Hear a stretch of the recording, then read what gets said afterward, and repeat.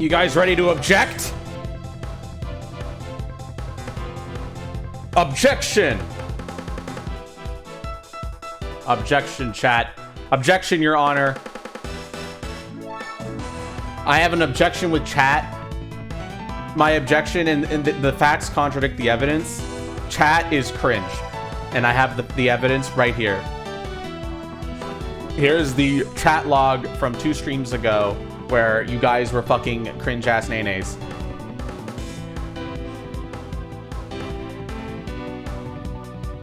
How's everyone doing today? You guys ready to be lawyers again?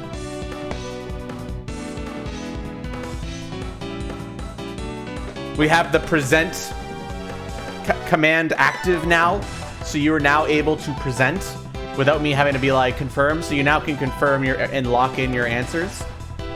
So that should be good. Hopefully nothing breaks. If it breaks, I will be big sad because I spent a little bit of time putting that all up. Jarby, you can't just... I'll explain how it works later. Be patient.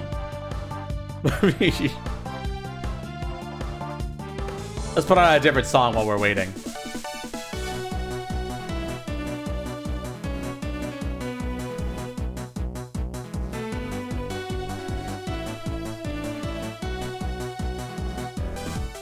Anyway, you guys ready to be fucking lawyers? So who here needs a refresher on what's happened during case 2 so far? I'm assuming most of you. It's been 2 whole days. Oh, Wario, you'll be fine. Just remember the fact that Ace Attorney games are meant to stump you, and you'll be fine.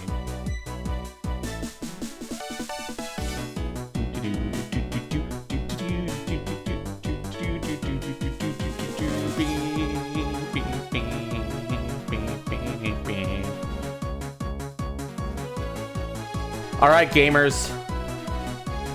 I think we got enough peeps. Let's get started, shall we?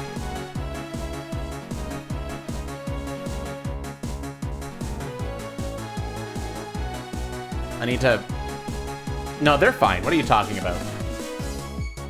Hell yeah, Wario. They're fine. I don't know what you're talking about.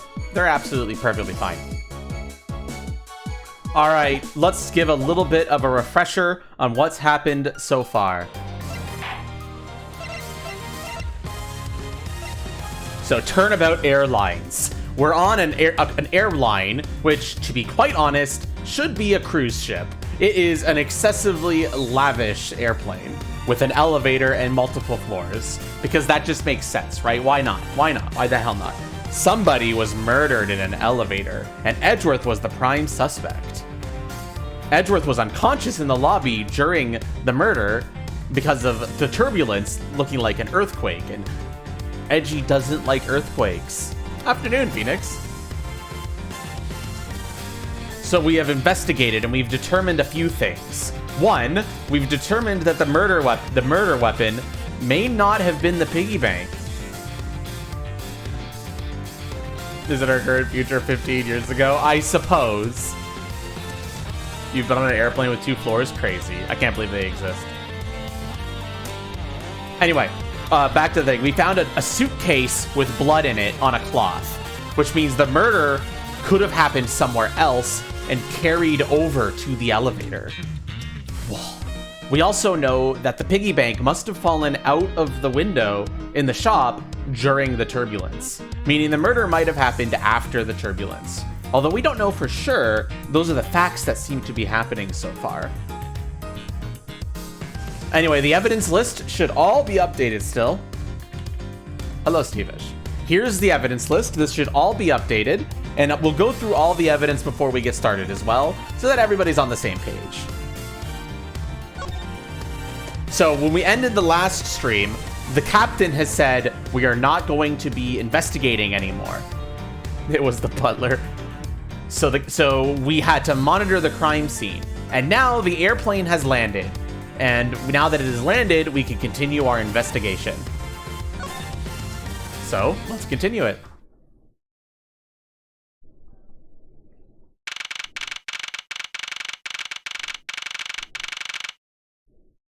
First, let's go through all the evidence again. Prosecutor's badge, proof of my profession. However, I prefer to keep it in my pocket. Mr. Hicks' travel wallet, picked up on the floor in front of the elevator. There is but a passport inside. So nothing really too special about this. All that's inside of it is his passport. This is grape juice on the edge of it here. Edgeworth dropped it into grape juice. And for some reason, the wallet was on Edgeworth when he woke up. The crime scene. The body found was at 6:15 a.m. inside the elevator on the first floor. He was hit in the back of the head. Now, what's important to understand is that this is at 6:15 in Borgunian time or whatever, because it was the time, the clocks inside the airplane were set to the time of their departure location, which was in Borgonia. Okay, good. Sky Magazine details meals, movies, and other services inside. We found this out because the movie was at 6 here, and the customer was confusing some things. A client was confusing some timings on stuff. And this right here. Photo of Mr. Hicks. The important thing about this photo is that this phone is missing, and we do not know where it is. Speaking of the missing cell phone, here it is. This was taken out of its display case in the in-flight shop after the turbulence. This was suspected to be the murder weapon because it's got blood right here, but we're now not quite sure about that. Grape juice footprints. We've noticed some footprints leading outside of the elevator. Why would you do this, Atoya? Going towards the gift shop. So it implies that the murderer went to the gift shop.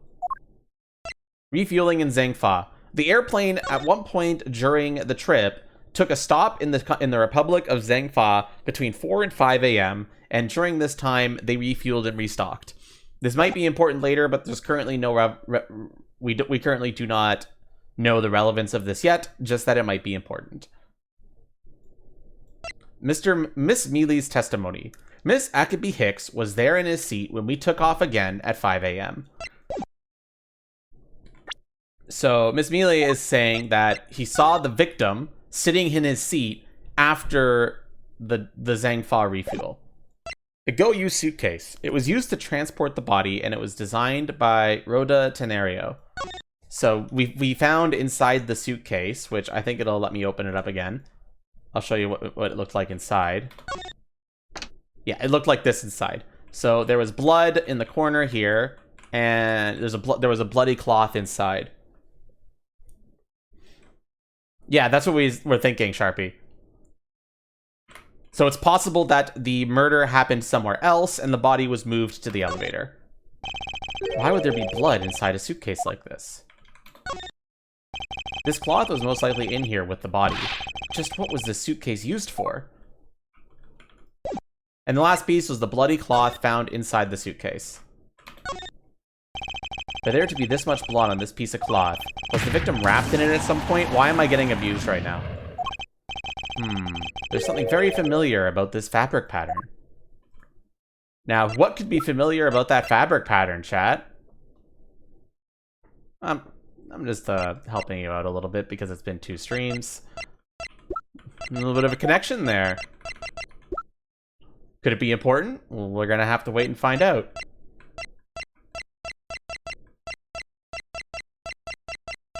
And here's the people. This is the victim. This is the flight attendant that accused us of murder at the very beginning. This is a passenger who's from Borgonia, and he suspected, and he was the one who messed up the times. And this is Kame Mele, who is a flight attendant who assisted us in the investigation in the second part. Okay, now that you guys are all caught up, let's get to it. I know that once we have landed, I'm supposed to let the local police take over. And thanks to Miss Tenario and Miss Mele, I was able to preserve the crime scene. But I just can't shake it. I wasn't able to talk with Miss Tenario in private.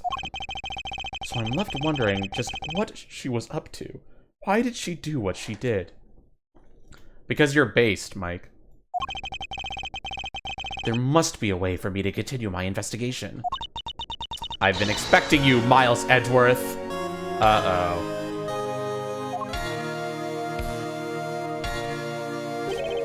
It's her. Any Ace Attorney fans know this character? It's her. Francisca? I thought you were still in Germany. I go where I am needed. I'm gonna try to do an accent. I don't know what a good accent for her is. One of the criminals to be caught. What is her accent? It'd be like German accent, right? How do I do a German accent? Her name is Franziska von Karma, the daughter of my mentor, Manfred von Karma. She, like myself, is a prosecutor. Are you headed up this case? It would be a bit of a relief if you are. Don't you try to flatter me, Miles Edgeworth. I'm placing you under arrest. What? It's quite frustrating, actually. Yeah, okay, I'm not gonna try to do a fake German accent. Fine. I had hoped to exact my revenge on you in a different venue. I'll have to take what I can get. I never thought I'd see the day when a disciple of the House of Von Karma would become a criminal. Have you no shame? Wait, it's all a big misunderstanding. I didn't kill the victim. A misunderstanding? I heard all about the murder over the police radio from the captain himself. He waited for the victim on the first floor and then beat him to death. Franziska, do you honestly believe that I killed a man? I suppose I should reserve judgment until after I've investigated this for myself. I can put your arrest on hold until then. You were liking it? Chat, should I do the fake German accent? Should I be cringe?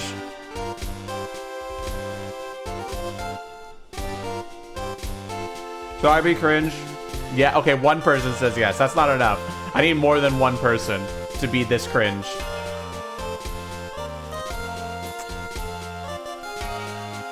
Hello, Belle. How you doing? Just don't do the wrong kind of cringe. Might not be possible. I'm not too familiar with German accents.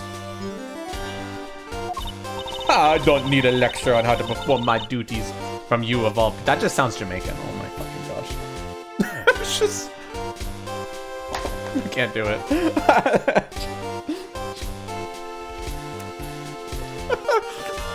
I can't fucking do it. That was the wrong kind of cringe. Shut up!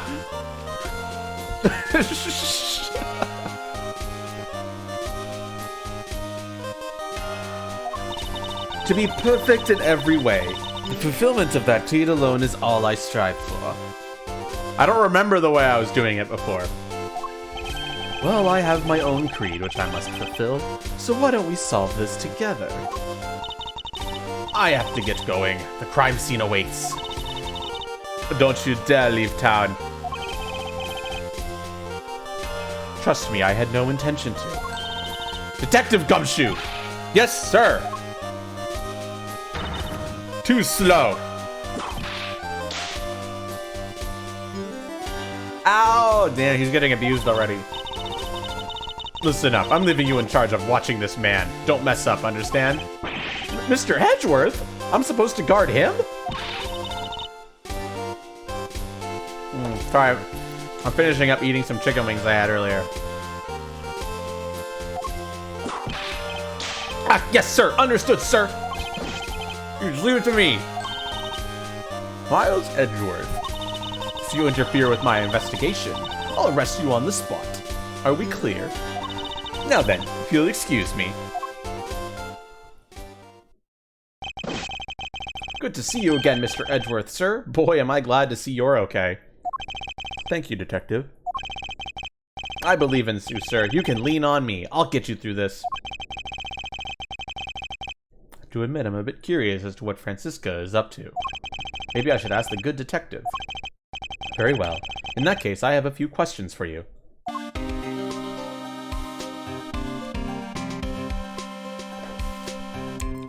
Look, Chad, there's only so many weird voices I can do.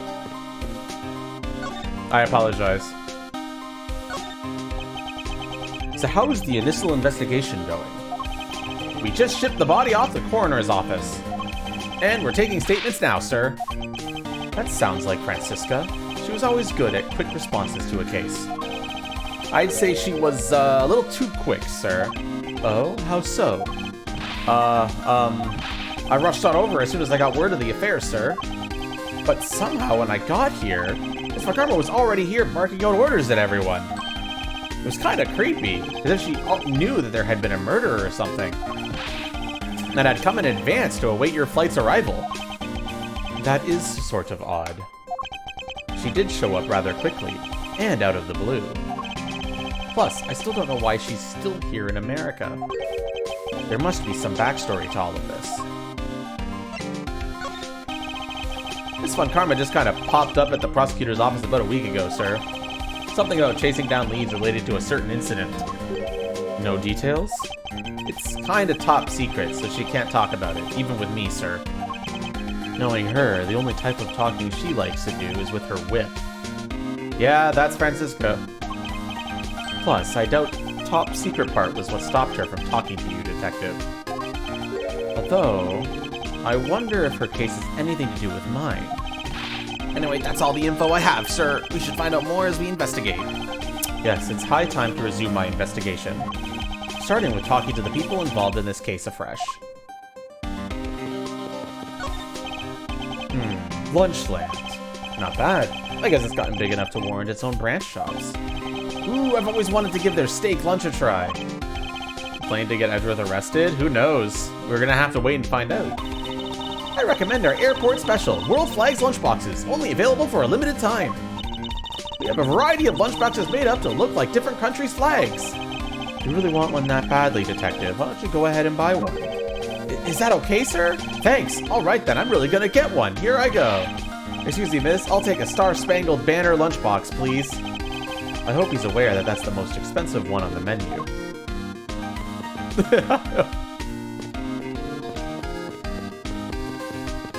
Should I talk to everybody? Yeah. This man was in first class with me. He was quite shaken up by the whole affair. I'd be pretty scared too if I got caught up in a murder investigation, sir. I did it. I made the whole flight. I'm not scared of turbulence anymore. This light vest is proof I made it alive. It's now my prized possession. How could you just take that from the plane? It's okay, Mr. Edgeworth. It's got nothing to do with the murder, at least. He just fucking took a life jacket. Looking from behind, I think I've seen this man somewhere before. Nom nom nom nom. In Soviet Russia, world flag lunchbox is the Jew.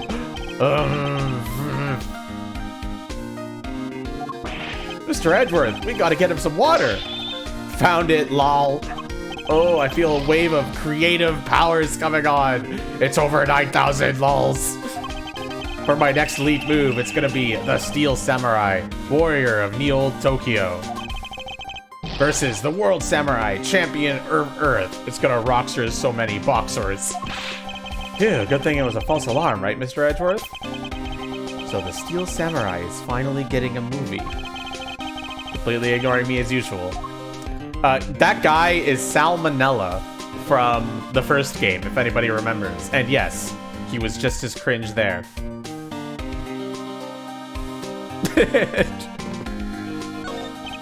What a view of the planes preparing for takeoff. I want to rent a plane someday and go overseas. Have you never been to another country before, Detective? Nope, not yet, sir. I don't even have a passport. But I've been saving up for that eventual someday. A penny a day, to be precise. At that rate, he won't be making any trips until well after retirement. Poor Gumshoe, man. Being Gumshoe is suffering, chat.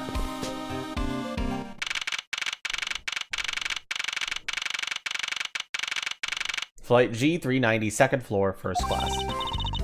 So you must be the captain. Why, yes I am. And who might you be? I am the prodigy prosecutor Francisca von Kama, and I have a few questions for you. Don't you dare, Captain. Getting friendly with another woman? I'll never forgive you if you do. What are you talking about? I only have eyes for you, my dear Cammy. Wouldn't bet money on our dear Captain to be much of a reputable person. Sure you don't want to ask the Captain some questions, sir? He was in the cockpit through the entire time. I highly doubt he would know anything of use. Anyway, I'd like to leave that type of witness to Francisca and her whip.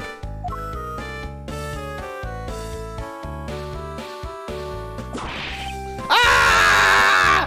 The poor Captain. That's what this is like. Yeah, that's expected. This guy's still fucking here. Alright. Well, I guess he was part of the murder. She ate the forever weed. Now see here! Ah! Sorry, I'm sorry! How long do you intend to hold me here? It is impossible for me to be the criminal, I told you! Mr. LeBlanc. Oh, it's you. It is you. Tell this man to stop stopping me from going.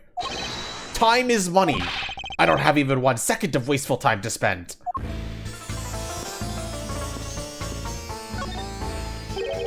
Did you finish taking his statement yet? Yep, all done, sir. Are you not concerned if you do not done examining the cargo hold? I want my cargo back. If you make a single scratch on my art, you will pay. Art? What sort of art? Mr. LeBlanc is an art dealer, so he's got a bunch of artwork down in the cargo hold, sir. There's practically a mountain of them, large and small. From folk costumes to stone statues, I sell all kinds of arts. Folk costumes? Speaking of which, Mr. LeBlanc's hat. It kind of looks like that other piece of cloth.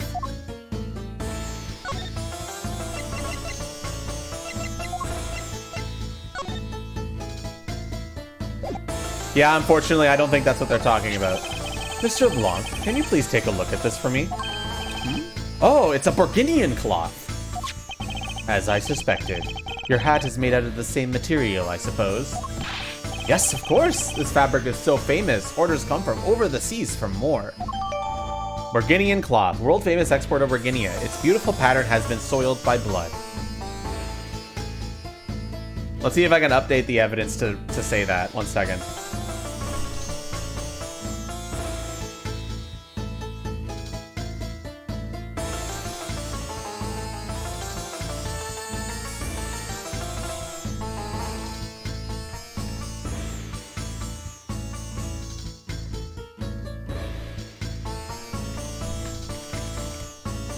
Yes, I was able to update it. Excellent. Then this is the cargo you were talking about earlier. No. My cargo this time is much many gigantic. You, detective, when can I have my cargo moved? You can get your cargo back when we're fucking done investigating, pal! Bitch! The stubbornness of you police, it is no good. And it is no good that the attendant refuses to exit the attendance room too. That attendant? I wonder if he's talking about Miss Tenario. So Miss Tenario is still in there, huh? What did you mean by that attendant, Mr. LeBlanc? She was taken into the attendance room for her interview. And then they still have not come out. They make no sign of coming out either. I was finished with my own interview much earlier, quicker than her. Why is Miss Tenario's interview the only one that's taking up so much time? Miles Edgeworth, you were given free rein to examine the plane, weren't you? Yes, I was able to obtain the cooperation of the flight attendants. Speaking of attendants, I'd like to speak with Miss Tenario. I wonder if you might grant me permission to enter the flight attendants' room? Before I do, you still have to clear up a few issues surrounding your own circumstances. I understand. You may have tricked those attendants with your sophisticated talking, but you can't pull the wool over my eyes, Miles Edgeworth. Alright, chat, here we go! Francisca's logic. Let's not complicate things and go with the most obvious conclusion. The scene of the crime was here, in the very lounge the body was discovered. From the time the victim was seen calling for an attendant until his body was found, the only person in this lounge the entire time was you, Miles Edgeworth. This unmistakably makes you the likeliest suspect. The likeliest suspect, Francisca? Do you have a problem with that? No, but it's not like you to use such vague wording. You're usually a bit more absolute. I'm simply trying to watch out for you. Or is my kindness too hard for you to comprehend? Thank you, but your leniency is unnecessary, for I will prove my innocence soon enough. If I want to continue my investigation, I'll have to break her line of logic. Fast. Rebuttal. Here we go, chat. You ready? Reminder. The present command is !present, and then you type in the statement number, and then you type in the evidence afterwards. It'll then start a vote where 3 people have to say yes, and once 3 people have said yes, it confirms it, and I present it. Sound good to everybody? It'll be pretty obvious when you use the command. It tells you what to do. But just remember that the formatting is statement number and then evidence. Okay? So get your thinking caps on, chat. Okay, so statement 1. And obviously you could tell me to press any statement. We don't need to vote for that. I will press any statement you ask me to. Let's not complicate things and go with the most obvious conclusion. The scene of the crime was here, in the very lounge the body was discovered. From the time the victim was seen calling for an attendant until his body was found, the only person in this lounge the entire time was you, Miles Edgeworth. This unmistakably makes you the likeliest suspect. The likeliest suspect, huh? What a roundabout euphemism. But it would appear that she doesn't yet know about the new evidence that we acquired and where we acquired it. I'll take care of the gaps in her logic one hole at a time. Alright, before I do that, Awario, I'm gonna go over the evidence again for Zoldo. We did already. Zoldo, there's a lot of the evidence you already know, so I'm gonna go over just the new evidence. So, for example, the Go You suitcase. It was used to transport the body, and it was designed by Miss Rodea Tenario. Inside of this suitcase, we found a bloody cloth that is a Burgundian cloth, indicating that the body was put inside the suitcase. Ms. Melee's testimony says that Miss Akabe Hicks was there in his seat when we took off at 5 a.m. after the refueling that happened in Zhangfei from 4 to 5. Other than that, the grape juice footprints, a bank, missing cell phone, we still don't know where this is. Sky Magazine just shows the timeline. Crime scene notes, nothing new there. And the wallet here. So yeah, okay, this one, there's a pretty obvious present here. And I'll leave it all to you to figure it out. Also, hi, Doling. So first of all, let's do that. Awario wants me to press this one. Hold it. So tell me, Francisca, do you know all there is to know about the crime scene? I know all that I need to know in order to arrest you. And nothing more. Are you saying there is more I need to know? Ah, why did you whip me, sir? Sorry, Swiffy, my hand must have slipped. It would appear that Francisca doesn't have all the facts of this case yet. And you want me to do this one? Hold it. What do you mean by scene? Please stop pretending like you don't know. It's insulting. Obviously, I'm talking about how Mr. Hicks was seen calling for an attendant at 5 a.m. And then, from the time after that, called until the body was found. The only person in this lounge the entire time was you, Miles Edgeworth. All right, chat, I gotta go to the bathroom real quick. So you guys think over the evidence and tell me what to present when I get back. I'll be right back.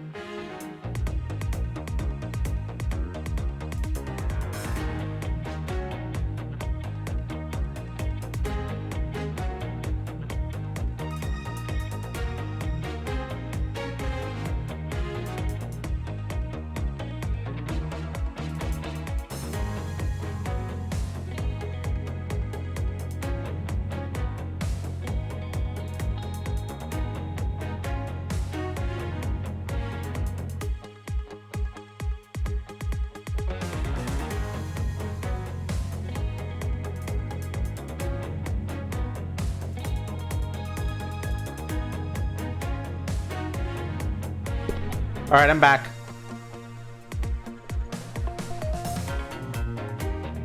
There's a statement number graphic. Oh yeah, there's a statement number graphic. But sorry guys, I'm not moving myself. I could just tell you, fuck you. Anyway, we'll go over the statements again. So we've got, let's not complicate things and go with the most obvious conclusion.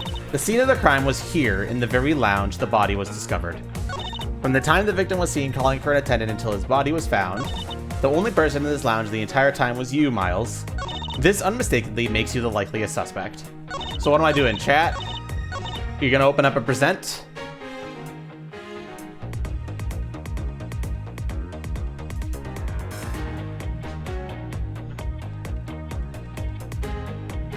Also, don't feel too bad if you guys get this one wrong. We're kind of coming back from where some knowledge from the end of the To Be Continued might not be fresh in your minds. So don't worry too much if you fumble on this one. I'm not saying what you're saying is wrong. I'm just saying that I wouldn't be too surprised. So don't feel too bad, okay? Once again, I'm not implying anything.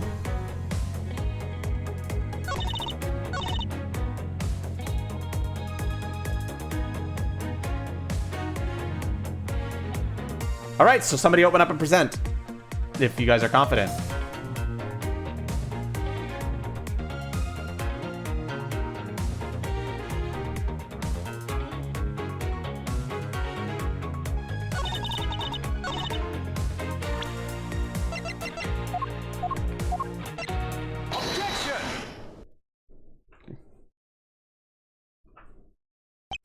It would appear that you did not have all the information you needed after all. And what does that mean? I found a nice piece of evidence just before I was forced to stop investigating. A piece that proves that the body was moved from a different location.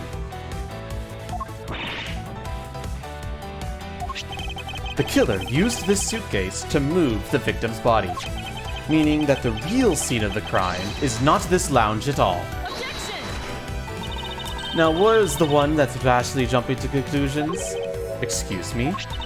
All you did was find this piece of cloth inside the suitcase. That doesn't prove that the body was moved. It could be that the killer simply chose that suitcase as a good place to hide the cloth. To be aware that the footprints don't really necessarily prove that the murder or the body was moved. It just shows that somebody left the elevator and went to the thing. That's all it proves. It doesn't prove that. The suitcase is much more definitive at proving that. And I think you realized that and changed your answer. I expected you would come to that conclusion. It would seem I can't escape that easily. You should know better than that. Von Kama is perfect in every way. Ah, but did you know that the killer definitely wheeled the suitcase around at some point? Ah, as if there's proof of that. Where is the proof that the suitcase was moved around?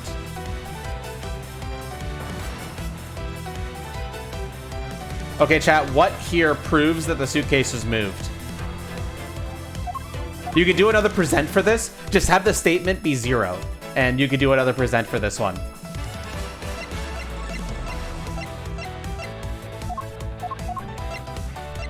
And let me know if you want me to stop it. I'm just going to quickly hover over all the evidence and you can read it over, okay? And then you can come to a conclusion.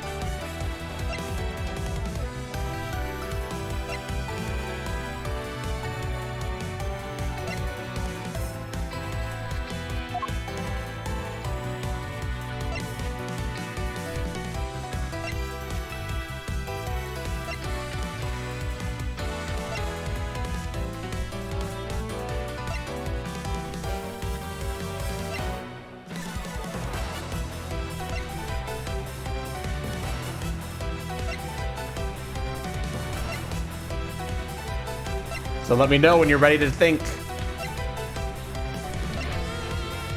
There's definitely one piece of evidence in here.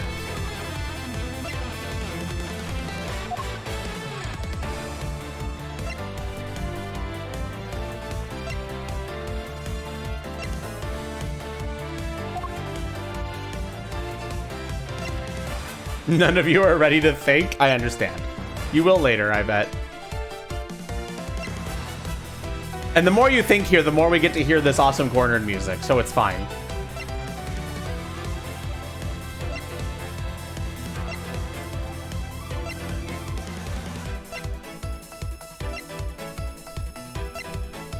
Your brain is too busy vibing.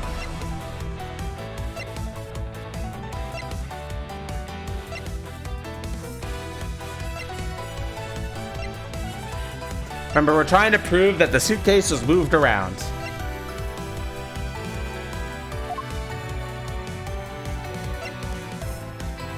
Make sure you're reading the evidence that I'm hovering over as well. I'm hovering over this for a reason.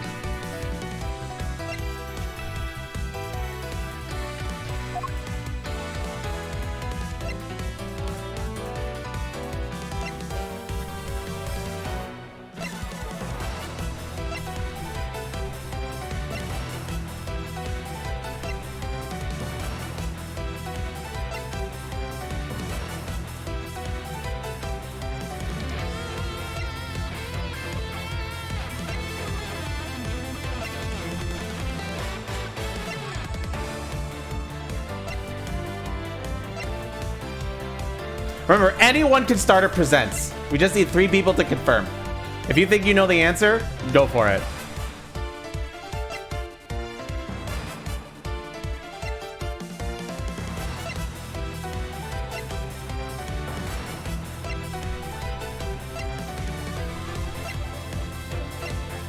It timed out, but I'll accept somebody just saying yes as a third yes.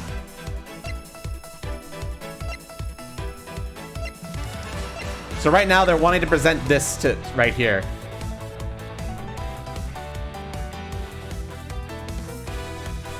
Awario wants to present the cloth.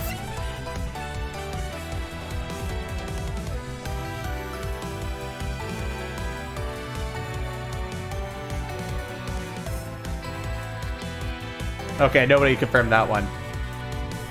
More people confirmed this one so far.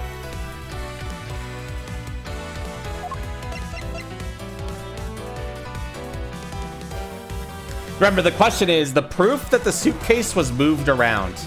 That's what we're trying to prove here. We're not necessarily trying to prove where the suitcase was or anything like that or where it was moved. We're just trying to prove that the suitcase was in fact moved.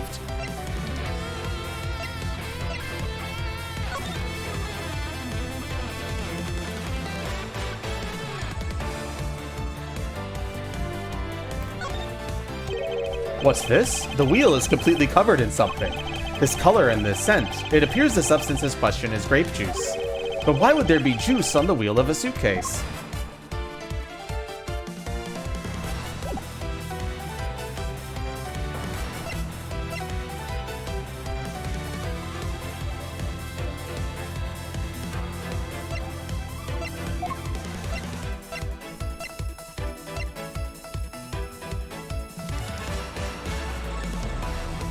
Okay, a lot of people have said yes, and I'm just gonna do it. Yeah, it's definitely the juice.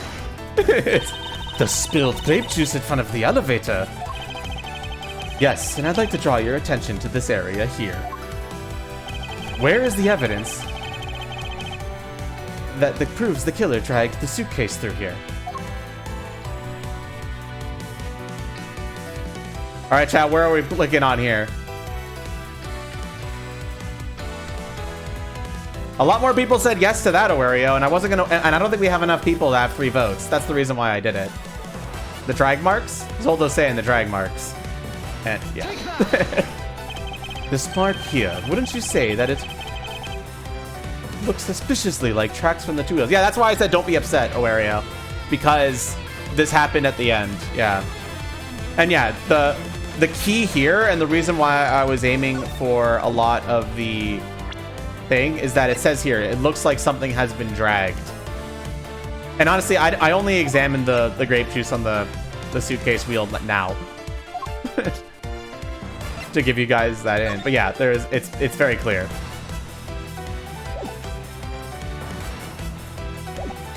It can be tricky though. That's how Ace Attorney gets you. I suppose. Further, there is also grape juice residue on the wheels of the suitcase. This means that the suitcase containing the victim's body definitely passed through here. I suppose this means that the killer did move the victim's body from somewhere else. It's not helping. Hey man, like, logic is hard sometimes. I don't know.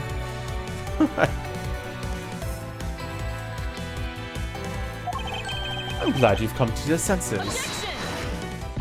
Not so fast. This still doesn't put you in the clear, not by a long shot. Francisca's Logic Part 2. You prepared yourself and acquired the piggy bank before the plane hit that turbulence. And then, you waited for the victim in the lounge when you beat him to death. Hi Lolo, how are you doing today? It has been a while. Then, while you were in the elevator with the victim's body stuffed into the suitcase, the plane hit that patch of turbulence, and out flew the body from within the suitcase. With no way out, you hastily put the suitcase back where you had taken it from, and pretended to be the discoverer of the body. Not a bad bit of logic for something you thought of on the fly. Just what are you insinuating? That I will show you exactly how flawed your logic is. No matter how strong of a face you put on, not even you can hide your fears from me. I'll expose the flaws in her logic in one fell swoop.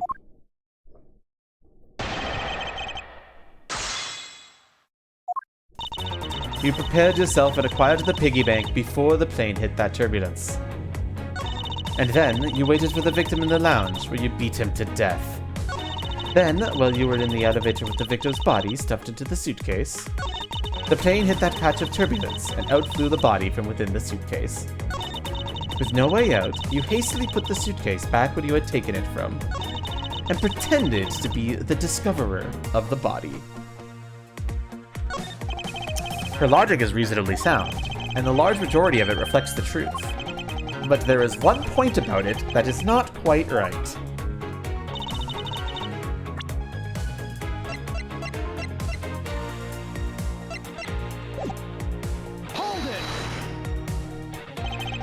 And how do you suppose that I was able to take the piggy bank out of its display case? As I recall, the case was locked. That's easy. If the case was locked, you simply had to hit the glass. Like this. Yow! You shattered my heart of glass! So she wants to talk about the in-flight shop at the Captain Ugo Bank, does she? That takes the care of how you obtained the murder weapon. Now, I'm gonna be honest, there was something about this one that, Oaria, you might have missed. So, just as a heads up. There is information here that you potentially were not here for. So, be careful. But... So it happened, so yeah, just as a heads up for that. So what am I doing, chat? Let's go shift through the evidence. You're also a bit lost from last time? Yeah, as I understand. Prosecutor's badge. Proof of my possession. I keep it in my pocket. I've picked up on the elevator in front of the elevator. There's about a passport inside. Body found at 6:15 a.m. inside elevator on first floor. Was hit in the back of his head. Details, wheels, movies, and other... Oh no, you can still try Awario. The evidence will still explain it. It's just that it might be a bit harder to put the pieces together because you weren't there when we discovered it. Photo of Mr. Hicks. Found in the victim's pocket. A souvenir picture, perhaps? Missing cell phone. The victor supposedly had one, but it has gone missing. Did the killer take it? Hadmugo. This was taken out of its display case in the in-flight shop after the turbulence. Split during the turbulence. Looks like footprints and something being dragged. Made a brief stop from 4 a.m. to 5 a.m. to transfer cargo and refuel at a transfer point. Mr. Akabi Hicks was in his seat when we took off again at 5 a.m. The body was used to transport the body. It was designed by Miss Rodea Tenero. World famous export of Virginia. Its beautiful pattern. Which statement do you want me to press, Sharpie?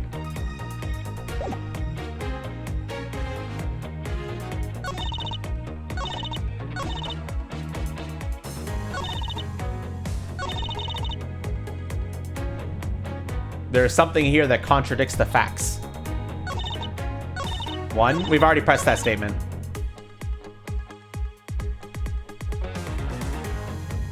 You prepared yourself and acquired the piggy bank before the plane hit that turbulence.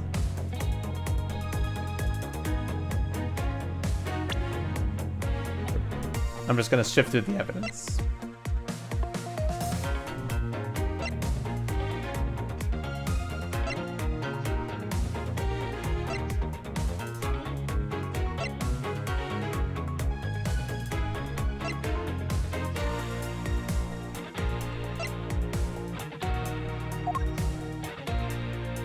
And yeah, I'll press all the statements. This is statement 1.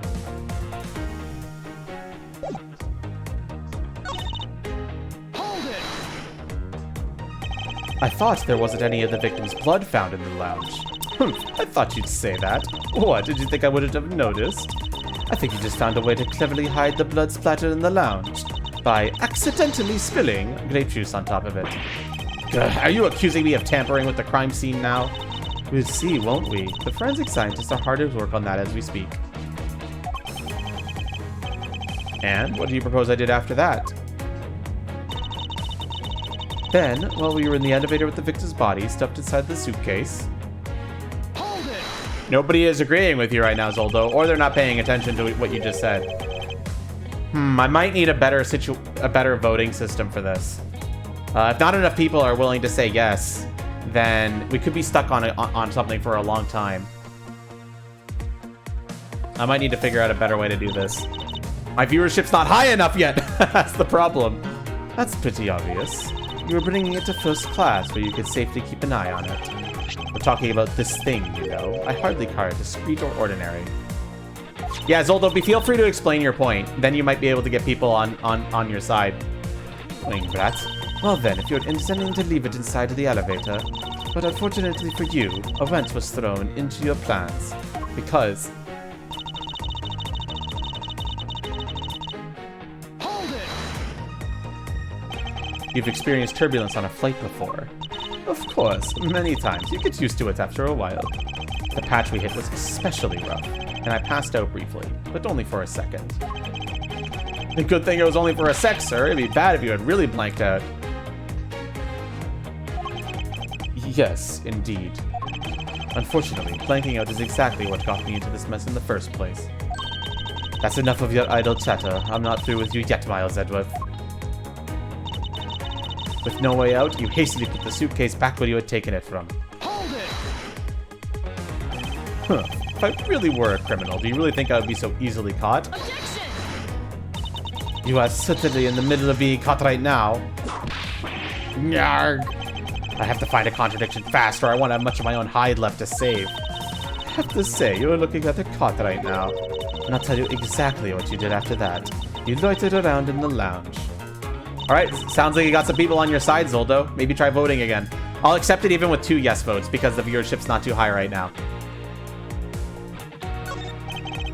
Just because it might be hard to get all 3 at this point.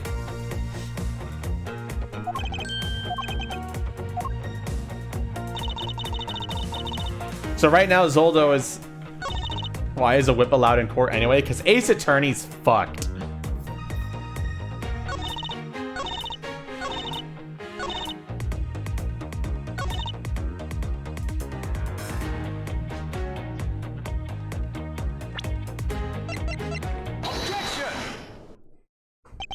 The fact that you took this piece of evidence into account in your testimony is to be commended. Your legal prowess is certainly something to be feared. Evidence and logic. Essential tools that were used to stand in a courtroom must learn to master. But what if there was a fake piece of evidence thrown into the mix? A fake? This Captain Ugo piggy bank is just such a fake. It is not the real murder weapon. What? The timing of when the bank was taken from the shop is important. And it was taken after the turbulence had occurred. But then, what about the blood on the blank? What did you make of that? I assume it was added after the murder when the killer fabricated this weapon. Looking at it this way, the killer basically did 3 things after the turbulence. After exiting the elevator, the killer brought the suitcase to the shop and left it there. Then, the killer proceeded to pick the bank up from the floor. Hello, Asuin. And took it to fabricate a fake murder weapon by hitting the victim on the head. Finally, the victim's wallet was planted on my personage, in my pocket to be precise. Everything was done so that I would be framed for the murder of Miss Ackby Hicks. Ackby Hicks. You there! Yes, ma'am? Other than this piggy bank, was anything else resembling a murder weapon found? We didn't find anything in this lounge or in the shop that could be used as one, ma'am. Most of the items that could have been used were broken during the turbulence. And the remaining items all tested negative for any trace of blood. I see. Well, Miles Edgeworth, it appears your stall tactics are at an end. But it's possible that it's just hidden somewhere, sir. The criminal had wanted to hide a weapon in a safer place. I think the weapon would have been hidden in the same place as the bloody cloth. Exactly what I was thinking. Because the cloth was hidden inside that suitcase, it signals to me that the killer had not prepared a more secure place to hide the evidence. Which means that the real murder weapon is either still on the murderer's personage, or is still at the real crime scene. There is one more possibility, and that would be that the piggy bank is, in fact, the real weapon. But didn't we just... Let me finish! The killer took the bank out from the display case before the turbulence, by opening the lock on the display case door. And it was at that time that the glass pane in the door was broken. I'd say that's a perfectly reasonable line of reasoning, wouldn't you? Let's see. So that would mean that the killer had the key to the display case. Francisca, the person you're talking about. Not so fast. I'm not finished. The person I'm talking about also committed another sin. She tricked the captain and granted you permission to conduct your investigation. Yes, it is the sin of lying. Speaking of which, I recall that you also wish to speak with her. Yes. Very well, permission granted. But only if I can sit in on your interrogation. Do we understand each other? I have no intention of interrogating her, but you are welcome to accompany me if you so wish. Miss Tenerio is in the flight attendant's room. Let's move. Alright, chat, we're going into the flight attendant's room to talk to Miss Tenerio, who is currently looking pretty suspicious. So you're the one that poked around the inside of this plane without Captain's permission. Deviating from flight attendant's manual is very unbecoming, you know. What were you hoping to accomplish by doing that? Miss Tenerio. Ah, Mr. Edgeworth, you're here too? Can you please help us shed some light on why you did what you did? Alright.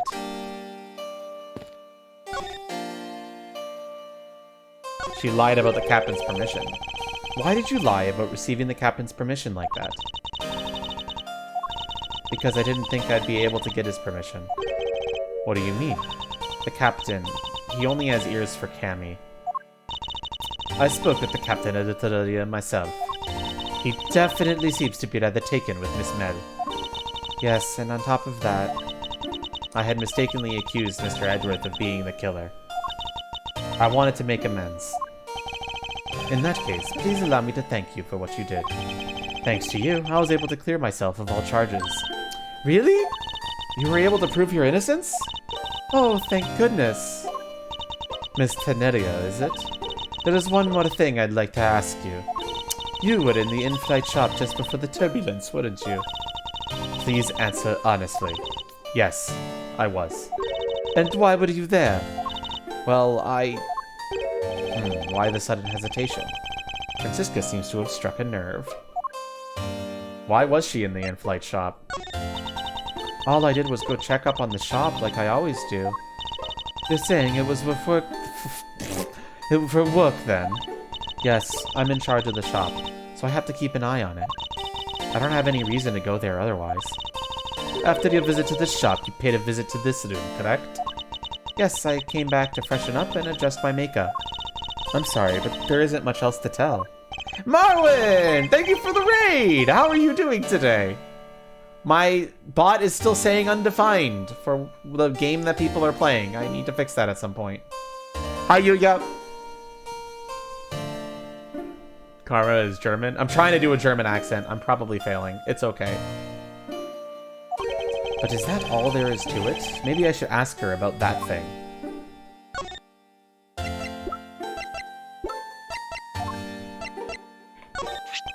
If you could please take a look at this for me, Miss Tenerio. Oh, that suitcase. You streamed for this long? What were you playing? I think you were playing Yeast, actually. I think I saw...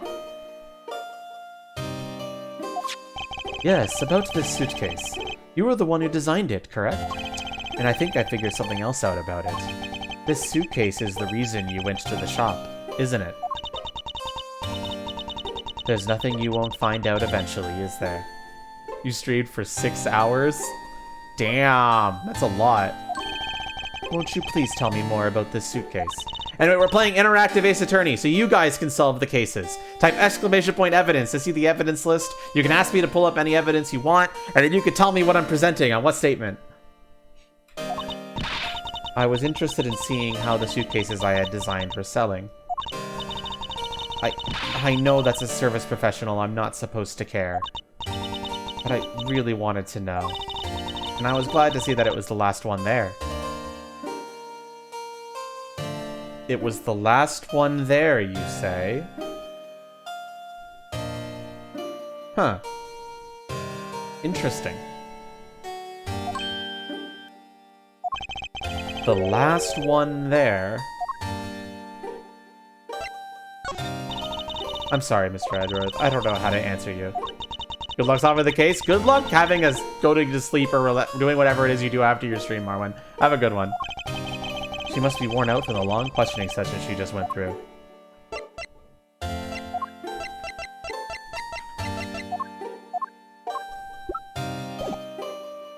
The last suitcase. So you're saying, Miss Scenario, that the suitcase in the question was the last one? Yes, they're just so popular, they're practically flying off the shelves. That's not exactly the impression that I got. The one in the shop is most definitely the last one. Well, we're currently looking at that suitcase. Really? Then I guess we sold all of them. Thank you very much for taking the last one. Marwin, you need to rest then. Go rest that thing. I didn't say anything about buying it. Then say you'll buy it. I'm sorry, I can't. But why? She looks so shocked. I feel so bad for her, and then she does this face. She just looks so shocked. I think it'd go great with your complexion, Mr. Edwards. It really suits you. I guarantee it personally as a service professional. Well, that is... How should I put this? It's hideous. Damn! Edgeworth just says it! Edgeworth, have some compassion! For she put her heart and soul into that. No filter. What? Maybe that was a bit too direct.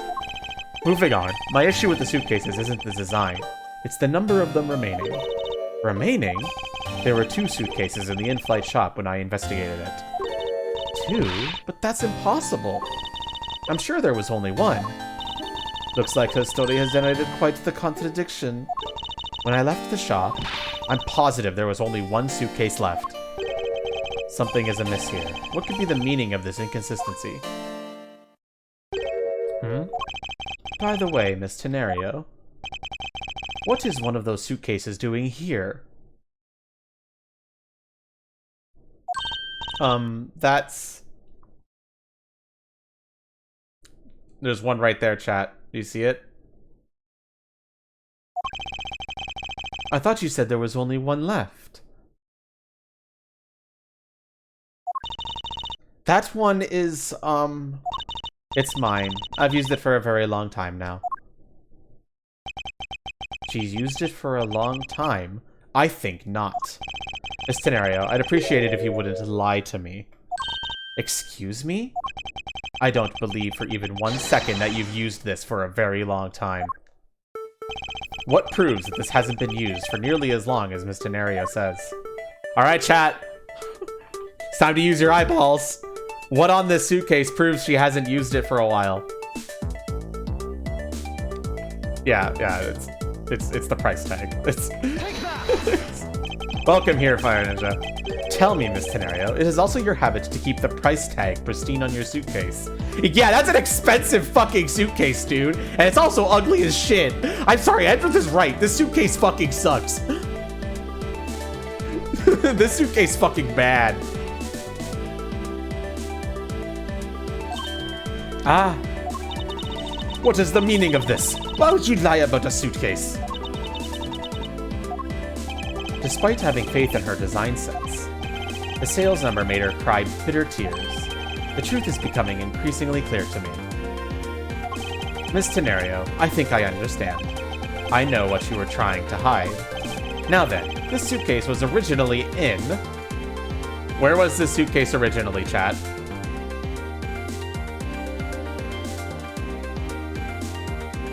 Awario says the shop.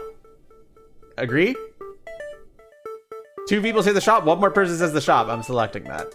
Shop, shop, in-play shop. Seeing as how the price tag is still on the suitcase, one could only assume it was out on the floor for sale in the shop. And the person who bought this suitcase was... Who bought the suitcase, chat?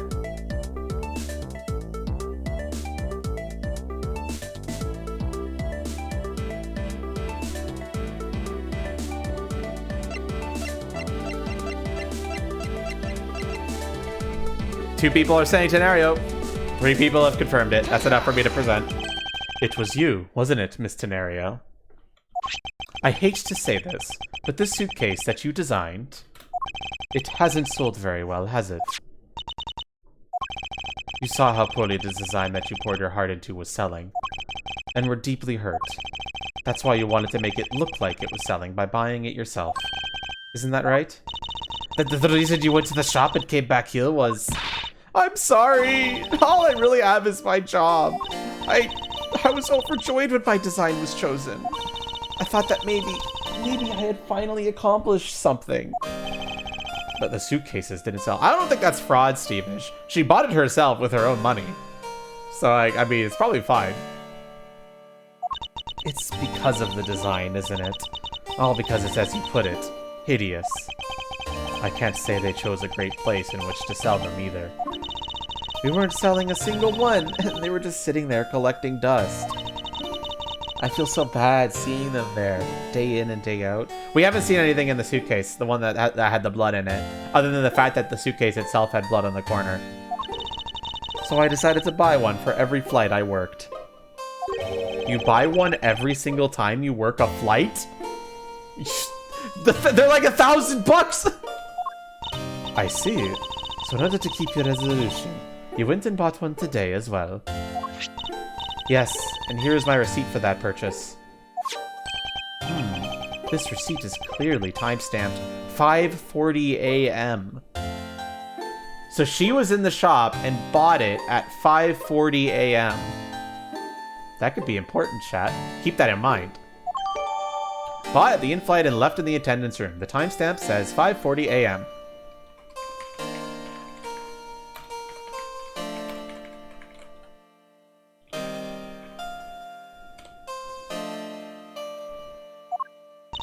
The truth is, there's still a bunch of them left unsold. They're planning to scrap the remaining ones at the end of this flight.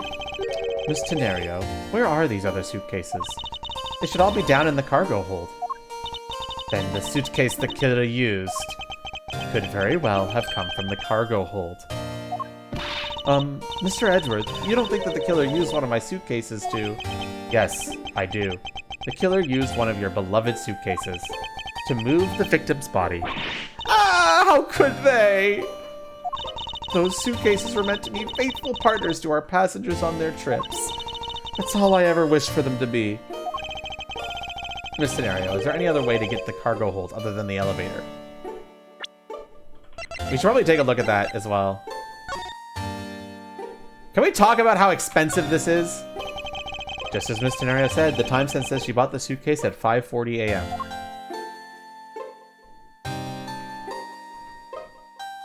$1,200. That's a fucking bullshit ass shit, dude.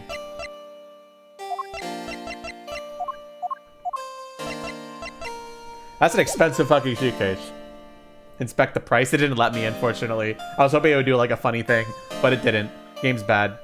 The Gucci suitcase. The only other way is just through that door there. And what about security? The door has no special lock installed because just to enter this room, you need a special key card that only crew members have access to. Which means that the culprit is someone who could enter this room, eliminating the passengers and leaving only crew members as potential suspects. I can't believe it. Yes, Francisca? Doting on these wild goose chases. You're a disgrace to the Von Karma name. And what do you mean by that? The suitcase came from the cargo hold? That fact alone tells us the whole story. Yes, which is why I said the culprit must be a crew member who used their keycard. Miles Edgeworth! That is true, Crow. You're proposing that the killer rode the elevator from the cargo hold, correct? Yes, that's the only realistic possibility. That other attendant, Miss Mele, I asked her earlier, and she had this to say. Francisca got information after Miss Mele. In order to make the elevator go down to the cargo hold, a different key card is required. A different one. Yes, and the only person who holds that particular card is you, Mr. Rhoda Tenerio. And only you. Ah! What? Is this true, Miss Tenerio? Yes, I keep that key card in my locker at all times. Could you please show us that card right now? Yes, hold on. I don't believe it! What's wrong? The key card, it's gone! Very clever. Pretending that your card was stolen when in fact it is trying to hide it from us. You've really thought this through. Wait, it's not like that! You could tell us about what it's like down at the station. Officer, arrest this woman. Yes, ma'am. But Mr. Edgeworth... He's thinking.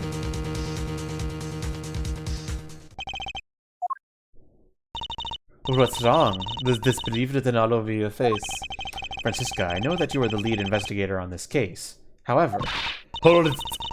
Don't even thinking about wasting any more of my time. You know the rules as well as I do.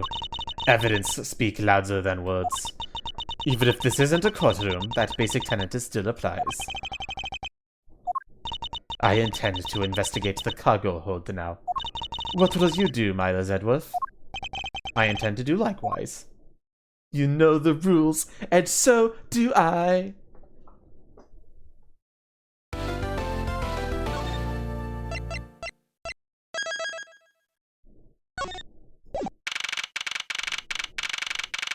Cargo hold time. The potential murder location. Wow, so this is the cargo hold, huh? It's so big! Oh, Gumshoe, you're a star.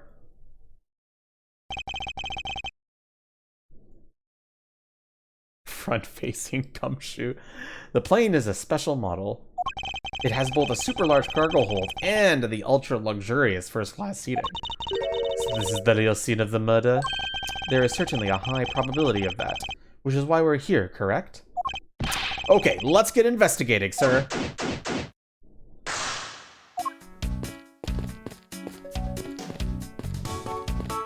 Yes, I agree, Zoldo. It is, isn't it? Holy suitcases, Mr. Edgeworth! It's like an all-you-can-eat suitcase fair! These must be all the leftover ones they couldn't sell. The ones the company is planning to dispose of after this flight is over. This paint job is really cool, don't you think? It practically screams artsy. Of course Gumshoe would like it. Like that, like a fucking course he would like it. Oh, why not purchase one then? I'm sure it'll bring you much happiness. You think so? Then maybe I will. Let's see here. $1,200?! I think I'll pass. And Miss Tenerio wonders why they don't sell. You'd need 2 jobs just to buy one. Although, it definitely looks like one is missing. What's this brittle substance I'm stepping on? It's a bunch of glass fragments. There are glass fragments on the floor here. Interesting.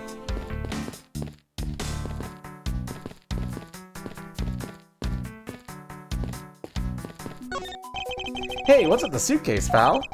It's what the victim checked in, sir. So this suitcase belonged to Mr. Hicks. I don't think he'd mind if we took a closer look. There's nothing out of the ordinary in here, sir. Wait, a file? And there's a photo of Miss Von Karma in it, sir. It looks like a profile on Francisca. Mr. Hicks had a profile of Francisca on him? That's kinda sus.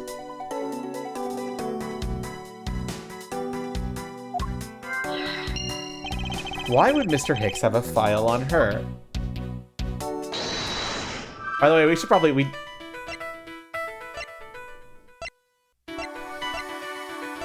Yeah, to be honest, I'm gonna be real, chat. I think this is very, very obvious. A very, very obvious connection that I'm not going to even ask you guys about. This is way too obvious. Also, hi, Vault, and it would be amazing. I bet. Maybe. I don't know. We answered already? Yeah. For logic, I'm not gonna wait for you guys to confirm. If you guys even say a logic connection, I'm just gonna do it. If you guys are confident in it. Because logic, like, I think we want to shoot through those to get to the meat and potatoes.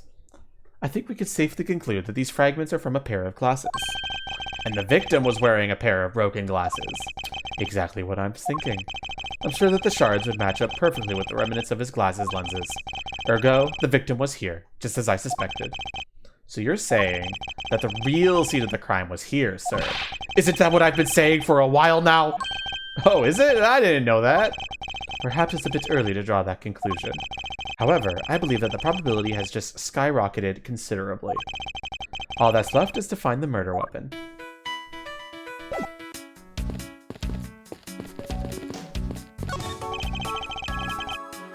All sorts of boxes are piled up here. This one says flammable, and this one, it says pharmaceuticals. This one says for exorcism use only. Excuse me, fucking what? Just what kind of operation is this airline running?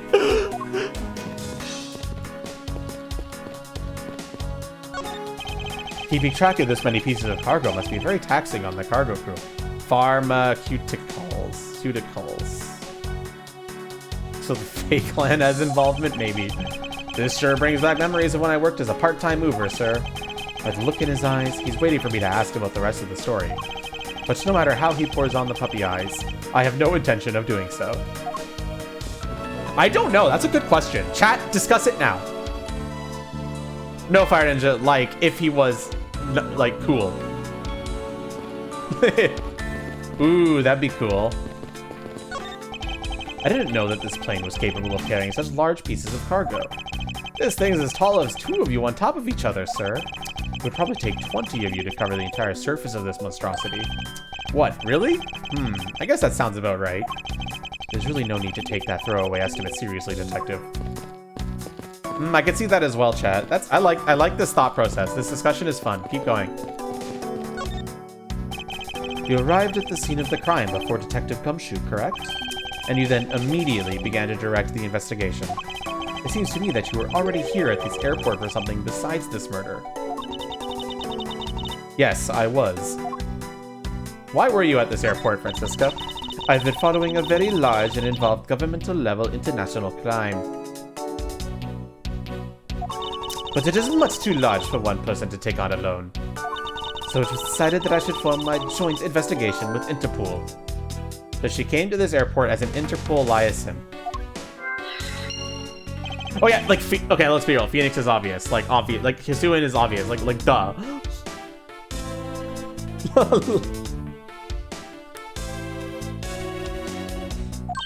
It's a top secret authorization, so I really can't tell you any more than I already have.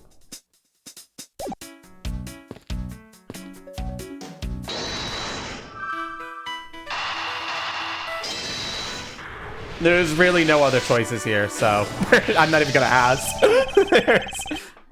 Now, why would Mr. Hicks have documents profiling Francisca? Oh, I know. I bet he's a big fan of Miss Von Karma, sir. Francisca said that she had come to this airport as part of an Interpol investigation. Liaison.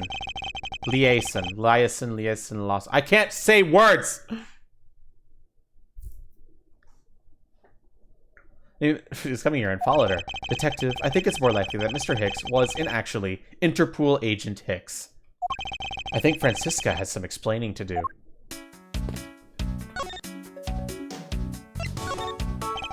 You came to this airport to rendezvous with the victim, didn't you? Nonsense! What are you talking about? We found a profile detailing information about you in the victim's luggage. I suppose it was prepared for him so that he could recognize you when he landed. Just need practice. That's the thing, Vault. I don't want to practice. I just want to say words wrong. And you're just gonna have to accept that that's how I feel.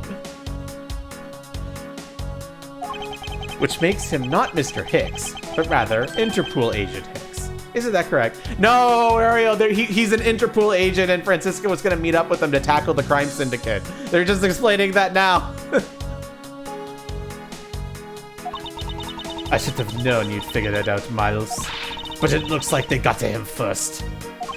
So you really did come here to receive an Interpol agent then? Yes. Agent Hicks was on the tail of a very large international smuggling ring. A smuggling ring? He went undercover to investigate this crime, and it was I who put them on this case. I was supposed to receive a call from him on his cell phone once he had landed. I never expected to receive a call about his murder instead. No, Sharpie. I think we now have a pretty definitive evidence that Agent Hicks came down here to the cargo hold. But what was he doing down here, sir? There's nothing but luggage. Oh, I get it. Maybe he forgot something in his suitcase and came down to get it. Oh, Gumshoe. He's trying his best. Ow! Agent Hicks came here for work-related reason. Of that I'm sure. Yes, I'm sure he was here to investigate the smuggling operation he was observing. Francisca, do you know exactly how he intended to pursue his investigation? No, unfortunately I was going to find out from him after he landed. How is Gumshoe a cop again? We ask this question every single Ace Attorney game, Fire Ninja. The answer eludes us every single time. This raises another question. A normal passenger can't access the cargo hold on their own. Agent Hicks must have identified himself to a member of the crew and entered the cargo hold with that person who let him in. Yes, and then he was murdered here. These glass fragments and his broken glasses are a testament to that. And then, the killer put Agent Hicks into one of the spare suitcases and they entered the elevator. But while they were riding it up, the plane hit that patch of turbulence. Because of the intense shaking, the suitcase popped open and Agent Hicks' body flew out. At the same time, his wallet fell out of his pocket, spilling its contents everywhere. Which explains why there was money scattered all over the elevator floor.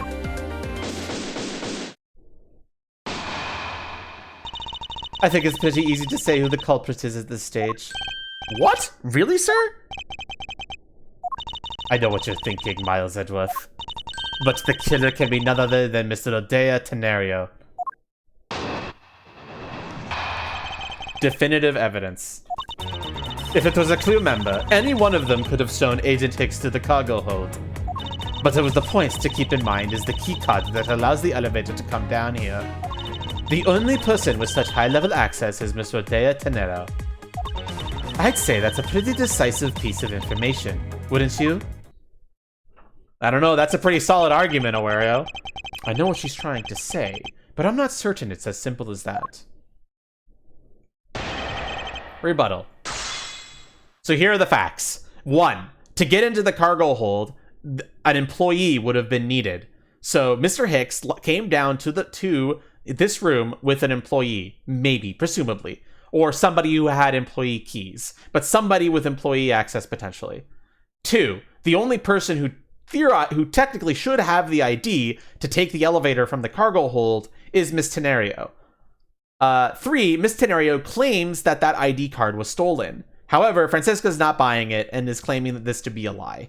So, this is her argument. Let's see if we can pull it apart, or if she's right. Tenario is, just in case you guys forgot names. This is Tenario. This is who Francisca is accusing right now. Okay. If it was a crew member, any one of them could have shown Agent Hicks to the cargo hold.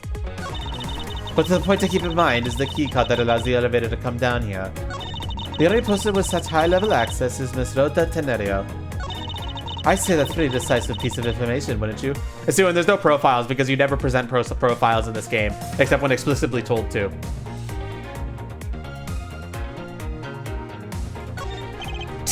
There's not a single flaw in Francisca's reasoning. However, there must be something I can work with that I can try out of her. Okay, that's basically telling us to press. So yeah, we gotta press. Hold it. That might be true, but then it could be anyone, including Miss Melee or even the captain. Don't be a fool. A plane without a pilot in the cockpit is like a horse without a rider. Clap in hand, much like Scruffy over there. Yeah! I can't disagree with her on that. Detective Gumshoe does always need a guiding hand. Very well then, what about the other flight attendant, Miss Millet? Ha! I thought you might ask about her. But the point to keep in mind is the keycard that allows the elevator to come down here. But it is highly likely that that keycard was stolen from Miss Tenaria. It's highly likely. Is that possibility the best you could come up with? And you call yourself a disciple of my father? Yeah. Yes, well, I don't have any evidence. Be quiet, you're a disgrace. There's more evidence pointing to Mr. Tenaria, you know. It's not just the keycard that gives it away. Are you talking about the murder weapon, the Captain Ugo piggy bank? Yes, she is also the only person with a key to open that display case. Further, there is the matter of the key to the display case that held in the murderous bank. But that is a fake. Stop right there, Miles Edgeworth. You don't have any proof that this is just a red herring. If you must keep on insisting that it is a fake, then what is the real murder weapon, and where did it go? Speechless, I see. That's not a surprise. After all, you know, we've searched the entire cargo hold and came up empty-handed. There must be a way. There must be something that can help me rule out that piggy bank as the murder weapon. What should be examined further to help us ascertain the authenticity of the weapon? If we want to ascertain the authenticity of the piggy bank as the weapon, what should we examine? Sharpie says the body. Awario says the body. Any objections to that? Remember, we got tons of help. It's okay if you fuck up. Hisuin says the bank. Volp says... Volp, go fuck yourself. You love dead bodies. Alright, more people are saying bodies, so we'll choose this one first. Francisca, I think you were too quick to jump to your conclusions. Oh, was I? Yes, we don't even have the autopsy results yet. How can I not say that you made a snap judgment when you have yet to even see if the wound on Agent Hick's head is consistent with the murder weapon? Scruffy! Yes, sir. Contact the medical examiner's office at once. I wish to hear the results of Agent Hick's autopsy. Yes, sir.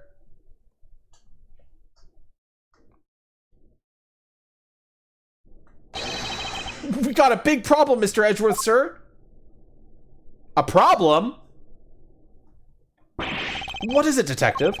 They're still doing the autopsy, but they said they already know this one thing for sure. Report, now.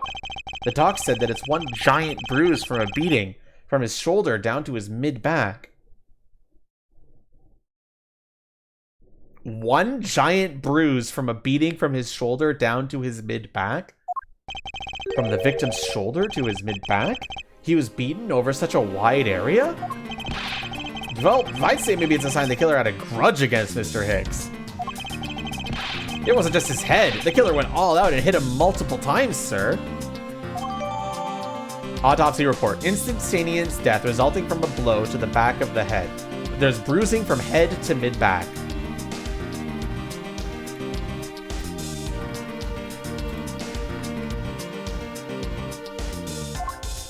Scruffy, what is had a grudge against Mr. Hicks supposed to mean? Well, that's... Was the wound on the victim's head consistent with the murder weapon, detective? Oh, well, they said they were still looking into that, sir. You're completely useless!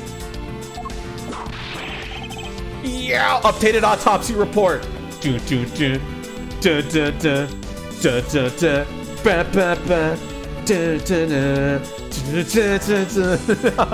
Okay. You absolute dumb fuck. Sir, I told you already, you can't go down there. No, you remove yourself from my way. What is all the racket?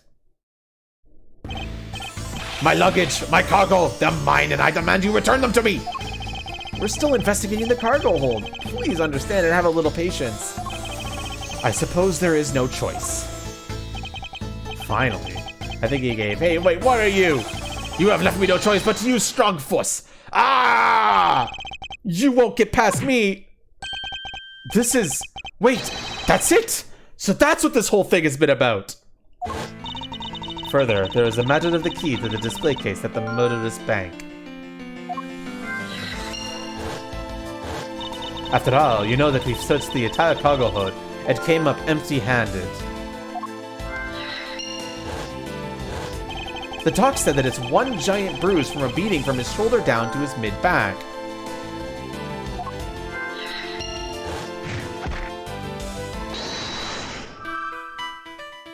What are we putting together, chat? We've got Captain Ugo Piggy Bank, cause of death, extent of bruising, some way for me to prove that this isn't the murder weapon. Nobody can find anything that can be considered the real weapon. Agent Higgs was on the trail of an international smuggling ring.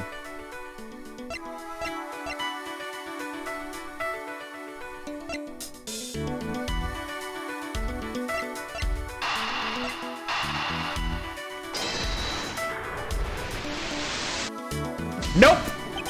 I can't see a clear connection between these two pieces of information. Okay, that was wrong, but that's fine. We got tons of health. Not a big deal. Sometimes Ace Attorney's logic is like bullshit. Even if you have the right idea, sometimes you gotta do what the game wants you to do. And that can be really frustrating. You just gotta accept it. Cause and smuggling.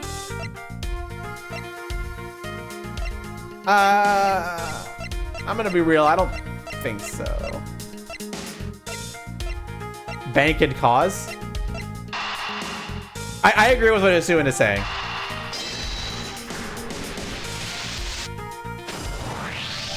Allegedly, the killer struck... Remember, for logic, I'm just gonna throw out stuff that people think. I don't want to spend too much time on the logic segments because they could be annoying. Allegedly, the killer struck the victim many times over, which is why there is extensive bruising over such a wide area. But is that really the correct conclusion to draw from the evidence? The bruise from his shoulder to the middle of his back is one continuous mark, which is more suggestive of a single blow to the back. If that's the case, then the piggy bank is much too small to have caused that. That's why it makes sense, Wario. You're deducing that the piggy bank and the bruises are way too large for that piggy bank to have been the murder weapon. So you link those two together, and that's the logic you come up with. Does that make sense more? Therefore, the murder weapon must be something far bigger.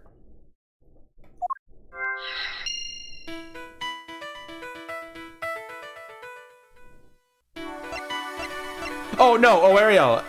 Sorry, this might be me rushing through it. But the actual specific piggy bank logic said, is there anything that I could use to prove this isn't the murder weapon? It specifically said that in the description of the logic for the piggy bank. So that's why. I apologize if I went through that a bit too fast for you to read that. But the description of the logic is just as important. That's your fault. You're right, it is my fault.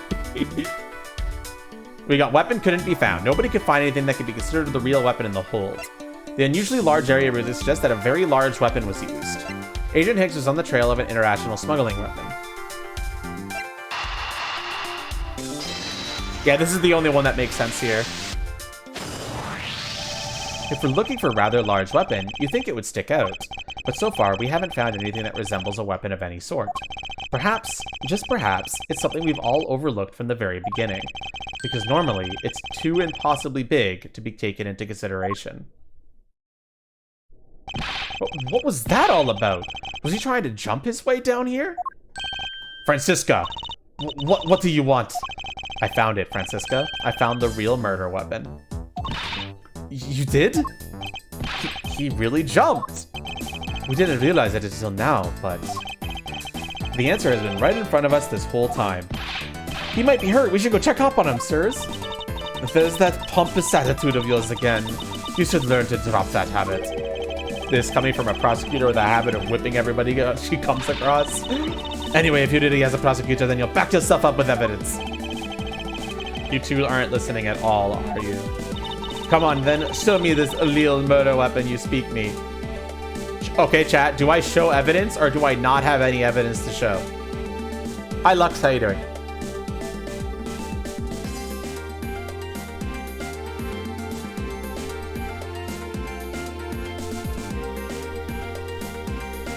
Fire Ninja saying don't show evidence. Micro is also saying don't show evidence.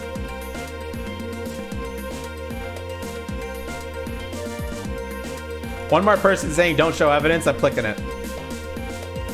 It's the first of these two to get to 3. Not showing his vest. All right, that's 3. Huh.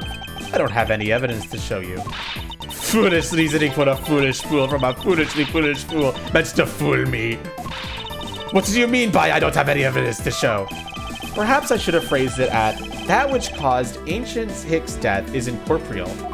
Forgive me, but I do believe I have figured out what was the real cause of death. Was it suffocation, free fall, or strangulation?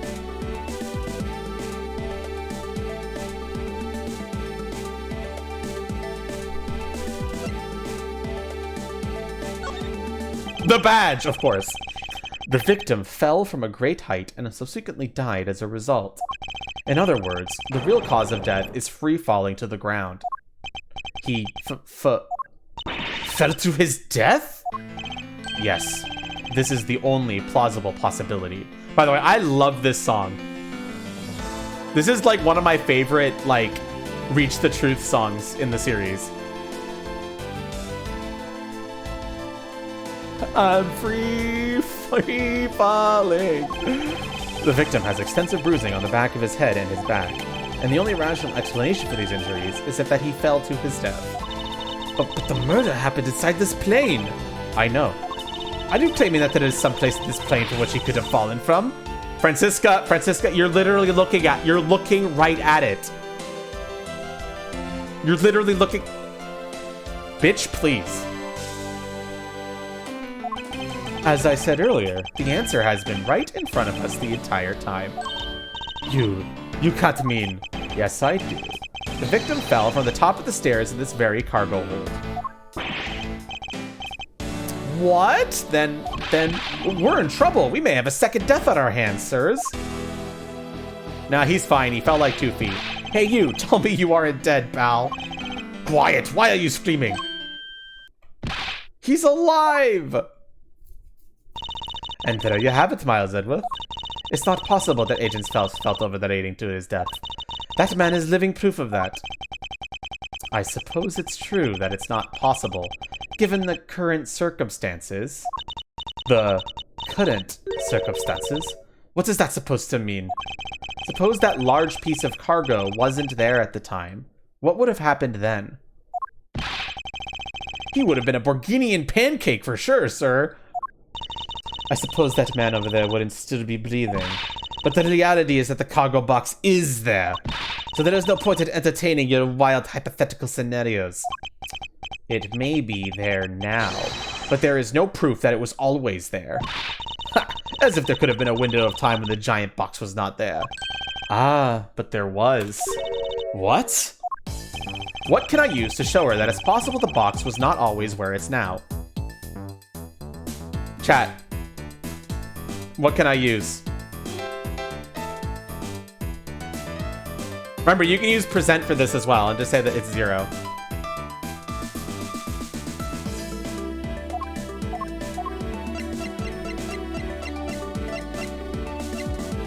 Lux! Thank you for the gift subs! Use this. Thank you so much. I really appreciate it.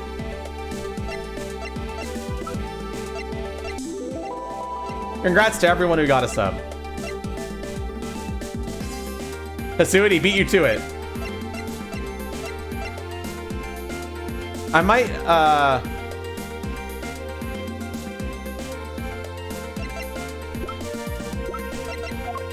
Yeah, you can vote for yourself, by the way. Try to avoid abusing that. Take that. You refueled in the Republic of Zhengfa? Yes, this flight had a short layover in Zhengfa in order to refuel. But that wasn't the only reason for the layover. We also transferred some cargo. What if the box in question was only transferred onto the plane at that time? To further prove my point, let's take a look at what's next to the box in question. Ah, it's labeled Zhangfa Express. Correct, meaning it was loaded onto the plane in Zhangfa.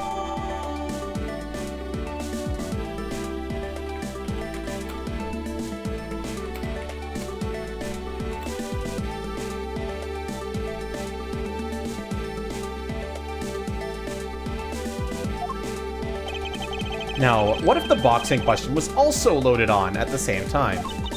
It would mean that the box was not here in the cargo hold during the Europe-Zhangfei leg of the flight. Making a clear drop from which Agent Hicks could have fallen to his death entirely possible. Who's on top of the cargo? Don't worry about him. He's just some guy who fell. Yeah, it's the art guy. Also, hi, Bakiri. Ah, but the theory is still very far-fetched. Then allow me a chance to prove how very likely my scenario is. No, he's fine. My first order of business will be to examine that piece of cargo in more detail.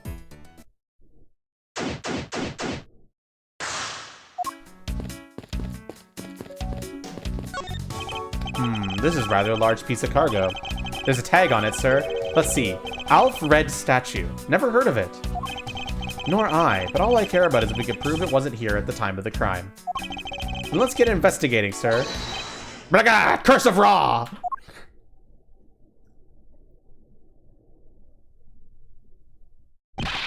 Look here, do not go about touching my possessions without my permission. Ah, don't rush up on me like that, pal. So this belongs to Mr. LeBlanc, does it? I should see what else I could find out from him.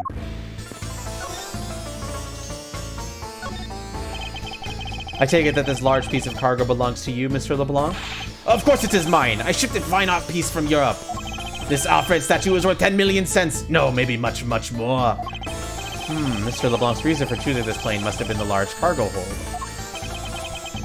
What's Francisca doing here? She's investigating a smuggling ring and was trying to rendezvous with an Interpol agent who ends up, and the Interpol agent is our current victim of this case. I suggest you stop trying to calculate how many packets of noodles that makes, detective. Darn, how did you do that? I feel like you keep getting better and better at seeing right through me every year. Though I grow with each revolution of the planet around the sun, I have the distinct impression he continues to madly spin in place. Hey, Mr. Edgeworth, so that 10 million cents, is that in euros or in dollars? Does it really make a difference to our case? Mr. LeBlanc, there's a chance that your cargo is related to our murder case. I was wondering if you would allow us to examine it a bit closer. It is a very valuable piece of art, so no, there will be no touching.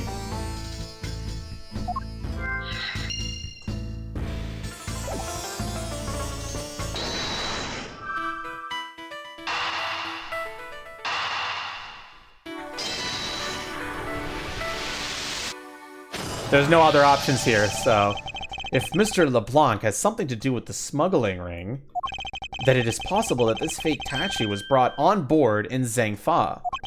I think I need to question him a bit further. Do we know? We don't know yet, just that it's a smuggling ring.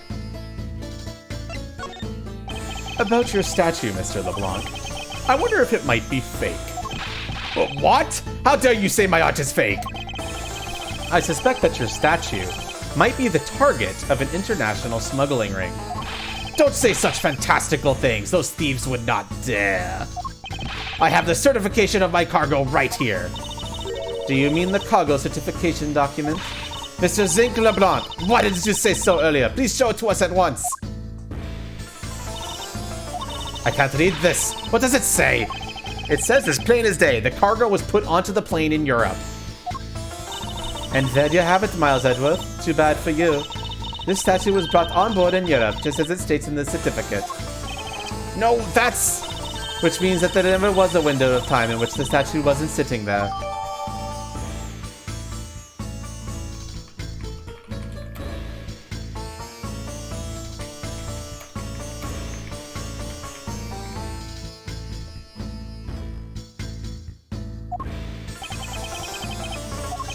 I respectfully disagree. You can't discount the theory until I see the statue for myself.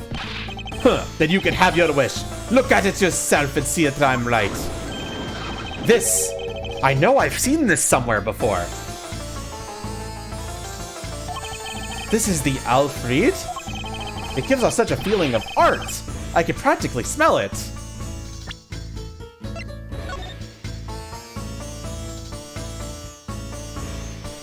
Uh-oh.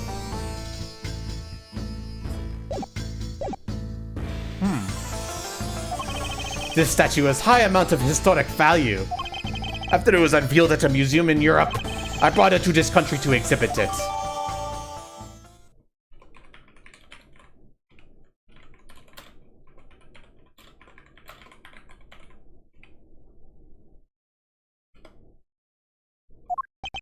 I believe a closer look is warranted here. So this is the infamous Alfred statue, huh? What is it, Mr. Edgeworth? Did you find something? There's something wrong with this picture. We should examine it in more detail. Are these eyes made of some sort of gem? That's a real nice shade of orange. For a second, I couldn't even tell they were jewels. Oh, but they kind of remind me of the eyes of this stray cat that lives near my house. Are the eyes supposed to be this color? Is it possible this statue is a fake? All right, everybody in chat already said it, so I'm just gonna go for it. These eyes are awfully orange, don't you think? Yeah, and pretty. They remind me of sunsets when I was in grade school, sir. Yeah, everybody in chat already said it, so I feel confident to just go and send that. Everyone fucking said it. One second, we should probably check our new evidence.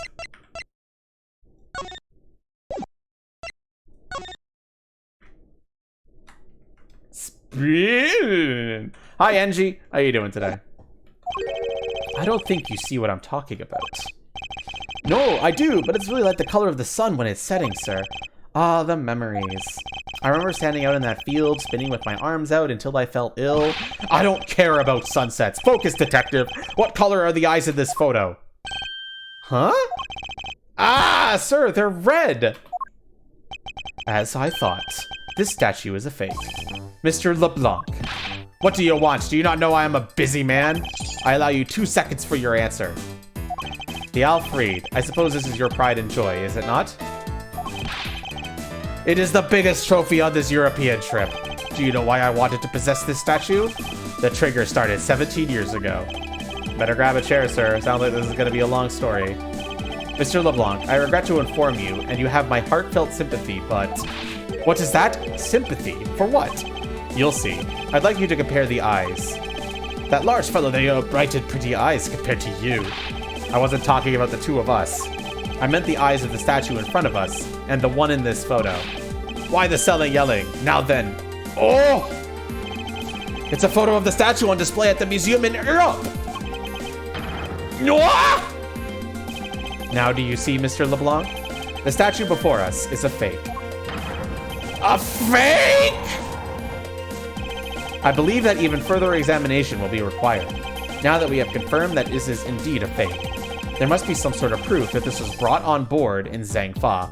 So what Edgeworth is currently saying here is that in Zhangfa, somebody stole, or the smuggling ring stole the real statue and replaced it with this fake.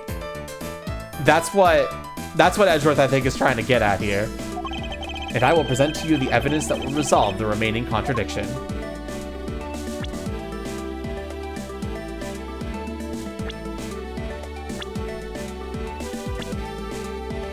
I'm not really sure here. So this Alfred is a fake. That art dealer isn't looking too happy about it either, sir. I will go to the bottom of this for his sake as well as mine. What's this? The statue looks like it's stepping all over its neighbor's cloth cover. It kind of resembles its owner attitude in a sense. Ho ho! You, what you said now? Further, my clothing's hem is not to be stepped on by anyone. It is too expensive for me to allow that to happen. Please forgive the trespasses of my subordinate. Why should I forgive him the trespasses? Unless it is an expensive dress, you keep it. The Aleph yellow, inspired by the Aleph red. Yeah. So far, Sharpie and Fire Ninja have pointed out that this is on top of this tarp.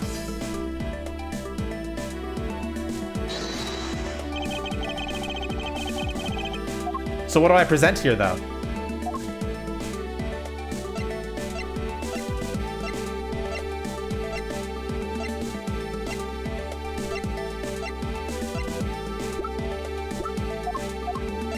The shipping thing? This?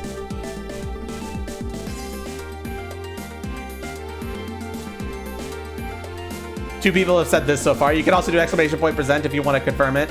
It's your choice. Is this the game where they say objection? Yes.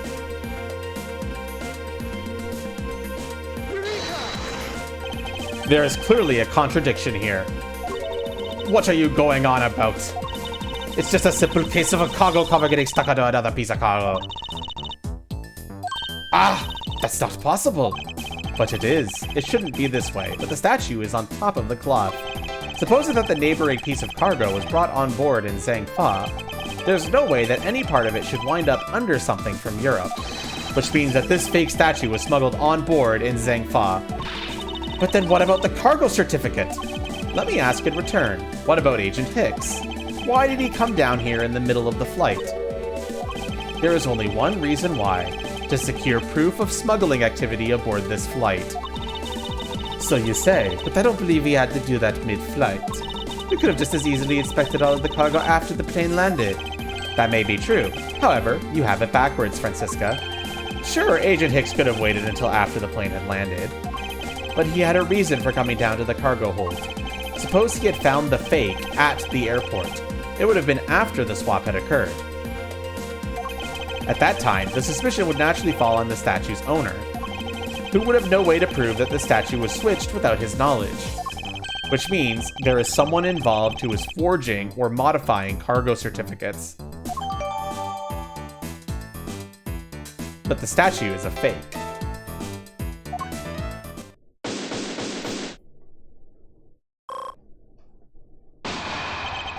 I guess the victim knew the real version of this was going to get nabbed, huh?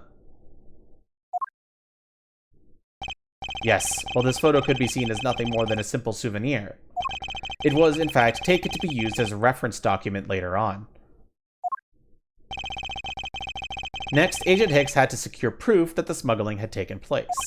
He came down here to take a picture of the cargo hold. A rather empty one at that, right before the fake statue could be loaded on board. A photo of the hold missing a valuable piece of cargo would have been proof enough. After that, all he had to do was hold the Zhangfa cargo crew and arrest the smuggler. Exactly. This only goes to prove my theory. If the statue was not in the cargo hold during the Europe Zhangfi leg of the trip, there would have been enough height from which Agent Hicks could have fallen to his death. Yeah, unfortunately, we don't have his phone, Oreo. The only evidence we have is the fact that it exists, not that we found it.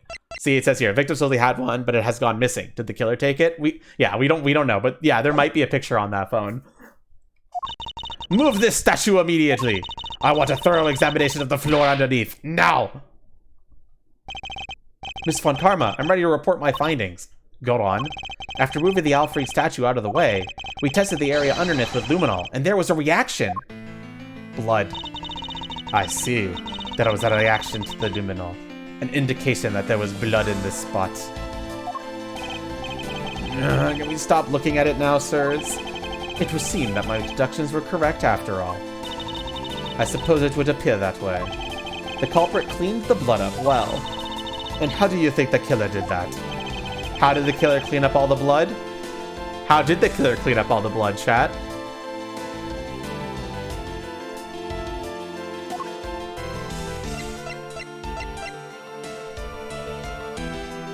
They used this. We've already established that, Bakiri.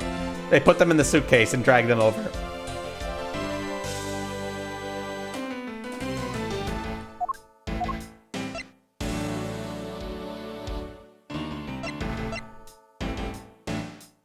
Take that! The killer used the bloody cloth I found inside the suitcase to clean up the mess. I see. They had a need to clean up all the blood before the plane landed in Zhangfa. Yes, because otherwise the cargo crew would have discovered it during the layover. So you guys are saying that the murder happened before the plane landed in Zhangfa? There is no other conceivable timeline for the events of the murder.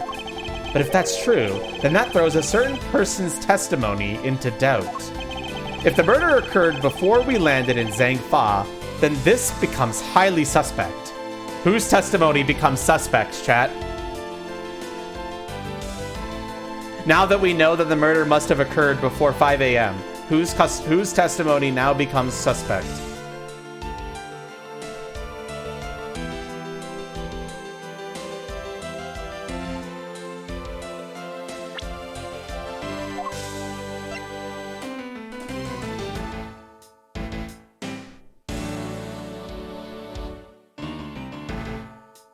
Since you all forgot, I guess I you know.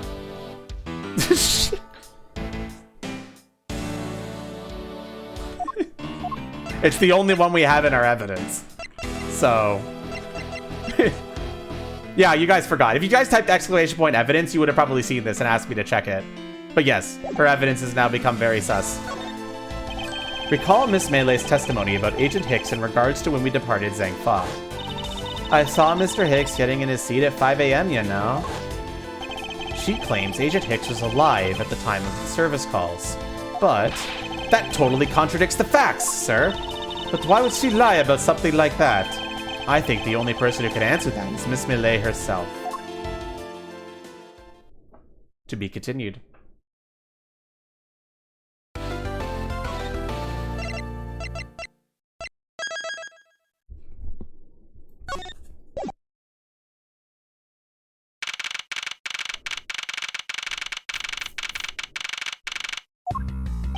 Miss Melee. Miss Melee. How do you pronounce her? Melee or Melee? What would it be? What do you guys think? Is it Melee or Melee? Chat, help me with this one. Do you recall what you said earlier about when you answered some service calls as we were departing from Zhangfa? Meal? It could be Meal as well, yeah. Huh? You said that Mr. Hicks was sitting in his seat at that time. However, this is simply not possible, because Mr. Hicks was dead long before we ever touched down in Zhangfa. Miss Cammy Meal. We just gotta think about the pun.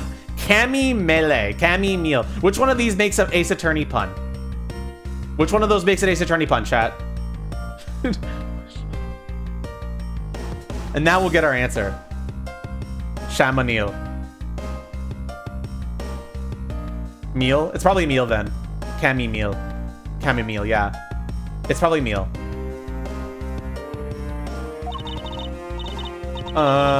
Maybe I didn't see what I thought I did? No one could make a mistake so large, Mrs. Meal. But I make that kind of boo-boo all the time. This is going nowhere. There must be a better way of resolving this contradiction. Very well. Miss Meal, if you please tell me about your alibi during the time span. From just before we were to land at 3 a.m. and 6 a.m. when the body was found. Are you telling me I'm a suspect, Mr. Edgeworth? Miss Meal's alibi. Yeah. From 3 to 4, I was, in the flight attendant's room all by my lonesome self. Oh, yeah.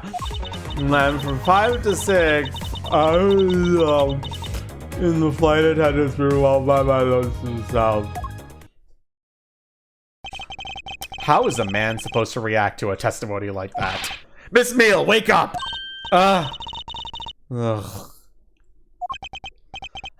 She fell asleep again. It looks like the only way I'm going to be able to wake her up is by pressing her.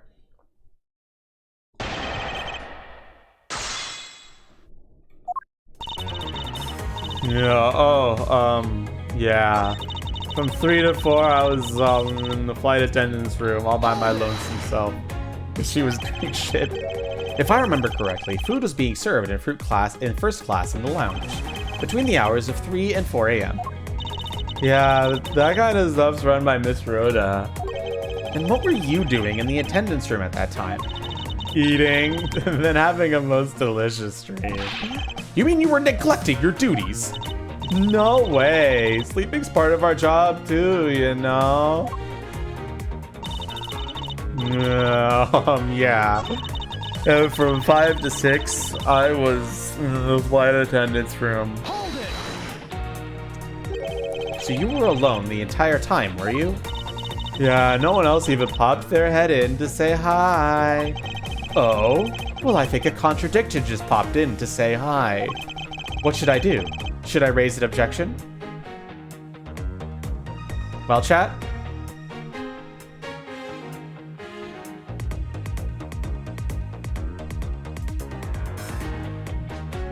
You wouldn't say hi to her either? Wow. Miss Meal, there is a clear contradiction embedded in your testimony. What are you talking about? It's not possible that you were alone in the attendance room the whole time from 5 to 6 a.m. What am I presenting here, chat? I'll go slowly over all the evidence in case you need to.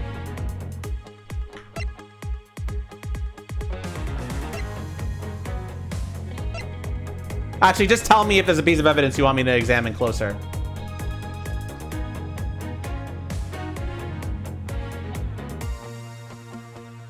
Asuin wants to present the suitcase receipt.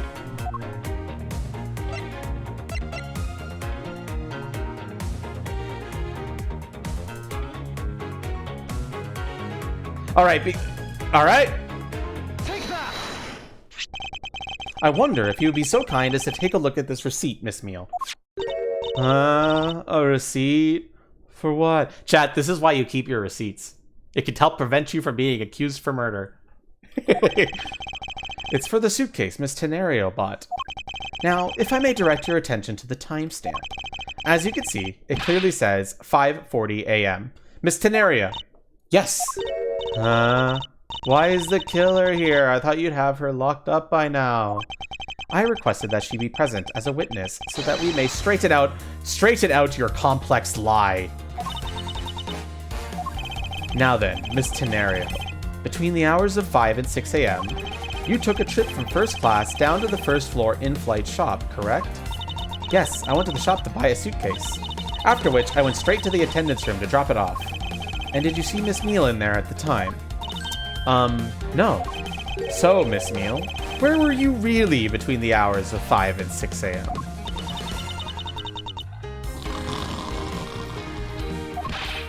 Miss Cammy Meal! The bathroom? I'll be the one to ask the questions here. Yeah, maybe that's it. I probably just missed her. Nature calls, you know? Do you take me for a fool? That's a little too convenient to be true. But it's the truth. Cross my heart. I don't have enough conclusive proof to counter-argue her at this stage. You don't believe me, do you? But please, won't you give me a chance and hear me out? Reason for suspicion. Look, I know you're suspecting me because I'm one of the crew. But you think maybe you should also suspect Miss Rhoda, too. She's the one in charge of the elevator keycard in the shop, you know? If you ask me, that makes her super suspicious. Please leave Miss Tenario out of the conversation. Only you are under suspicion for now. I don't get it. Why are you covering for Miss Rhoda all of a sudden? Oh, now I get it. Maybe you've got your eye on Miss Rhoda. Of course I'm keeping an eye on her. I can't very well let her escape, can I? Never mind. You want to know something? Miss Rhoda actually kind of like... I have absolutely no interest in people who can't appreciate my sense of design.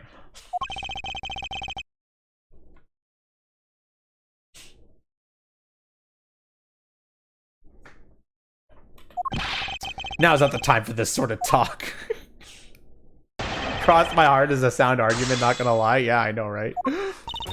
Look, I know you're suspecting me because I'm one of the crew, but you'd think that maybe you should also suspect Miss Rhoda too. She's the one in charge of the elevator keycard in the shop, you know? If you ask me, that makes her super suspicious. Miss Mail, it's very unladylike to push suspicion onto someone else. That's not what I'm doing at all. I'm just saying that Miss Rhoda is very sus. There you go, pushing everything onto her again. Oh my god, she's sussy buck. Chat, this game was out before Among Us. Just saying.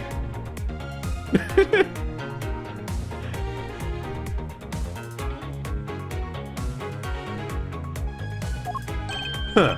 The only thing I've tracked here is the landscape inside your head.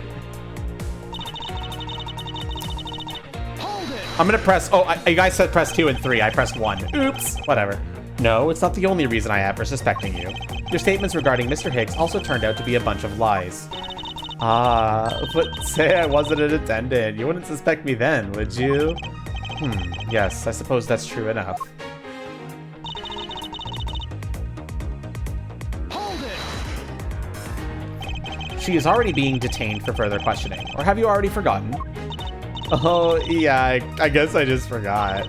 Cammy, don't tell me you suspect me too. Sorry, can't help it. I mean, other than you, there's no one else who could have done it. I can't believe you would think that. I mean, me, a killer? Miss Meal, what did you mean just now by no one else who could have done it? Is he the one in charge of the elevator keycard in the shop, you know? And what are you in charge of, Miss Meal? I take care of the attendance room. That doesn't count! Aw, but I spend so much time in there, it might as well be my responsibility. Mr. Edgeworth, Cammy is very talented in languages, so she assists passengers who may not speak English, especially those who speak Borginian. She is the only one on this flight who is fluent. Oh, you mean that kind of what am I in charge of? Why didn't you say so in the first place? What else could I have meant? Yeah, so I'm really good at Borginian. She's fluent in Borginian. Then I suppose you're in charge of processing documents in Borginian? Yeah, I take care of anything that has to do with Borginian. Very interesting. If you ask me, that makes her super suspicious. All I'm in charge of are the attendance room and some Borginian stuff. We got a new statement. All right. Anything else you guys want me to present or pass? Or press, I mean.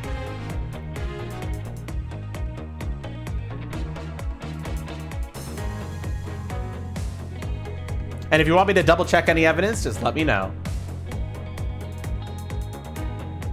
What statement is the Borginian stuff? This one.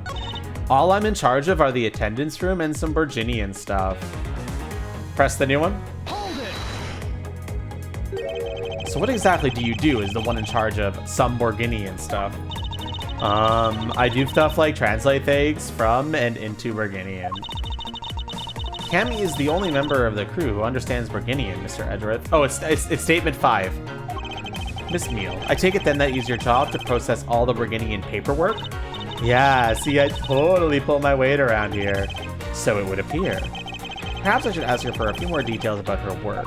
And, Miss Meal, it's very unladylike. Okay, we've already saw this one.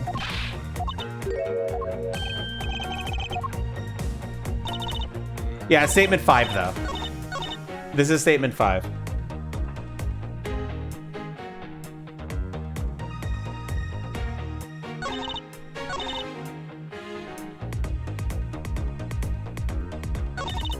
Stuart, why on statement 0? What statement do you want me to present it on?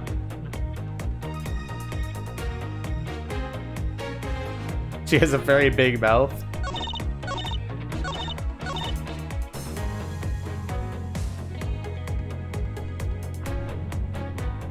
That said, the evidence you wanted to present, we might as well examine it. Document in Borginian. Say statue was loaded on board in Europe, but the statue is a fake. Yeah, so and the only reason we were doing 0 before is because there was no statements. But now we're actually got statements, so...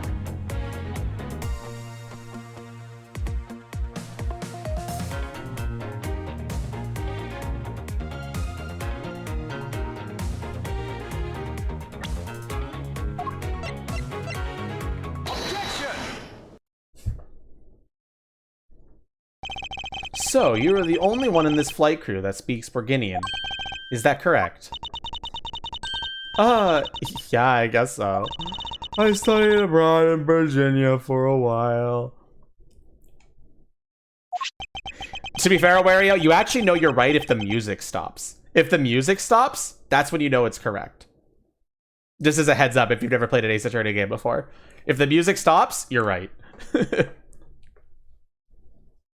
If that's the case, then the signature on this document belongs to you, doesn't it?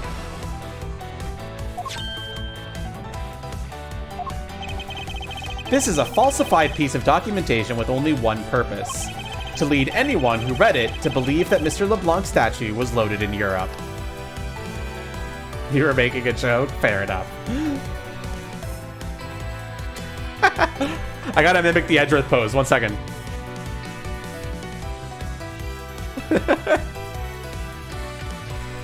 Something like that, I don't know. I tried. The only person who could have either prepared or processed this document in Borginian is you, Miss Meal. Without your participation, the smuggling of the Alf Reed could not have occurred.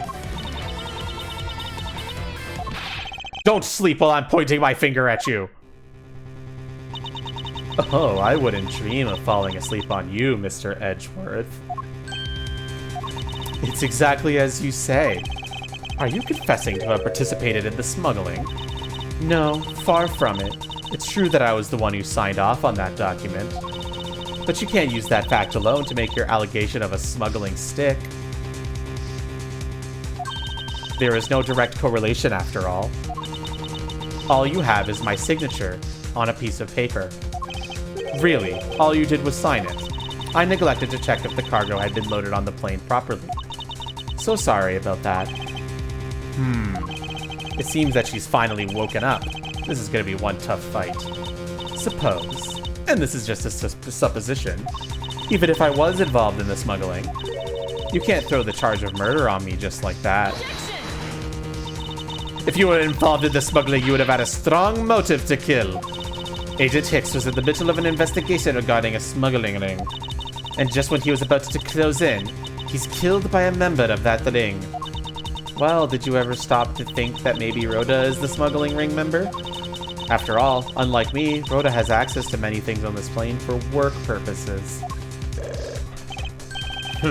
So perhaps there is some element of a setup at play in this case. What are you talking about? Don't worry, I wasn't talking about you. I meant the killer.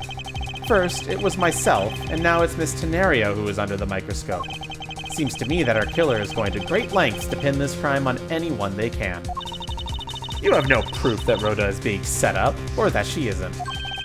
Actually, I believe she was indeed the intended target from the very beginning. I believe that the plan was to push all of the blame for the crime onto her.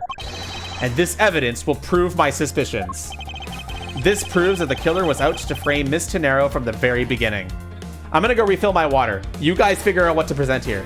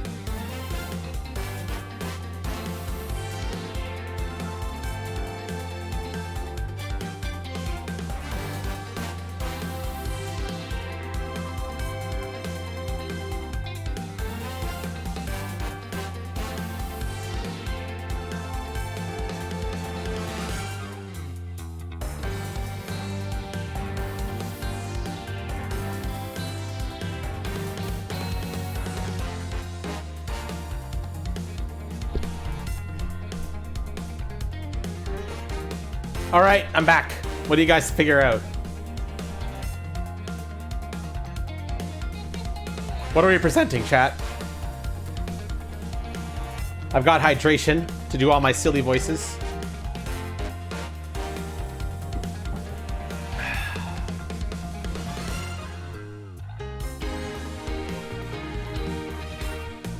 Looks like you guys are leaning towards the suitcase.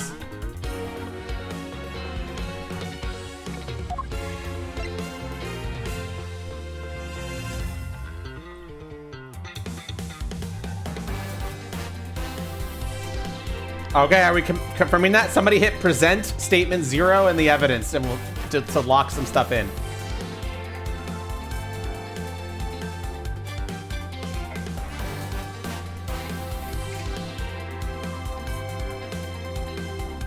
Take that!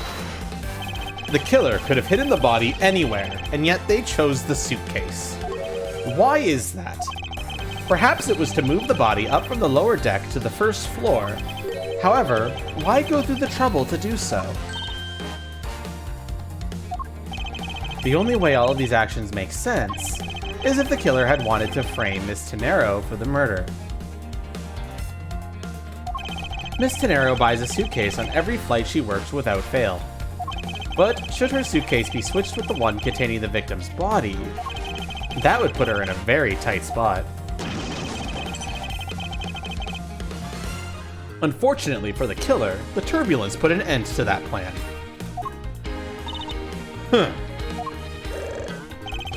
There wasn't enough time to put the body back into the suitcase. Ergo, they made do with whoever was at hand, adapted their plan, and tried to frame me as I lay unconscious on the floor from the turbulence. The killer then went to hide the suitcase in the in-flight shop, and brought the piggy bank back to the elevator in order to fabricate a false weapon. A lot of work for a fruitless endeavor, wouldn't you agree? Sounds like the killer had a tough time too, huh? I mean, why did the killer need to frame someone that badly anyway? That is because of the special circumstances surrounding this particular case. What special circumstances dictated the need for the killer to frame someone? What are we choosing here, chat?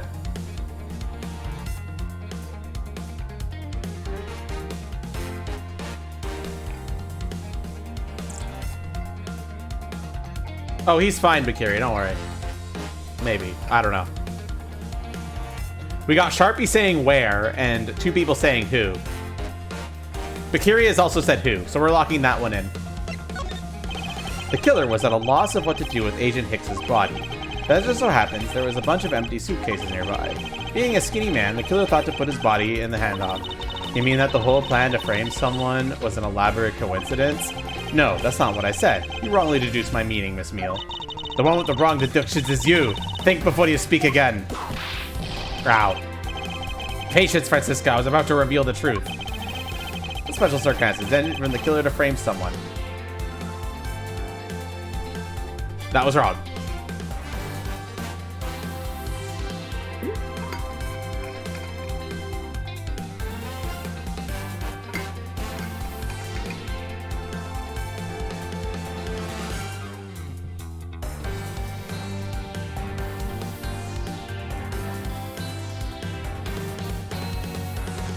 Micro says when, Sharpie says where. You guys seem conflicted on this one.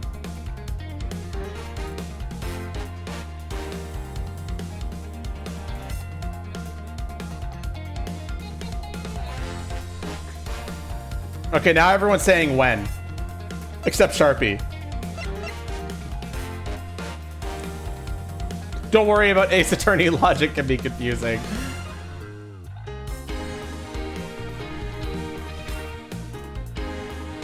Watch you be right. What do we selected first though? When or where? So the when is that the murder took place during the refueling for Zhang Fai, and the where is that it took place in the cargo hold. So which of those two would require the killer to frame someone?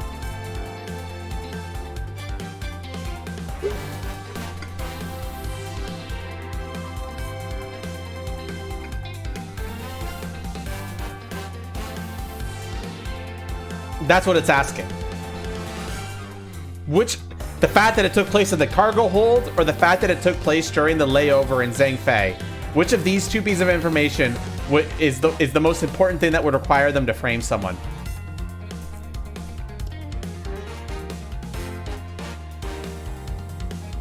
Okay, a lot of people are saying when. Okay, we're gonna choose when then. The murder took place before the movie was scheduled to go on. Around that time, almost all of the passengers had returned to their seats. Therefore, the killer had to choose someone. Okay, it looks like Sharpie was right. Sharpie was right. Well, I thought it best to start from there. If you're going to talk about completely unrelated matters, do you mind if I take a nap? Hold on, I'm just getting to the meat of my argument.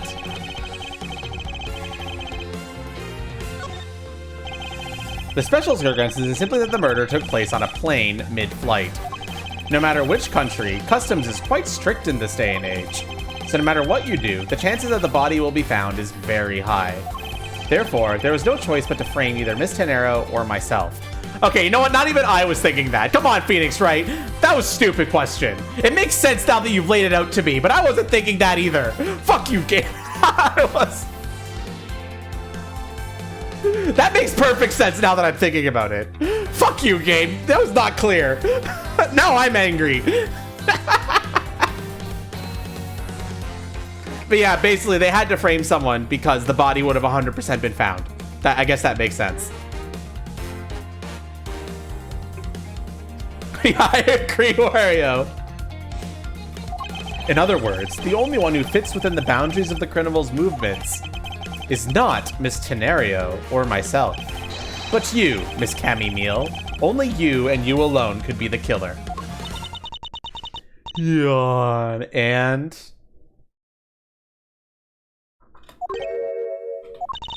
Are you done already? I was about to fall asleep again. Anyway, let's be honest here. You don't have anything on me other than a whole lot of circumstantial evidence. Ugh. I can see the outline of how the murder occurred, but I have no definitive evidence. And isn't there a piece of evidence that's still unaccounted for? Something that I still can't quite fit into the big picture. Is there a piece of evidence that is not accounted for right now, chat?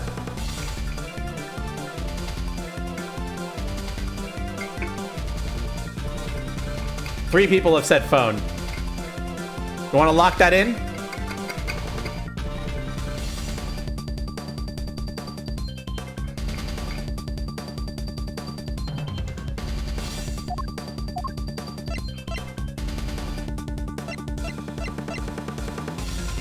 Take that! I don't have any actual evidence. I thought not. But that's because it went missing, and still is. Missing? What do you mean by that? In the complex puzzle that is this case, there was one piece I kept getting stuck on, and that is the victim's cell phone. Francisca, you were waiting at the airport for a phone call from Mr. Agent Hicks's cell phone. Or at least, that's what you told me. That's right! But Agent Hicks's cell phone could not be found at the crime scene. You mean the killer took the phone with them? Precisely. I suspect that if we were to find that phone, it would lead us to the killer. Come on, get serious. If the victim fell to his death from that height, wouldn't his phone break as well? We won't know that until we try a little experiment, will we? Francisca, I'd like to ask for your assistance. You know the victim's phone number, do you not? Of course I do.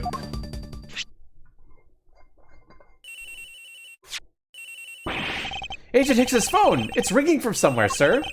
I hear it, detective. Now where is it coming from?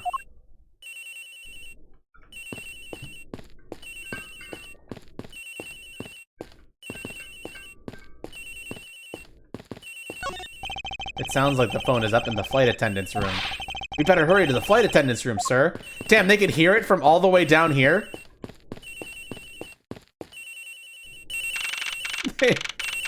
That's a loud fucking phone. Hi, Pixel. Better than you, I should assume. Nah, I'm the best. The ring is coming from somewhere in here, sir. Leave no stone unturned, Detective Gumshoe. We must find it. The ring is coming from in here, sir. What? No, it can't be. It's in Tenario's locker. Uh-oh. This has got to be the victim's cell phone. Just whose lockers is this, sir? It's Miss Tenario's. What?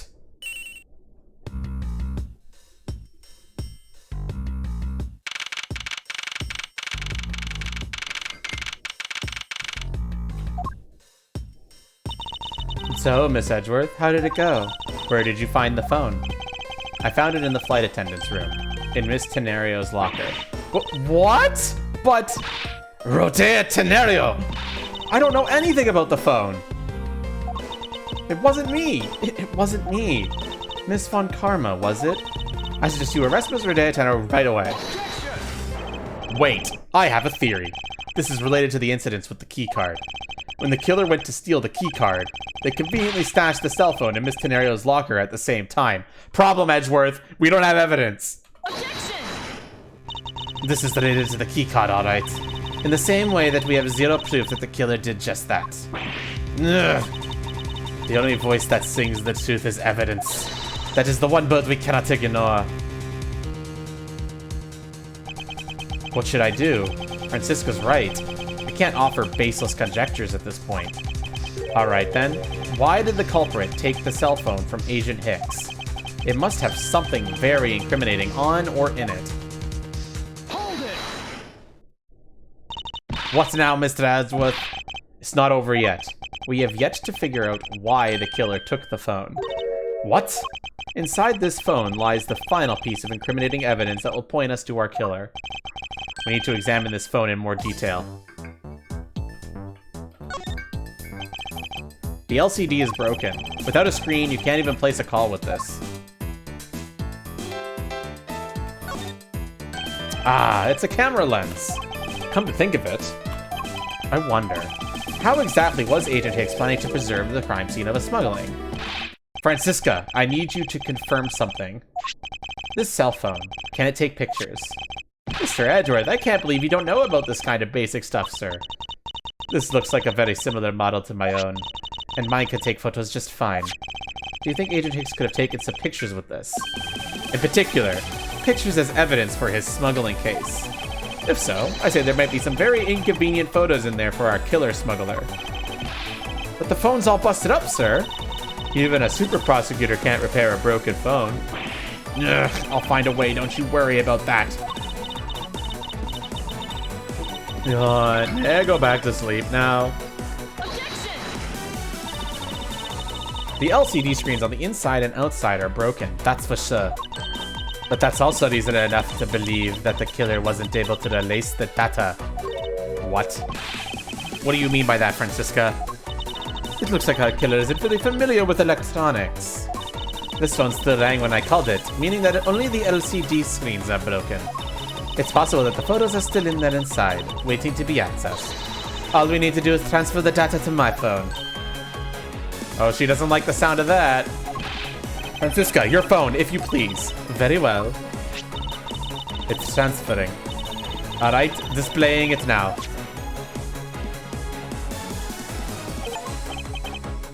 This is... Agent Hicks was most certainly trying to obtain some evidence for his smuggling case. Hey, the Alfreds know we're in this pic, sir. But this has no meaning as a piece of evidence in this murder case, right? Oh, she's right. There's not much we can find out from this about Agent Hicks' killer, sir. Is this it? Is this the end? Is there really nothing in this photo that we could use?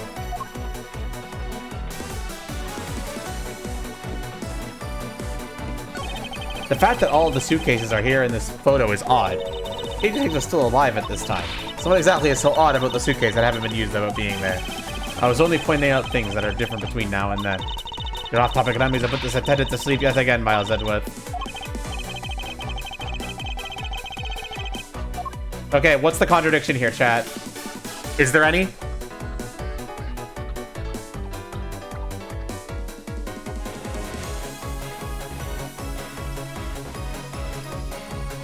Anything here that seems odd? It looks like we can examine these boxes,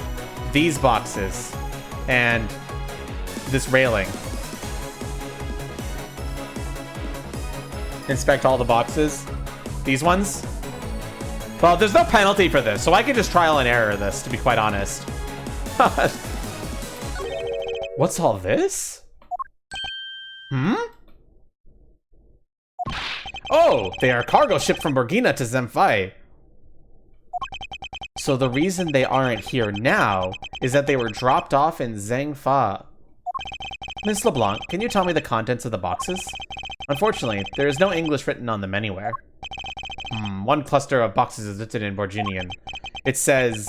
Blah, it is cloth in English. Cloth? Could it be? Is this where the killer... What is that scary face? Miss Meal. Yes? It appears that Agent Hicks was no ordinary investigator. He left us with a piece of evidence, after all. A striking piece that will point out who his killer is. Ha! Maybe you should enforce your mistaken reading of a simple picture, Mr. Edgeworth. The Bornean cargo and this piece of evidence will point us straight to the killer. What am I presenting here?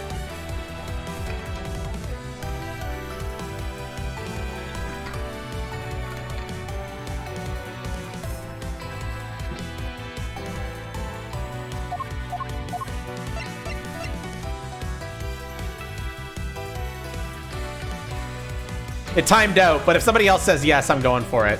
In fact, I've seen more than 3 people say cloth, so I think it's fine. Take that. And what is this supposed to prove? The killer used this piece of cloth to wipe up the blood they had spilt. But there was one thing that bothered me this whole time. Where did it come from?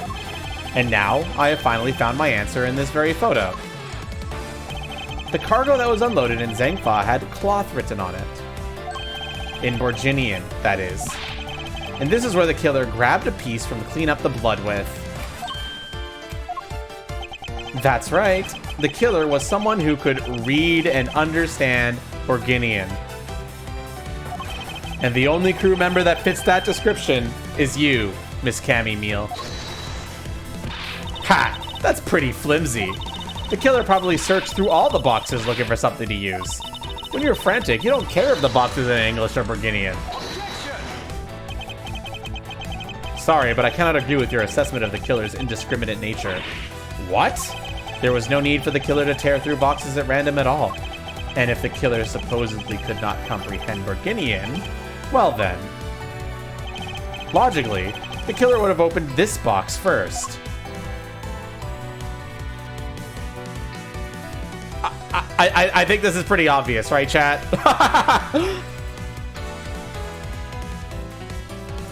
Take that. Hey, it says bed sheets in English right on that box, sir. Precisely, and bed sheets would be perfect for cleaning up blood, wouldn't you say? So what are you trying to say? That if I were the criminal, this box of bed sheets would have been what I would have spotted first. However, the killer chose to use some Virginian cloth. Do you have an explanation for that? The killer didn't want anyone to know that the real scene of the crime was this cargo hold. So they were afraid to leave signs on the box where the sheets had been opened. However, the Virginian cloth, well, that's a horse of a different color. Because the killer knew that it was going to be unloaded in the Republic of Zhengfei. That's right, that is why the Virginian cloth was used. And the only Borginian reader on board who could make such a calculated decision is you, Cammy Meal. You and you alone. Ugh. It would be very easy for us to confirm if any of the boxes were resealed. All we would have to do is contact the Zhengfei authorities in time. We may even find other evidence to incriminate our killer within those boxes. Ugh. So what do you say, Miss Meal? Why not confess to your crime here and now? Or would you rather wait and see what we find out from our investigation in Zhengfa?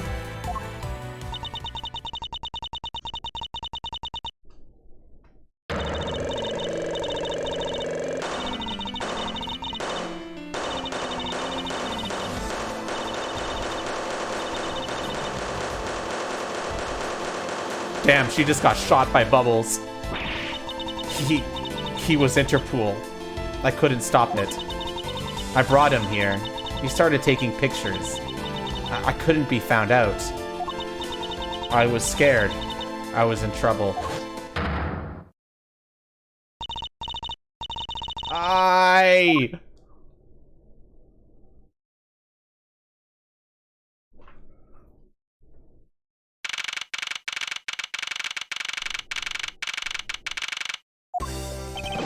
We finished making all the arrangements to take the suspect in, sir. Very good, detective. What about the smuggling route? Did she say anything about that? They're taking her down to the Benedict now. Hopefully we can get more out of her there. Sometimes after the boss gets hit by small explosions, ushers as times as they die. Pretty much, yeah. Whenever we even approached the topic, she just started foaming at the mouth. It was scary, sir. She probably wasn't prepared to commit a murder all of a sudden. One thing is for sure. The ring behind this whole mess means serious business. It looks like there's a lot more to this case than meets the eye. Mr. Edgeworth! I just wanted to say how much I appreciate everything you did. Thank you very much. It was nothing. In fact, I should be the one thanking you for your cooperation. But truly, if it wasn't for you, I might not be here right now. They really were, Bakiri, I agree. Instead, I could continue to serve our passengers as a flight attendant. I hope that Please accept this as a token of my appreciation. Oh, fuck. That's... I see. You don't have to take it if you don't want it. No, I mean, I would never turn down a lady's generous offer. Oh, thank you. I'm sure it will serve you well. And remember, we here at GoU Airlines are always ready to serve, Mr. Edgeworth. Thank you. I'll keep that in mind. Now I must bid you farewell. May all your skies be blue no matter where you go.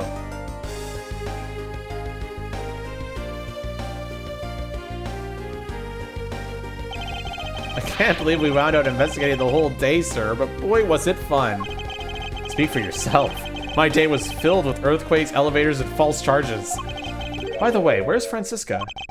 Oh, she's filling out some customs paperwork for her departure. Departure? Yeah, Miss Von Karma is always really busy, sir. She's been flying from country to chase down some leads regarding her case. Detective, can you cancel the car I had you reserve earlier? You got it, sir. Suitcase going straight to the dump. Yup. Hey, Gumshoe, you want this suitcase? Honestly, yeah, give it to Gumshoe. He wanted it. Francisca, I thought I told you when you first landed. I have no time for idle chatter. I have no intention of wasting your time. However, it has been a while since we've last met. I also have no time for such familiar reminiscences. Just who do you think I am? You are Francisca Von Karma, a very proud prosecutor deserving of much respect. Until only a little while ago, I was but a wretched mutt who was always losing to you. A dancing pirate living her life on the name and fame her invisible father built. True, your father, Manfred Von Karma, didn't lose a single case for 40 years as a prosecutor. However, I wouldn't say he was invincible. What are you talking about? The group I'm in on the trail of is a little more troublesome than most.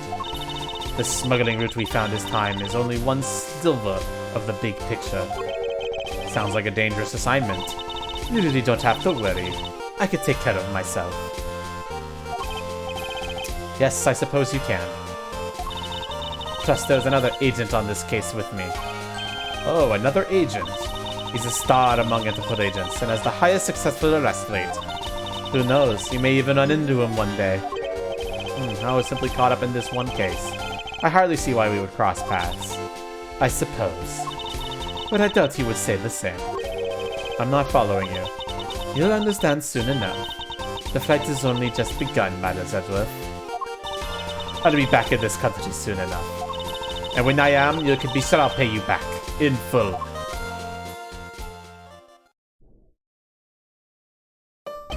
And just like that, she's gone, huh, sir? Thank goodness. I can finally rest easy knowing I won't have to watch out for her little whip. Detective Gumshoe, I want to thank you for all your help and cooperation. Aw, it was nothing, sir. I'm just happy to be able to work with you again. I think I'm going to celebrate by adding a little extra salt to my instant noodles tonight. Just how much you cut his salary by, Francisca. No, but Kiri, I'm pretty sure it's a character we meet in the third case of this game. Detective, I was wondering if you might give me a ride down to the prosecutor's office. Sure thing, sir. I'll even fly down the road in the patrol car if you want. Also, this... Oh, wait, no, it doesn't. Never mind. Don't make me remind you, Detective. Safety first. Thus, I solved the first case upon my arrival home. Francisca Von Karma, the smuggling route she was after, the leaders of that ring had already put their trump card into play. And the players on the other side of this war, they would begin to make themselves known through the next incident.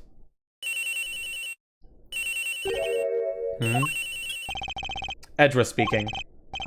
Finally, I called who knows how many times earlier, but I couldn't get through. And you are? Have you forgotten my voice, Miles, my boy? Mr. Amano! Ernest Amano, correct? So you do remember me. I know it's rather sudden, but I can't ask this of anyone else. There's been an incident, Miles. My son. He's been kidnapped.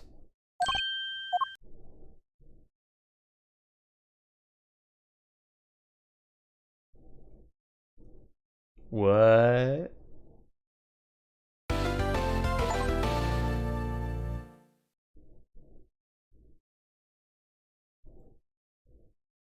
A kidnapping?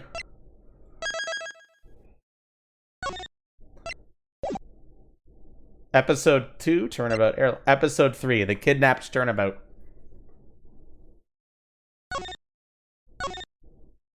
My son, he has every disease. Episode 3, The Kidnapped Turnabout. March 13th, 10:11 a.m. Question, question, question, question, question, question. It's time. Don't worry, Mr. Edworth. I'll be following your every movement with my binoculars. Good to hear. Now make sure you don't lose sight of me. I'm counting on you for backup. You can count on me, sir. I have to go. The kidnapper is supposed to contact me soon. Who would have thought that upon my return, I'd be thrust into a kidnapping case? And that I would be the one who would have to make the ransom drop-off. Let's see. I checked that money is all there, safe inside the suitcase. Why are you using the suitcase to drop off the money? Why that suitcase? Why? Now all I have to do is await further instructions from the kidnapper, which I'm expected to be transferred to my cell phone. I wonder who else is around. This is the meeting place, after all. Oh my gosh. Welcome to Gatewater Land! Oh, thank you. And a big hello to you! I'm the Proto Badger! Nice to meet you!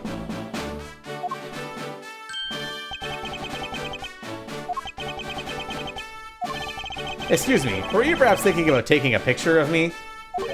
A picture of you? Sorry, but I'm not interested. Aw, that's too bad. Well, have a good day! Proto Badger is definitely the killer. Hello? Who are you? You're not Ernest Amano. It sounds like the kidnapper is using some sort of voice alteration device. I'm his representative, Miles Edgeworth. Are you a cop? No, I'm a prosecutor.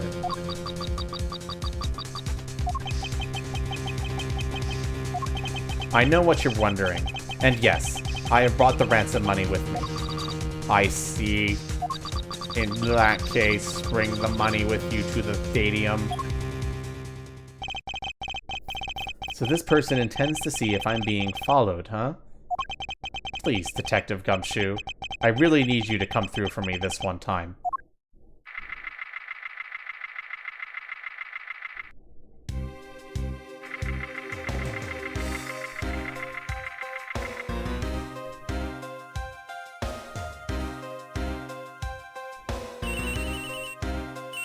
Event schedules.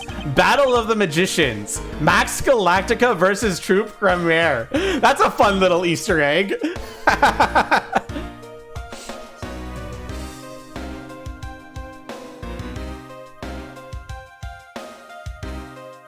And the Gavineers special concert as well. Edgeworth speaking. Next, come to the haunted house. And just how long do you intend to have me wander around for? That's for me to decide. You don't have much of a choice here, my friend. I suppose not.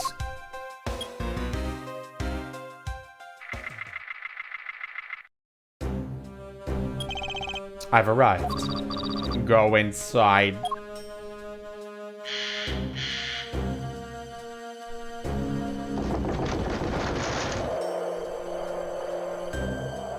Haunted house. Huh. What a dismal place. That's it.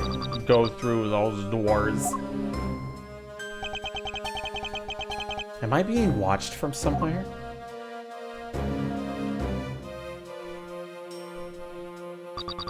Leave the money and go. Meow. Yeah.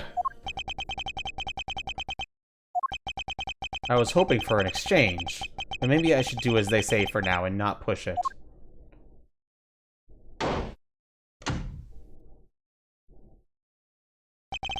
I couldn't catch even a glimpse of the kidnapper.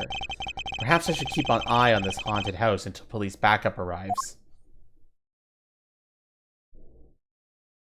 Hi, Blue Nightcrawler. How are you doing today?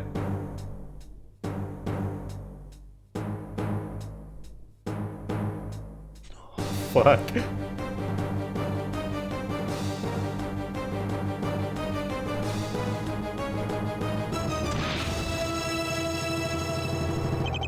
Ah! It was a trap!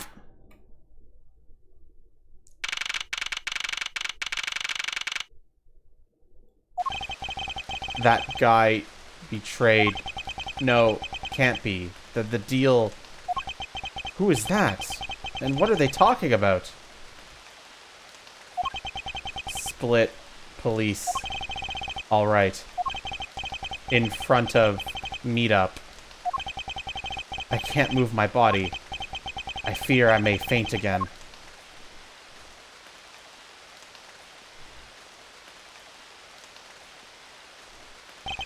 Where am I? How long was I out? It wasn't raining like it is now when I made the drop-off. This was supposed to be a simple affair. So why have I been taken hostage as well? I can only assume Detective Gumshoe lost sight of me at some point. The only reason I agreed to be the drop-off man was because of that phone call. It was from Mr. Ernest Amano, the director of the powerful Zaibatsu, the Amano Group. But aside from that, I also owe him a great debt of gratitude. His only son, Lance, had been kidnapped. I know that Lance is already in his 20s, but I guess some things you never grow out of.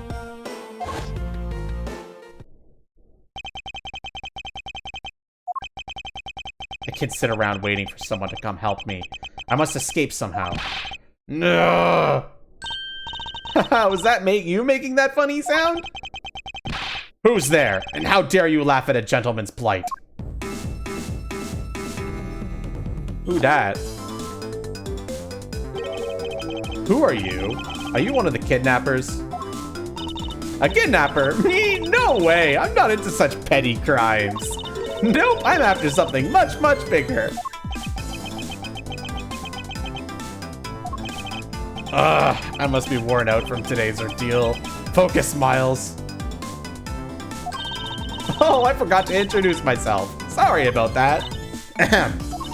Even in the depths of night, when no other bird dares to take flight, one alone soars to shine the light of righteousness on the world's plight. And that one is me, for I am the great thief Yatagarasu. Great thief? And did she really just claim to be the Yatagarasu? Oh, but my real name is Kay Faraday. You can call me Kay, Kay. Good, glad that's settled. Not quite. I have a mountain of questions for you. But first, if you would be so kind as to remove these ropes. I wonder, should I remove them? I was actually having a lot of fun watching you make those silly faces. Hey, there's no need to get all mad and icy glary on me, you know? This rope goes through here, and there you go. What a relief. I owe you my thanks. It's okay. You can pay me back in full later. Now then, what question should I start with? Unfortunately, I can already tell nothing is going to be easy with this cheeky girl. You call yourself a great thief, yet are you really a thief at all? You doubt me? I get it. You think that a young lady could possibly be such a big-time thief, right? That's not the part I have a tough time believing. I am the real, genuine Yatagarasu, you know? Yep, I'm a pure-blooded great thief. It's a little something I inherited from my predecessor. In that case, you wouldn't mind if I arrested you then, right? What? Of course I'd mind. I haven't stolen anything yet. Seriously, I don't know how you can say such a horrible thing to your savior. That's true. Technically, she hasn't stolen anything in front of me. Yet.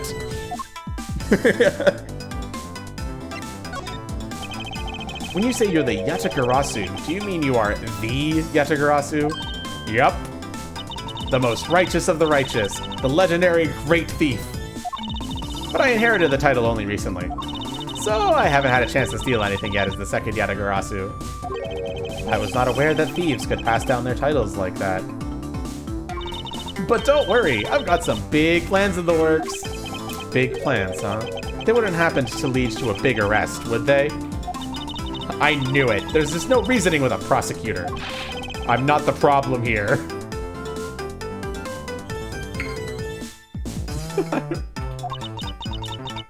I'll have you know that the Yatagarasu has no interest in stealing petty trinkets. There's one thing and only one thing I want to steal. Only one thing? And what would that be? But that's going to have to wait until we find our way out of here. Well, at least there is one thing we agree on. I'm sure I'll have plenty of time later to learn more about you. So you never told me what your name is, Mr. Prosecutor. I guess not. I'm Miles Edgeworth. Aha! Now I remember! How can you remember something I just told you? But she sure is cheery. Alright then, Mr. Edgeworth, let's get out of here!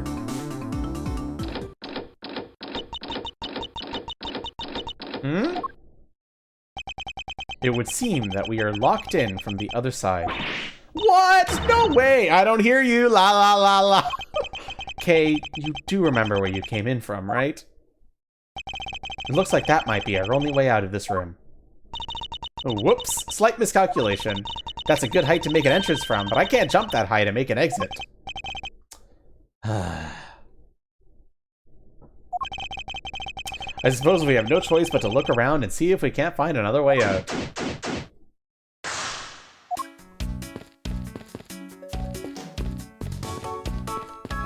They really are both stuck. Isn't this my phone? It looks like it made it through the ordeal intact. If only there was a way for us to contact someone on the outside. Ah, but we do have a way. Right here. Ah, there was a cell phone here this whole time? If I'm right, Detective Gumshoe should have contacted the Benedict for backup by now. Mr. Edgeworth, sir, are you okay? I was so worried, sir. I'm fine. I was knocked unconscious for a spell by the kidnapper. That's all. I'm sorry, sir. I'm such a failure. If only I hadn't lost sight of you. Detective, we don't have much time for this. Have the police set up a perimeter right now. You don't have to worry about that, sir. I already got the boys working on that. But in doing that, I sorta... What's wrong, Detective? Sorry to butt in, but I'm afraid you're going to have to make do with me. Who is this? Shi Long Lang of the Interpol. A pleasure to speak with you, Mr. Edgeworth. I've heard a great deal about you. So why exactly is an Interpol agent like yourself involved in a domestic kidnapping case? Don't sweat the details. A crime's a crime, whether it's on a local or global scale. Besides, you're the one who's in a world of trouble. And why would you say that? Lang Zi says, the pack that runs together stays together. You catch my drift? You caused quite a ruckus by running blindly into a situation and then getting caught. You should have contacted the police from the very beginning. I'm sorry that this happened because of a lapse in judgment. However, I humbly request that you please help me out here post-haste. Sorry, no can do. What? We're hunting the kidnapper now, and I haven't got any hands to spare. As I said, my pack moves at one. You're the one who wanted to go at it alone, so good luck to you, Mr. Prosecutor. Oh, and once we do catch the kidnapper, rest assured we'll come find you. Eventually. You. What's wrong? Did you get cut off? No, my phone ran out of power. No way! It doesn't matter anyway. We should try to get out of here through our own means. Yeah, I have a name to live up to after all. If we put our heads together, we're sure to find a way out. Maybe we could use this paint to help us escape? And what exactly do you have in mind? Well, we could paint HELP in really giant letters. And who, pray tell, would see these giant letters? We're inside the building. Okay, then how about we light the paint on fire and send out colored smoke signals? Anyone who saw it would think some crazy arsonist was about and call the cops. Actually, that may not be great for me, seeing as I'm a thief and all. Let's try to find something other than this paint to use, shall we? Holy shit, finally, you're right! We just need to paint it yellow and then it's climbable! Incredible logic, sir. Hey, there's something inside the bottom right box. Oh, I think it's a pink badger costume. Pink badger? You don't keep up with what's going on in the world, do you? In case you better study up on the whole badger clan with this.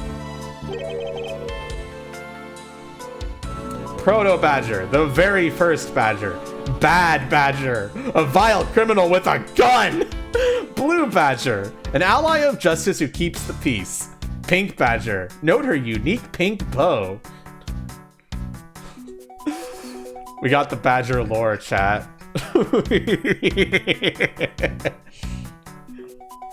I love one of them is just bad badger. He's got a gun. Think of it as a Bible of all things you'll ever need to know about the clan. Whatever. I suppose I could keep it as a reference guide or something.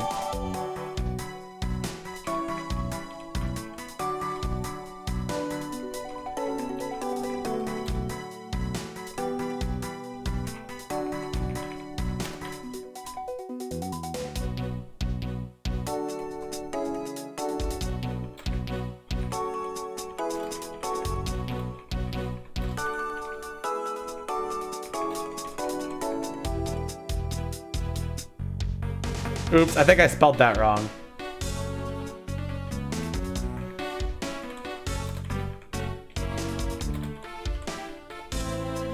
There we go.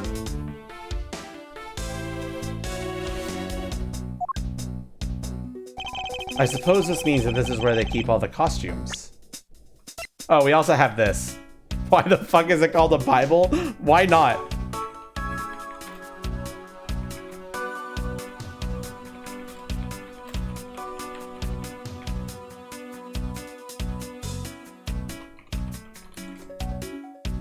There we go. Here's a map of the park, by the way. Looks like a pretty lame park, I'm not gonna lie. It's very small. It's the Bible. It's the Blue Badger Bible. No, don't forget it, chat. It certainly looks that way. It's like the Badger's family's home. There's 8 boxes, but 7 of them are empty. Which means that 7 of the costumes are in use right now.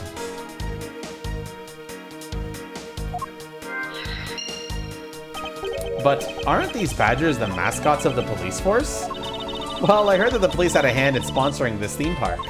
Probably because the Gatewater Group owns the police from all those cases they solved. They have all the power of the state and they use it to make a theme park? It's not just any theme park. They have a handcuff-shaped, double-looping roller coaster. That's quite enough. I'm feeling woozy from just the thought of such a thing. A handcuff-themed roller coaster. Disney did this, of course.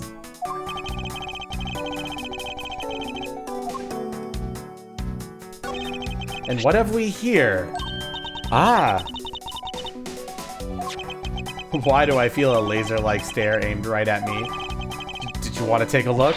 Well, don't mind if I do. Ooh, I see. Yes, this is definitely a key. I'm sure it's a key to something. The something is what's relevant to my interest. So this is the Blue Badger's rival, the Bad Badger, huh? Do you feel some sort of reverence towards this badger, Kay? Ha! I can't believe you would be so stereotypical when it comes to thieves. Surely you must also think there are much cooler and cuter ones out there, right? That's it. I've decided that thieves and thievery need an image makeover. Good luck with that one.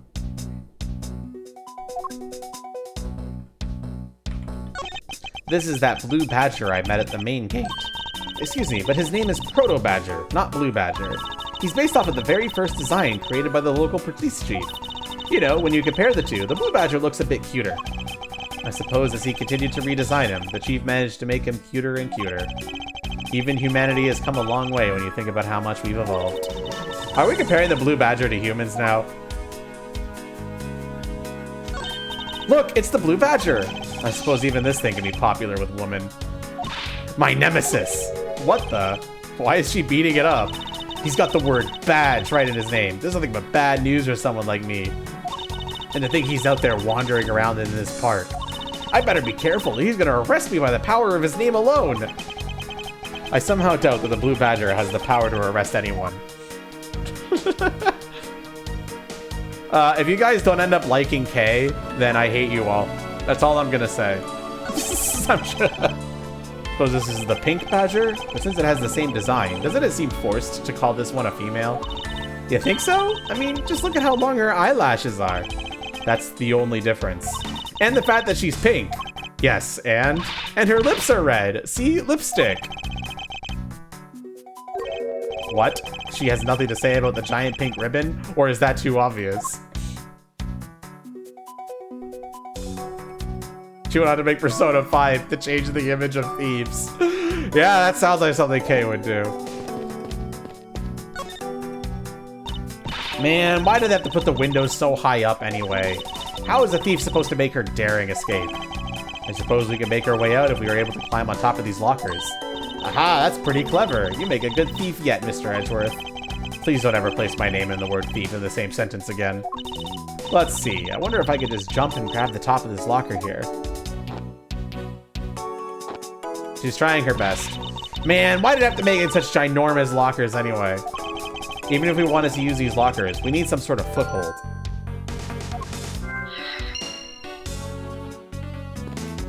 You could jump higher than that, can you though? They're holding a Blue Badger photo rally? You didn't know? Plus, it's not just the Blue Badger, it's his whole family too. Badger photo rally. Take a picture of every member of the Badger family and receive a prize. There's only one of each of the 4 family members wandering throughout the park. Best of luck!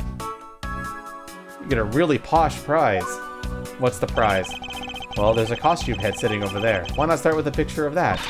You can't do that. That's cheating. There's only one of each badger in the park, so you have to work for it. Speaking of badgers, there's one sitting against a wall in the haunted house. Seriously? But somehow I don't think that one counts, Mr. Edgeworth. You have to take pictures of the costume ones walking around the park. So those are the rules of this game. How quaint.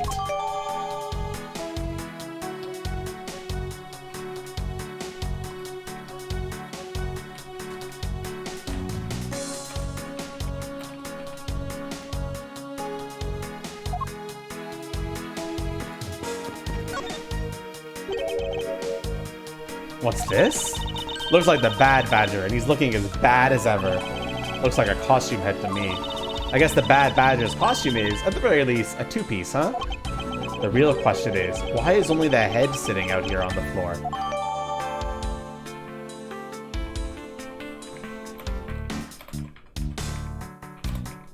He's a bad badger, chat. Bad to the bone. Do you know where the person who kidnapped me went?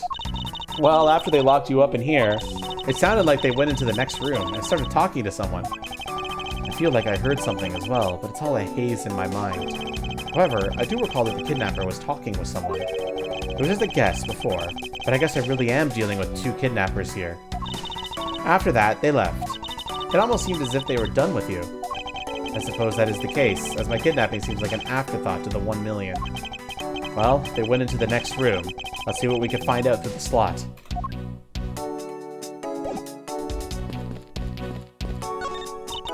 Ooh, we can peer into the room the kidnappers are in from here.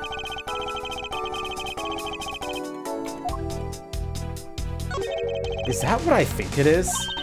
It looks like the kidnappers had an escape tunnel prepared just in case. That's awesome! They're like a bunch of great thieves themselves. That's not something we should be excited about, Kay. No, they're not, because I highly doubt they made the tunnel themselves. The floor panel was removed and propped up against a beam in a very specific way. I think this building was originally built with a basement or underground area. Problems right now? Like what kind of problems? Looks like it's working for me. Try refreshing the stream.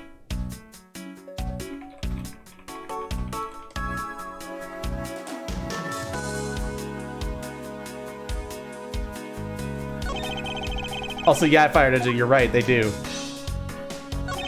There's a beam in the next room, identical to the one in this room. There's even a hook on it to hold the propped up floor panel in place. Which reminds me, did you find something useful, Mr. Edgeworth? Perhaps? I may have found a very handy hint to how we'll get out of here.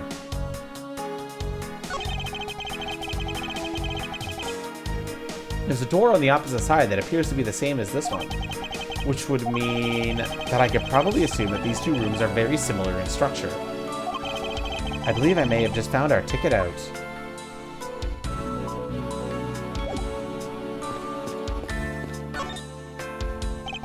This is the beam I was tied to. What's up? I was pondering if perhaps we could make it over to the and out the window if we climbed this. Good thinking, and if it's climbing action you need, just leave it to me. Thanks. This little hook's like it might just make for a good foothold.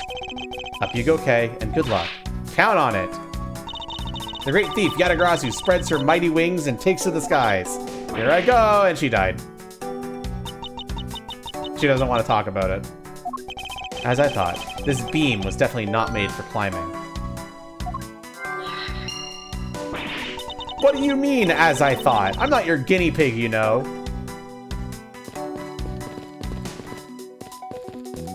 Yeah, Bakiri, she kind of proudly exclaimed that very loudly when she first introduced to us. But she also mentioned that she just got the title recently.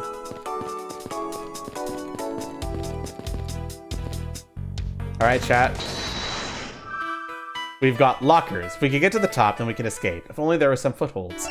Tiny key. I may be able to open something somewhere in the room with this key. There's a hook on this beam, but it's not enough of a foothold to climb out with. It seems that the costumes of the Badger family are kept in the isolation room. The panel is held in place by a hook, the entrance to an underground room, perhaps. Bakiri says beam and floor. Owario says lockers and key. Both could be correct. Which one should we try first?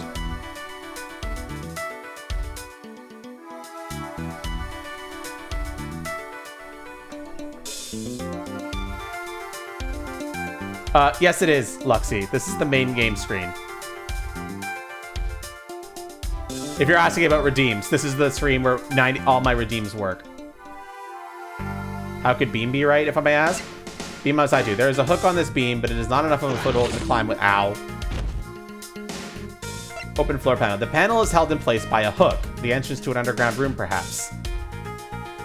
There is a hook on this beam, but it is not enough of a foothold to climb out with. So that's it. So,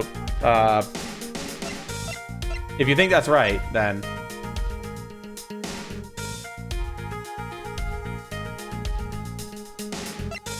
what should we try first?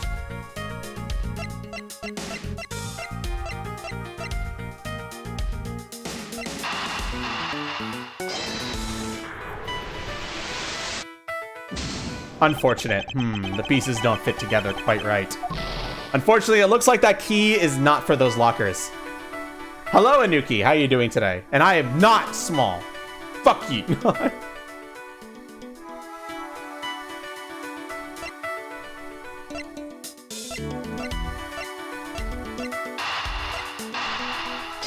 We're gonna do the other one now. This hook on this beam. No, I already tried, and there's no way I could jump from this hook to the window. Come on, even you have to admit when something's just not possible. I wasn't about to suggest that again. How are you doing today, by the way, Anuki? I hope you're doing good. I thought I was here for a different purpose. Really? Like what? As you saw in the adjacent room, it's clearly for keeping a floor panel plopped up. Unfortunately, I don't think I can edit that. That would be kind of hard to do. Do not do that, Bakiri. I do not do that. I swear, do not. Do not.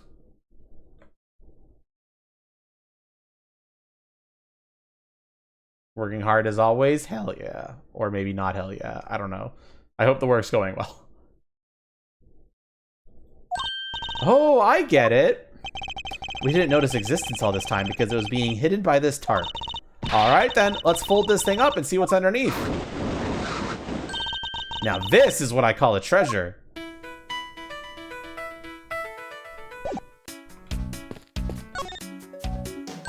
Wow, this must be another entrance to the secret hidden basement. I totally smell treasure. The scent I wish to smell is the sweet fragments of freedom. Then what are you waiting for? Hurry up and open the hatch. All right. This thing is locked down tight. Aw, fiddlesticks. Underground entrance. But the door is locked. Well, chat. Key and panel.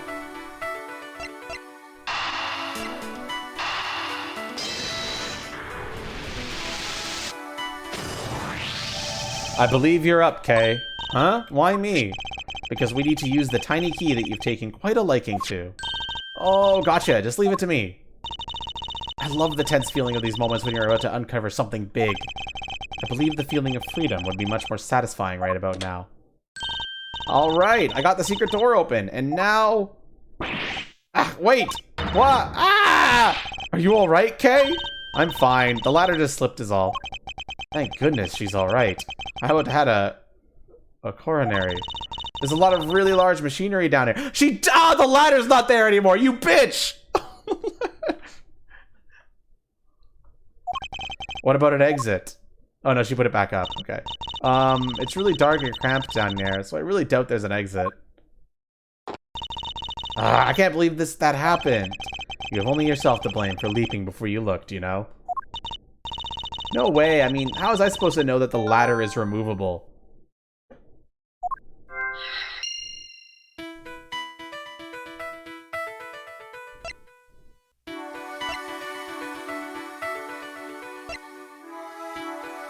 Do I need to, like, wait for a response? Like, it's very, yeah, it's if this is wrong, I'm gonna be the fool. Yeah, there we go. I figured out how we will escape this prison, Kay. Oh, so how are we gonna bust out? It seems that your reckless actions were of use after all. Are you actually praising me? More of a thank you for giving me an idea regarding this ladder. Good afternoon, Stellar Phoenix. Why do we have so many fucking people named Phoenix in this chat?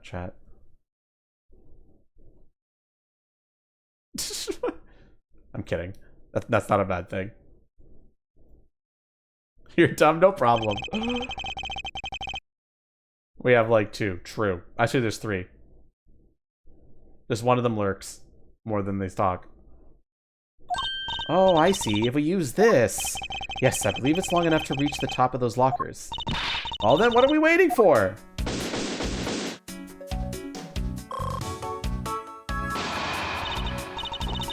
Pixel, last time you did that, you were stuck as a Pikmin for a month. Do you really want to do that again?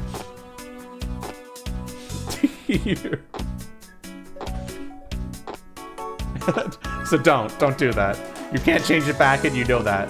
It's not worth the bit. Yes, we spent entirely too much time in here. Kidnappers have held me hostage, and a mysterious Interpol agent.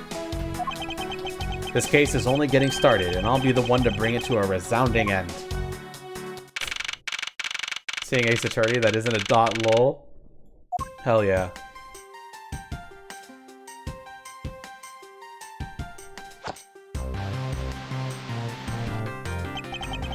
It looks like it stopped raining for now. Yeah, thank goodness. You have no idea how hard it was raining earlier. Mr. Edgeworth! I'm so glad to see you managed to escape, sir. I was so stressed that I thought my heart was gonna give out. Detective Gumshoe, may I ask what in the world that is? Well, that's, Count off! 1, 2, 3, 4, 5, 6, 7, 8. 98, 99. Shifu, all 99 members are here and accounted for, sir.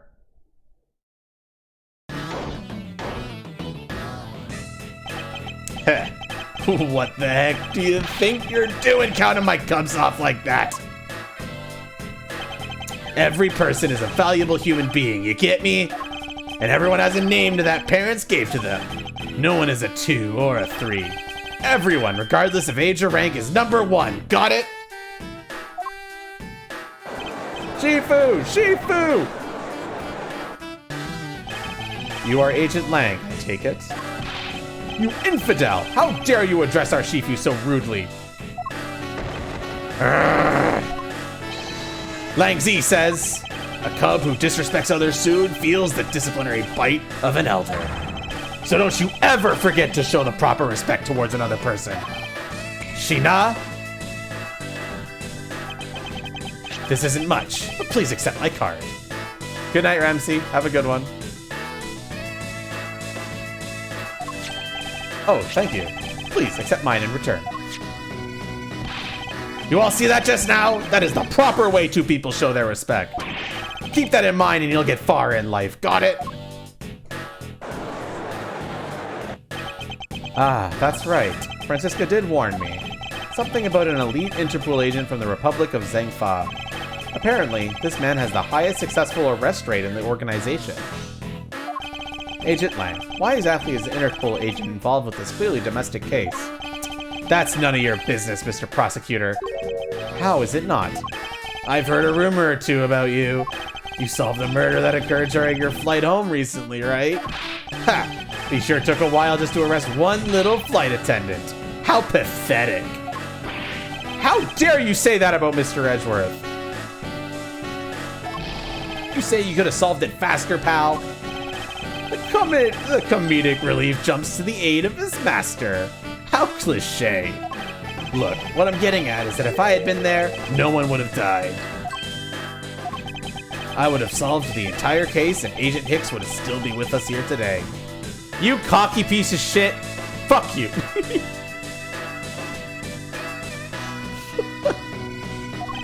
Agent Lang knew yesterday's victim, Agent Akabe Hicks. Hicks was like a brother to me. So now I'm out to take my revenge. Agent Hicks was investigating a smuggling ring with Francisca and a third person. This must be the man she was talking about. In that case, you should understand how I feel, as the kidnapped is someone I know. So I ask that you please allow me to participate in the investigation. This isn't your neatly trimmed courtroom of Eden, you know. You're out in the wilderness now, Mr. Prosecutor, and way out of your league. No hard feelings, but why don't you go back to your courtroom now, pretty boy? You dare mock the court? I do, and I don't need the help of a filthy prosecutor. Sorry, but the truth doesn't need the likes of you to distort it today. Sounds like somebody who doesn't like prosecutors. Who uses the adjective filthy to describe a prosecutor? And why do I feel such intense loathing emanating from him?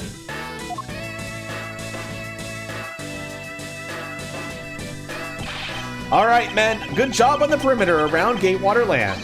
Now just find me the kidnapper and bring the punk to me. Dismissed. Sir. Now then, Mr. Prosecutor, you just sit tight here and don't cause any trouble, understand? Wait. Yeah, true. Mr. Edgeworth. It's been a while since I met someone so disagreeable. Why, of all places, did he show up here, and completely out of the blue at that? I suppose I'll have to ask Detective Gumshoe to fill me in on that.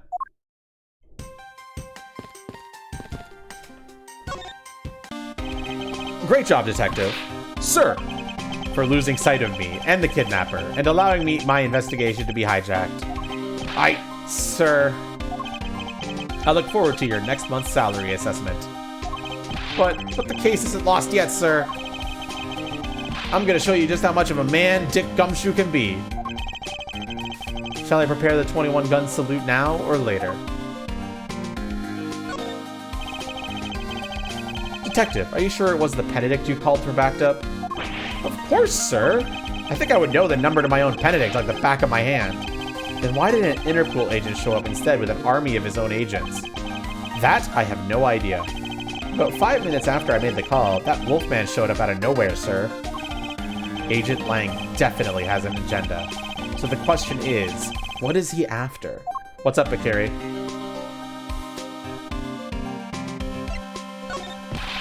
Mr. Edgeworth, I was wondering if I may ask about one thing, sir. Yes, what is it?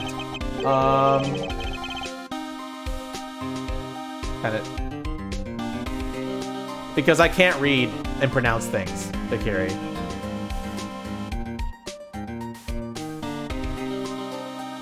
that a problem? We've been over this.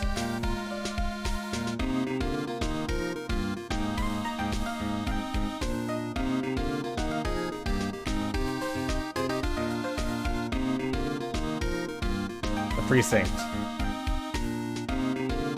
Alright, whatever. I'm Mr. Edwards' assistant, Kay Faraday. What? Replace all the boring words with my favorite words. But I only have one favorite word, and it's the word fuck. And other words. I'm Mr. Edwards' assistant. Me! It's been like that since forever. Sorry, but I just stole your supporting role. How can you say something so serious with that giant grin on your face, pal? This fight isn't worth it. What fight, Izuin? What do you mean? We're not fighting. I'm just bad at pronouncing things. Got a thief on our hands, sir. She stole my role, sir. I'm taking her in, getting her convicted, and making sure she serves out her sentence. Oh, come on. It'll be fun. Like musical chairs. You better stay fast on your feet. No way. I won't. I will not lose the spotlight to you, little girl.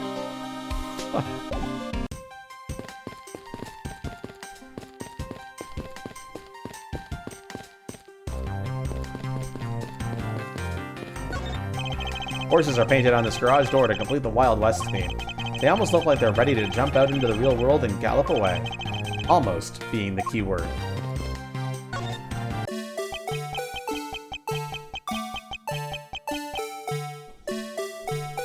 We're doing this now, chat.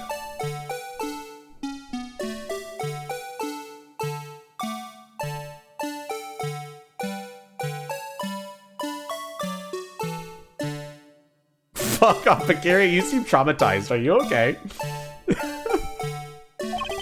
That wiggling. I just can't bring myself to call it dancing. You hate him? Excuse me, but if you could just let me through here. Sorry, I can't let anyone through. Agent Lang's orders. I suppose I'll have to deal with this impasse for now. Remember this goober hiding key evidence in a murder scene? Yep. Some sort of tracks were left in the mud here thanks to the rain. They look like tire tracks. Too bad they're destroying the Wild West atmosphere. We worked so hard to create. The tires on whatever these made probably got pretty muddy as well. Looks more like a gesture, probably intentional.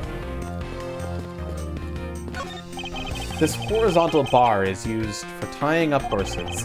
Apparently you could ride real horses at the Cowboy Ranch area just up ahead. Is it possible that the culprits have already escaped with the help of a stolen horse or two? Under Agent Lang's orders, we already rounded up all the horses, and every last one has been accounted for. Agent Lang is good, although I wouldn't go so far as to say I'm impressed just yet. Can you kill people in this game? I have a suggestion.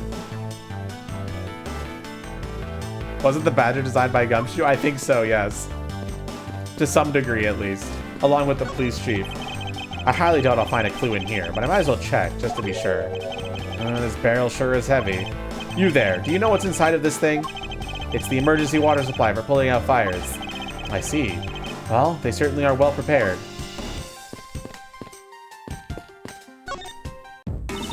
Man, I can't calmly do any stealing at all with that detective around.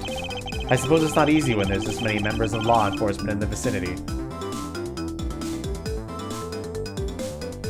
Not as detective work, so true. It's alright. It's not like I'm in a hurry to steal just any old thing. Which is it? Do you plan to steal something or not? Quite the mystery, this one. Maybe I should talk with her a bit more.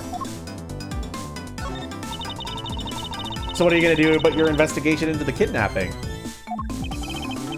Good question. Since Agent Land holds the authority to investigate this case now, this makes things a bit more complicated. Oh, come on, you can't let that stop you. I'll even lend you a hand, so let's go. But you're a self-reported great thief, are you not? I don't believe I can let someone of an unlawful nature participate in an investigation. You don't like to listen, do you? I'm not just any old great thief. I'm the Yatagarasu. And as I said earlier, the Yatagarasu is after one and only one thing. What is this one and only one thing you're after? The Yatagarasu is only interested in one thing, and that is the truth. I see. It was 7 years ago. There is a vigilante who threw the business world into a panic. Labeled mysterious and phantom-like, the Yatagarasu appeared and vanished at will. Though we still don't know how much about this thief's ultimate goal, we do know the targets. The Yatagarasu likes to find and publicly disclose evidence of corrupt dealings of all sorts. Once a target was chosen, no dramatic calling card or announcement was set forth. Instead, the chosen corporation was infiltrated without even the target noticing. Some days later, the evidence that was found was sent out to the mass media, along with a card with the mark of the three-legged raven. Looking back, I suppose what you could call the Yatagarasu was stealing the truth. Could this child really be the successor to the original Yatagarasu? But that can't be, can it? Lance! Lance! Where are you, son?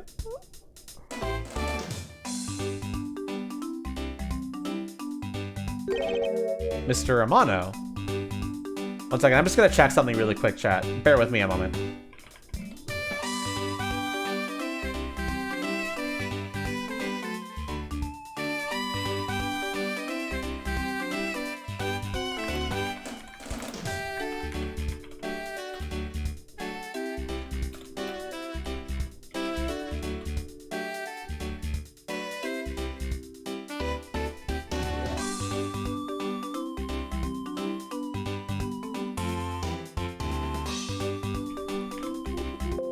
Whoops.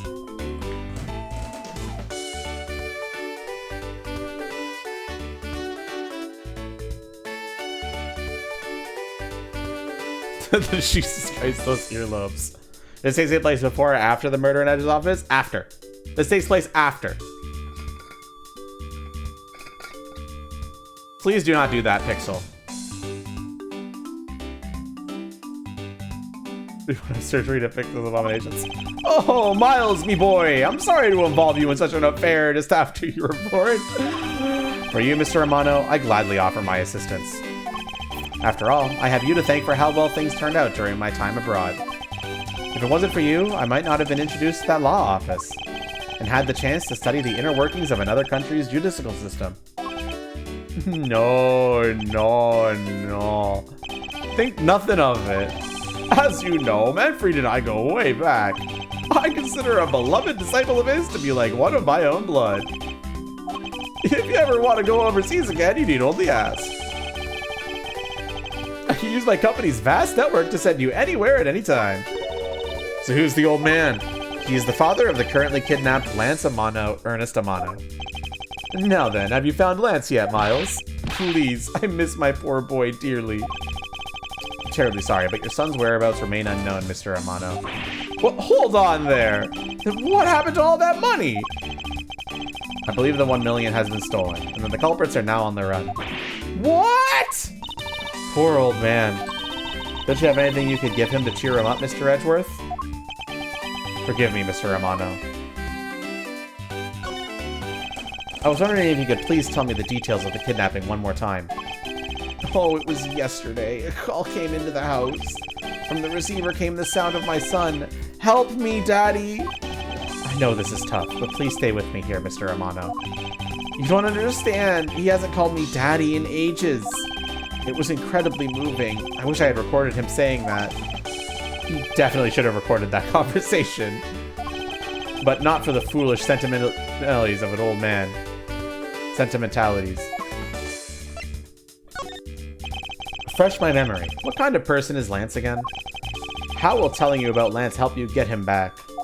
Surprisingly, a lot can be deduced from a person's relationships and behaviors. Very well then. Lance is my one and only son, and he turned 21 this year. He's very much like me when I was his age. Kind and very attractive. I'm sure women simply can't keep their hands off of him. Really? Is there anything else about him you noticed as of late? Now that you mention it, I haven't been able to get in contact with our butler, Oliver. Your butler? Yes, his name is Oliver Deacon. He's been with our family for years now. He gets along so well with Lance. I thought maybe he would know where my son is. Mr. Romano, could you please tell me a little more about your butler, Mr. Deacon? As a butler, he's outstanding.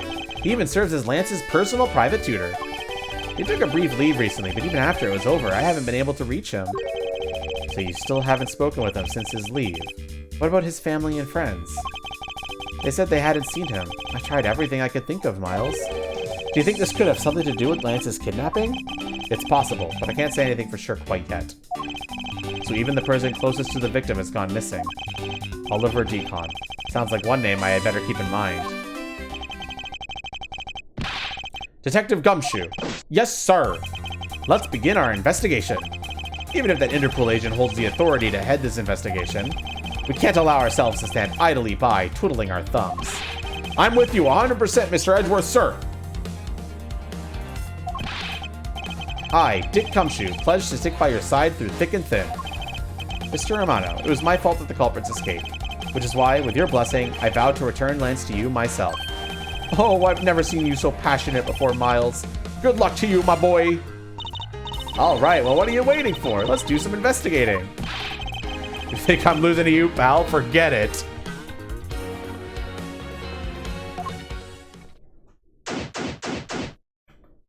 Begin investigation. So what should we examine first? Thanks to Agent Lang, we can't leave this area. But the culprits were here until only very recently, which means we may be able to find some clues that will tell us how they escaped. Okay, let's get looking. Hey, you there. Who, me? What are you doing goofing off in a place like this? I wasn't goofing off. I was about to help Mr. Edgeworth kick off his investigation. You imbecile! All penitent detectives are now under Agent Lang's direct command. No way! I am not working for Wolf Boy. Mr. Edgeworth, can't you do something? I'm not exactly in a position to argue, seeing as you are a member of the police. Good, now let's go. No! Boy, have I got this, just the job for someone of your talents. Poor Gumshoe. Oh, that was exciting. A prosecutor, a detective, and a thief walk into a bar. Okay. What? Can't you tell I'm all ready to get down to some detective work? You should go home. Your parents must be worried about you. Oh, come on! I finally get to be your assistant and you try to ditch me? I don't recall offering you the position. Why do we have to be so difficult? Besides, it's already too late, you know? Like I said, I've already stolen the position of assistant a while back. Huh, you're the only one asserting that. Well, by the time anyone notices, it's already gone. That's the Yatakarasu way. You shouldn't speak so lightly of things you know nothing about. Fine, whatever, you win. Go ahead and do your little investigation. But the talented Assistant K is going to tag along no matter what you say. Even if she turns out to be useless, she's not going to listen to me. I might as well surrender and let her come along for the ride. For the ride. You can hear Gutshoe's pay cuts already? Hell yeah. Or maybe not hell yeah. It's a set of tire tracks originating from the garage. Aha! So that means a car left from the garage at some time, right? Correct. But for the car to leave these tracks, it would mean that it left during the passing rain. That's the only explanation as to why these tracks are made of mud. 3 treads. I think we can also safely assume it's a special type of car. Not gonna add that in my evidence game? Okay, one second, my monitor accidentally got disconnected. Alright, fixed. And Bakiri, you know for a fact that they're going to. That's the Ace Attorney way.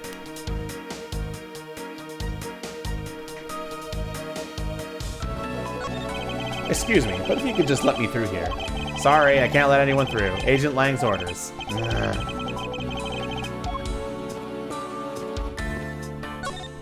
Horses are painted on this garage door to complete the Wild West theme. They look so lifelike, don't you think? Are you thinking of wrangling, or rather stealing them? If you can coax them out of there, sure. Come on, I know you can sweet talk them out. He disconnected. I'm fine, Lexi. I'm not disconnected.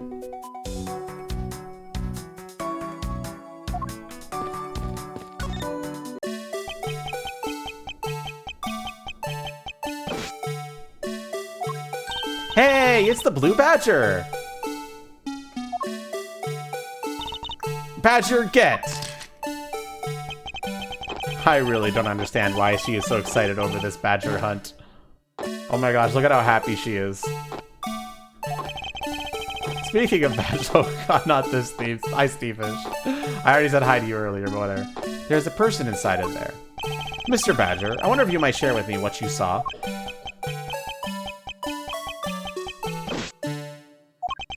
He's doing that contorted wiggling dance again. Aha! No! Not this motherfucker! Why are you here? Fuck you, Mikus! Nah. Of course. You've uncovered my undercover identity, sir. I will sure remain under that head, sir. God, in Ultra 4K. Not him. Anyone but him. Aren't you Officer Meekins? Sir! Mike Meekins, reporting for duty, sir. This man was a witness in one of the cases I headed 2 years ago. About the only thing I remember about this officer is that he often spoke and acted before he thought, which gave me a great deal of headaches. Oh, it's you. No, it's not. Fuck you, bro. Is he a friend of yours, Mr. Edgeworth? Bakiri, do you know him from his original appearance, or do you only know him from Apollo Justice?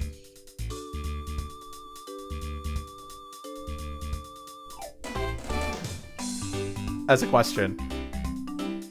Only from Apollo? Okay. He originally debuted in the 5th case of the first game. The one where he originally... Which is... What the interesting thing about the 5th case in the first game is that it was written after the trilogy, which is weird. But it was an additional case added to the DS remake of the first game. Mentioning that? Yeah, it's interesting. I've met him in the courtroom once before. Why was he so upset when we unmasked him?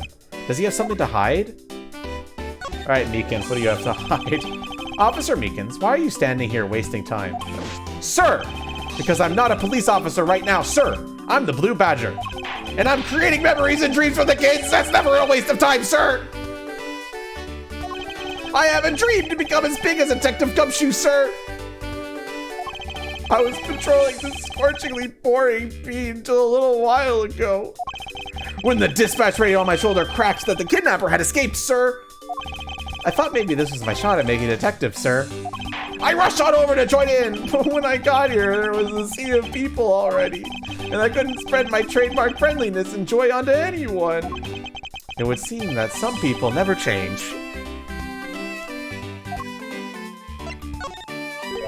So why exactly are you in that ridiculous outfit? Sir! I know, right? To be as well known as Gumshoe, that's not the most lofty of goals, is it? That's because, sir, I'm here to keep the visitors in good spirits, sir. But it's also to hide the fact that I'm an officer on the trail of a kidnapper, sir. I see. Agent Lang is very wise to employ this sort of diversionary tactics.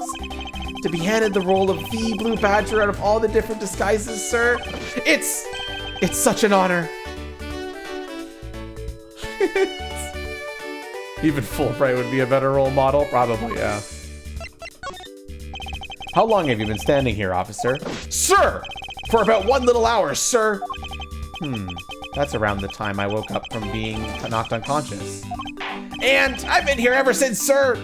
If that's true, then it's possible Officer Megan saw the kidnappers escaping. But, however, sir, I must tell you I didn't see a thing, sir! I haven't asked you anything yet, officer. No, but I know you will, sir. He's hiding something from me. Officer Meekins, I insist that you tell me more about your recent movements. Sir, I've been playing the Blue Badger this whole time, sir, and getting into it, too. I patrolled the park, all while wearing this costume. And about 1 hour ago, I came over here, sir. I haven't seen any suspicious-looking people this whole time, sir. But I did see a badger, sir. A lone Blue Badger. What you said just now is contradictory to the facts. How so, Mr. Edgeworth? This is what offers Mika's testimony contradicts.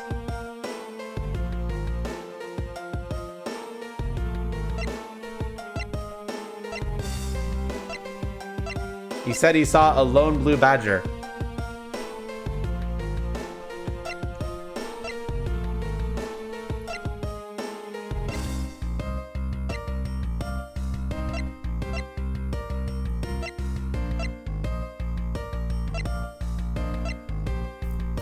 Bakiri says the context. Hisuin says the Bible. Don't overthink this one. Don't overthink this one.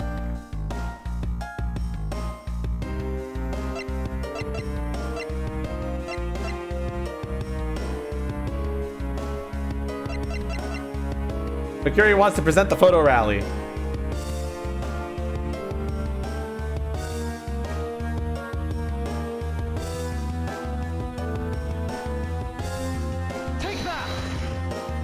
Officer Meekins, let's back things up. I'd like to ask you about your last statement. Sir, of course, sir, if that's what you wish, Mr. Prosecutor. This little patrolman will wait as long as I am commanded to wait. You said you saw a blue badger, correct? And yet, if you take a look at this, what you saw was not supposed to happen. This park is supposed to have only one of each badger in it at any given time. Also, I think you guys were wrong about him wearing the bad badger outfit. He is, in fact, wearing the blue badger outfit. I'm sorry, guys. You thought you were being so clever, but you were wrong.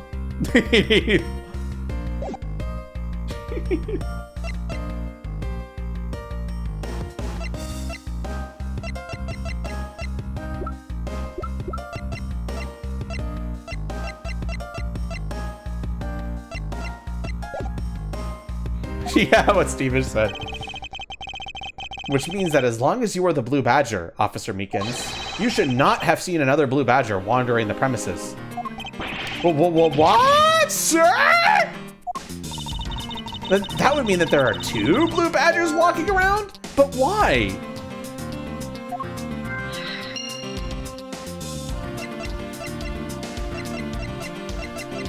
A vile criminal with a gun, the Bible. I wonder if I can present anything to him. Sir, you have a copy of the Blue Badger Bible too, sir. That was written by experts on the Badger family, sir. And it's very, very thorough. It doesn't matter that I was made the Blue Badger only a little while ago, sir. That book helped me to memorize every name of every badger, sir. It's not that hard to remember 4 incredibly obvious names. Sir, I'm undercover as the Blue Badger now, sir. I must pretend to not know anything about anything, sir.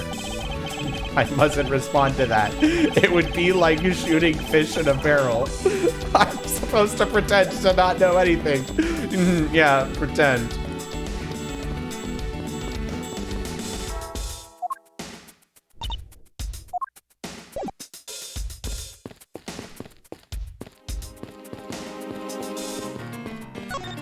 Ha! I've got you now, you vile criminals. I think the kidnappers would have a better sense to try hiding in these. Oh, come on. Lighten up, will ya? I was only joking. I don't really think that the criminals would be hiding here right in front of 2 officers. I certainly hope not. Oh, whoops.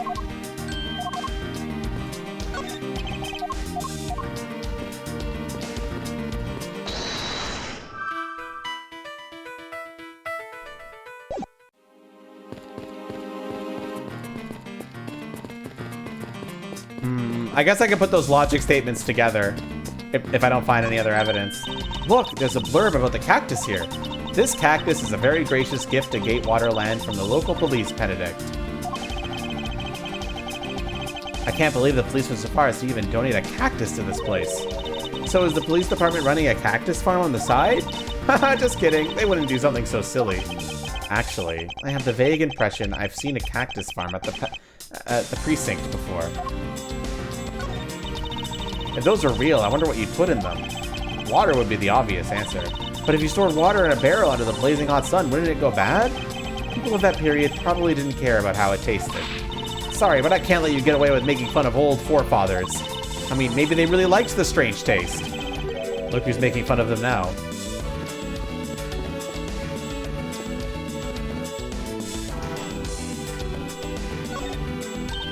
Hey, there's a bunch of footprints in the mud over here. I remember hearing rainfall out here when I was being held in there. Yep, it was just passing rain. That's why the ground has already pretty much dried up. I should be thankful. It left us with some nice footprint samples. You know what? I bet if we followed them, we could find out where the kidnappers went. Plus, we'd be able to spot them because of their muddy shoes. I don't think it would be that easy. Why not? Look carefully. There are quite a few different sets here, and we don't know which ones belong to the kidnappers. Oh, that's true. We don't know what kind of shoes they were wearing.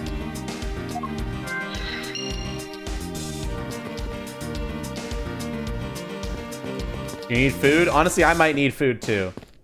But I already ate, so that's a problem for me. One sec.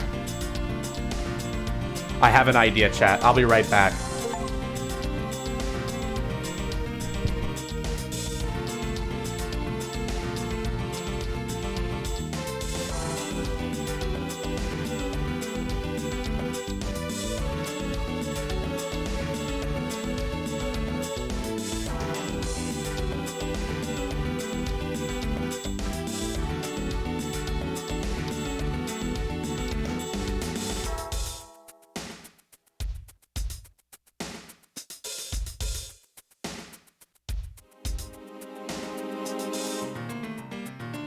I'm ordering some dessert, chat, so I'm going to be away for a bit. Give me a moment.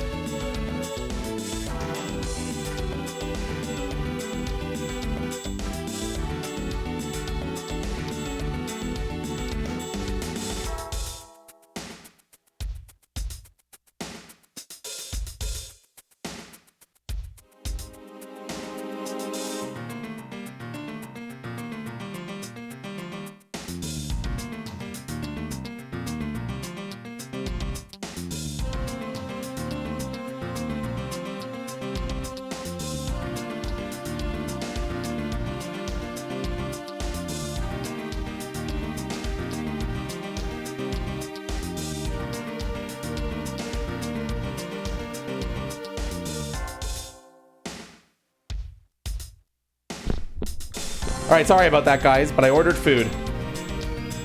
There is a deal at this restaurant that is, it's a chain. I think it's in Canada only. I'm not sure. It might be a more recent chain called Mr. Puffs.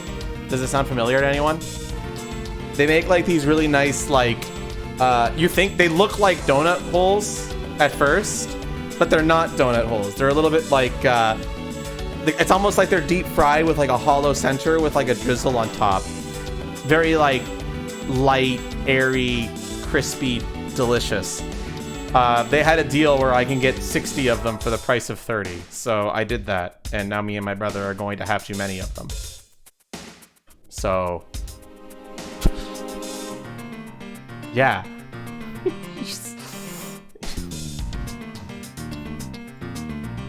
I'm sorry, Chad. It was too good of a deal. I had to take advantage of it. And I also got some ice cream with it.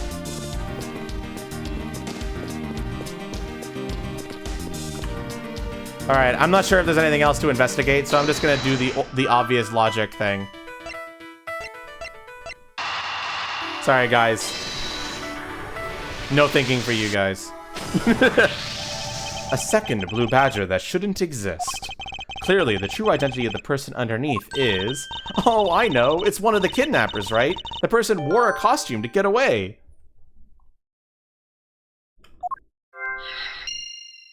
Precisely. After all, the costumes that went missing from the storage area are... a blue badger, a proto badger, and a bad badger. Yes, those three. So there are 3 phony badgers running around in the park somewhere, huh?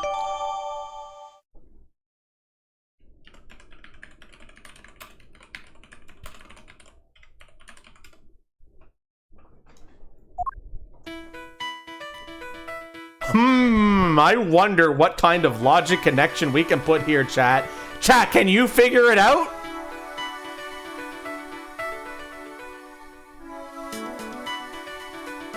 Chat, can you figure it out? Shoes and Edgeworth? Oh, so true. This is just too hard. Shoes and Badge. Now that we know that the kidnappers were wearing badger costumes, those footprints from earlier take on a new and very significant meaning. Oh, you mean now we know which tracks belong to the kidnappers, right? Yes, more than shoe prints. We need to follow the paw prints of the badgers. The what prints? Oh, we're getting furry as fuck in here.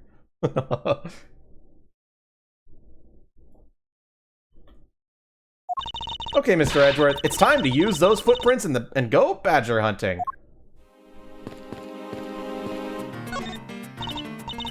So we're looking for footprints made by a costume. Hey, I think I found them. There are 2 sets here. They both do look like possible candidates. This set is walking off to the west. It just stops. I can't make heads or tails of where it's headed from here.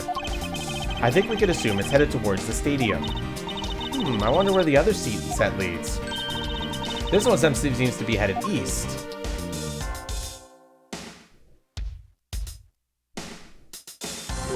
Huh? Quick, Mr. Edgeworth, I've got him! I've got one of the culprits! Ah, no, I'm not a kidnapper, sir! Down, Kay. Clearly these footprints belong to Officer Meekins. But our criminals were each wearing a costume. Maybe they came over to this garage for something. That's what I suppose. Officer Meekins, if you could step aside for a moment. We need to examine the garage. Sir, Roger Wilco, sir. Oh, Awario, we determined that the kidnappers were wearing costumes. So we were able to identify that the footprints should belong to footprints of someone who would be wearing a costume. Let's open this shutter and see what we find. Maybe we'll find the kidnappers hiding inside. Ah! What the?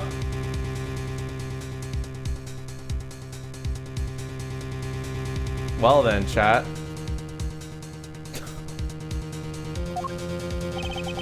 We seem to have stumbled across a dead body. She must be in severe shock to have been the first to find it. Now then, who is this man? It's Oliver!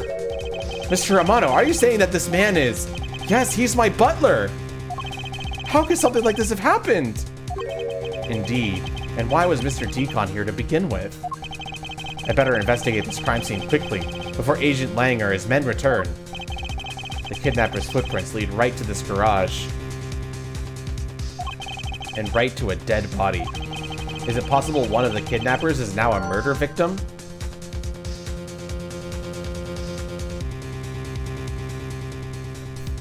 Edgeworth is suspecting him as one of the kidnappers. From my cursory examination, I believe this man died of a fatal bullet wound.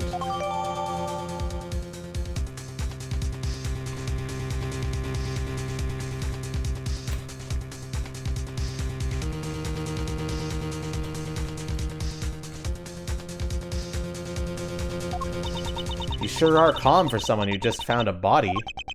It's surprising what one can become accustomed to in the span of 2 days. What did you miss?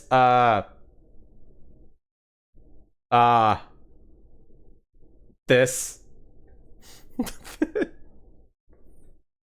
He does not smell that. Might be fresh. I won't rest until I've explored every suspicious-looking nook and cranny. It's Meekins. As long as that Interpol agent has control of this case, I'm not going to be able to have a real autopsy done on the victim. I'm no doctor, but let's see what I can piece together myself. There are 2 gunshot wounds, one in his abdomen and one in his shoulder. So that means he was shot twice. No, I don't think so. I think the abdominal one is an entry wound, and the one near his shoulder is the exit wound. Nice! I knew you could figure it out. It comes with experience, and I've seen my share of crime scenes. Speaking of experience, this crime seems a bit too clean for a murder where the bullet went clean through. I should make a note of this oddity. That's not new evidence, so... This is an unusually shaped pendant. I don't know how I could fix that, Dragon. I'm sorry. What is it? Is it something valuable? She seems to have regained some of her composure. It looks like a horse pendant. It's got an antique feel about it, and it's really pretty. Hold on, this is made of platinum silver. Nice, it is worth something after all. Oh, and look, there's something written on the back. Colin Devore. It's a name. Colin Devore? But this man's name is...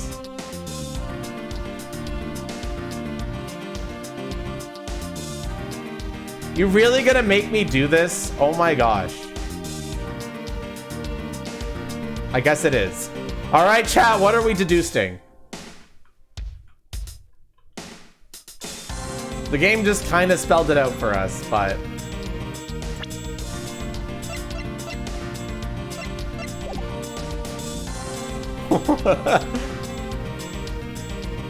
But I want you guys to say it. You deduce he was shot?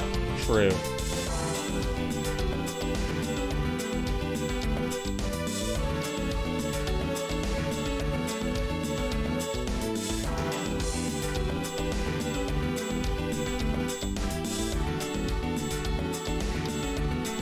You think he was the killer? You weren't paying attention? I'll examine it again. This is an unusually shaped pendant. What is it? Something valuable? She seems to have regained some of her composure. It looks like a horse pendant. It's got an antique feel about it.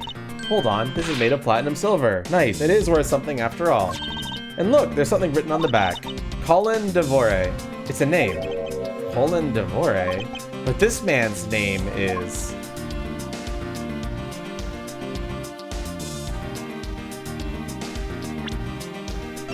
The victim is Oliver Deacon. Bullet entered through his abdomen and exited through his shoulder. I don't know, man. It's really making you present for some reason.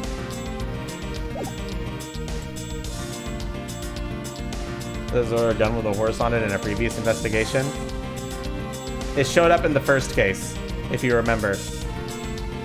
It was one of the pieces of evidence that the prosecutor received, was this pendant.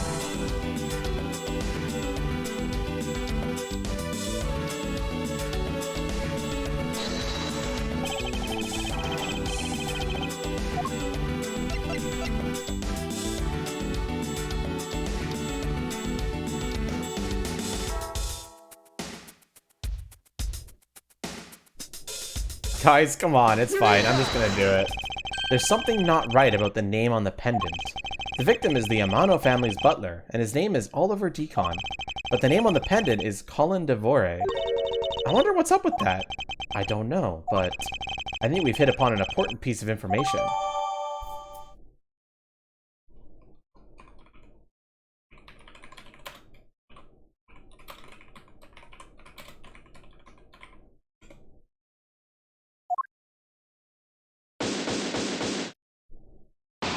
I know, right? Like, that's what I'm talking about. Lance, where are you, sweetie? Excuse me, but you are...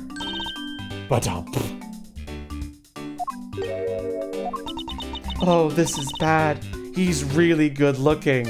Are you fucking joking? Stop it, Lauren. You can't let yourself fall for a playboy like him. You're in love with...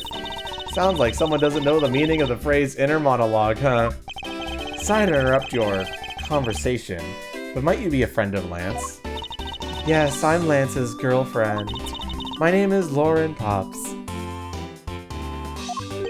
His girlfriend? I seriously doubt that. Oh, it's not like that. We're more like friends, and we're not lovers or anything. Oh, well, we haven't gotten that far yet. But I guess that's how people are going to see it, so I should just accept it. I even got this ring as a present from Lance. Swoon. I hate this girl already. You know what she reminds me of? A cartoon character. May I inquire as to why you are here? I haven't been able to get in contact with Lance lately, and I'm beginning to get really worried. I looked everywhere for him, and then I heard about the kidnapping, so I came here. Wow, you're really strong for having made it through all this by yourself. Is it true? Has Lance really been kidnapped? No one is supposed to know, but yes, it's true. Oh, Lance! I can't believe you've been spirited away. I wonder how you're doing right now. Looks like she's gone back to the fair maiden in love routine. So, Mr. Edgeworth, where do we go from here? Well, we found a body, so we should look into a murder.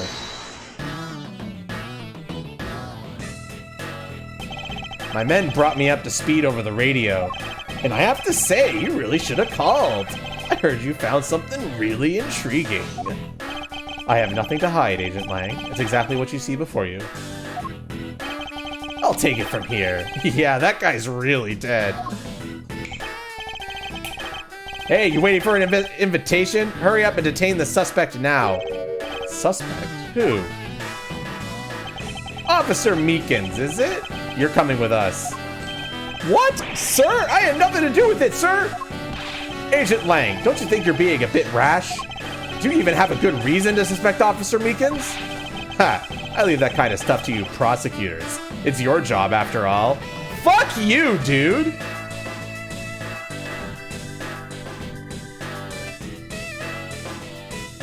Fucking police abuse here.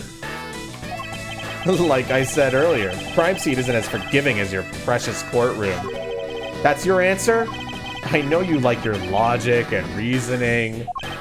It's his job to find the person to prosecute, yep.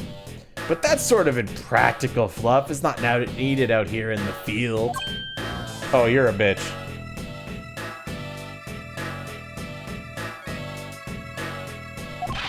All you have to do is arrest suspicious person after suspicious person. That's how you eliminate crime from the streets. That's incredibly corrupt, bro. But that's also precisely how you unnecessarily arrest innocent people by mistake. Innocent people? Nonsense. There's no such thing as an innocent person. We've all got a blemish or two in our hearts. This guy's a fucker! That's tyranny! I won't allow such a thing to go on unchecked before my eyes. Huh. Too bad you don't call the shots around here. As I have sworn to uphold the laws of this land, I cannot allow you to take this man in. That you would arrest a man on false charges without even conducting an investigation. Have you no honor as a member of law enforcement? You, how dare you speak so disrespectfully to our Shifu? Hold it.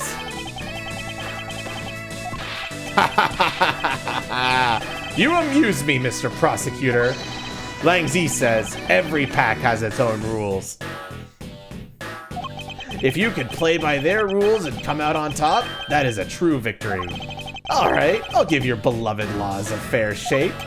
I'll show you just how much investigating I've done. Through my line of logic. And Mr. Meekins is right now. Shi Long Lang's logic. I've seen a lot of bodies like the one being carted off in my time. I can say he was shot in a single glance, but even you figured out that much, right? With your current gun laws, it's not exactly easy to get your hands on a gun. Not unless you're a member of law enforcement like Officer Meekins, isn't that right? That is your reasoning? Solid as a rock. It's based on the philosophy of detainment. What's this philosophy of detainment? Ha! You don't know? In that case, pay attention, girly. In my country, the criminals have a saying, beware of the wolf. Why the wolf? Because in my language, Lang means wolf, and you don't mess with me or my pack. And as for the detainment philosophy, its father is my honorable ancestor, Lang Zi. I think I've heard of him, and his teachings if he is that famous.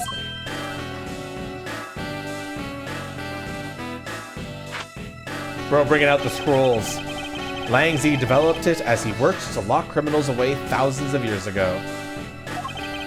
To this day, the Zhangfa police still trains its recruits using his philosophies. But thousands of years ago? That makes your story about as believable as a fairy tale. Anything wears down and breaks over time. Do you really believe something as ancient as that can be applied to today's world? You want to put it to a test?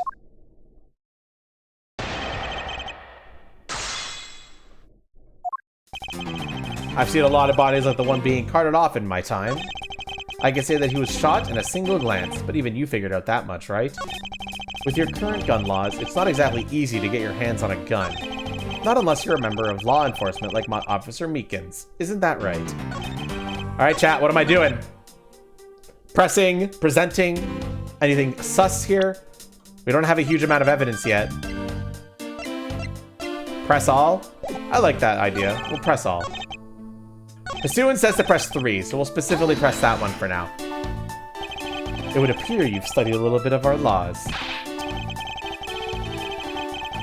Studied? Who needs to study what every child on any street corner already knows? Who the victim?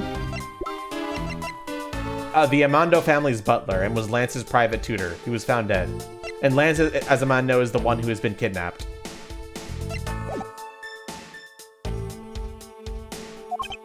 It's that. Sheena! The Federal Firearm Restriction Act. That's it. The Federal Firearm Restriction Act. I hear it's not easy to get a gun these days. Man, I wish it was like that in America. I super wish it was like that in America. Drat. How dare this game have better fantasy laws? Interesting. That woman is the one in charge of keeping track of the information.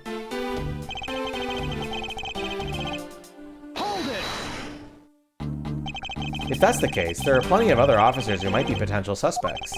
You're not seriously going to arrest each and every one of them, are you? As if I would need to. I already looked into everyone else here. Oh.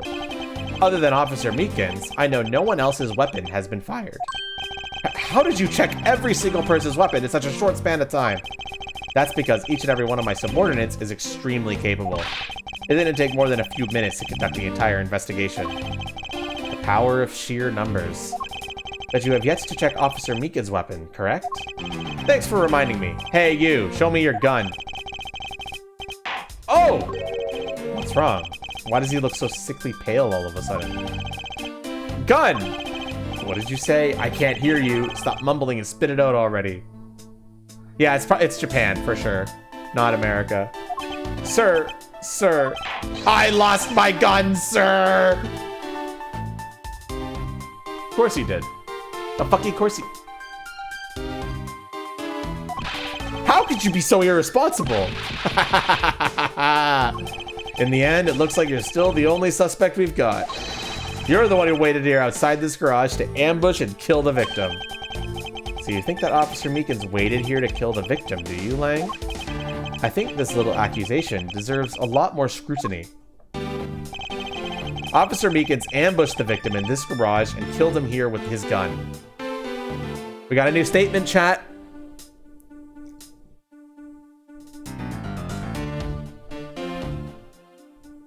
Hold it! You mean to tell me that the murder occurred here, in this garage? When the fact that the suspect was found almost next to where the body was found? I'd say that's pretty obvious that this is the crime scene. Lang Z says, a criminal always returns to the scene of the crime. Hey, finally a quote even I've heard of before. Furthermore, Lang Z says...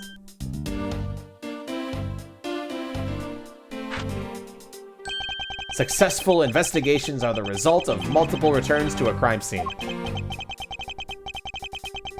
Looks like neither detectives nor criminals have changed their ways over the millenniums. So this is the kind of conclusion the philosophy of detainment can lead you to. I don't get it, Mr. Edgeworth. Why are you putting yourself on the line for Mr. Meekins? It's not that I particularly care about what happens to Officer Meekins. What? Poor Meekins. However, I can't simply stand by while Agent Lang ignores our country's laws. Chi Long Lang. Just what sort of investigator are you?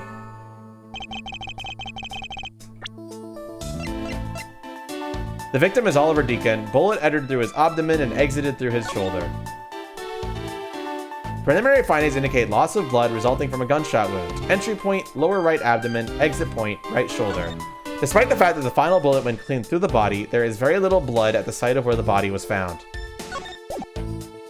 It's shaped like a horse. Colin Devore is engraved on the back. That name, Colin Devore, is engraved here. I really admire people who carve their own names into a pendant. Oh, why would that be? You have no imagination, Mr. Edgeworth.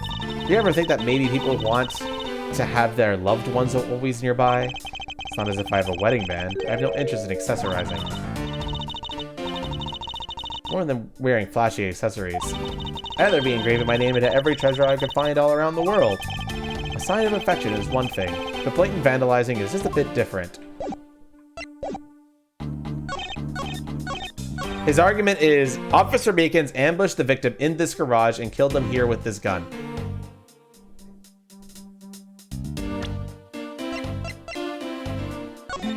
I'll show all the evidence. I don't think this evidence is relevant, but we'll check it all anyway.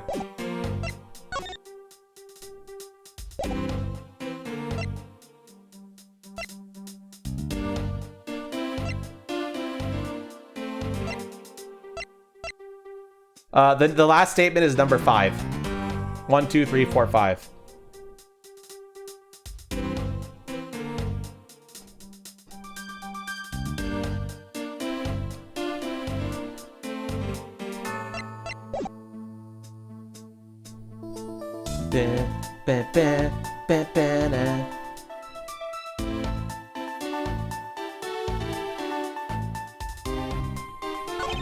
Press 1, 2, and 4 for evenness. It sounds like Bakari's thinking. Let's let them think for a second before we go any further.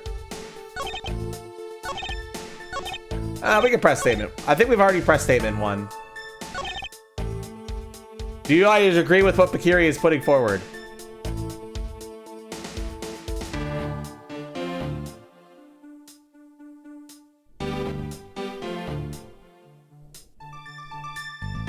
It timed out. What's the explanation, Bakiri? Bakiri, give the explanation to Awario. Because it seems like they need to be convinced.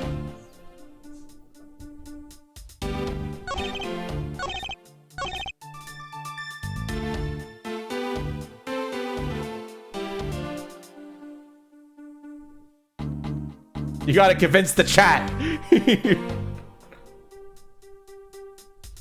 Basically, this is the statement that Bakiri is trying to explain it to. And they want to... Oh, whoops.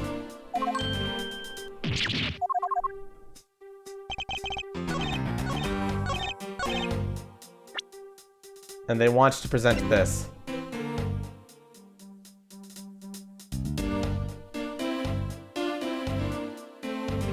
And that's Bakiri's logic. Do you agree?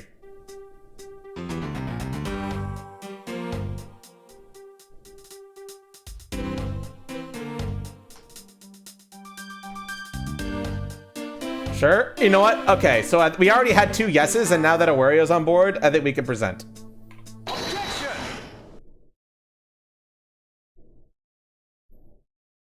Unfortunately for you, Agent Lang, that is simply not possible.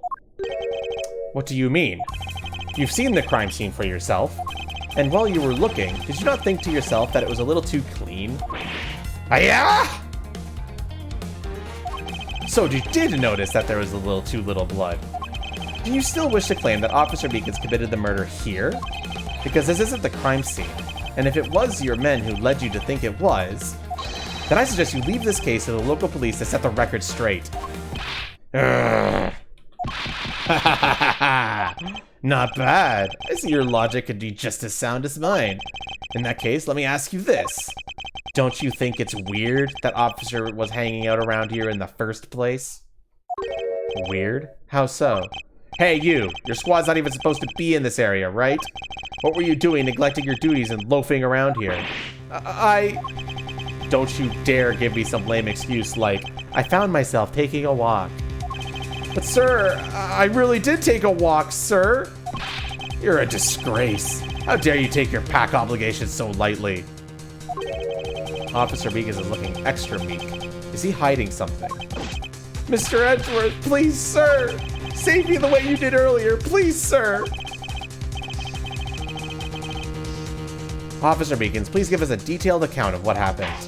Sir, not you too! Meegan's testimony. It's true, sir. I wasn't assigned to this area, sir. I was told to check every square inch of the main gate area, sir. I also went looking for the kidnappers while selling dreams in the Blue Patchermobile, sir. But I got completely caught up in my role, selling dreams to the children, sir. Before I knew it, I found myself here in this area, sir. What is this Blue Badgermobile? It's a moving store on wheels that sells sweet dreams and merchandise, sir. So the Blue Badgermobile is just a roaming souvenir shop? The Blue Badgermobile, chat.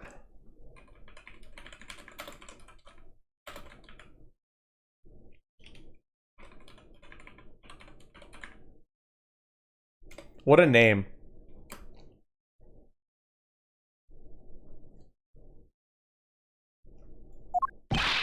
Sir, I swear I was chasing the kidnappers down while I was being a good dream merchant. He seems rather worked up, even more than his usual hyperactive self. He seems sure of what he's saying. Can you try to calm down and lower your voice to a more reasonable level, officer? Blue Badger. Sir, Roger, sir! The rebuttal. Alright, chat, what are we pressing? Wasn't assigned to this area, sir. I was told to check every square inch of the main gate area, sir. I also went looking for the kidnappers while selling dreams in the Blue Badgermobile, sir. But I got completely caught up in my role, selling dreams to the children, sir. Before I knew it, I found myself here in this area, sir. It sounds like he simply forgot about his real job and became the Blue Badger. However, there is one flaw in Officer Meekin's story. But I have the feeling that he'll need some prodding before he'll spill the beans. Press the 5th. Bakiri said to press the main gate first, so I'll press that. Describe for me how you conducted your investigation. Yes, sir. Well, first I made sure there were no suspicious-looking people in the area, sir. But the only people that seemed to gather around me were little girls, sir. Well, what did you expect when you're dressed like the Blue Badger? I thought I had no choice at that point, sir, so... I also went looking for the kidnappers while selling dreams in the Blue Badgermobile, sir. Hold it! How did you wind up all the way over here? It was in the middle of a sea of kids, sir. But one of the kids decided to challenge me to a fight, sir. I had to run away from the child's painful dropkicks before I knew it. The good old dropkick. I dished out my fair share of those when I was a kid. It was always the best when you felt one really connect with your opponent. In any case, you wound up here for a reason completely unrelated to the investigation. Sir! That's right, sir. That's not something you should be admitting to with your head held high, officer. What a guy.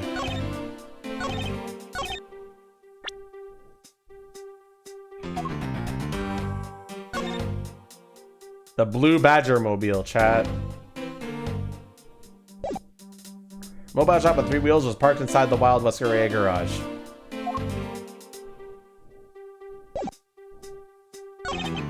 Hold it. What exactly do you mean by selling dreams? Sir, the blue Badger mobile is where dreams are collected. What? Sweetness like you've never known except in dreams, ma'am, like innocent drops. And bitterness found only in nightmares, ma'am, like guilty drawbreakers. Selling those as I push the blue Badger mobile along is my sworn duty, ma'am. Hold it.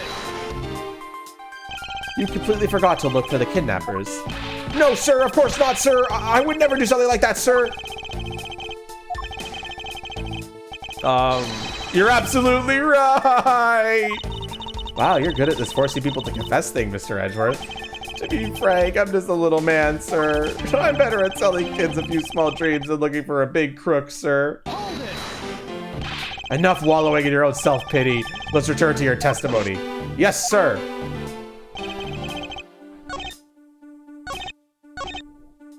Hold it. Oh, I think I already pressed this.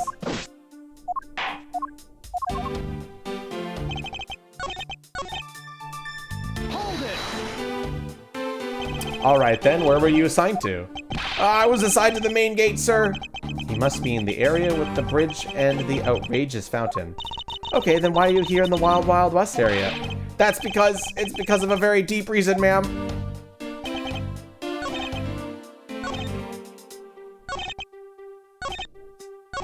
All right, chat. I think I've pressed every statement. What are we doing? We're not presenting the prosecutor's badge. We're not presenting the prosecutor's badge. Holy fuck. Why not? Because it's not even funny.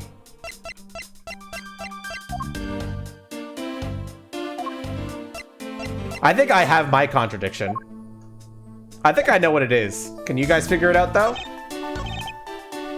I have an idea, but I want to hear what chat thinks.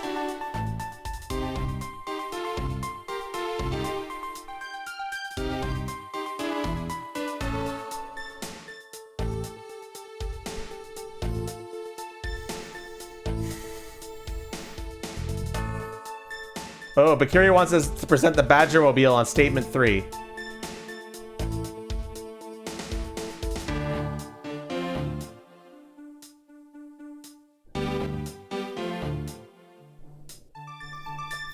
Chat, we need you all to agree.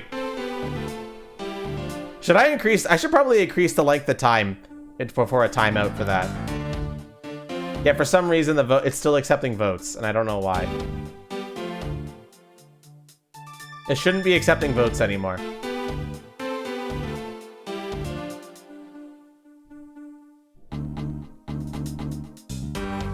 I need 3 people to agree.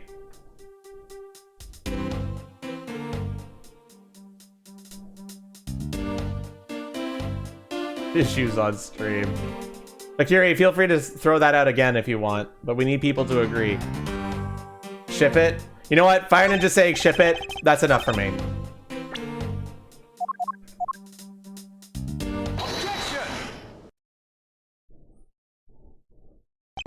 Officer Meekins, I would appreciate it if you didn't tell such transparent lies. Sir? I'm lying, sir? Yes, you are. If you were really out there selling dreams with a blue Badger mobile until recently, then what is it doing here inside the garage? Ah! Actually, I just had lost track, sir. Lost track of what? By the time I realized that the blue Badger mobile was nowhere to be found, sir. Which would mean that it was perhaps stolen? And that's when I came back to this area thinking maybe it was in the garage, sir. But that's when you found me, Mr. Edgeworth, sir. A likely story. Who do you think's gonna buy such a convenient tale such as that? And what exactly is so convenient about his story? The car getting stolen? It's completely unbelievable even for a cover story. But I think we can assume the car was used, all right, to move the dead body. What? You killed the victim at some distant location, Officer Meekins. And then you use the Blue Badger mobile to transport it all the way here. Now then, you're coming with me. But it wasn't me, sir! The killer, sir! It wasn't me, sir! Agent Lang, wait! What do you want now? We still don't know where the real scene of the crime is. We can't say we know all the facts of this case, let alone the truth. I told you, truth, schmooth, I couldn't care less. Our job is to catch the crook. You'll find out your precious truth after we arrest this guy and take him in. That's the job of you prosecutors in your fancy courts with your logic. As for us, we don't have that kind of time to waste. You boorish buffoon! I think you need to leave. What? We need to get the body to autopsy, and you guys are getting in the way. You would interfere with another of my investigations? Hey now, let's not forget who holds the actual authority to conduct investigations here. Ugh. I'm afraid the one doing the interrupting is you, my ignorant little pretty boy. No. Now be a good fancy boy and get out of my sight. If you don't, I'll arrest you for obstruction of justice. Bitch. To be continued.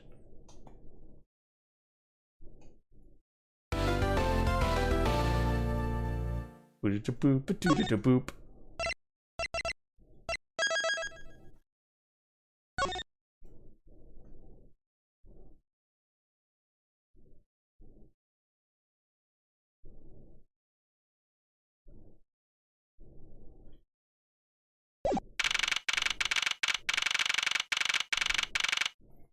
We're at the Gatewater Land main gate.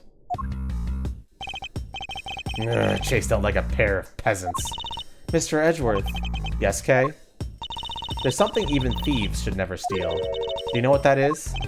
You really shouldn't steal anything. However, I'll bite. What shouldn't the thief steal? A life. It's too heavy a burden on your soul to get away with. Ever. That's something we could agree on. Well said, Kay. No matter what we may try, murder is the one crime that can never truly be hidden. And I intend to prove that by my own hands. When I apprehend the murderer myself. Alright, I'm going to work extra hard to be a good assistant. Let's go! I still never said she could be my assistant. I'm just going to drop the issue. How dare you say that about my boy? The answer is that they're the primary antagonist of the Metroid series. And they're in Smash Bros. Boring? Go look them up.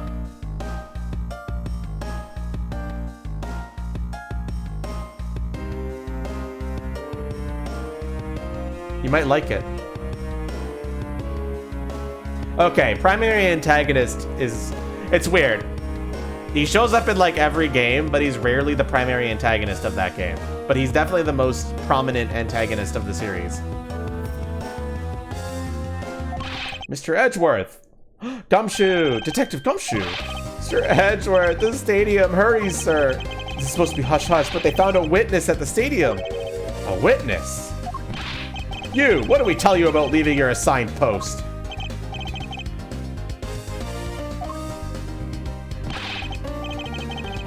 Mr. Edgeworth, remember that I'm always rooting for you, so go get him!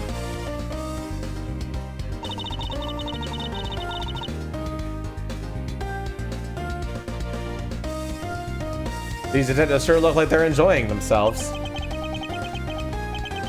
Aw, that's sad, because I love them. It's not all fun and games, Kay. Now then, let's head to the stadium and meet the witness.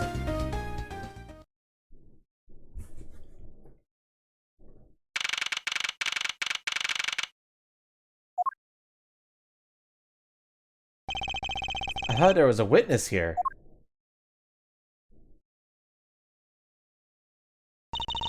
Yeah, I don't see anyone. Mr. Edgeworth! Long time no see! You are Miss Emma Skye, correct?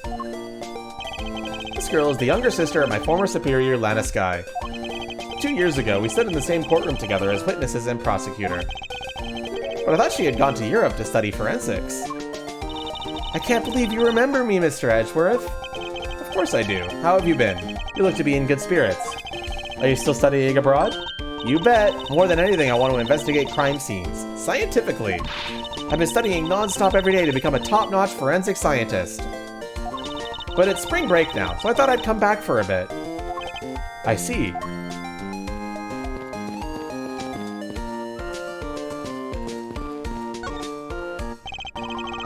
I almost didn't recognize it. You've really grown these past few years. That pin on her jacket? I know, right? Please don't tease me, Mr. Edgeworth. I know I still have a long way to go. But I'm going to be a super forensic scientist some way. You'll see. You seem to know Mr. Edgeworth really well. Are you two acquaintances?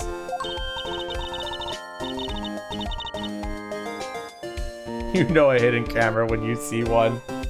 Oh, I forgot to introduce myself. I'm Emma Sky. Nice to meet you. I'm studying abroad now to be a forensic scientist. How about you? Wow, that's a great dream. My name's Kay Faraday, and I'm training to become an unstoppable great thief. A great thief? Don't think too hard on it, Emma. It's not worth the trouble. In any case, we have much to catch up on. You bet we do! So why are you here, Emma? Well, I just happened to decide to come back home for spring break. And then I heard that you'd come back too, so I raced on over here. I had really wanted to welcome you back at the airport, but I had just missed you. And how exactly did you know I was here? Through the power of science, naturally. Never underestimate what science can do for you. I used these to track your footprints, and I followed them straight to you. This set is the greatest. It's so wonderfully scientific.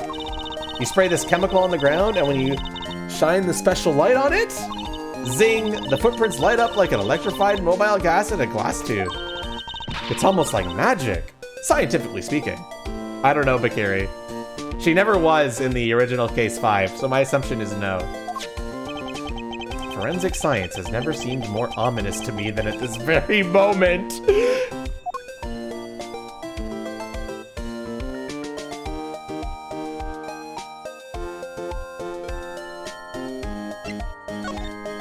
Emma, I'd like to ask you about what you witnessed. Huh? What are you talking about? Are you not the witness Detective Gumshoe told us about? Well, I did get a call from Detective Gumshoe earlier. He was practically yelling at me. Mr. Edgeworth needs your scientific doohickeys right now, pal, he said. What was that man thinking? Or rather, not thinking. So let me guess, there's been a murder, right? Yes, unfortunately. There is a sudden glint in her eyes. I need to keep my mind focused on the witness. Now, where did that person go?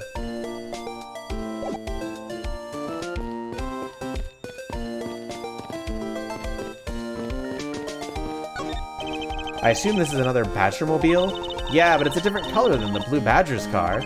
Yes, this is the retina searing pink model. What's that off in the distance?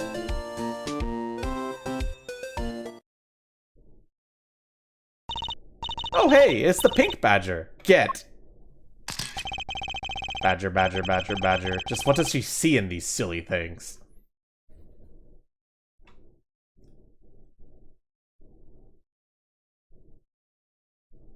It can be used, yes, as a blunt weapon. Badger, mushroom, mushroom.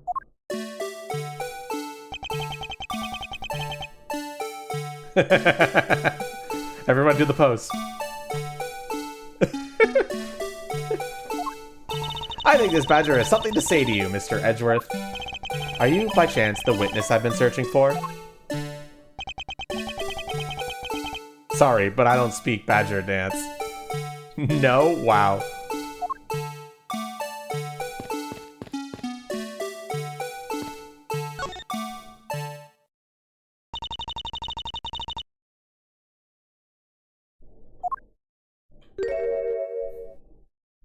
No! Don't do this to me! Don't do this to me! No!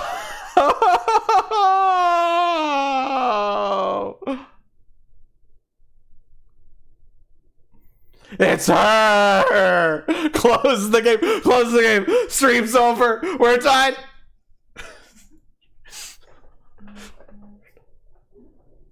They're a character in the first game. in the first trilogy, and they're obnoxious, and you'll understand. Just you'll understand. I can't take being inside that stuffy head anymore. No! Why her? Why here? Why now? See?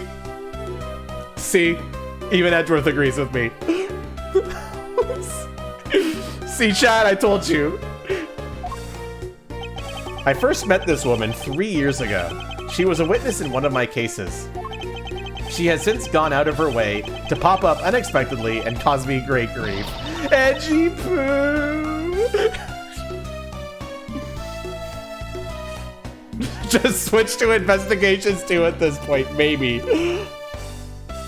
Why couldn't you understand what I was trying to tell you? I mean, really? I was trying so hard to get the kids' life and staying in character, but you couldn't pick up what I was trying to convey to you. I'm sick and tired of that roundabout way of talking, so I'm just gonna be direct. I had a bad feeling before, but this just made it official. Old bag PTSD, yep. Hi, waifu, how you doing? Today has gone beyond the typical not my day into the realm of waking nightmare. So you're a friend of Mr. Edgeworth too, Mr. Pink Badger? You could say that, but right now I'm just the Pink Badger, dearie. She may look the part, but I know better than to trust my eyes around this woman. It's like, shit, it's her. My name is Wendy Oldbag, but you can call me Wendy or Granny or whatever suits your fancy. Nice to meet you, Miss Oldbag. I'm Kay Faraday. What do I care about a young whippersnapper like you? Bro, look at that fucking face. Yeesh, I was just trying to be polite. Weren't you a security guard at one of the Great Water hotels last time we met? I go where I'm needed. I'm very good at what I do, unlike the youth of today. It just breaks him? Yeah, pretty much. I get called in all the time to fill in when there aren't enough hands. But enough about me, Edgy Poo. I'm thoroughly dejected right now. I finally get the chance to see you again, and here you are talking with 2 young girls. Men are all the same. It doesn't matter how old you get with young girls. Why does it happen with the young? We finally got to notice you. When did you go in the range for 18-year-old? I don't see how he sees her at all. This is the person that thinks her is right with that girl. You seem to attract all sorts of interesting people, Mr. Edgeworth. Kay, please, I'm begging you. By all means, do not provoke her any further.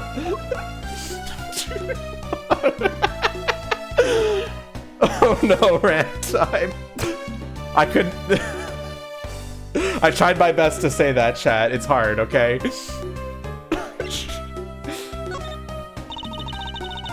Aren't you forgetting about something, Mr. Edgeworth? This person could be the witness. Honestly, I hope she isn't, but I don't think his fate is going to be so kind today. I saw what happened. I even saw the exact moment it happened. How's that? Let me guess, you saw someone in a fucking costume again!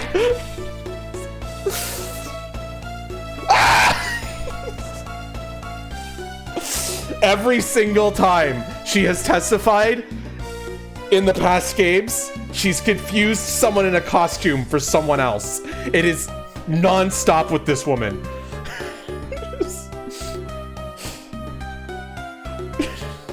She totally saw someone in a costume again. I forgot how this case goes. I'm gonna be so mad. The music is creating stress. So it's true. She is the witness. I don't suppose I can ignore this old bag. Yes, it was just a little while ago. It shot happened right in front of me. The moment of the murder. You mean to say that you witnessed someone being killed right before your eyes? Sounds like a pretty important piece of testimony to me.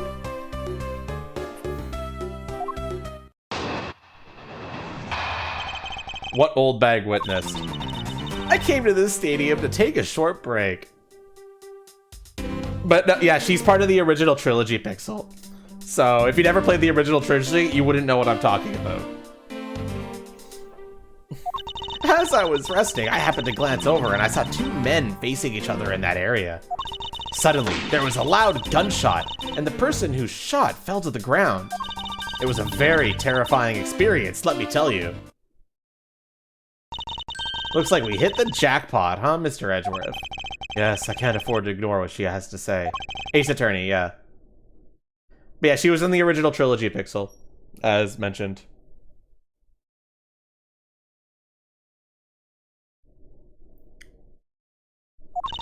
What's that unfortunately you tacked on at the end supposed to mean, edgy poo? Well, anyway, let's see what we can find out from this little old lady. Anti-air artillery universe. Then what is this game? So there's Ace Attorney 1, Ace Attorney 2, Ace Attorney 3, Ace Attorney 4, Ace Attorney 5, Ace Attorney 6. There's the Great Ace Attorney, Great Ace Attorney 2, and there is now Ace Attorney Investigations 1 and Ace Attorney Investigations 2.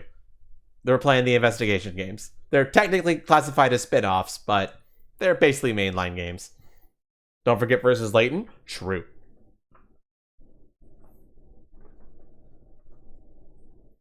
But don't worry, they're a self-contained story.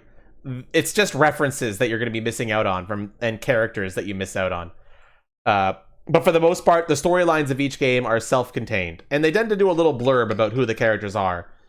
So, like, for example, like, it explained that Oldbag is a character that Edgeworth met in a previous case. You get the full context of what happened if you'd played the games, but the storyline works fine even if you don't know. What numbers are... Apollo Justice is 4. Dual Destinies is 5. And Spirit of Justice is 6.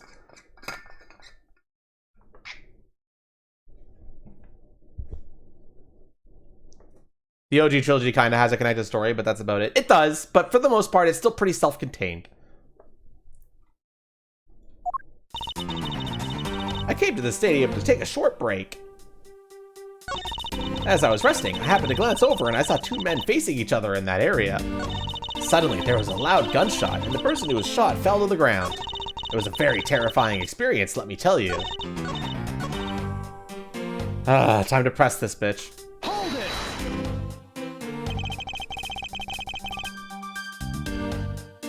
You mean you took a break from being the Pink Badger?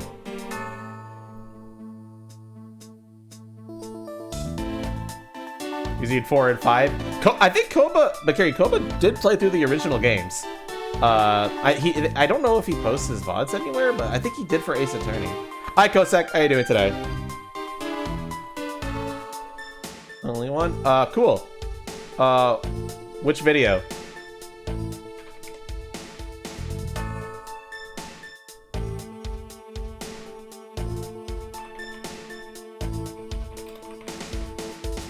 I'm curious now. Oh, yeah, okay. I see it. I found it. Nice.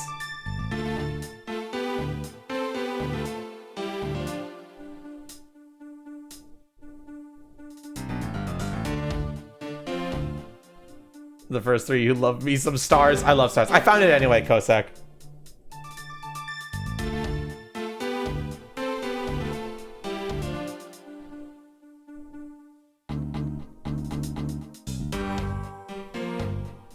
I'm just checking it now.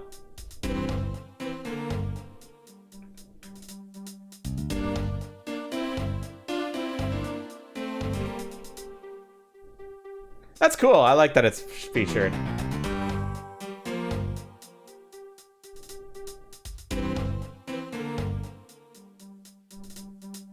Yeah, no, not right now, Kosek. I've kind of taken a break from the game, and I haven't bought the DLC too. I should probably get back to it, but I know for a fact that I would probably do something different, Kosek, because of spooky, scary Nintendo.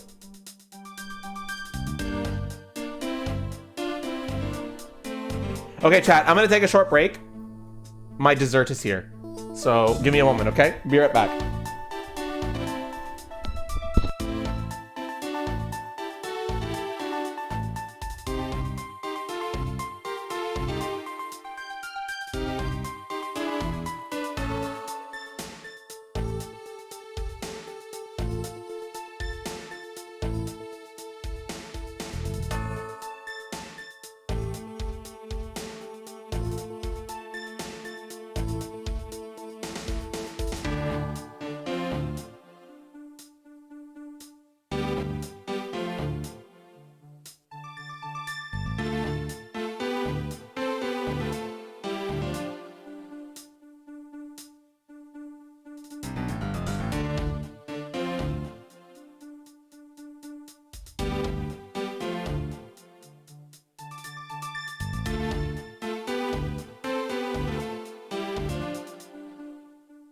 I gotta go down to pick it up, so I'll be a little bit. Be right back.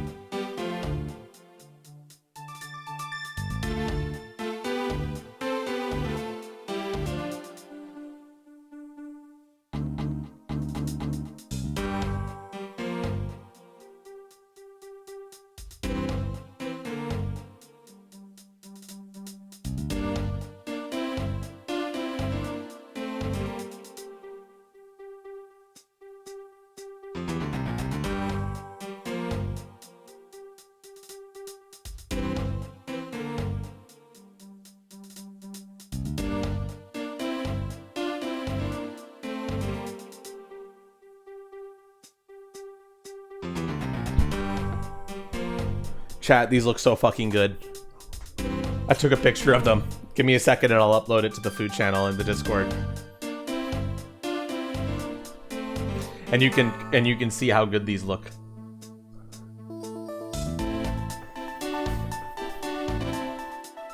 Give me a second, I'm gonna go post it now. Just gotta load up Discord on my phone.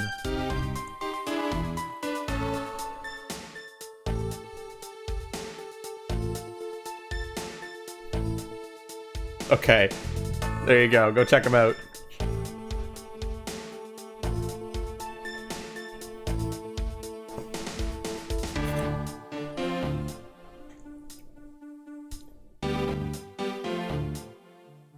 Go check them out if you have access to the server.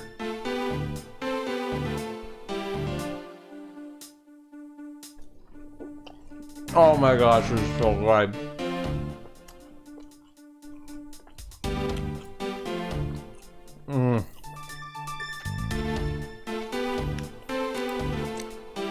Okay. I'm back though. Took a break from being the pink badger? You may not think of it, but it's hard to work keeping kids' dreams alive. You smell of sweat, you hit creaks with pain, you even begin to dream about work. That's the kind of story that would scar a child for life, you know? Well, that's why I chose to come take my break here, whippersnapper.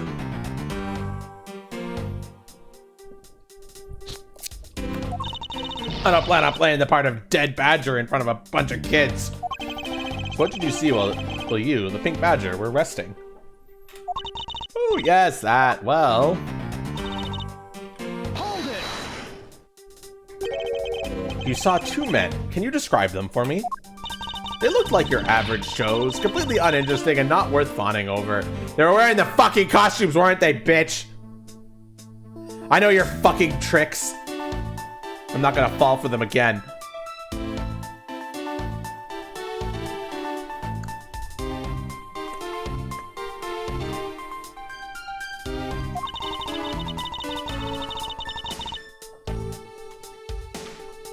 I'm telling you, they were so boring that I don't even remember much beyond that. Great. But did they have any special features? Anything you can recall would be very helpful. Oh my, don't tell me you're jealous of those two men. Hey, she's right. You do seem pretty worked up over them, Mr. Edgeworth. I'm not worked up over anyone, and I'm not jealous. It's alright, Edgy Poo. Those two are just fools compared to a stallion like you. I thought so little of them that I lost interest in the instant I laid eyes on them. Suddenly there was a loud gunshot and the person who was shot fell to the ground. Hold it!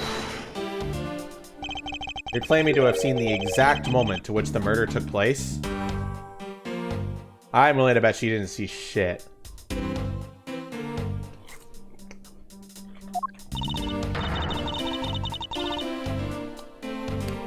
That gun made a terrible racket when it was fired. You didn't try to go help the person that got shot?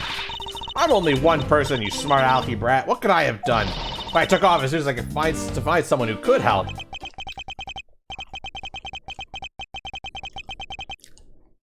Two men, one bullet. It's all consistent with what we found out from the body. Sadly, there wasn't exactly a lot of new information to go on in your testimony. Well, if I saw the guy again, I'm sure I could identify him for you. I mean, how do you expect me to remember anything without something to jog my memory? Self-centered, aren't we? Well, it was somewhat useful. Our testimony also presents us with a new problem. Mr. Edgeworth, yes? So, about this new problem, what is that giant grin on your face for? Do you want me to show you something really nice? No, thank you. Don't be so mean! I swear it's something you're going to like. What is that gadget you're holding? What you see before you is the secret weapon of a great thief. Oh, I love these segments. Ah, I should have known it would be worthless. Ah, don't be like that. Ahem. What do you think now? What is it doing? It's projecting something into the air. I'm going to input the necessary information to run the simulation now. Once I'm done, I'll increase the size of the projection to its maximum size. Dark skies of evening, when no other bird dares take wing. One alone remains all-seeing. Now, witness the true power of a real, modern-day Robin Hood. What is this?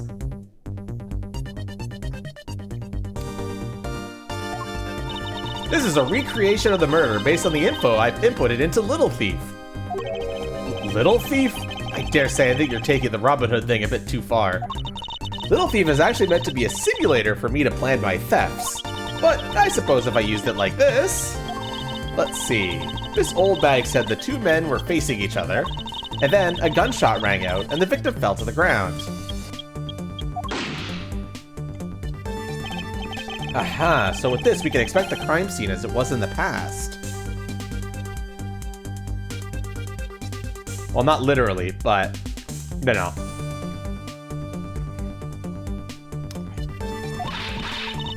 See? So what do you think?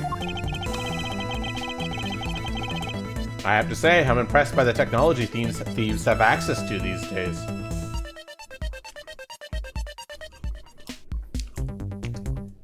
Noodle. That's the mascot of the police force. Here.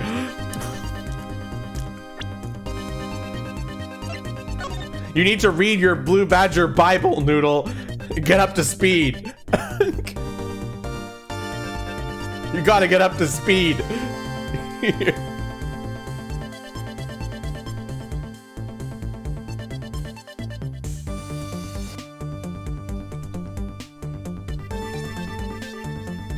Proto Badger has seen the shit, dude.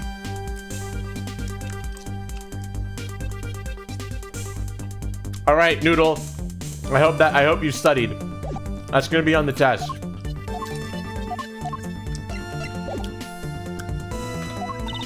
Well, it is the super secret weapon of the mighty Yatagarasu. Indeed. Oh, but if there isn't enough information, or if something is out of place, the recreation could come out a little strange. In other words, I can use this to authenticate the validity of a witness testimony. You got it! You really catch on quick, Mr. Edgeworth. Ow. I deserve that, probably, somehow. Right now, the simulation is a recreation of that witness's testimony. So for now, I should re-examine everything. And if I find anything illogical or strange, I can then ask for clarification. Dude, examine anything in the simulation the way you always do. You remember that evidence when you find a contradiction. Now, if you find something, I've got little feet with me, so you can just let me know, okay?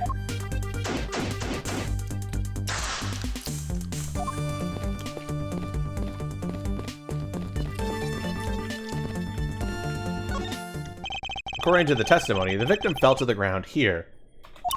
That's right, but if that's the case, then we already found our first contradiction. Huh? What? Where? If this is the real scene of the crime, there's something missing that should be here. Which piece of evidence shows the missing item?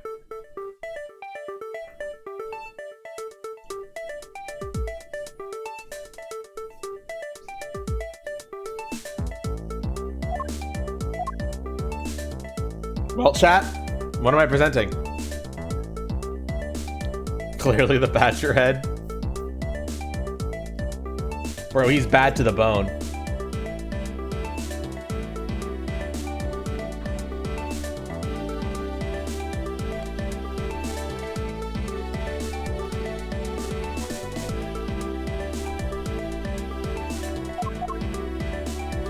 The badge? Of course.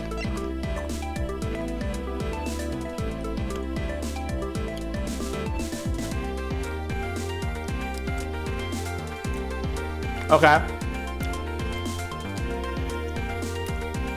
Should I present this? I need to confirm it. I need chat to be in agreement.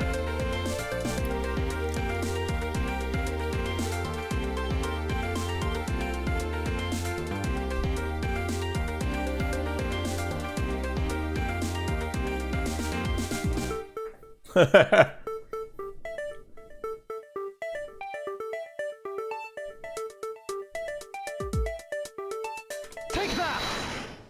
This is the contradiction. Eh? Is something wrong with my recreation? If this is the real scene of the crime, something specific should be here. If you think back, how did we deduce that the other cream was not the real one? Oh, I get what's missing now. There's no blood on the ground here either, right? Right. The fact that there is no blood here casts doubt on the witness's testimony. Edgy Poo, how can you doubt me like that? You calling me a liar? I know what I saw, and I saw the victim get shot down. You know, I don't think she's lying, Mr. Edgeworth. To be honest, I can't think of a reason why she would lie to me. In that case, maybe there is another explanation for the distinct lack of blood.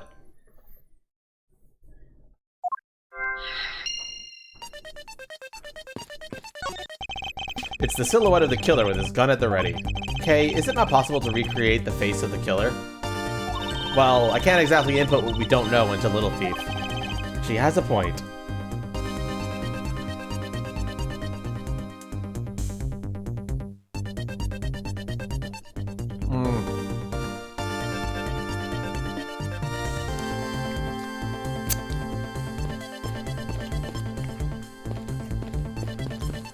She might not have the tools needed. It looks like they broke the stage down. The stage I saw this morning in the center of the stadium has been packed away. I guess this means they're done for the day. Or maybe it's because a different show is scheduled to start the run tomorrow.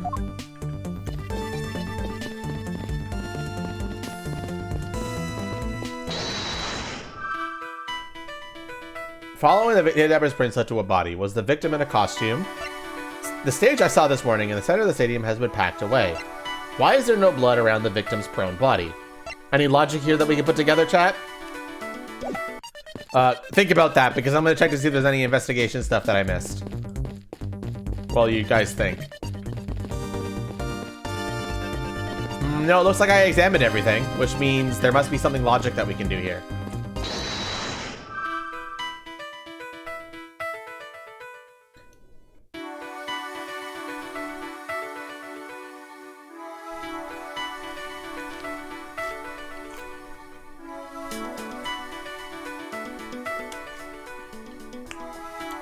Bakiri is saying stage and blood.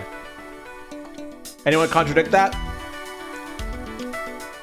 There's really not too many choices here. So this is what Bakiri is putting up.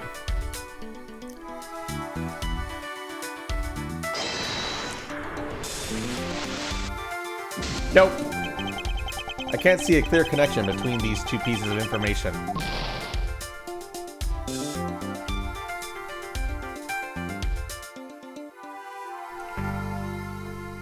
I understand your reasoning with that, and I thought that was correct too, to be honest.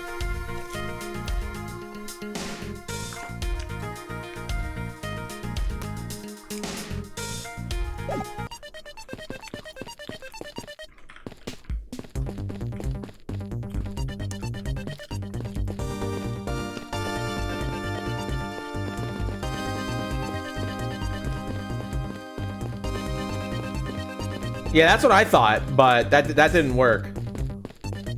You know what I think? Can you talk to Emma? Yeah, but it already has a check mark, which means I've done everything. This is amazing. Just feel the power of science. It looks like it presents something to her.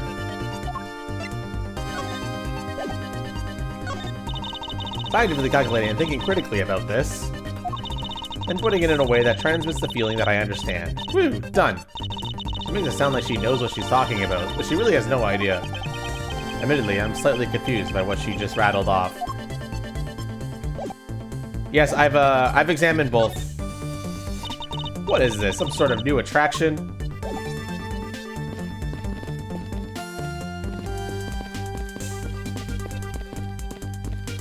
No, I think I've done everything. So you know what? I'm just gonna try my theory.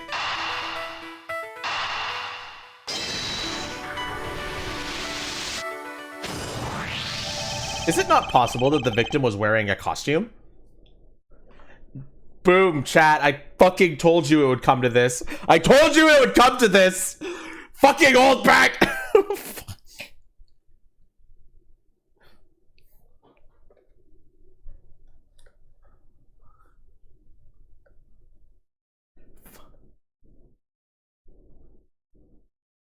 Because it says that in the description of it, Awario. It says, was the victim in a costume? Literally in the description. Once again, my fault. I don't do a good job showing off the logic reading. Or are you like...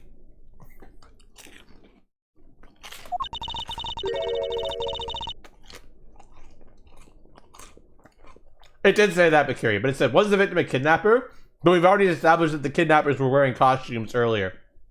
And it said that in the description of the logic. So the point here is the costume probably absorbed the blood.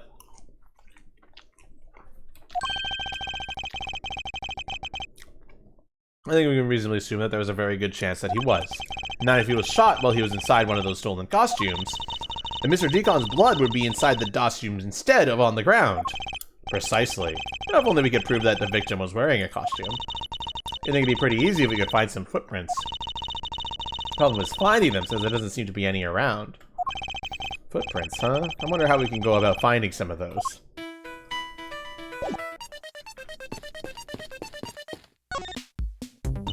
This is amazing!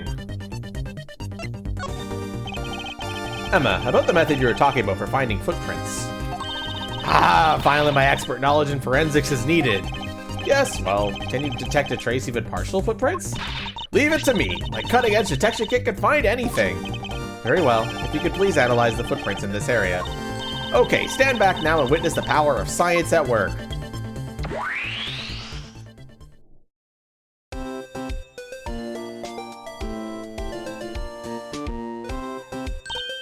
Hey, I found something! Look right there!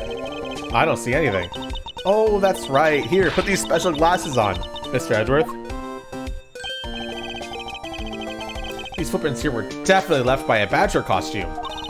Judging by the way the footprints are layered, those seem to be the newest.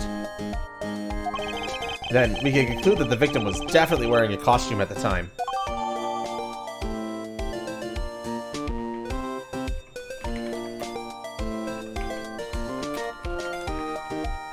Can we kill the killer? It's just a projection. It's not real.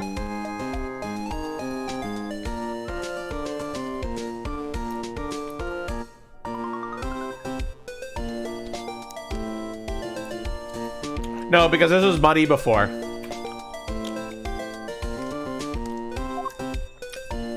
But it's not muddy now. Okay, in that case, I'll update Little Thief simulation parameters. Can't wait to see what we find out from this new info.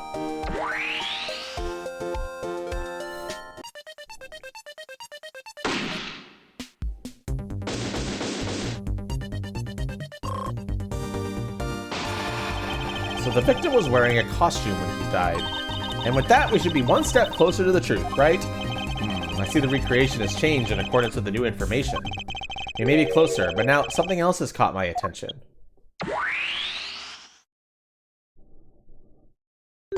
What do you want?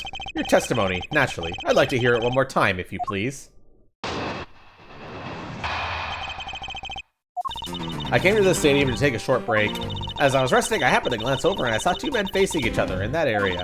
Suddenly, there was a loud gunshot and the person who was shot fell to the ground. It was a very terrifying experience, let me tell you. So, does this mean that Miss Oldbag's testimony has a contradiction in it? Yes, and I believe our best course of action is to compare it with your recreation. See, I just knew Little Thief would be of help. Now let's see if we can pull off more info from Miss Oldbag to put into the recreation. For that, we must first find the contradiction in her testimony.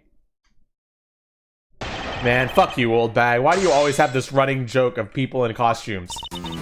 I told you, chat. You saw two men facing each other, huh? Yeah, sure. Alright, chat, what do I present?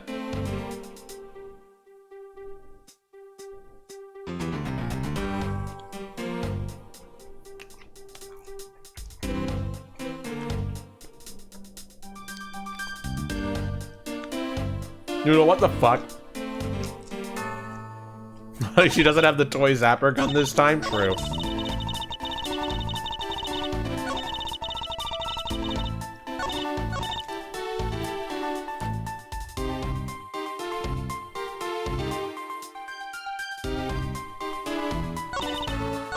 Chat, help me out here. Chat, I'm stupid. I can't solve this myself.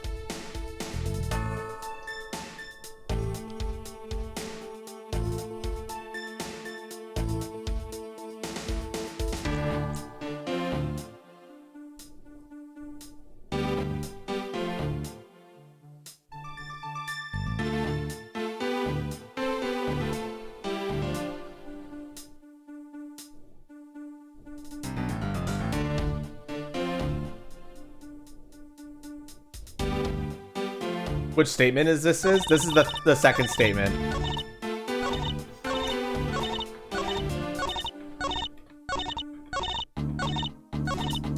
So this was the second statement, this is the third, this is the fourth.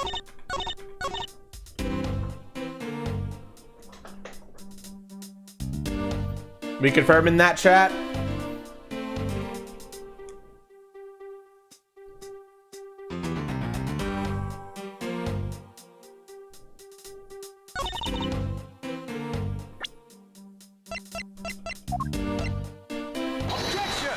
dumb fucking old bag, man. 2 men? How did you know the gender of the 2 people involved?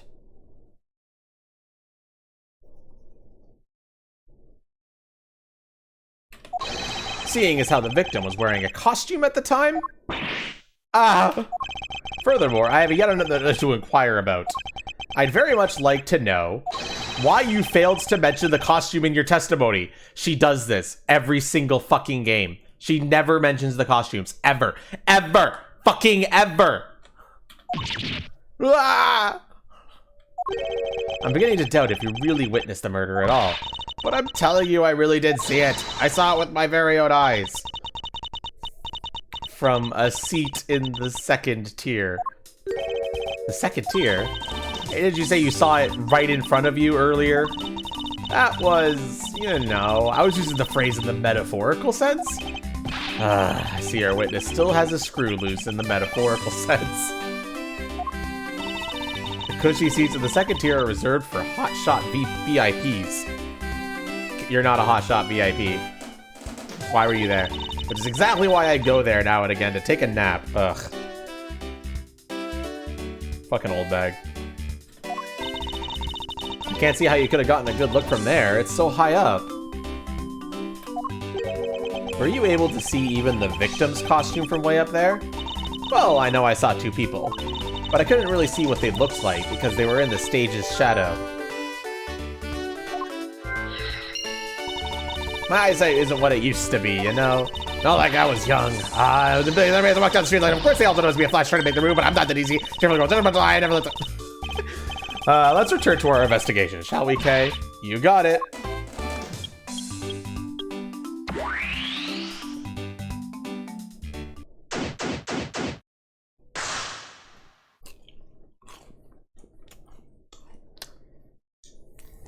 Even mind? I don't think they would, no.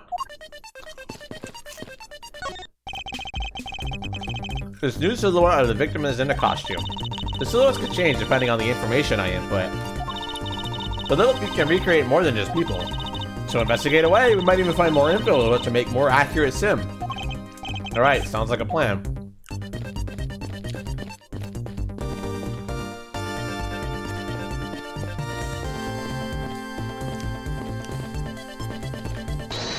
Aha! Honestly, do I need to say anything here, chat? I can't investigate anything else, and there's only 2 logic pieces right now.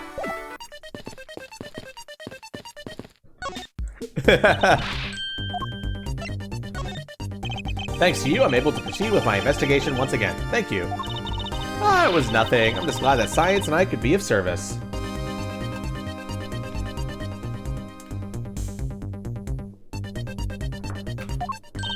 Pretty amazing how we can see the footprints.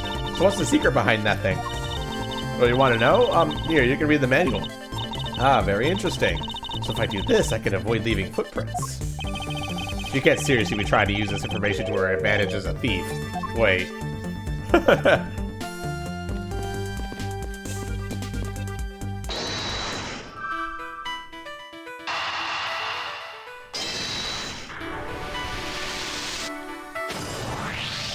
If that woman's testimony is to be believed, the murder occurred before the stage was broken down. Do you want me to input that bit of info into Little Thief? Yes, if you please. Okay.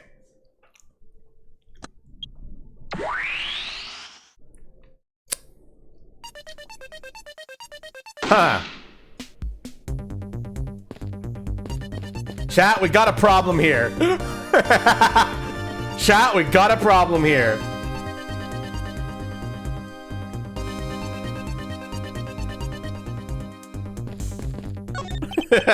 There is clearly a contradiction here. Please stop stealing my lines. Oh, come on. It wasn't that hard to see it coming, even for a layman like me. I suppose. In any case, it's not possible for the killer to have stood here in that way, because there was a very real stage set up in this spot at the time. Yeesh, I told you, I get it. You feel the need to explain everything? Yes, well, in any case, we still need to resolve this unusual situation. Isn't it obvious? The killer was on top of the stage, naturally. Right, Miss Oldbag? Yes, I remember now! The killer was standing on top of the stage. See, now let me update the info in the simulation.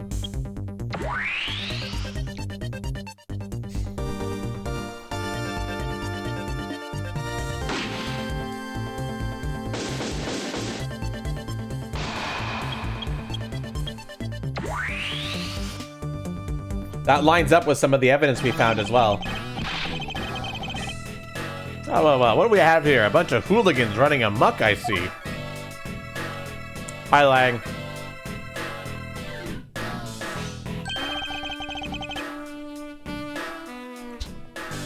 Agent Lang, how nice of you to join us. Well, I can't have you going around messing up my crime scenes. Agent Lang, we've discovered that the real scene of the murder is here, the stadium. I see. Thanks. For what? I'm just trying to show you my appreciation for all the time you saved me. Who knew that such a strange little toy could recreate a crime scene like that? Little Peep is not a toy. You too. Sir!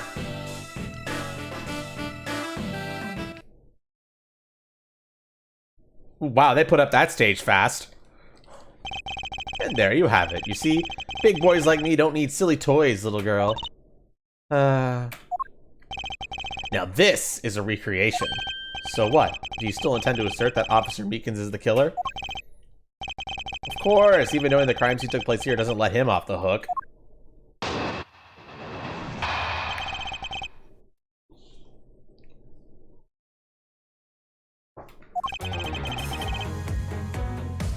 This is the real scene of the crime.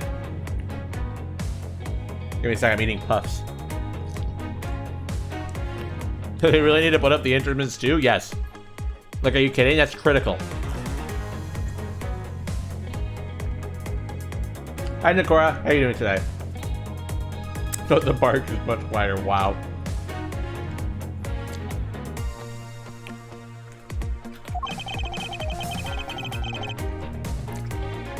Officer Meek is laying wait for the victim on top of the stage. And when the victim finally showed, he shot him from on high. That's the truth your little recreation showed. How far will you go to accuse Officer Meekins of the crime? He's the most likely suspect we've got, especially given the situation with his gun. Well, even if he is the killer, at least my recreation was on the mark. See, thank you for understanding, my little cow crow girl. I'm not some common crow. I'm the Yatagarasu, the Raven of Legend. Unfortunately, your conclusion is yet to be tested, so let's see how well it holds up.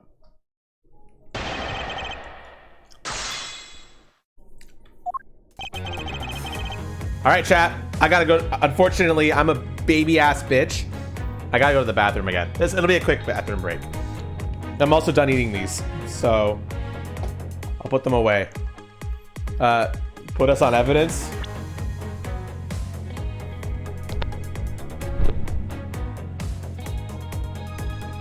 I feel like the evidence.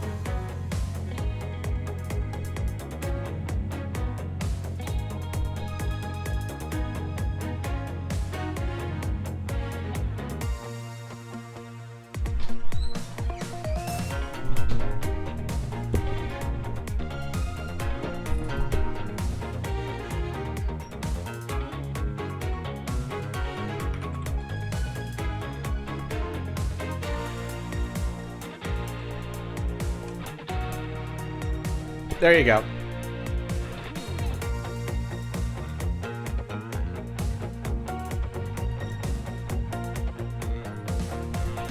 It's the swap one. Accidentally swallowed some food coloring.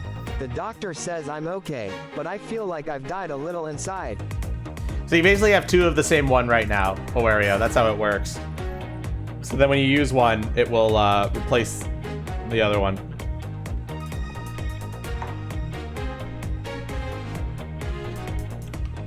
All right, chat. What are we doing here?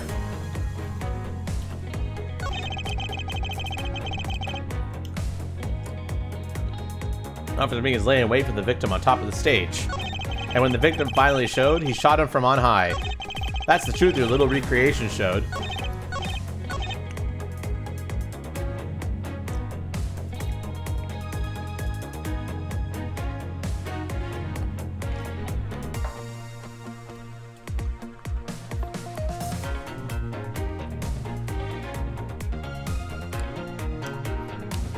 Any pressing?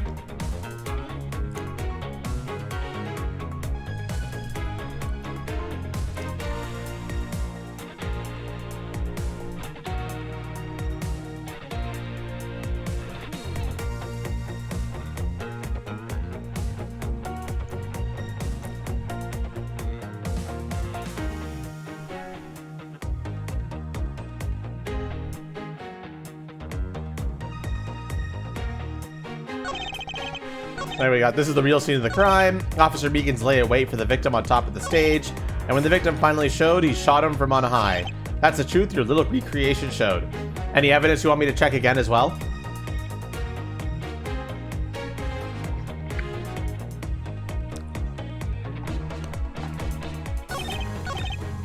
Hold it! Lying in wait? How did Officer Meekins even know the victim was going to come here? Simple. He was investigating the kidnappers, right? And while he was doing so, he came to understand the victim, Mr. Deacon's movements. And why would the good officer want to ambush and kill a kidnapper? You mean his motive? Who knows and who fucking cares? You can find that out for your fucking self when you talk to him in fucking jail. Huh. You have no respect for the order of law. Don't get me wrong, but I need more than there's no motive to convince me otherwise. He's right. The lack of a motive is a rather weak argument by itself. So the officer lay in wait on top of the stage. Which statement is the ambush? What do you mean? Oh, this one? Or this one?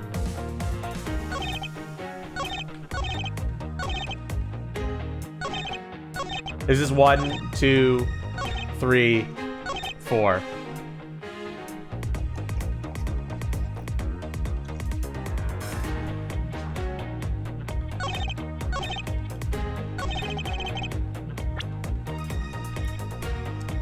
Press 3.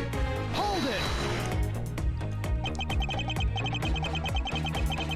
So you agree with how our recreation turned out? Like I said, I'm grateful that you were able to save me some time. Alright, but we still don't know why he chose to wait on top of the stage. Who cares? Maybe he wanted to become the Blue Badger. Who's to say he didn't see the stage and decided to put on a Badger stage show of his own? Or maybe there's a completely different reason. Doesn't matter, it still doesn't change the fact that the Officer Meekins stood up on the stage and shot the victim on the ground below.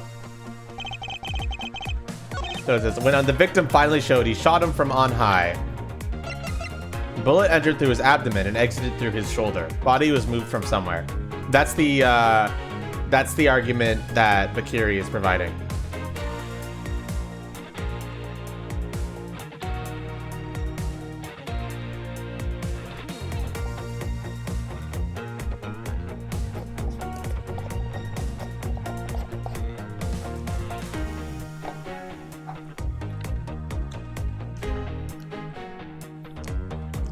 Okay, so are we presenting this, chat?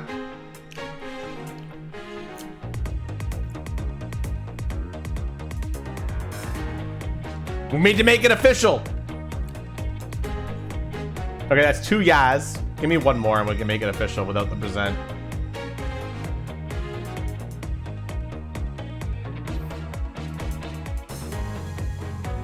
Give me a yeah!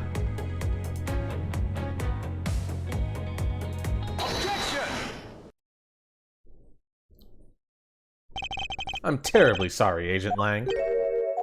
I should have warned you that our recreation is incomplete. You cut in quite unexpectedly, after all. What's that supposed to mean? You said that the victim was shot by the killer from up above, correct? I hate to break it to you, but that's not possible. Huh? Why not? Recall Mr. Deacon's body, specifically where the gunshot wounds were located. Actually, I didn't get that good of a look. He shakes his head.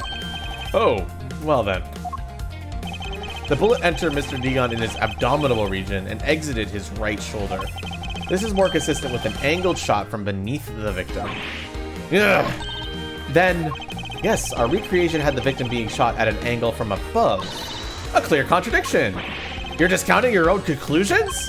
No, this one point is the only flaw. This was the mistaken parameter in our recreation. What is it, chat?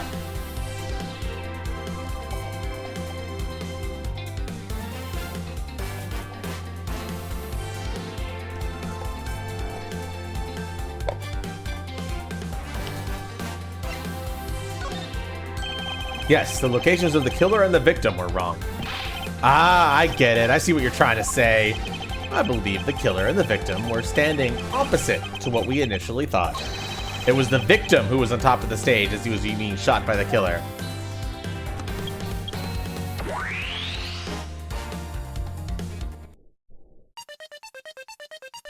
That still doesn't look quite right. If this is what happened, it also explained the positioning of the gunshot wounds. But then, what about the footprints? Since footprints don't lie, we can assume then that the killer also wore a costume. Okay, I'll try using that data instead.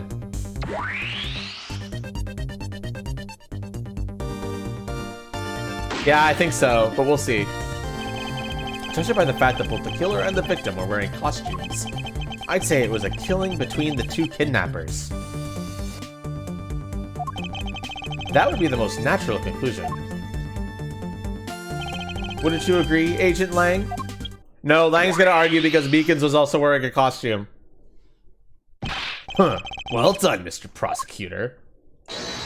But that alone doesn't clear Officer Beacons of the crime. Mascot on mascot crime, no joke. I ask that you take another good look at the tire marks over there. The 3 marks are indicative of the blue Badgermobile. That sorry Officer Beacons told us about that shop on wheels getting stolen was just a lie. He drove the blue Badgermobile here and committed the murder. Then he used the car to move the body to the garage in the Wild Wild West area. You believe he moved the body with the car? That's right, it was Officer Beacons himself who pointed us the way he did it. The 3 tired markers are very telling, however. Is the blue Badgermobile the only thing capable of creating such a pattern?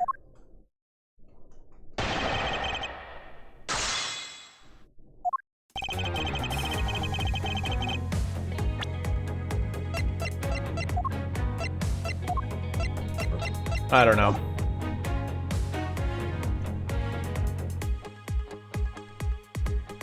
Does the pink one have the same shape, though? It might not have the same tire marks. I can't remember. Take another good look at the tire marks over there. The 3 marks are indicative of the blue Badgermobile. The story Officer Meekins told about that shop on wheels getting stolen was just a lie. He drove the blue Badgermobile here and committed the murder. Then he used the car to move the body to the garage in the Wild Wild West area. Looks like the only thing that car was selling was death, not dreams. Only if what Lang believes turns out to be true. The 3 tired tread marks are very telling. However, is the blue Badgermobile the only thing capable of creating such a pattern? What should I do, chat? Press? Present?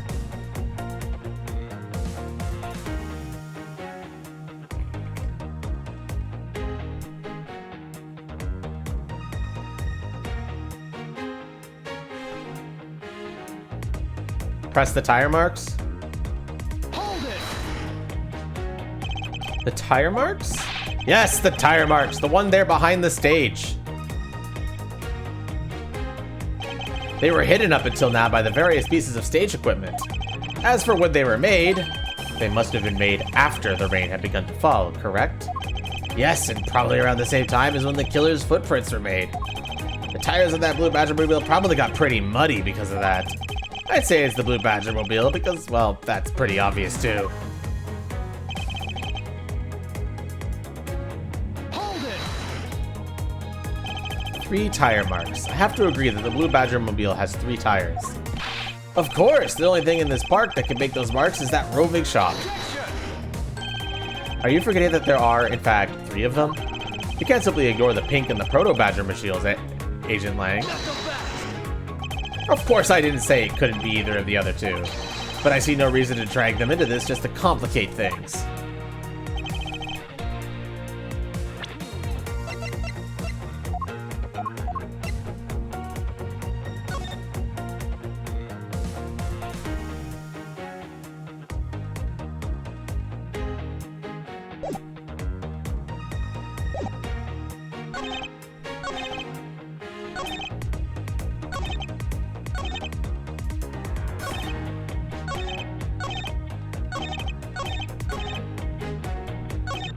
Okay, so what am I doing then, Owario?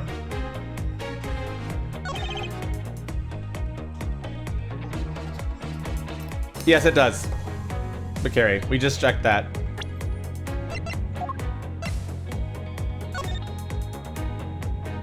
There isn't, Owario.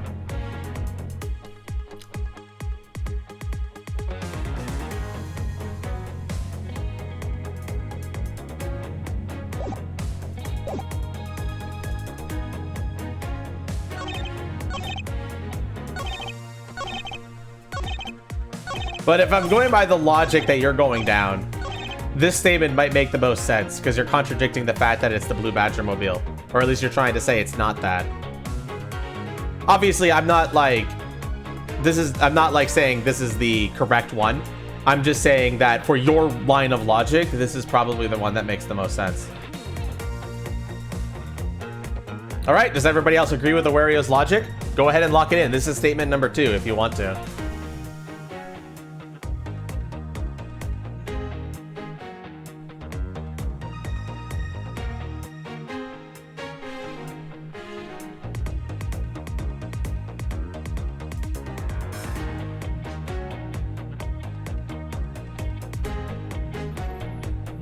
Too many people lurking. Not enough people here to confirm voting.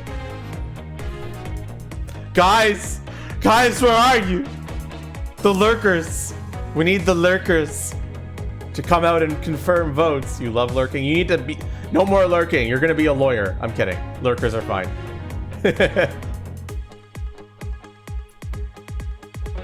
You need to pass your bar exam, chat.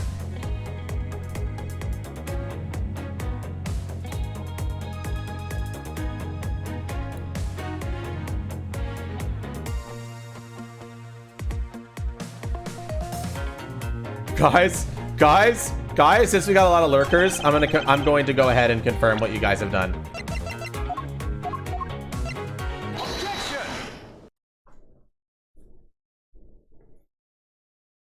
Sorry, Agent Lang, but that's an impossible tale. And why is that? Those tire marks could not have been left by Officer Beacon's Blue Badger mobile. One look at the car would have told you so. What proves that the Blue Badger mobile has never been to this stadium? You guys are saying it constantly, so... Take a good look at the tires. There's not a single dollop of mud to be found on it. Ugh. If this car had come to the backstage area and left those tire tracks, then the lack of mud on these tires stands out as very peculiar indeed. Then how do you explain the tire tracks, genius? Hey, I've got it. What about Miss Oldbag's pink Badger mobile? Don't be ridiculous. I was sleeping the entire time in the second tier seats. Indeed, I believe we can rule her out as someone related to the crime. However, there is yet one more roving store, as I recall. Oh, you mean the Proto Badger? That's right, there was one more parking space inside that garage. And it proves the existence of the Proto Badger mobile. Blah, blah, blah, blah. Agent Lang, I suggest you find this Proto Badger Badgermobile post-haste. There must still be some sort of incriminating evidence in it. Hey, did you hear something?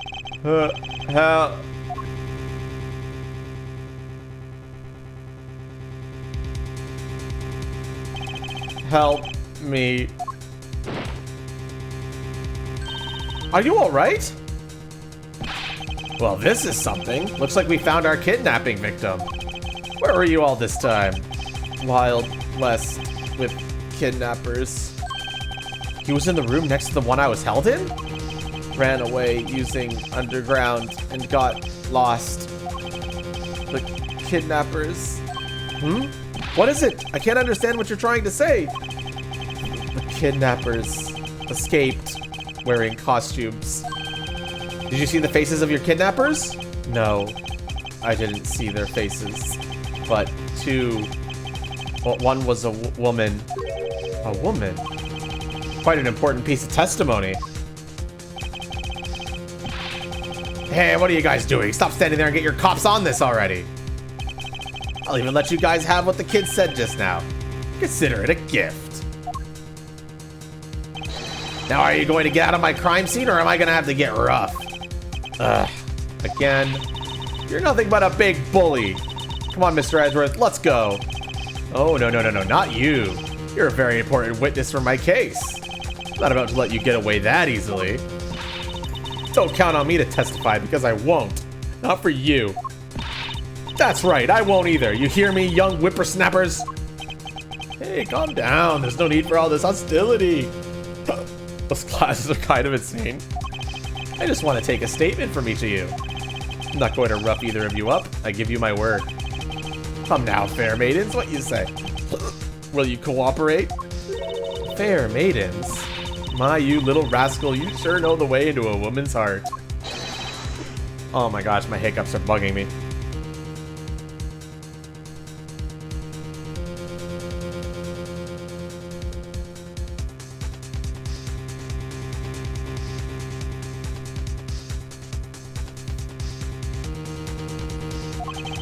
The passage of time is but a fleeting moment, and a lady is young forever.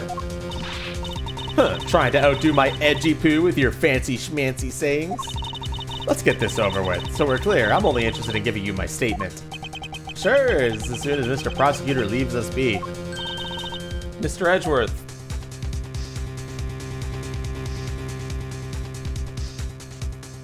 To be continued.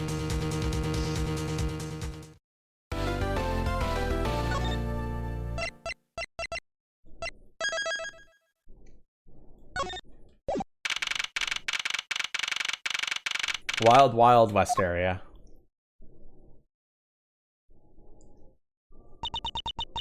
Looks like we got the boot again.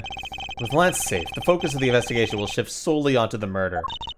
You mean the infighting between the kidnappers? Yes, and also the identity of the remaining kidnapper. Miles, my boy! Tell me it's true. Tell me you really found my boy. Yes, Mr. Amano. We found him earlier in the stadium. Then my little Lance is unhurt? He's not exactly the picture of perfect health, but his life's not in danger. He's being questioned right now by Agent Lang. Poor Lance. It must have been so horrible for him. Locked up like...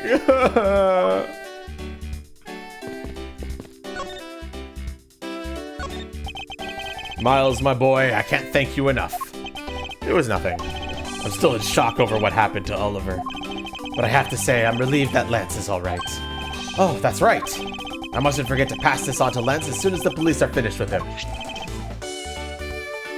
A letter? Oh, the way Lance is being chased after women reminds me of someone I know. I almost can't believe he received yet another love letter, you know? Here, take a look over yourself. Isn't this a breach of confidentiality? It's a very simple love letter. Tender lender? Are you fucking joking?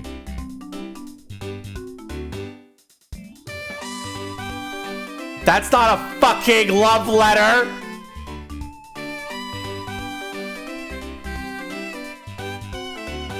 Ah! Fucking Viola. Creepy ass bitch.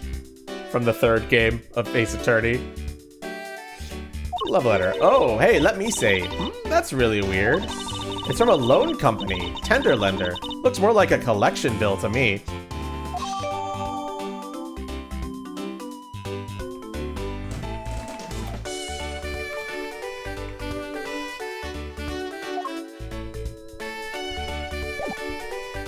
Fucking Tender Lender, dude.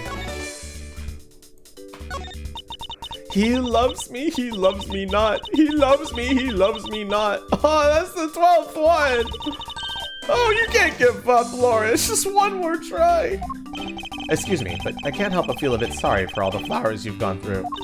I suppose if they were me, then... I believe you said that you were Lance's girlfriend when we first met, correct? Yes, I am, but... Oh, it's not like we will think of each other as lovers. But he did give me this ring, so I guess we're not just friends either. I mean, because this isn't just any ordinary ring. It tastes so sweet when you lick it. Oh, it's so wonderful. He gave you candy. Are you fucking joking? You mean to tell me that he gave you a lollipop ring? This Lance guy. So which is it? Have you guys not decided if you're going out, or is it just one-sided? Decided? Shouldn't the parties involved naturally just know? My father used to work for Mr. Amano, and so Lance and I grew up together. I said it out loud! I don't see how that's anything to be embarrassed about. So your father was an employee of the Amano group. What did he do? I heard his job was to fly around the world on Pegasus. Pegasus? Oh, Pegasus was the name of the airplane. The airplane belonged to the company. You had me there for a second. But now it's all changed. My father, he isn't around anymore. Oh, I see. About 10 years ago, he rode on Pegasus off somewhere and never returned. Riding Pegasus to whereabouts unknown. Sounds like the stuff legends are married about. It's been so long, I don't think I'd recognize him if we were ever meet again. I'm so sorry, Lauren. But I won't give in to the sadness! I have to live! I have to, Laura, live! This fucking girl, dude. About this incident. But isn't the kidnap already over and dealt with? I've been here the whole time, so I'm afraid I don't know much about any other incident. How did you come to know that Lance had been kidnapped? Oh, that's because of my woman's intuition. You based everything on that? I know everything when it comes to my Lance. It's really strange. It really must be destiny. Oh. She started fantasizing again. So what are you gonna do now, Mr. Edgeworth? We already established that there's a good chance that the killer is the other kidnapper. It's my duty to figure out who this other person is. I believe there is one location that might hold a clue or two.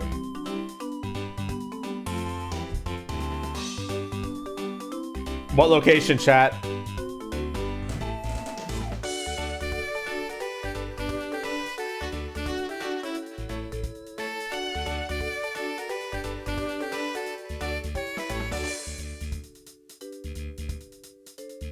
The isolation rooms? Potentially.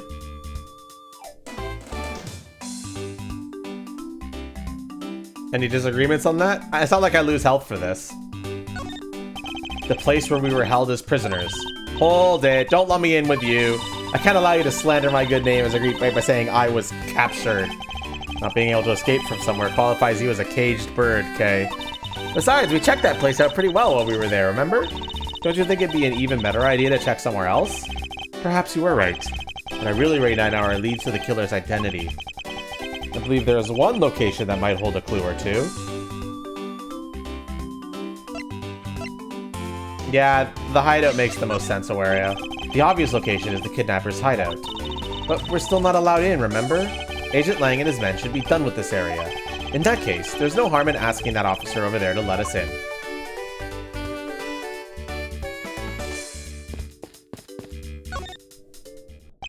What do you have to report? Sir, nothing unusual or out of the ordinary, sir.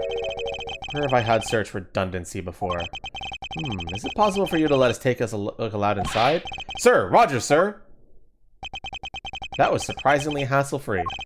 Are you certain? Didn't Agent Lang order you to not allow me in? Sir, that's true, sir, but Detective Gumshoe asked me personally to let you in, sir. And I couldn't refuse a request from him. Wow, looks like the Detective Gumshoe has a following. Furthermore, I was asked to give this document to you, sir. What is this? The man in this picture, isn't it Mr. Oliver Deacon? But the name here says Colin Devore.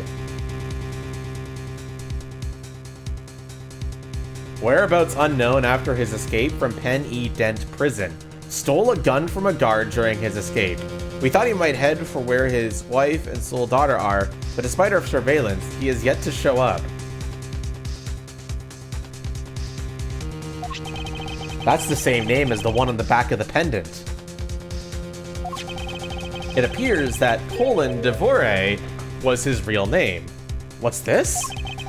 He was convicted in a case 10 years ago and sent to prison? What? Then what was he doing here? Apparently, he broke out of jail and then just vanished. He must have become Oliver Deacon to cover up the fact that he was an escaped felon.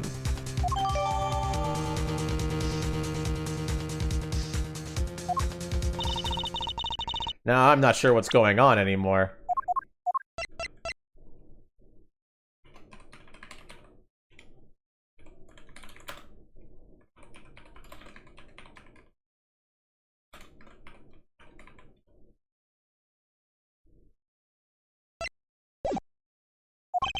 Is there some sort of link between the victim's past and this current case?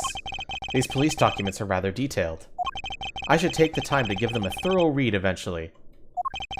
It's fine. Let's focus on one thing at a time, starting with the kidnapper's hideout. Yeah, I agree. We should investigate first, think later. More than thinking things through, I think you should try to remembering things first. Now then, if you could please unlock the door, officer. It was locked up until a little while ago, but since then, the door's been wide open, sir. I'm not sure I follow what it is you're saying. Care to explain in a bit more detail? Sir, the door was locked down tight when they went to check out the room. So they got about 10 officers to help out and break the door down, sir. I see. I guess that means I get Agent Lang's leftovers. Well, let's see what we find.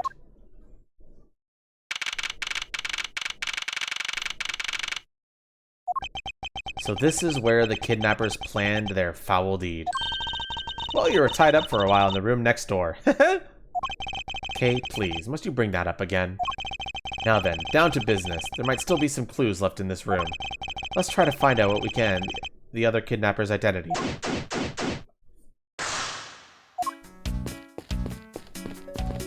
So this is the room that I was stuck in before. Beyond this door is where the kidnappers held you after getting the jump on you. Must you keep reminding me? But it's the room where I got to see your awesome new face. You didn't need to remind me of that mortifying moment either. This must be where they dispose of the old and worn out costumes. That's so sad. It would seem that they throw the costumes away in pieces. In the hideout, there is a trash bin for old and useless costumes.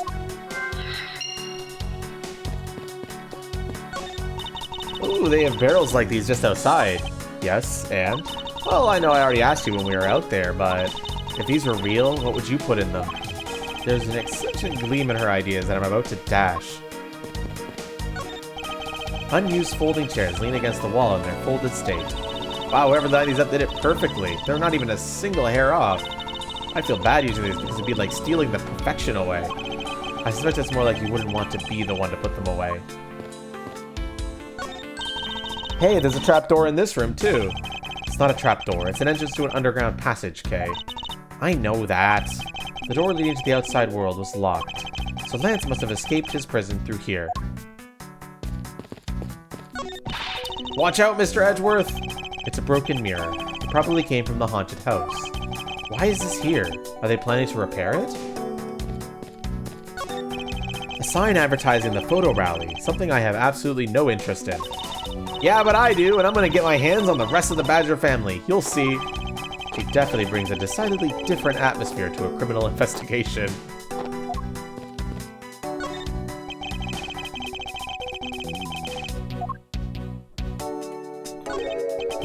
I wonder what this key is to. Oh, you got me. It reminds me of the key we found in the other room. That's it. This must be the key for one of those trapdoors. That wasn't a trapdoor. You only call it one because you quite literally jumped into it. Hey, but isn't that what you're supposed to do when you see one? I am not having this conversation with you. Okay, it's funny. Cheap styrofoam cups. Looks like there's only 3 cups were used. So 3 cups were used, huh? Folding chairs. And by the looks of it, they were probably used by the kidnappers. There are 3 chairs set around the table.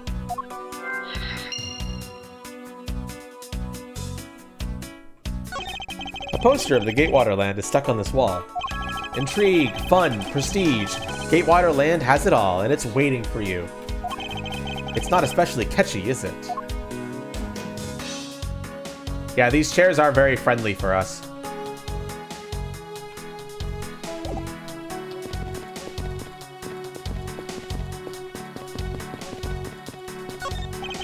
This door is thoroughly broken thanks to the police who forced it open.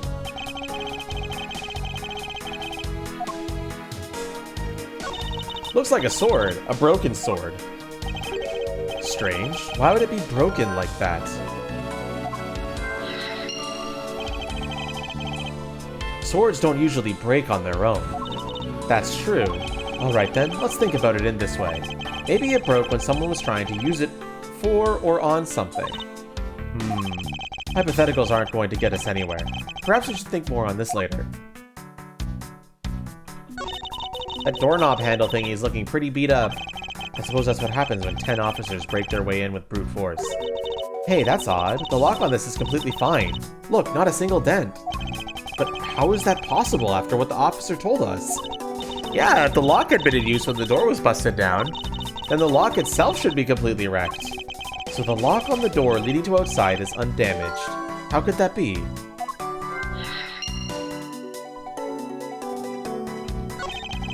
The panel that hid the entrance of the underground is propped up wide and open. Be careful of where you step, Kay. I only fell into that other opening once, you know.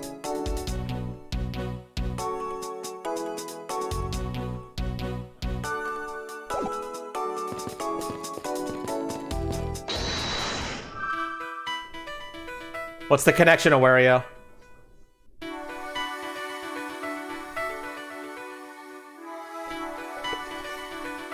What do you mean, Noodle?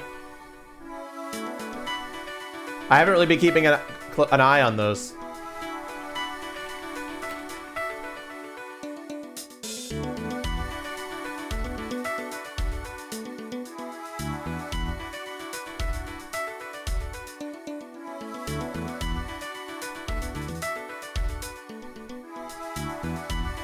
Who? What? That doesn't seem real. What? Nah, that sounds fake.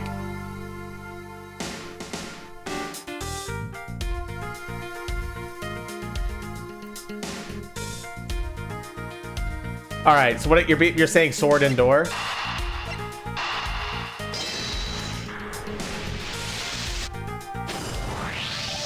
It's a bit strange that the police had to force their way into an unlocked room.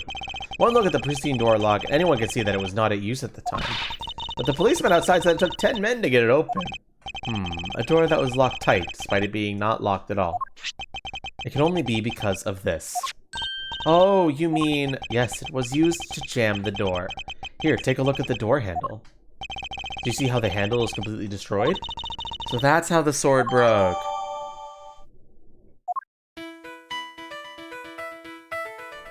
That's fucking weird, but also so funny.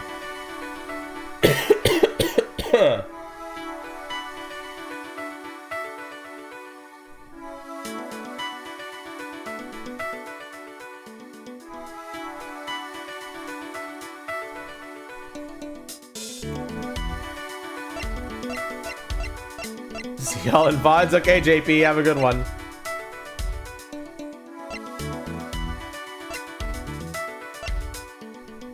In the hideout, there is a trash bin for old and useless costumes. 3 of them were set up. It's very likely that the kidnappers sat in these. They were on the top of the table. The coffee looks like it was poured daily.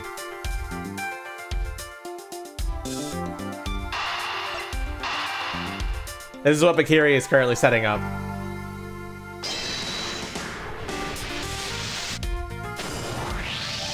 The common denominator between the cups and the folding chairs is the number 3. Speaking of which, the number of missing costumes is also 3. Wait, but I thought there were only 2 kidnappers. Indeed. Something isn't adding up. Literally. Is it possible that there is a 3rd kidnapper that Lance didn't see? I thought that we might uncover the true identity of the kidnappers, but instead, we've only uncovered more questions that need to be answered. Ah! Who are you? Who is this man? Who are you? Who is this fucker? What is it? Well, well, Mr. Edgeworth, am I correct? What are you doing suddenly popping out of the secret entrance like that? This is an underground passage used by staff members, sir. We badgers also make use of it in our duties. Look, why don't you get out of there first, and then we'll talk, okay? I beg your pardon, miss. Proto-badger, get! Alright, only one more to go. What are you getting all excited about? Did you forget? The photo rally, duh! See, look, now all I have to do is get a picture of the bad badger, and I'm done. Ah, yes, I vaguely recall a contest or something of that sort.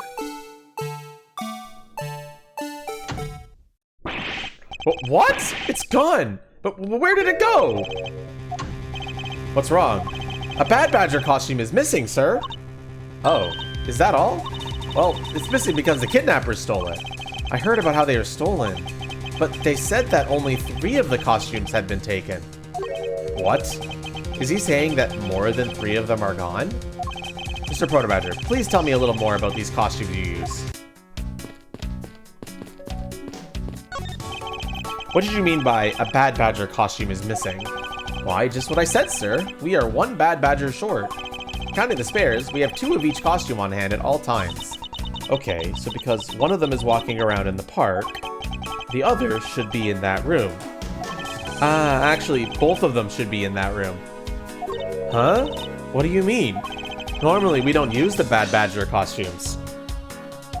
In fact, we only use them during a certain event at a set time each day.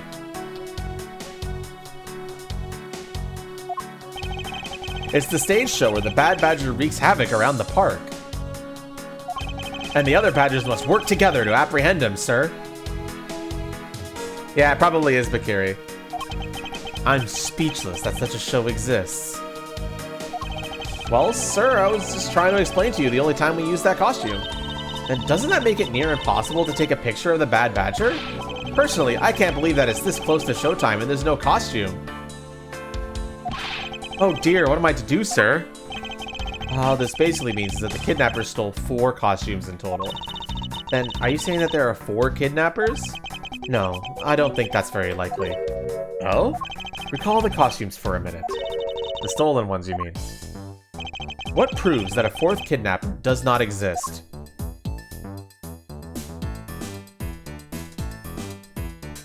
What am I presenting here, chat?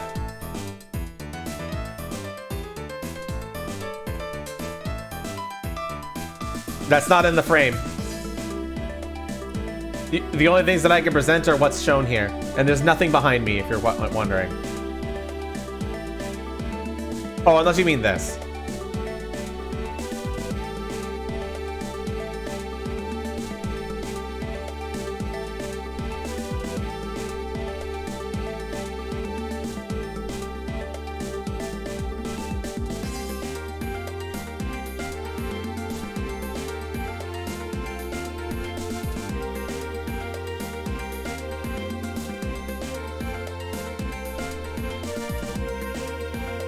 What am I presenting here, chat?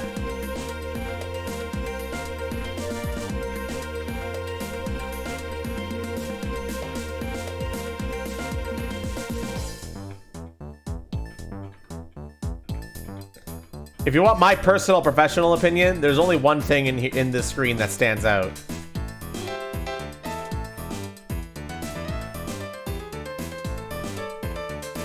What do we need to present for again? Proof that there's only 3 kidnappers from the costume.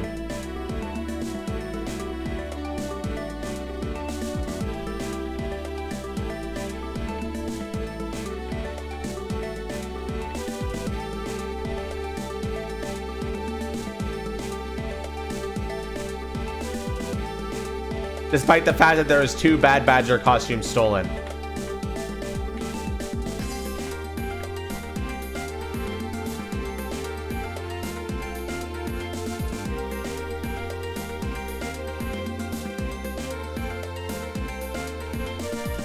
Bakiri says the pink head. And if you want my personal opinion, that's what I think it is too. It's quite literally the only thing on the screen that stands out in any way.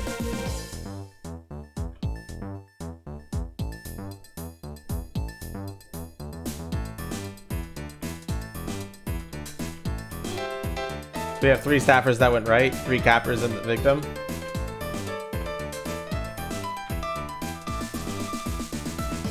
We're missing 1 blue, 2 bads, and 1 proto.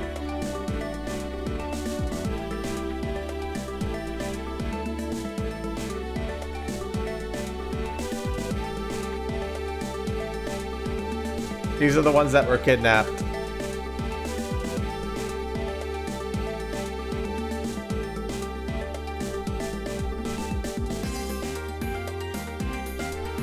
What am I clicking on here, chat?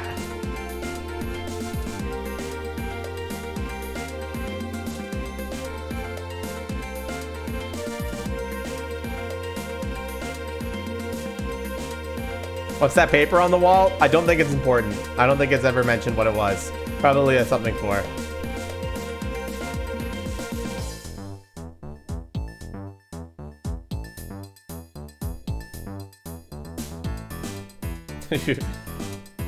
Click on Pinky. Bakiri is saying to click on the pinker.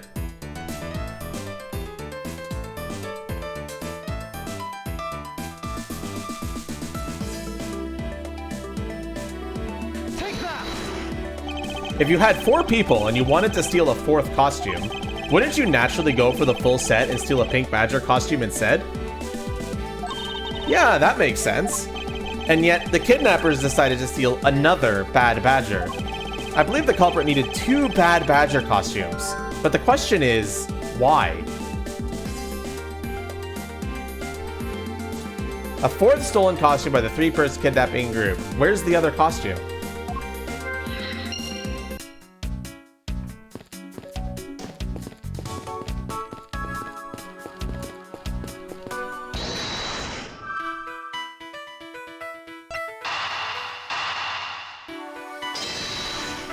Costume pieces and unaccounted for bad badger.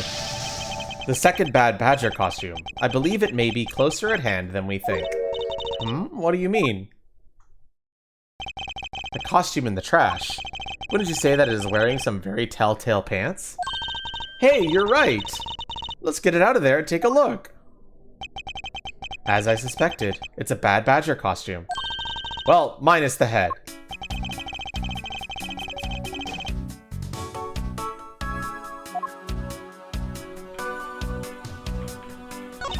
Look, its hand is hurt. It looks more like something was ripped off of it. I wonder why this bad badger costume's right hand is torn up like that. Maybe it's a flesh wound from a fight with the blue badger. I always knew the blue badger was one ferocious beast. I somehow doubt that even real badgers are bloodthirsty as that, Kay.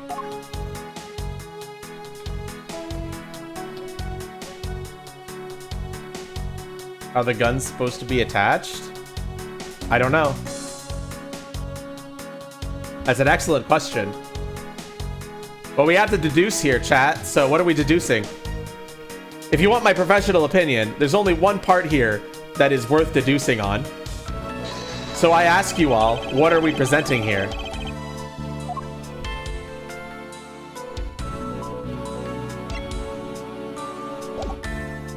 I guess we could do that as well. Oh, no, it doesn't let me present the head.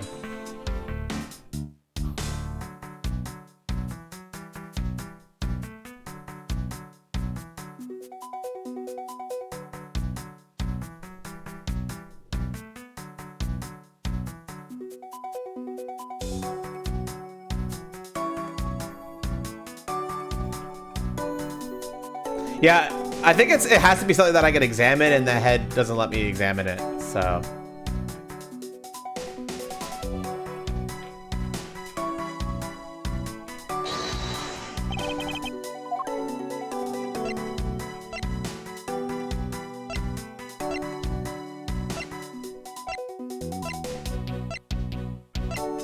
The first one got damaged? Not sure.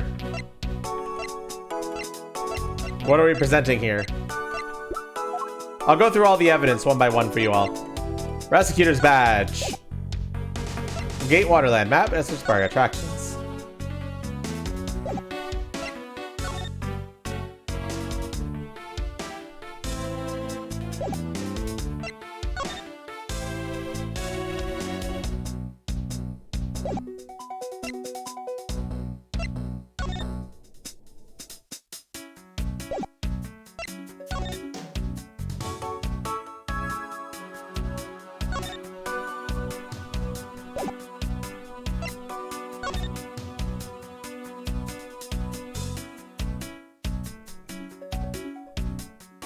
These things look, yeah, Cord, we know. If you want my professional opinion, don't overthink this.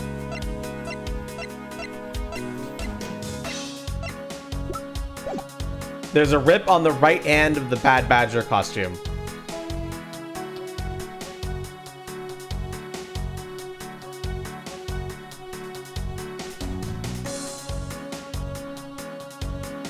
Wait, what am I deducing? What do you want me to evidence present here, Gary?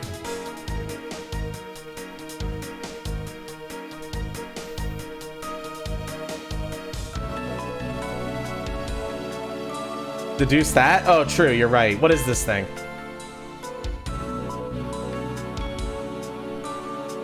The handle and the bad head? Yeah, that doesn't make sense to me either, but we could do it if everybody else agrees.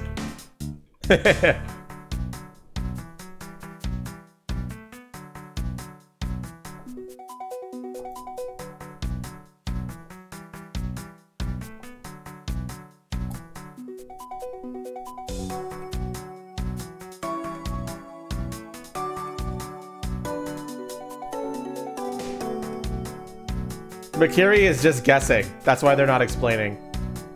That's my theory.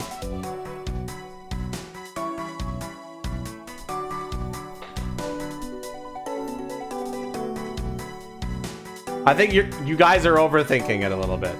Ace Attorney is prone to making you overthink. Overthinking is actually the answer? Sometimes, yes. But in this one, I can tell you right now, don't overthink it. There is something missing on this costume. And it's not just the head. Think about that.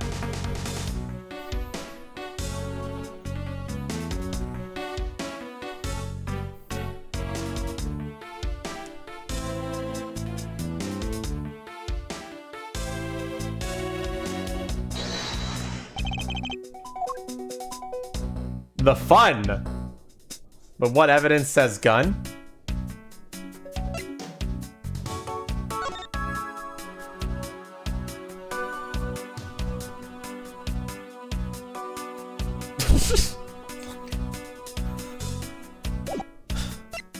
Sorry, I probably should have done that.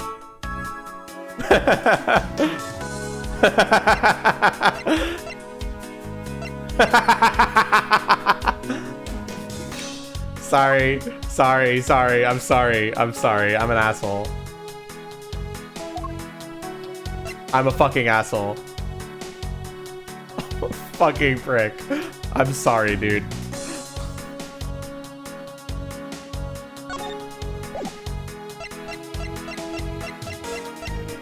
The Blue Badger Bible. Eureka! I believe what we have here is an inconsistency. Between what? We haven't thought about the Bible in hours. Welcome to Ace Attorney. Look carefully. Our costume is not holding something in its right hand that it should be. Oh, the gun! Precisely. The Bad Badger was designed to always hold a gun in its right hand. However, you there, did you remove the gun from this Bad Badger's right hand? No, I did not, sir. The gun is supposed to be securely attached to the costume. As I thought, the rip itself confirmed my hypothesis that the gun was forcefully removed. Mr. Proto-Badger, the gun is, of course, not a functioning weapon, correct? Absolutely not, sir. It's just a model gun. I have not, MRL. However, it can fire blanks. We need to use them for the stage show. It seems that our kidnappers also had a need for the model gun, my dear costumed friend. Missing model gun. Was ripped from the Bad Badger costume. It's capable of firing blanks.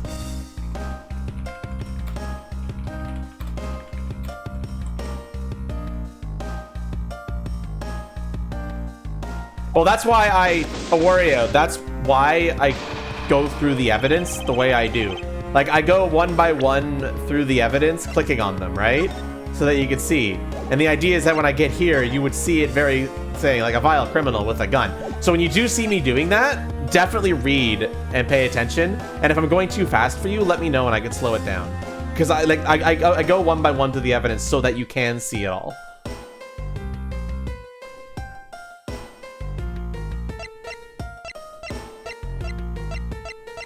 I think we're about done with this room. So what's next? Well, we found a few answers, but there are still a few things left that we have to ask a certain person about. Let's go, Kay.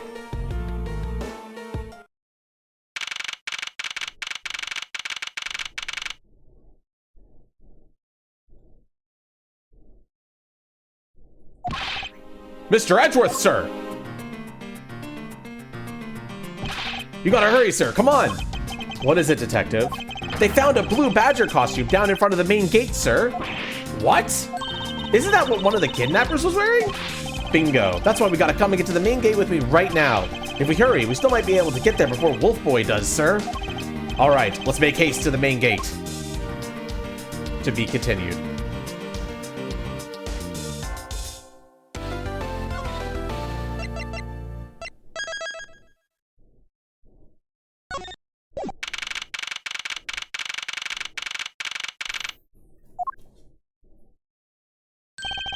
Where's the costume, Detective Gumshoe? Just on the other side of the fountain, sir.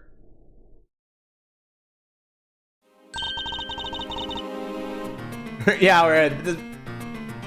Was it out here in the open all along? No, it was discovered in the tall grass back there. We moved it out here in order to examine it more thoroughly. Then let's get down to it.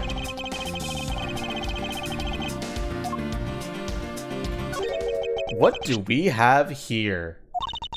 Oh, it's another pendant. That's 2 treasures in one day. How lucky is that? And hey, this is a pretty baby's made of platinum silver too. Another pendant on top of the one we found on Mr. Decon. Is it possible that these two... Hold it right there!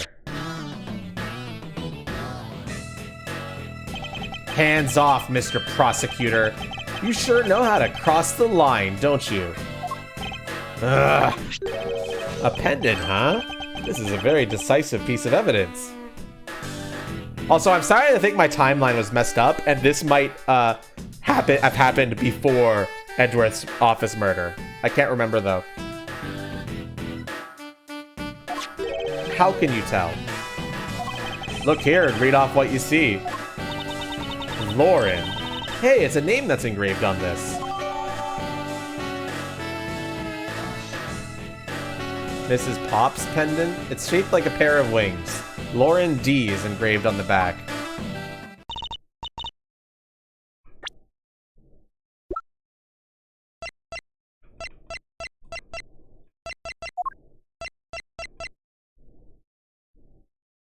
Lauren, huh?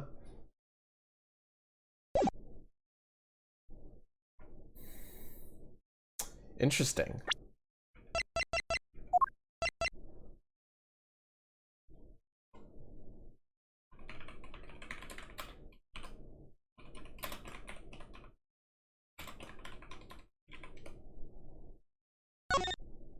Why is Lance in handcuffs? He was kidnapped, and I guess they just haven't taken them off yet. So he was probably in handcuffs from when he was kidnapped. Aha! We have you now, Miss Kidnapper. No, you don't understand. Lolly, I can't believe you were one of my kidnappers. Lance! You're kidding. Miss Pops was one of the kidnappers? Yes. It was me. I held Lance hostage. So Miss Pops is one of the kidnappers. But even knowing that, I can't call this case solved or over. Hey, guys, case closed. Get the car ready, and I mean the special one for this young lady. Lang, you're a fucking idiot. Hold it! Hold it. Prosecutor, what is it this time? Are you proposing that Miss Pops is also the culprit in the murder case? What happened? I thought Officer Meekins was your suspect. Huh, we found it. Found what? That officer's gun. He literally dropped it in the middle of a thick patch of grass. Your country's police are a sham. Just look at how careless they are. Who are you calling a sham? The officer's gun didn't show signs of having been fired, so it can't be the murder weapon. So Officer Meekin has been cleared of all charges. I see. Gosh, Lang, maybe we could have avoided this if you didn't just try to fucking shit on him.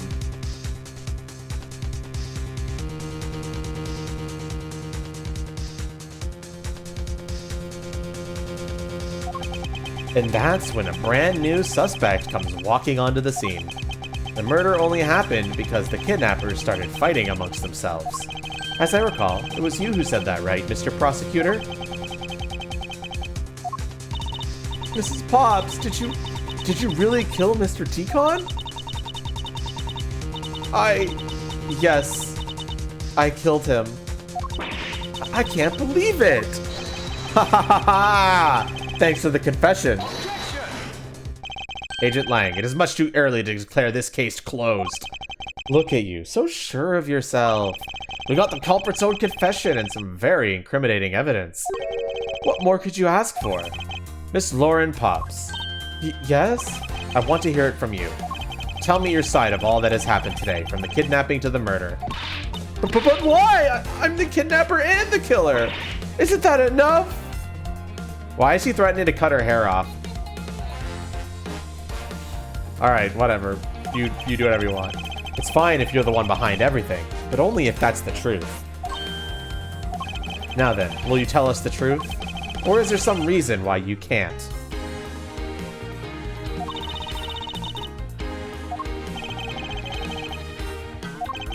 I've had a change of heart. I think I'd enjoy seeing you sulk away as the losing mutt. Alright, you heard me. Let's hear about all the evil deeds you committed today. Miss Pop's confession. The one who came up with the kidnapping plan was the butler, Mr. Deacon. We knew that we could get rich by holding Lance hostage. Mr. Romano would pay everything to get his son back after all. Everything was going according to plan, but as soon as we got the money, Mr. Deacon turned on me and tried to kill me. There, are you satisfied? She just confessed to her crimes a second time. At least you have the guts to admit what you've done. Can't at least respect that much. Miss Pops, is what you said really the truth? Yes, it is. If that's the truth, it certainly isn't the whole truth. Because there is something that seems a bit too improbable in her confession.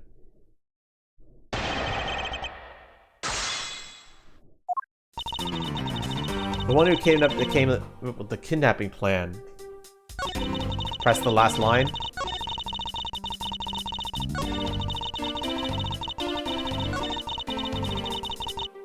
Hold it! Why do you think he did?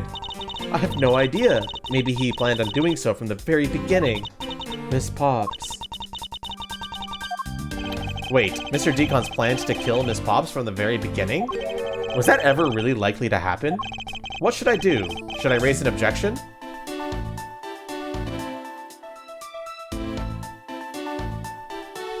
Well, chat?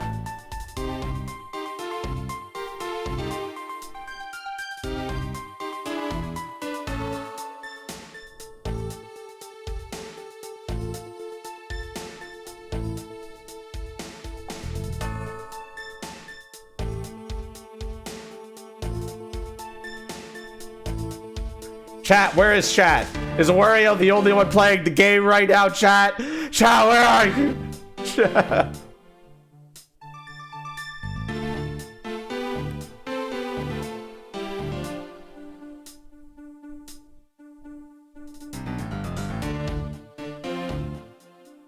You're playing UFO 50. You know what? Understandable.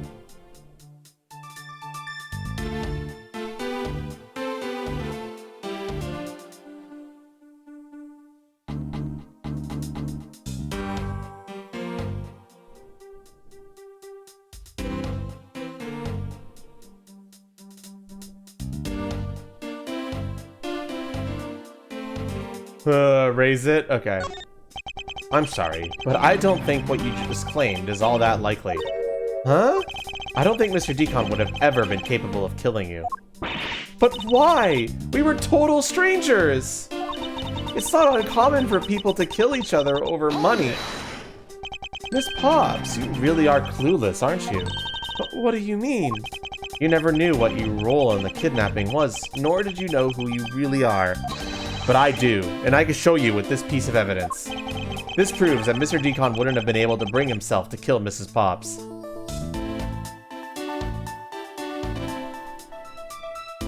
You probably will need me to investigate some evidence here.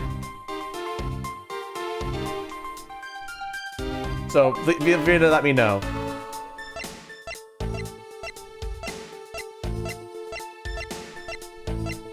The pendants? Lauren D is engraved on the back. Lauren D is engraved into this pendant. I see that they wrote out her first name, but why just the D? Maybe it's the result of poor planning? I guess. Well, at least if I had to shorten my name, I could make it K. Faraday. Anyway, even if you just sounded it out, it'd still say my name, K. Faraday. I suppose if you had to do the same, I would also abbreviate it as M. Edgeworth. Hold on, I think you should abbreviate it as M.E. Get it? Haha! Who would have thought this little pendant could stir up such a strange conversation?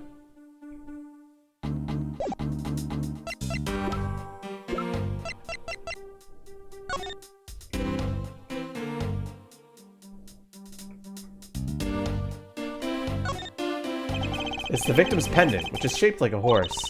It's got a real dignified look on its face. That makes it worth all the more. Oh no, Mr. Edgeworth. What? Did you find an important piece of evidence? This is made of platinum silver. That makes this thing super valuable. I've seen this type of jewelry at a lot of stores before, so I know it when I see it. Okay, if you ever laid so much as a finger on those pieces of jewelry. What? Me? I'd never do something like that. It's possible she has never wanted to steal from a jewelry store before.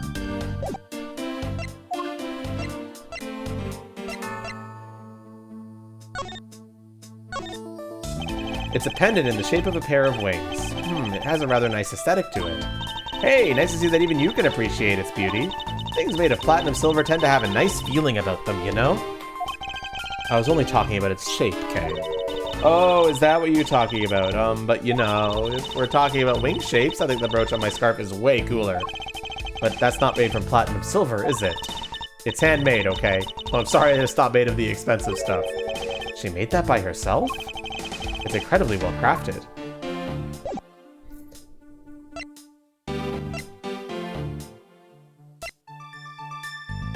There is still one more piece of evidence about the victim if we're going to be going up this.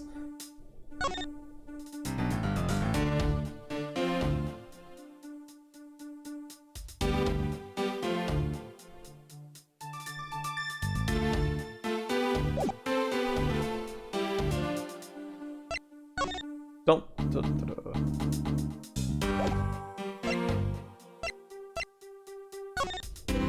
If you need me to examine anything in more detail, just let me know.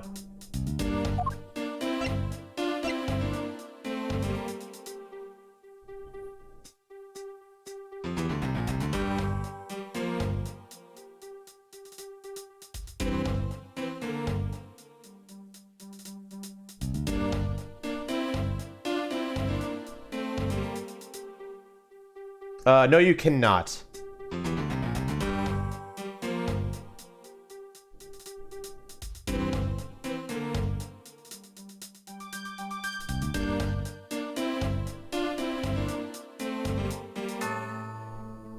And decide between the horse or the wigs? Figure it out. Present the horns. People are saying to present the horns. You have to say the statement thing, so just put a 0, Bakiri, yeah. Hans.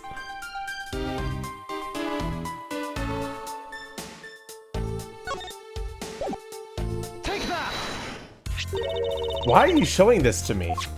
So what about that pendant? This horse pendant, along with this piece of evidence, shows who you really are. So what am I doing now, chat?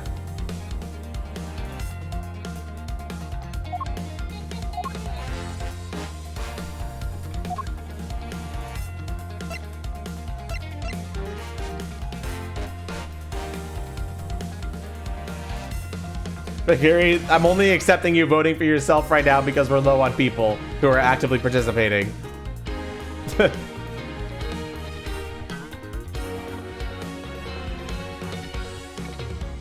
Take that! I know it timed out, but these two pendants resemble each other. Wouldn't you agree? Hey, you're right. They're the same color and they're even made of the same material.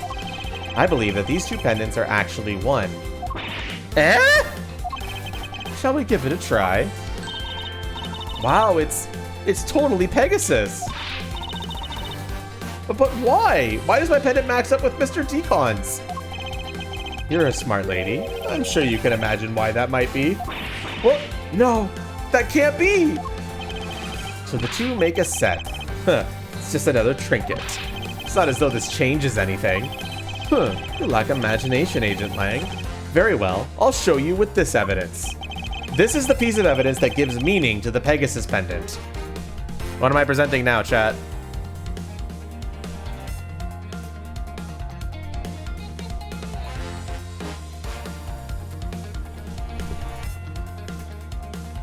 Oh no, third evidence.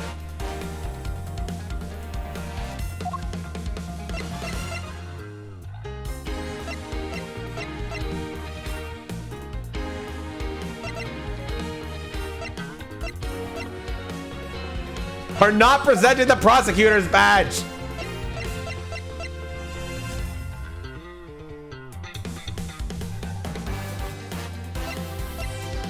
This is what Owario is asking us to present.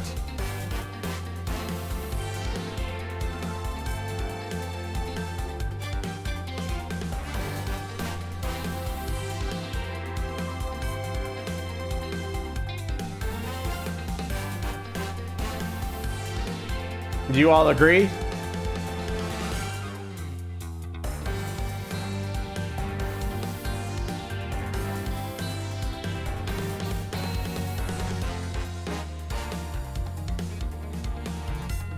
I don't know why it times out, but it works half the time. Also, hi, NG. Take that! Oliver Decon was just an alias for this man. His real name was Colin Devore, his name that is etched on the horse pendant. What? An alias? I suppose he had to hide the fact that he was a felon somehow in order to live. And it makes sense, given what is written in Mr. Devore's dossier. But what I really wanted to point out was this. This specific section is what reveals the true meaning behind those pendants. What am I clicking on, chat?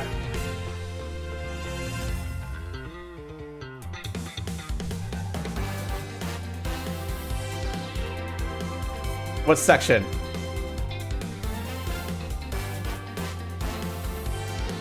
Pen E Dent? Oh my goodness.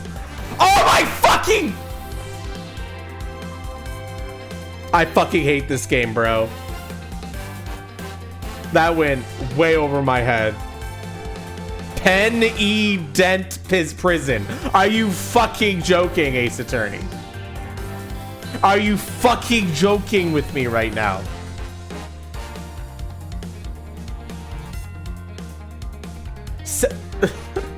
What's the joke? Read it out loud. Pen E Dent. Now think about what evidence we just presented.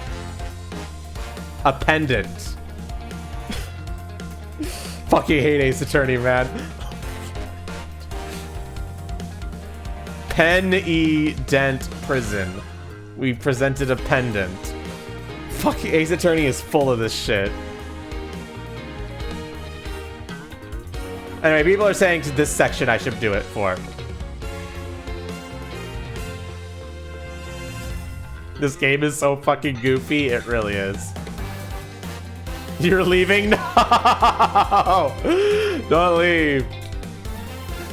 Just accept the puns. You think you get it? It sounds like pendant. That's the joke. It's a play on words. Pixel, that's what it is. Take that! Mr. Dvorak had one daughter, and her name is Lauren Pops. That's a lie! That person was not my father! He couldn't come out and tell you he was your father because he was in hiding. However, I believe he was trying to secretly watch over you. Do you still believe that man like that could kill the daughter he was separated from? Or even that such a man would allow his daughter to get involved in a kidnapping plot? Ha ha ha! And what's so funny, Agent Lang? You're good at making things up in your head and deciding it's the truth, aren't you? What are you trying to say? Your thinking is much too innocent. After all, I've thought of another possibility. Is that so? Well, let's hear it.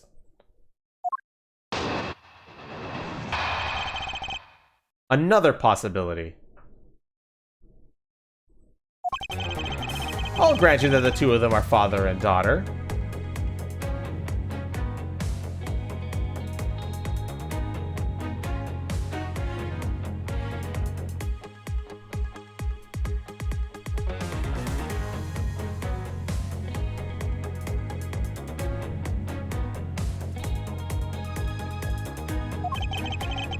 Hello, Vault. It's so poorly made. Man. But isn't it possible that they both knew that fact? It was no coincidence that the reunited pair became involved in the House of Amano. And the two of them made good use of their meetings to plan this little kidnapping. What did you say my scenario is perfectly probable as well? So this is his version of how things might have been. You don't have any proof that either one didn't know of their true relationship, right? You mean they knowingly committed the kidnapping as father and daughter? Hated yourself for that, don't worry. That's right, as one really rotten family. Is that really what happened? I better take a long, hard look at the evidence.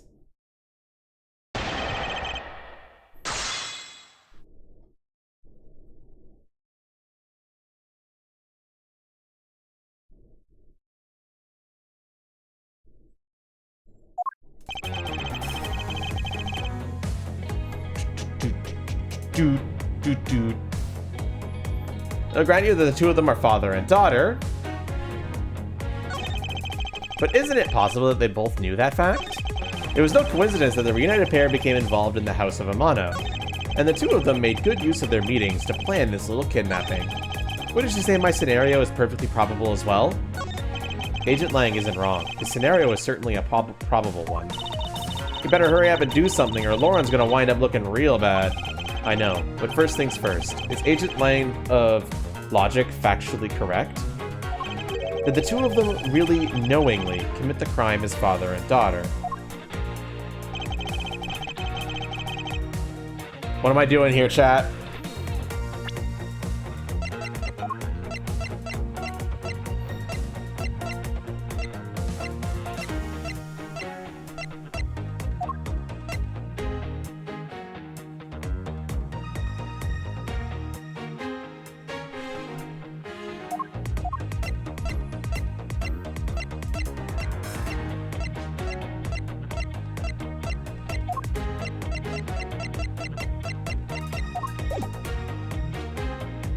But you have no idea how to press that. Well, we can press the statements too.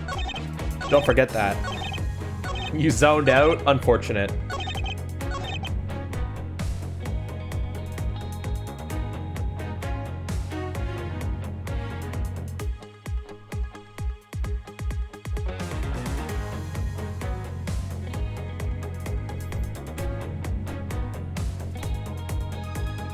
Da, da, da. Ba-da-da, ba-da.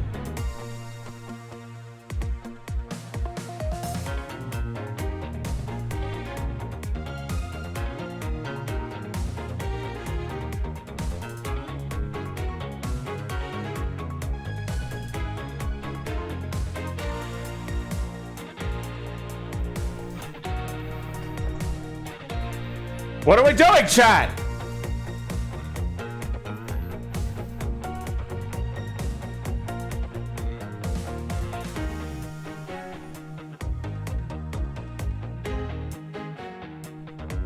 Press them all? Okay. Hold it! Precisely. And what father would ever willingly kill his own daughter?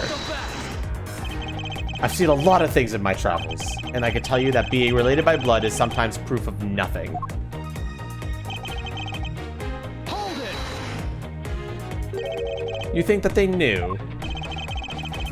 So please don't yell at us. I'm sorry.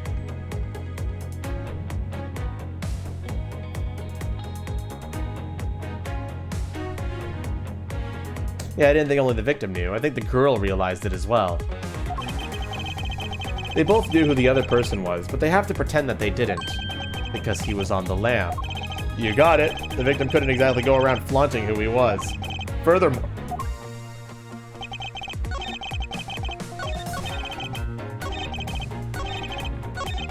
Hold it! One is a butler, and one is the friend of the son, you mean?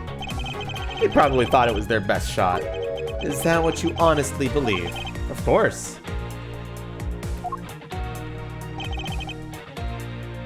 Hold it!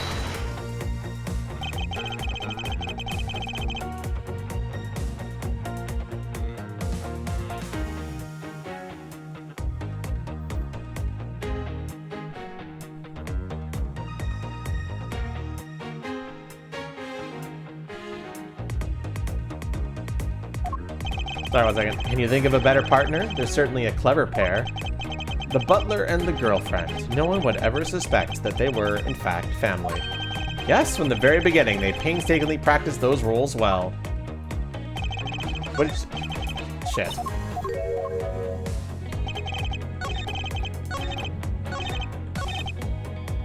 Hold it!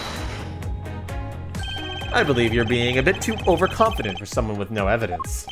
Am I? Because I don't see you presenting any evidence to the contrary. Sigh. Without evidence, we're stuck in a stalemate.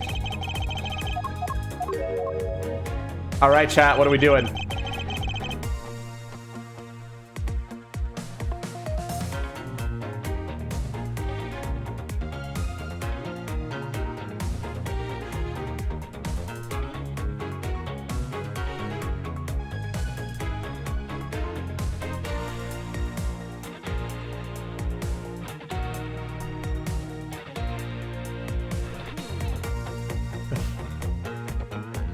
Brain Rager running circles in your head. I get it.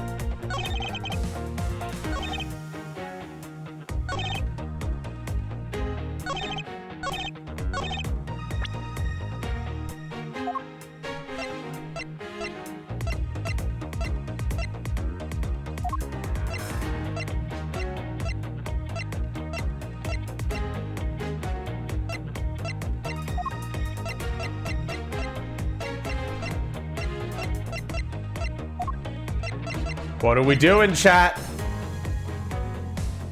Because I'm gonna be real, I'm a little stuck myself.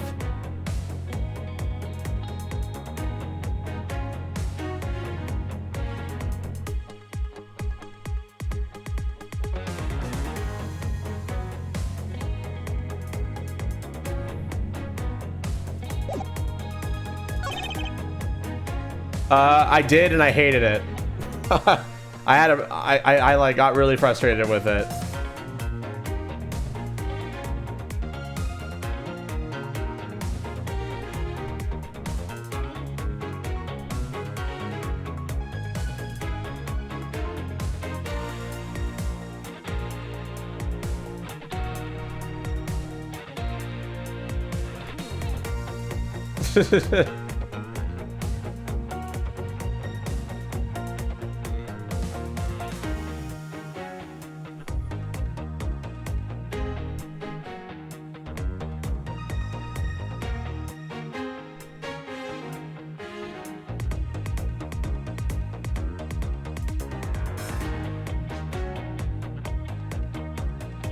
They didn't know each other.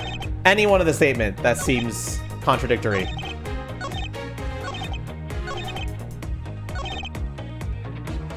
So it doesn't necessarily have to go against the fact that they knew each other. We just have to contradict one of his statements in general. So I'll grant you that the two of them are father and daughter. Isn't it possible they both knew the fact? There's no coincidence that the reunited pair became involved in the House of Amano, and the two of them made good use of their meetings to plan this little kidnapping. Wouldn't you say my scenario is perfectly probable as well?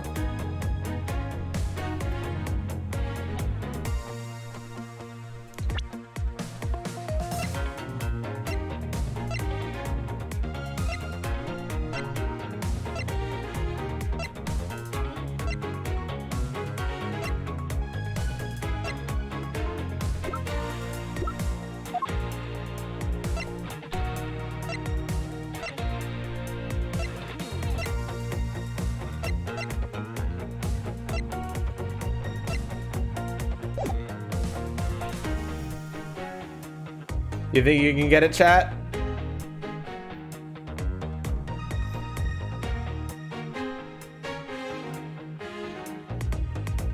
Can I read Colin's paper again? Where did we get the love letter from then? We got it directly from his father. And to be honest, it's considering what it says, Fire Ninja, I have a feeling that this isn't a love letter.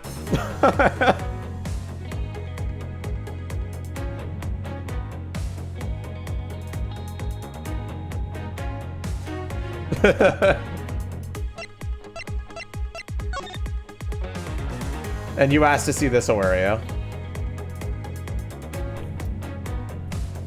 Honestly, this one's kind of tricky.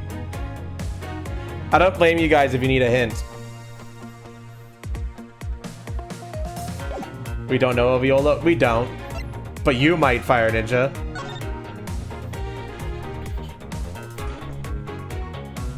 You might know Viola, Fire Ninja. If you played the first trilogy.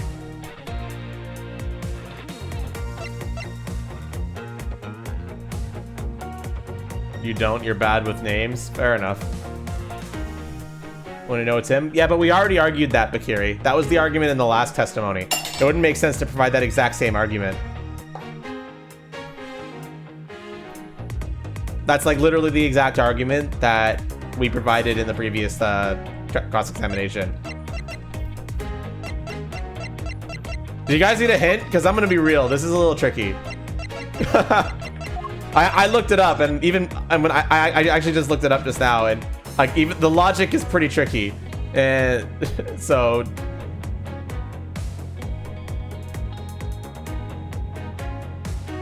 just because you're kind of like, okay, we're not trying. The hint is we're not trying to dispute the fact that the two of them are father and daughter. There is a completely different contradiction in this testimony unrelated to their relationship that you should be focusing on and poking at.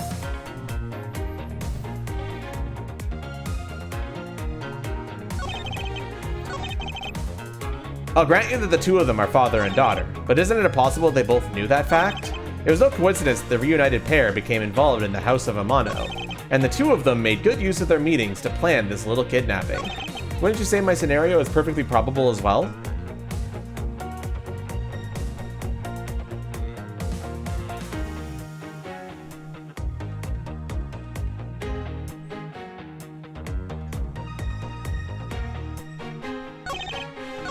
The next hint I will give is the statement to present on.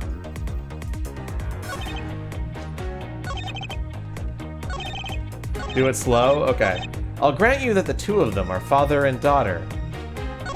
But isn't it possible that they both knew this fact? It was no coincidence that the reunited pair became involved in the House of Amano. And the two of them made good use of their meetings to plan this little kidnapping. Wouldn't you say my scenario is perfectly probable as well? Is it? How slow do you want me to go? I'm even reading it out loud. Yeah.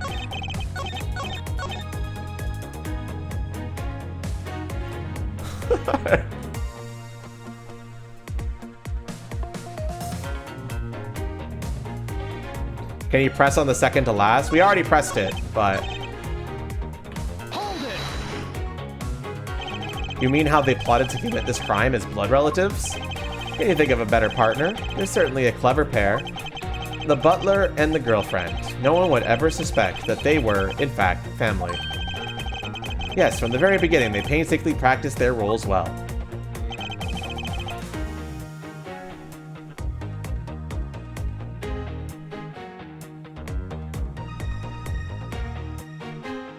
I know I said that, to be honest, don't overthink this one as well.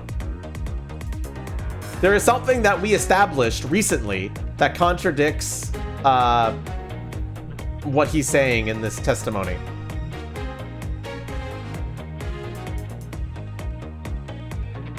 We're not... I already gave Fire Ninja, I already gave the hint that the contradiction we're trying to find here has nothing to do with their relationship. Oh no, wait, that's something different that you're talking about. All right, let me know if you guys want another hint.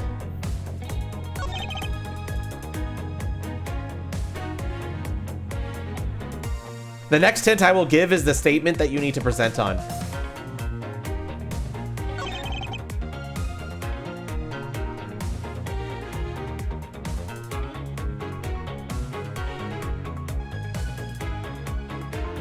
Tell us. I need multiple people to tell me they want the hint. So Bakiri wants the hint. Anyone else? Don't tell us? Okay. Sorry, Bakiri. I'm going through these slowly for you. You have any kind of evidence involving the girl's relationship? Not really.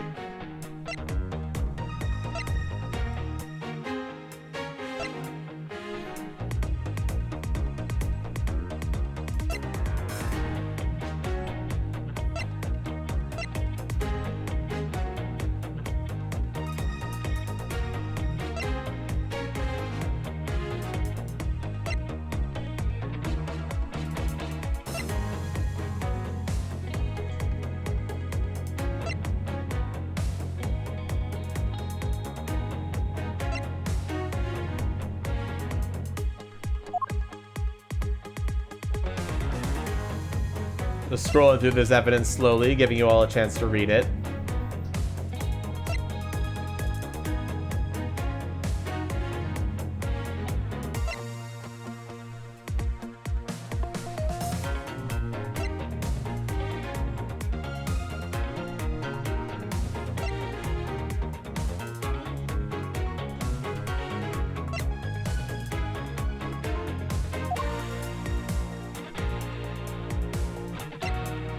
Remember, the next hint that I will give is the statement that you need to present on. So if you want that hint, 3 people need to say, "Give me the hint." Even if someone denies it, 3 people is enough for me.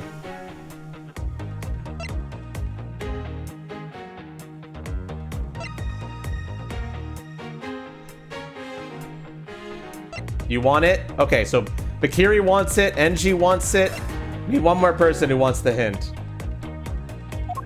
MRL, it's...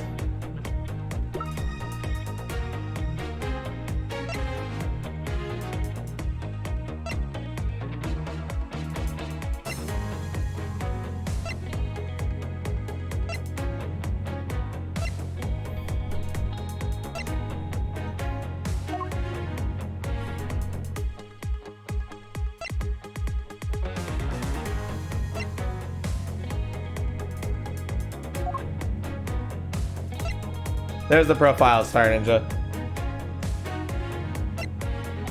You feel stupid already? Nah, this one's tricky. But it does revolve on you remembering something that we investigated recently.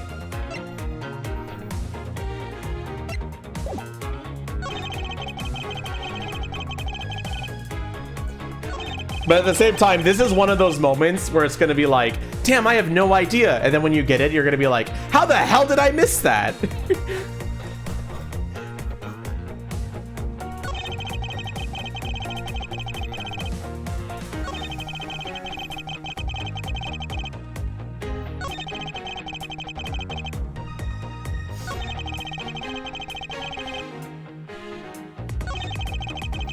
Wario. Wario's putting an idea out into the void there. Anyone wishing to follow up on it?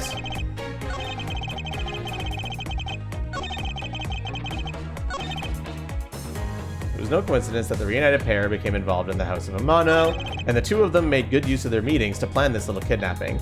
Those are the statements 3 and 4, Awario.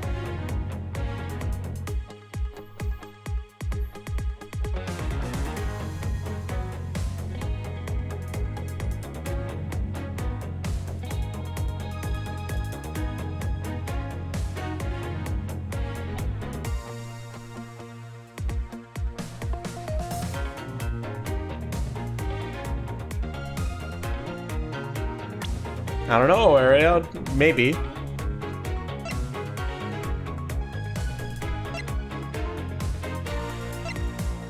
This is Ace Attorney Investigations 1.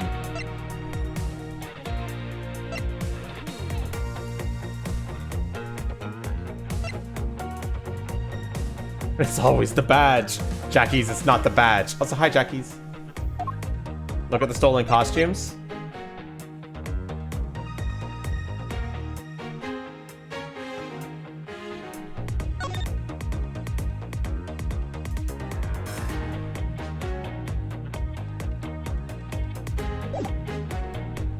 There you go, Awario. Which statement is this? This is statement 4. What was the name on the wings again? That doesn't really matter much though, because she's already confirmed that it's hers, but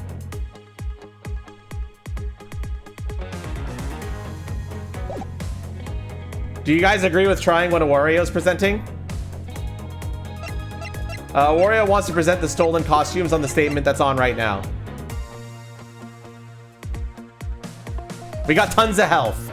So if you want my opinion, sometimes it's good to just throw something out into the ether.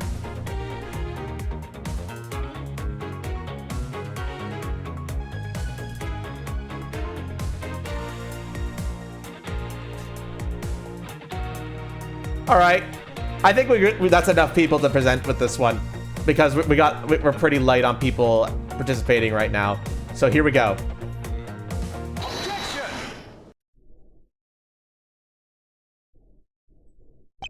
This kidnapping wasn't planned by just 2 people alone.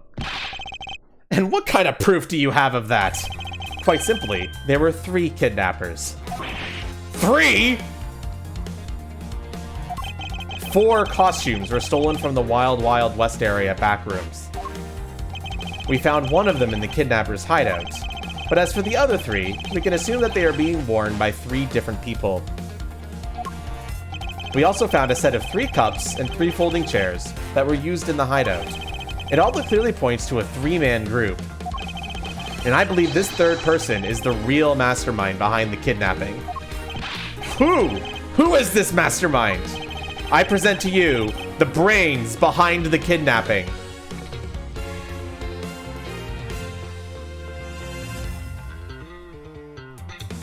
Who is the brains behind the kidnapping, chat? We got...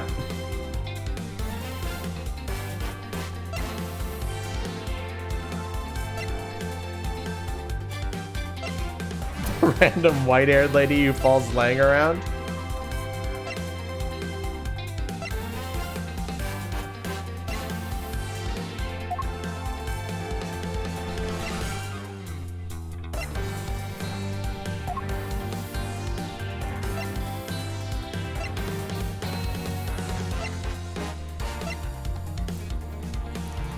Who are we presenting, chat?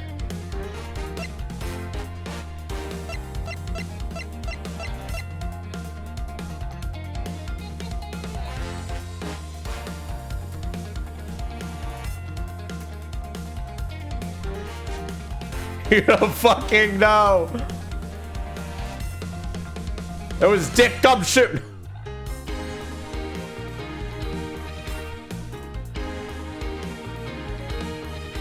Wasn't expected to get asked this. Awario says fucking Lance. NG says Decon or Meekins. Bakiri is saying the father.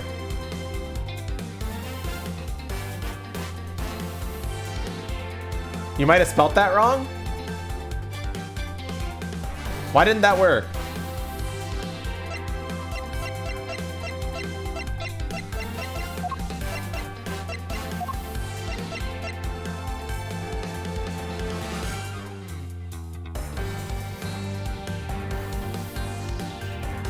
What do you mean timed out? I don't know.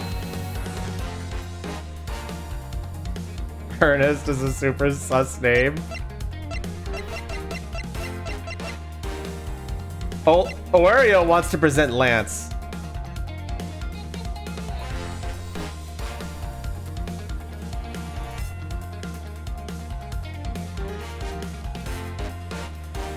Screw it. Why?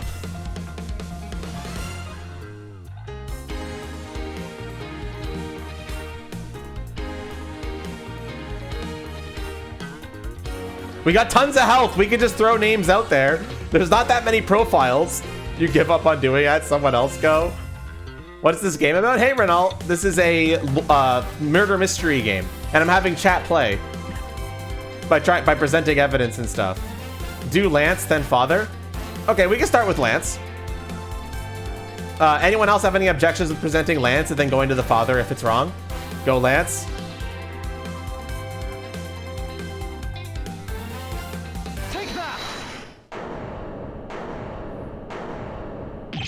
Lance Amano? Yes, this abduction was, in fact, schemed up by Lance himself. Recall what he said when he appeared before us.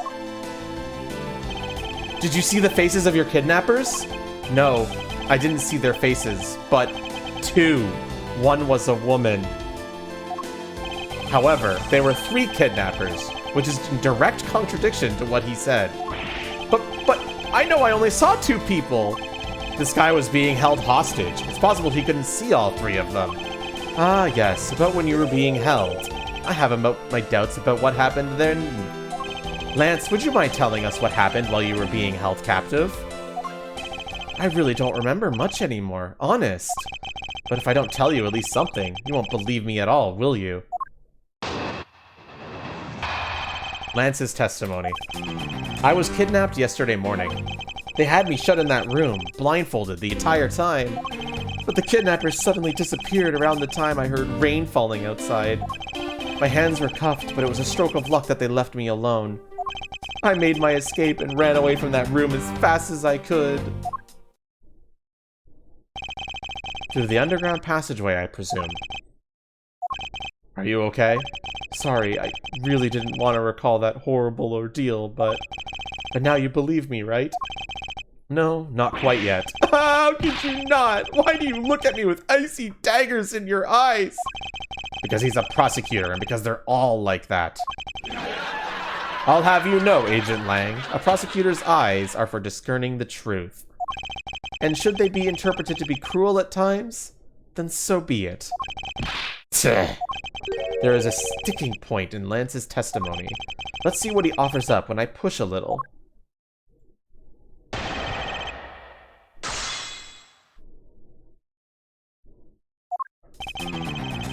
I was kidnapped yesterday morning. They had me shut in that room, blindfolded the entire time. But the kidnappers suddenly disappeared around the time I heard rain falling outside. My hands were cuffed, but it was a stroke of luck that they left me alone. I made my escape and ran away from that room as fast as I could. But boy, does that bring back memories of our situation and how we made our escape. Indeed, and although the door in that floor-to-our room led to an underground room, the door in the floor of that room next door had a secret passageway. A secret passageway under a theme park? Oh, that just sounds like so much fun. I wonder, is there something off about the way Lance made his escape? Hold it! Can you tell us about when you were abducted in a little more detail? It was a strange morning. I felt like I was right in the middle of a great calm. And where were you when you experienced this calm? Our family garden, of course. Where else could it have been? Well, excuse me for asking. This child's more princess than prince. I was out taking a walk to shake off the morning blah. Then, out of the blue, someone from behind clamps and hands over my mouth. You didn't see your attacker? They must have used some drug to knock me out. But before I knew it, I was off in La La Land again. Aurora, you've been fucking killing it, though. Everyone else has been wrong, and you've been right. You're killing it. You're carrying this shit. You've been carrying this house. Everyone else needs to step the fuck up. When I woke up, I was in the kidnapper's hideout, already, all tied up. They had me shut in that room, blindfolded the entire time. By that room, you mean the room in the kidnapper's hideout, correct? Yes, but I was blindfolded the whole time, so I didn't know that until I made my escape. That's why you're quitting? Fair enough. Then you were in the same room as your kidnappers. They spoke in hushed tones, but I could catch bits of their conversation. It was definitely two people, and one of them was definitely a woman. I was so scared. I could tell they were nearby, so I didn't dare make a move. But the kidnappers suddenly disappeared around the time I heard rain falling outside. Hold it! The kidnappers disappeared? The room fell into a sudden silence. I had been left behind like an unwanted mutt. And what do you mean by unwanted mutt? What a pointless question. It's not like he's gonna tell you anything new, you know? It's a poetic simile. You should learn how to use them too. You may look refined on the outside, but it's no good if you're not refined on the inside as well. What a pretentious prick. My hands were cuffed, but it was a stroke of luck that they left me alone. Then, those cuffs on your wrists, I suppose you are still cuffed in that case? I am well aware of how I am chained to reality. I couldn't find the key, so I'm afraid I'm stuck like this. Even though I escaped from that jail cell, I will forever be a prisoner.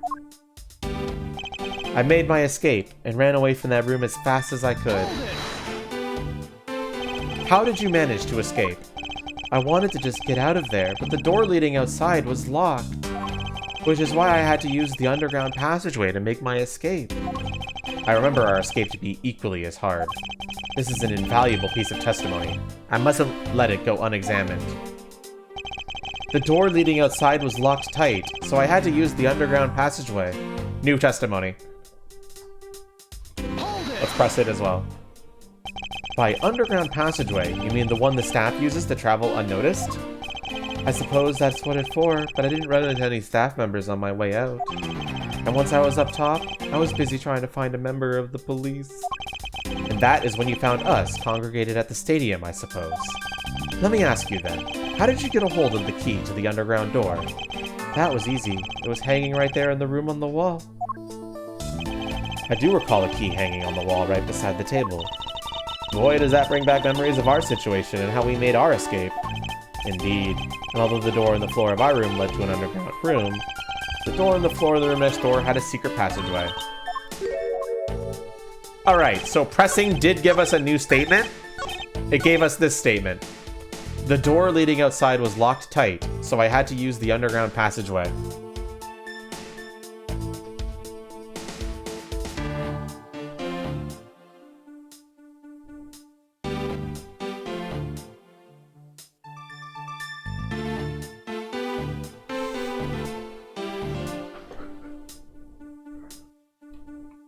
The sword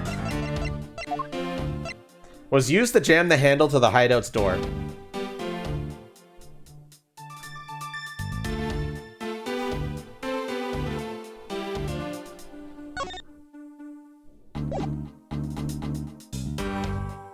Are we presenting this, chat?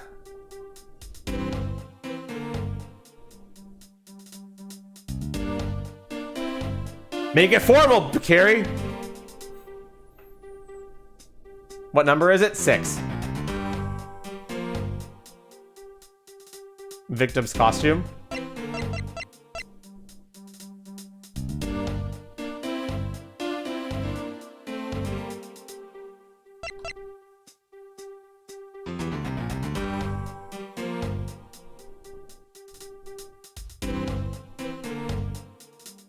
I blocked the statement dots. Yes, whatever.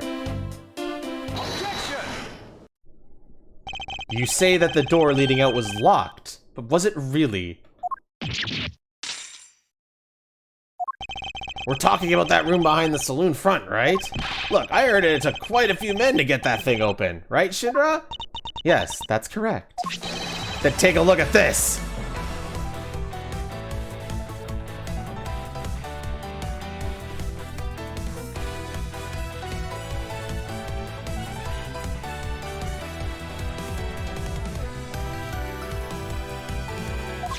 What is that? A sword? It's not an especially reliable one if it's broken like that. Allow me to start from the end. My conclusion is that the door was never locked. It was simply held shut by this sword, which was used to jam the handle. Lance, even though your hands were cuffed together, you could still use them. If that's the case, then why did you not simply remove the sword and escape? Why didn't I was disoriented. Yeah, I just didn't notice it. As if I should accept such a bold-faced lie. You locked yourself in that room because you had to make yourself look like the victim. But you did not, in fact, possess the key to the door. That is why you used the prop sword to improvise and create a prison of your very own.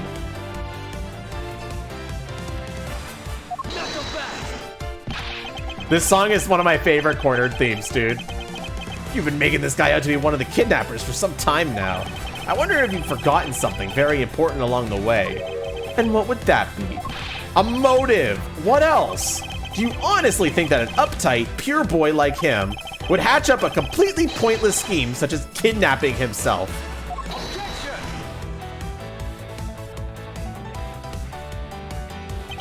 This proves that Lance did indeed have a motive to commit this crime.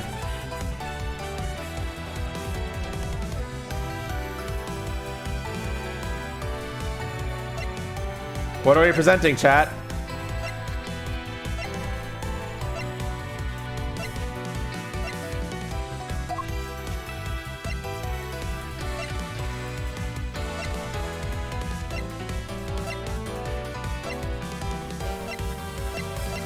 Awario says love letter.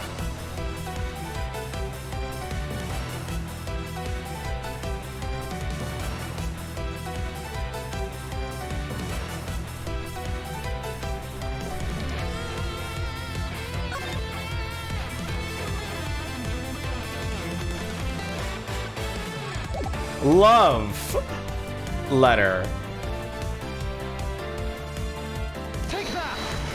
Enough people said it that I didn't need to do the confirmation. To put it simply, Lance has a very urgent need for money. This is hardly your typical love letter. It is, in fact, a collections bill. It appears our upstanding boy has accumulated quite a debt. Isn't that right, Lance? Ugh! Looks like it's hard being the son of a rich man, too. Must be rough when you have to resort to stealing from your old man, huh? All right, I give up. I abducted myself. Lance! It's over, Lolly. In this life, we really are bound to our fates after all. All I wanted was to go with you to a new town. Somewhere where no one would know us. I wanted us to be well off with that 1 million. But now, that dream is over. Oh, Lance! Then, you are giving yourself up? Yes, I had planned to run away from this world with my Lolly. Oliver even helped us with the plan, but then he had to go and stab us in the back. He turned on you. Maybe he didn't want to split the ransom money. That's my guess. It happened almost right after you made the drop-off.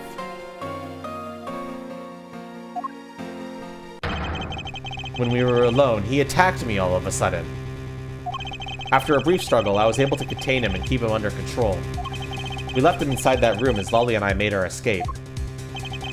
We wore different costumes and split up. Lolly left first in the blue badger costume. That would mean the person Officer Meeker saw was Miss Pogs. But right then, the old man just had to wake up. I was careless, and he tackled me pretty hard from behind. Then Oliver put on the bad badger costume, took the suitcase with $1 million and ran. I contacted Lolly right away and warned her that he had a gun. They had no idea that they were related, so I thought that it could only end badly. I still don't believe it. That person was not my father. Because if he was, I just killed my own father. Lolly, then it really was you? Chain of events. That man was not my father. I mean, because, hey, Crimson, thank you so much for the follow. How are you doing today?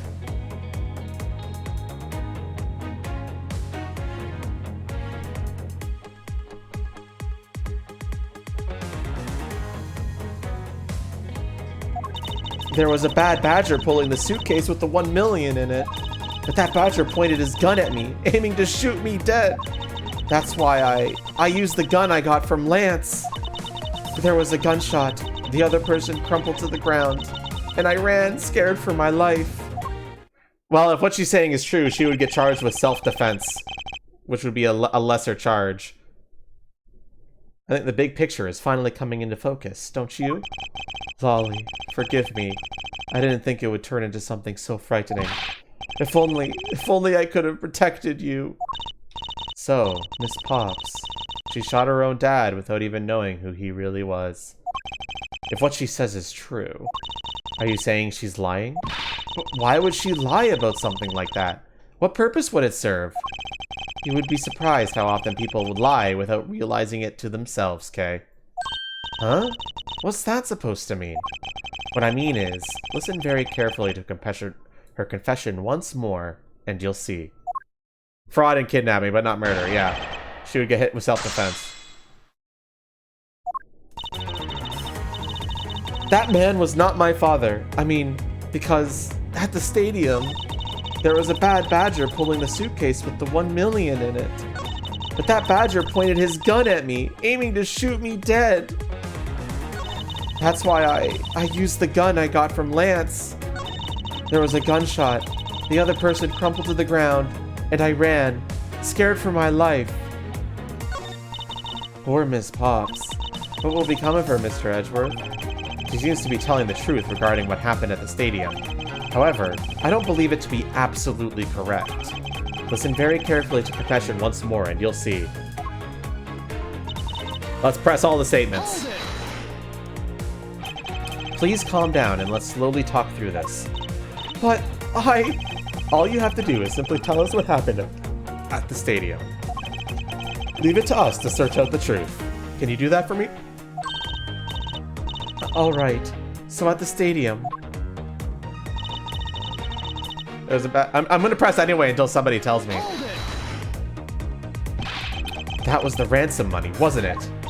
Yes, that's how I was able to identify Mr. Deacon almost immediately. It was all thanks to what Lance told me. And what did he tell you? Well, he called me on my cell phone and told me that Mr. Deacon had betrayed us and had run off with the ransom money. And about how he had a gun. About it. Hold it! Were you able to clearly see the gun? Yes, I got a very good look at it while it was pointed at me. Oh, Father, why would you try to shoot me? Do you really think a father would shoot his own daughter, Mr. Edgeworth? I don't know. I don't want to believe it myself. But it's true, my father's left arm was raised with a gun in it. Pointed straight at me. I'm about to die, I thought. Miss Pops, please calm down and take a deep breath. And then, would you let me to please hear that last statement one more time? Yes, of course. But the badger pointed the gun in his left hand at me, aiming to shoot me dead. Hold it! And you felt that your life was in danger, correct? I was to die, I thought. So... That's why I used the gun I got from Lance. You shot Mr. Deacon? Miss Pops. Yes, I shot him. Haha, and that, as they say, is that. Agent Lang, Miss Pops is far from done. She hasn't even finished her testimony yet. You're going to continue questioning her? What a waste of time. Miss Pops, if you please. Alright.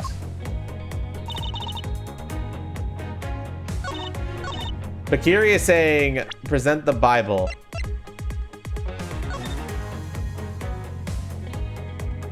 On the new statement. Yeah, they're great, Jack. You can make it official, Bakiri, and have people vote. We've got tons of HP, so don't be afraid about being wrong. Like, straight up, do not be afraid to be wrong. Just if you think something might work, just throw it out. We've got so much health. And this is statement number 3. What's the 5th statement? There was a gunshot, the other person crumpled to the ground, and I ran, scared for my life. Because of my damn head? Yeah, I know. Sorry.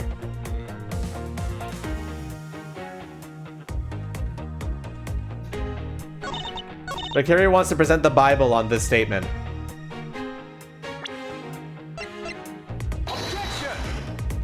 Even after looking at this, can you still claim what you said to be true?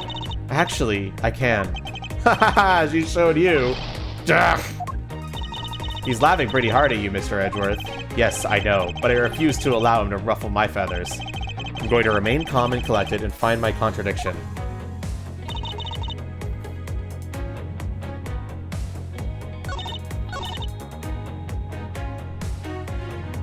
Hold it! Did you take off immediately following the gunshot? Yes. And you didn't attempt to approach the victim at all after he was shot. I was scared. I don't blame you. I would have done the exact same thing.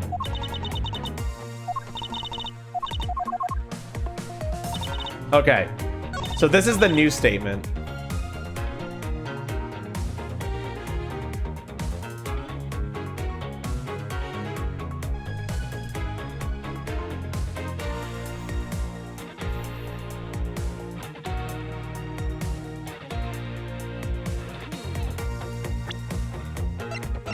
Remember to look through our evidence again, too.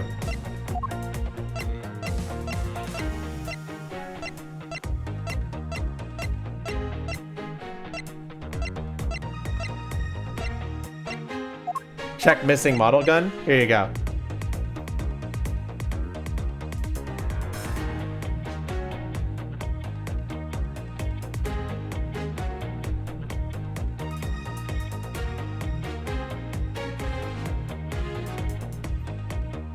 Remember, we've got tons of health. Don't be afraid to just present shit if you think it's right.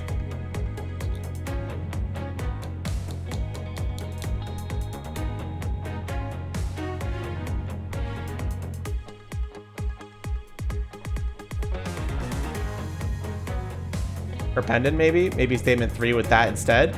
But Carrie, make it official if you feel like that. Remember, we got tons of health. Don't be afraid of being wrong. We could get like 10 of these wrong. We got like so much health. We can get 10 fucking wrong. We can fucking like just present stuff. Jackie's, I have an official thing. Yeah, like that.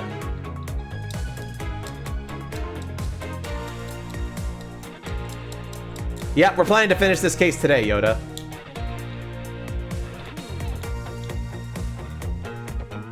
And she says no.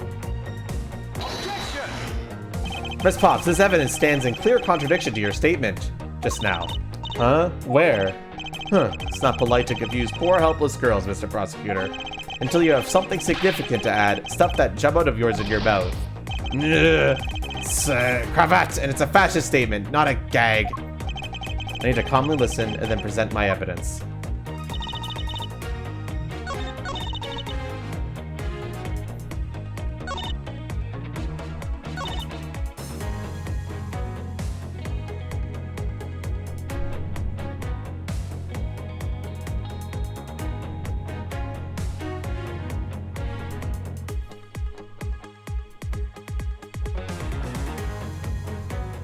This one's tricky. You might need me to... NG wants to present the pendant on statement 5.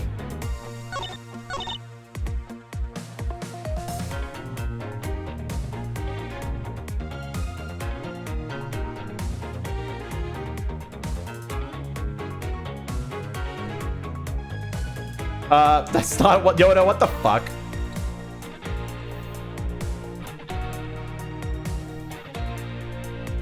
If you want a hint, just let me know. I got a pretty good hint lined up that will give you guys a place of where to look without giving it away.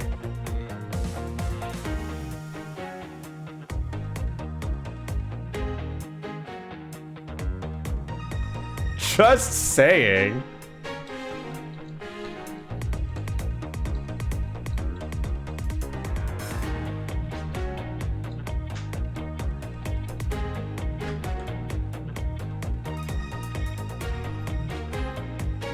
Yeah, but do we have proof that she was actually holding that specific one, Fire Ninja?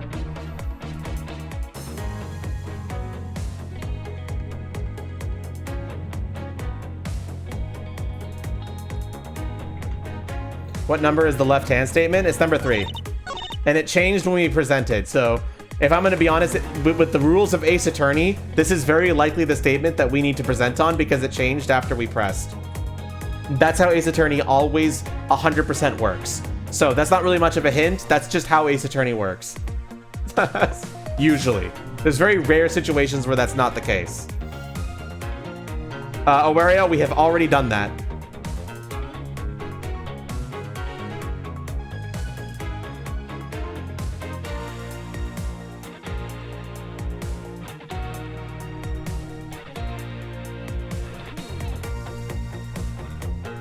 How the fuck is that not it? Trust me, this one's tricky. Here's a hint. Okay, here's a small hint. There's a piece of evidence that you need to reread. I'm not gonna tell you which one, but if you can figure it out, once you reread it, you'll be like, oh, it's that. Figure it out, and I'll show you what the evidence is.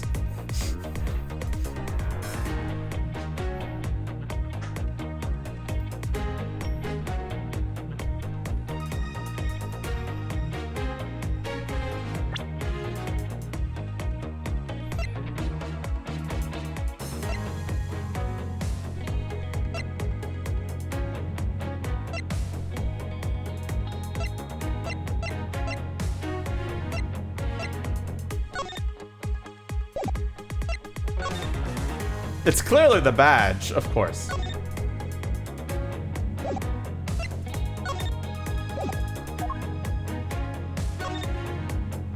I'll just give you all time to look over it. I'll go over all of them.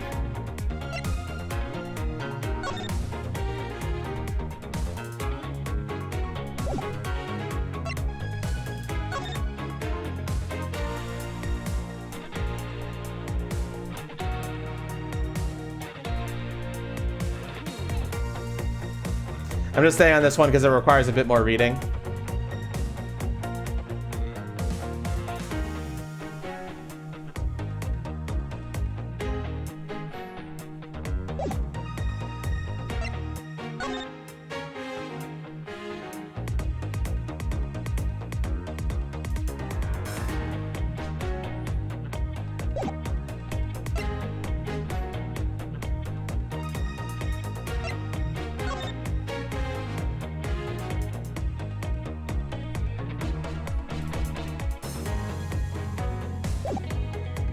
All right, I've gone through all the evidence. Anything else you want me to figure out again?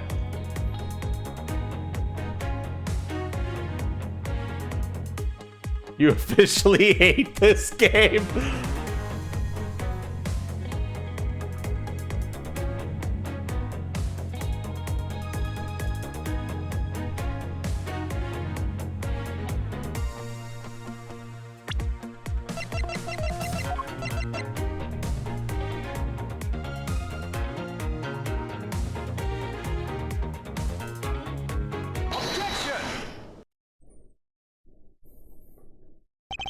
I have here a dossier of your father.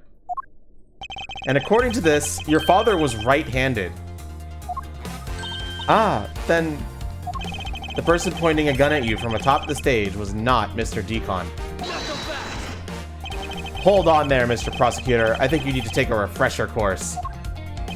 The Badger has a model gun attached to his right hand, which is why the only hand he could have held the real gun one was with his left. Isn't that possible that it went down like that? Agent Lang, weren't you paying attention to what Mr. Pops was saying? Then again, I suppose I can't expect someone who has never set foot in a court to catch it. Enough with the smugness, out with it already. Mr. Pops told us earlier. There was a bad badger pulling the suitcase with the 1 million in it. According to you, the bad badger had the gun in his left hand, which would mean that he was pulling the suitcase with his right hand. Is this correct, Miss Pops? Yes, exactly. Wario, I don't know why you think that's so bullshit. I mean, like the contradiction makes sense. The problem is more just the inherent clunkiness of you not being able to check and read the evidence yourselves. And I acknowledge that that will make the game a little clunky, but I'm trying my best, okay? And I'm sure it was the bad badger. It had those huge sunglasses on its face. But if that's the case, even I can see there's a huge contradiction. Yes, Miss Pops claimed to have seen the Bad Badger, and yet the Bad Badger had both of his hands full. These two pieces of information contradict each other, so one must be wrong. Which one's wrong, chat? She claims to have seen the Bad Badger with the sunglasses. Its hands were full, the gun was in the wrong hand, and the other hand was carrying the suitcase, or with the money in it. So which information is wrong?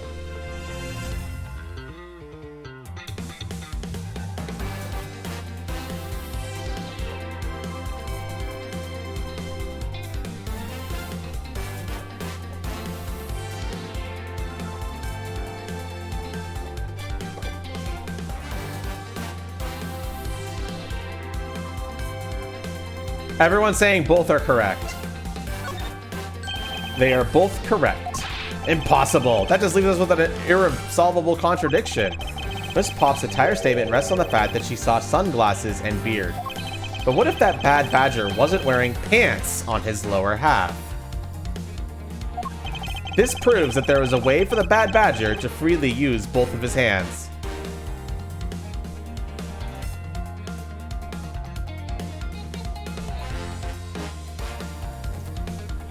Bro wasn't wearing pants.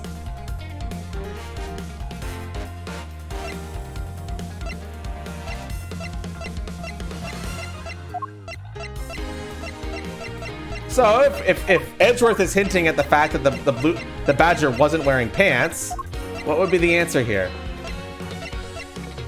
Because that costume was thrown out, Awario. That's probably the biggest explanation as to why.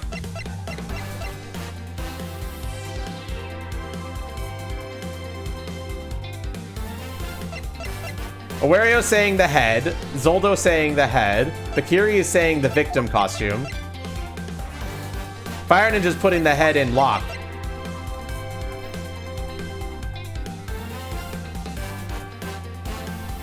Bakiri's saying no.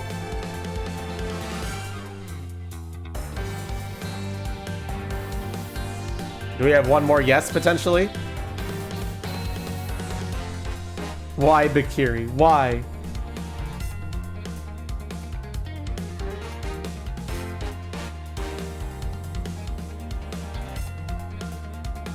Examine it? I can't.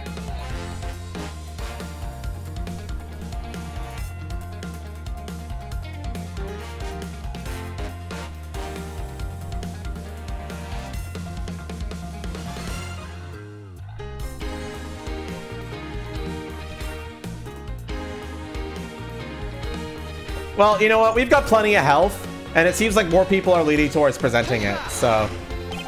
The costumes have two parts to them, a head and the body. Oh, I get it now. The head Miss Pop saw was probably really the head of the Bad Badger. However, is it not possible that the body was that of an entirely different badger? A different badger? Yes, or to put it more bluntly, I believe it was the lower half of this badger. The body of the Bad Badger Miss Pop saw really belongs to this badger.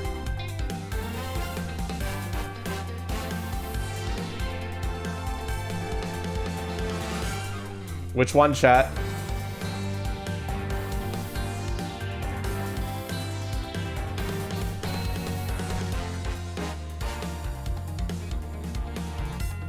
The blue badger?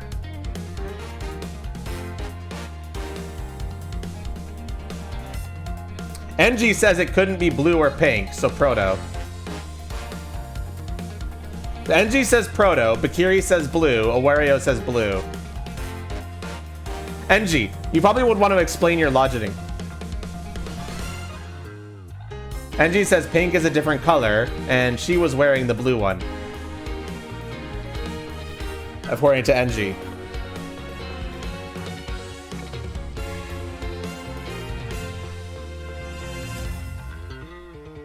Do we even know what costumes they were in? They mentioned it.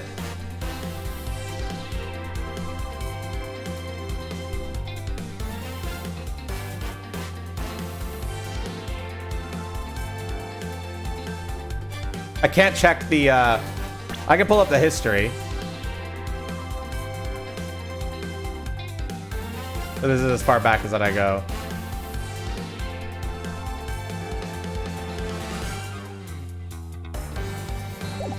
So it's, to be honest, there's really only two choices. It's either blue or proto.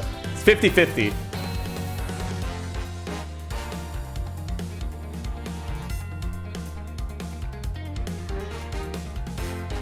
Do proto? We all agreeing on proto?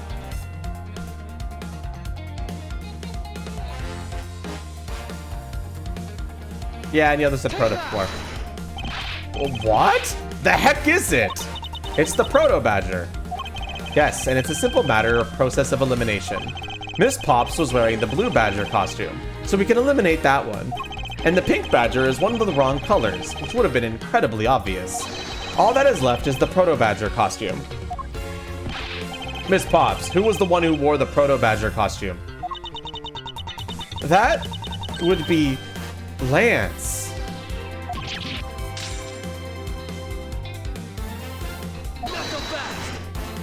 Are you saying what I think you are? That Lance Amato donned the Bad Badger's head and pretended to be Mr. Decon? On top of which, he plotted to shoot Miss Pops while wearing the hideous thing? The stage that was set up in the stadium was nothing more than that, a setup. And its purpose was to lead Miss Pops into believing she had committed murder. Standing there in front of Miss Pops and pretending to be the victim, it was all done so that she would pull the trigger. I have no idea what you're talking about. Why exactly would have I had to do all that, huh? There is but what reason. Lance Amano, you are the real culprit behind the murder of Mr. Oliver Decon. What? No! That's slander! Take it back! You take it back right now! Just out of curiosity, Lance, which is your dominant hand? I'm left-handed, but what does that have to do with anything? It depends. According to Miss Pops, her attacker held a gun in his left hand. Who is what-handed doesn't prove a thing. And besides, now you're just being absurd. It's not like the Proto Badger is bulletproof. One misfire and he would have found himself dead, right? Of course. Logically, if he had been shot, he probably wouldn't be here with us. But I believe he had thought of that as well, and prepared accordingly. And this should be all the evidence you need. This is how Lance made sure that he wouldn't be hit by a bullet. NG is saying model gun.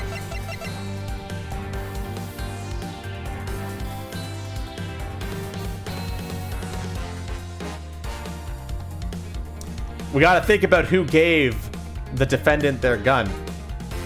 Who gave her the gun? Everyone's saying it, so. We found one half of Bad Badger costume in the hideout. A broken one. It was not the same one that the victim was wearing. Plus, it was missing something. And that something is the model gun that the Bad Badger carries, which can fire blanks. What? Miss Pops, where is the gun you used now? I threw it away into the sea. That makes it a bit tough to verify what it was. Although I believe we could safely assume that it was the model gun in question. I've heard enough. All you've been studying so far is pure conjecture. I'd admit that as long as the model gun is lost to us, I can't prove I'm right.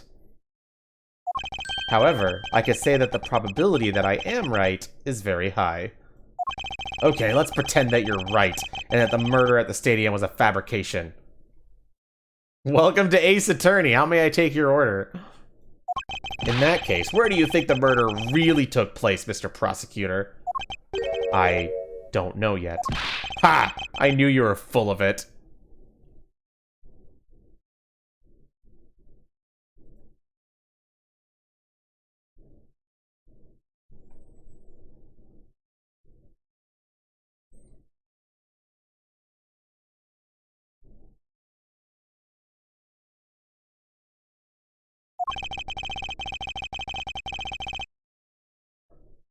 Oh good, the game doesn't expect us to know yet. However, I do believe the murder took place during an earlier time frame. Please, wait a second. It's simply not possible. Because I saw Mr. Decon after he was restrained by Lance. She saw the victim of the state of being restrained?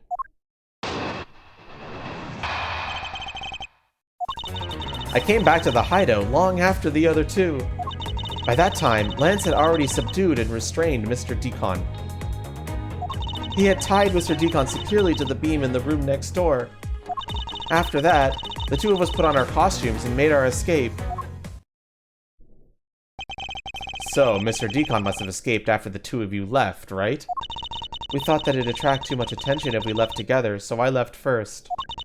We planned to meet up again at the stage in the stadium. But then, as I was walking through the park, I got a call from Lance on my cell phone. Oliver managed to escape. It looks like he was waiting until I was alone. He also stole the gun from me at that time. And then the murder happened. Miss Deacon must have overheard their plan to meet up at the stage. Well, Mr. Prosecutor, Miss Pops saw the victim with her own eyes. Which means that the victim was still alive at that time. Wouldn't you agree? Why does that sound wrong to me? There must be something amiss about this account.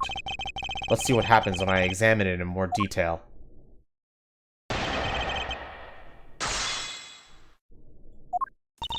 I came back to the hideout long after the other two. By that time, Lance had already subdued and restrained Mr. Deacon. He had tied Mr. Deacon securely to the beam in the room next door. After that, the two of us put on our costumes and made our escape. If Mr. Deacon was alive in the hideout, then the murder must have happened after that, meaning it probably all went down at the stage. I mean, I can't really see why Miss Pops would lie at a time like this, you know? Okay, I don't think she's lying, but rather that she is making a bad assumption. She is? Yes, and I intend to show what that bad assumption is. Hold it! When exactly did you arrive back at the hideout? It was after we had picked up the ransom money. And where were you up until the time you returned? It was scouting the park out and making preparations for our escape. I walked around in the various areas, looking for the best route. Ah, so each of them had their own roles to play. After I was done, I went back to the hideout. Hold it! How did Lance look at the time? He looked shocked. He also looked a little down. When I saw that sadness in his eyes, Thank you, that's enough for now. And what of Mr. Deacon? What was his situation like? Hold it! You are sure that it was Mr. Deacon that you saw? Yes, I am certain of what I saw. Did you go into the other room to check? Lance said that it was best if I didn't get too close to him. Lance, he's such a kind soul. Then, are you telling me that you did not confirm that it was Mr. Deacon for yourself? I checked through the slit in the door that separates the two rooms. He had a bad badger's head on, so I'm absolutely sure. That just had to be Mr. Deacon. She saw a bad badger head. The captive had a bad badger's head on, so I'm absolutely sure it was Mr. Deacon. Hold it! So the tide... It's a lollipop, Yoda. It's just a fucking lollipop. So the tied-up Mr. Deacon was still in his bad badger costume. Yes, and it would appear that she misread the whole situation. What now? Should I raise an objection?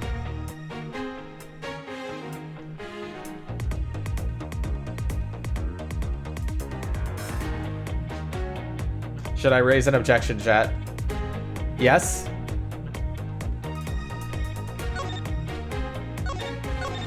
Just 1 second, we are starting to lose a little bit of health, so... The person you saw was not the victim. What? Why not? I will tell you why not. With this. This, Miss Pops, show us that the person you saw was not the victim.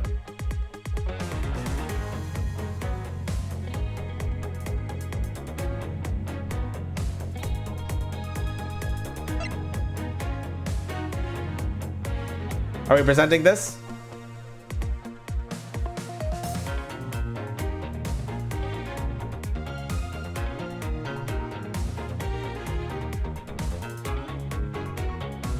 Seems like enough people are saying yes. Take that! Miss Pops, the person you saw was not Mr. Deacon at all. Huh? The person you actually saw was this person. Who did she see, chat?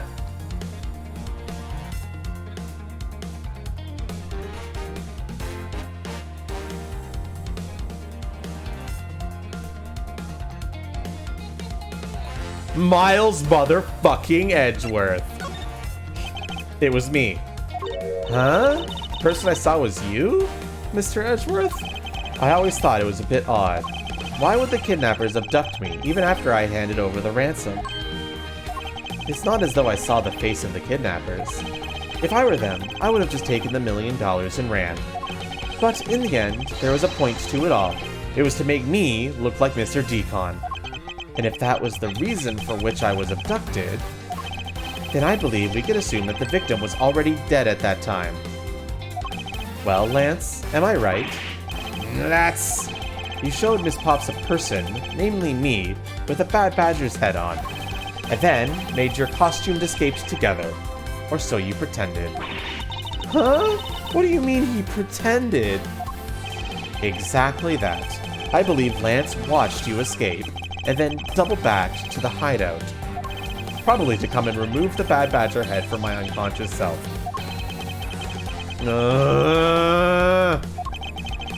And to create his fake prison with the prop sword. He then escaped via the passageway. Hold your tongue, boy. Don't get caught up in that tidal wave of words coming out of Mr. Prosecutor's mouth. Tidal wave? We've heard a lot come out of you, but I've yet to see a shred of evidence.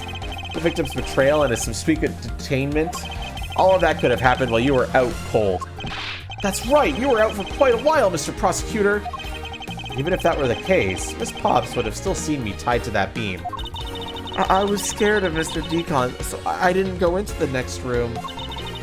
So I really have no idea if you were there or not, Mr. Edgeworth. You see, it would seem that you can't prove a thing. Ugh. Who said that? Please wait. Mr. Romano. Oh, Miles, my boy. It looks like you're really giving it your all. And Lance, it's not good to cause trouble for others. Dad? Let's see. You were the one in charge of the investigation, correct? Yes, that's right. I'm sorry that my son had been nothing but trouble.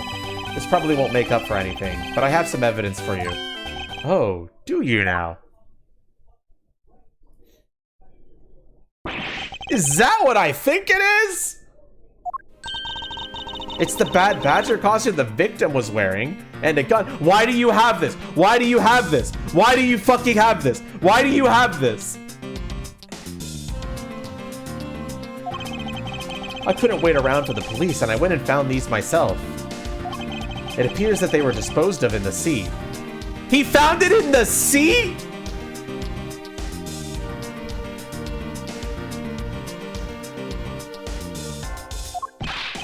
Is there no one in this country who actually obeys the law?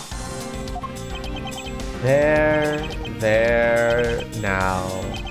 Agent Lang, please calm down. What the heck is that scrap of paper? This appears to be a letter from the Chief of Police. Please allow Mr. Romano complete freedom to do as he sees fit, it says. Dude just has a letter from the police that just says he can do whatever he wants. What? The Chief of Police? What the? Just who does he think he is? The person who wields the highest authority in this area. Oh, there now. There is no need to be so upset. I'm not a cop from this land, so I'm not bound by the laws of your country. Now. This wasn't meant to strong-arm you into anything, it's just a request. I'm only asking that you please respect the laws of the land. I can't really say no to that. However, returning to the topic at hand, it doesn't matter who found the evidence, its value remains unchanged. Let's take a look at this new evidence. I've already got the result back. I had a special forensic research lab that I'm good on terms with to conduct the tests. They verified that the blood on this costume belonged to Oliver. As for the gun, the only fingerprints they could find on it were yours, Lauren. But what? You disappoint me, Miles. I can't believe that you would cause my son such stress and heartache. Thank goodness I was able to find the final pieces of evidence. With this, you'll have no reason left to push my poor boy around. That's it? These are case-making pieces of evidence? Ha, I'll be the judge of that.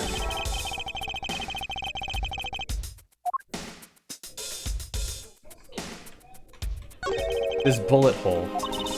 It looks kind of burnt around the edges. Wait, those burn marks were left by the gunpowder. This is a most important fact. Why is that? Because it is proof that the victim was shot at point-blank range. Gunpowder burn, this is not new, this is updated. Warned at the time of the shooting, gunpowder burn is proof he was shot at point-blank. Could this gun be the actual murder weapon?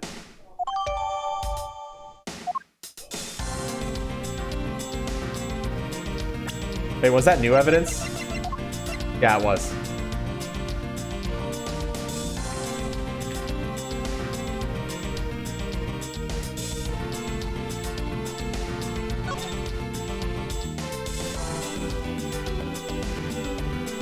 Huh, there's literally nothing to investigate on this thing. Oh, yeah.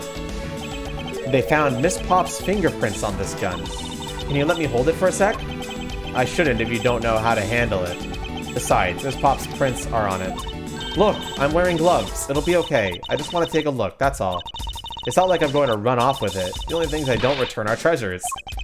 Stealing either one would land you in jail, you know.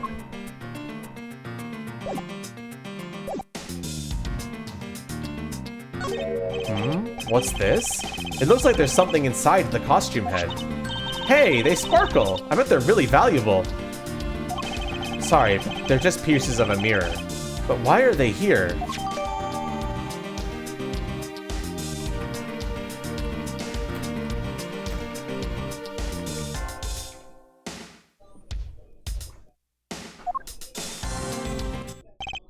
Well, are these not the most definitive pieces of evidence you've ever seen? Thank you, Dad. This should be enough to convince even Mr. Edgeworth over there.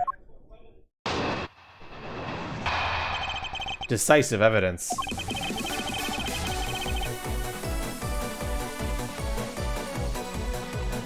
Make no mistake, there are fingerprints on that murderous gun, and they prove that it was Lolly who killed Oliver. But Oliver was also after Lolly's life. So Mr. Edgeworth, even you must see that Lolly was only acting in self-defense. The fingerprints on the weapon, huh? Oh no, this isn't helpful at all. Look, Mr. Edgeworth, all I want to do is save Lolly. But in the end, all I could do is watch on as she takes the punishment for her crimes. That may be all you can do. However, I still have a case to solve and a job to do. The job of unraveling your insidious lie. You wound me. Why won't you believe me, even in the face of all this evidence?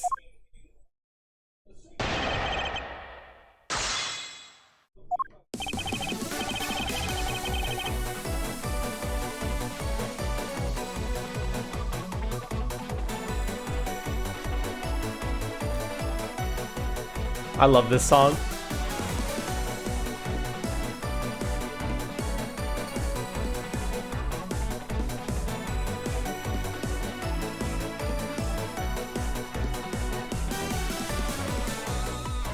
Hold it!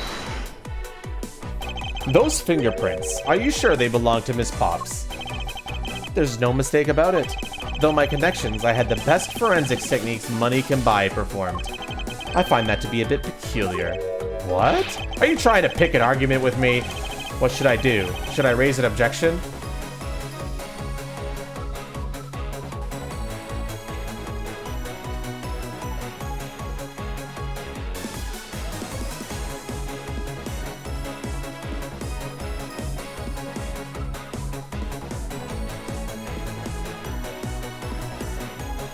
Pass for now?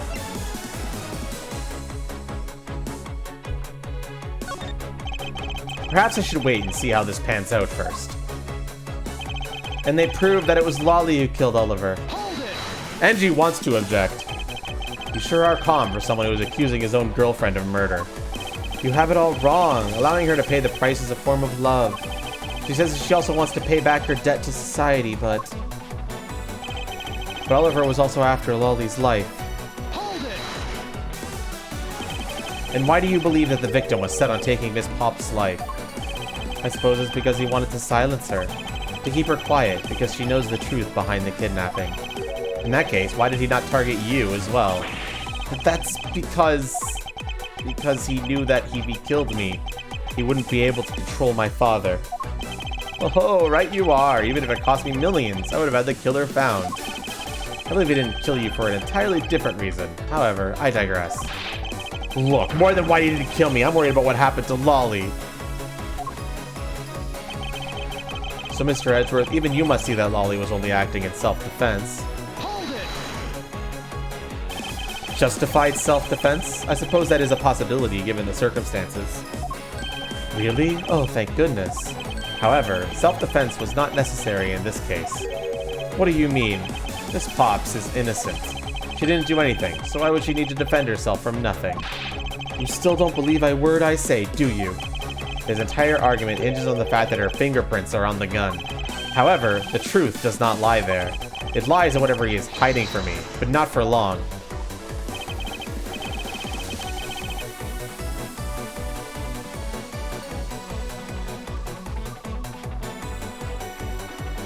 So chat, do we raise an objection now?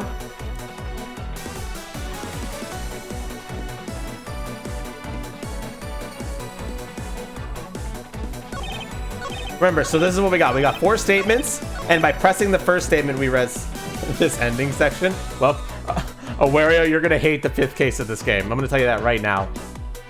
It drags on much longer.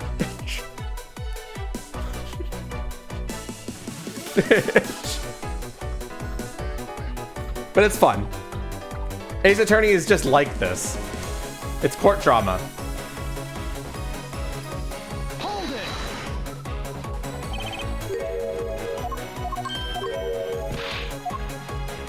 So chat, are we raising an objection here?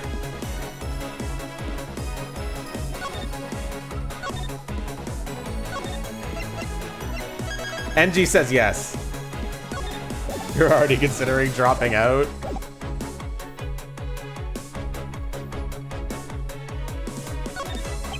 Frankly, I don't believe that Miss Pops' prints should be on that gun to begin with. Just in case you guys fuck up. It's insurance. And the reason why Miss Pops should not be on this gun is...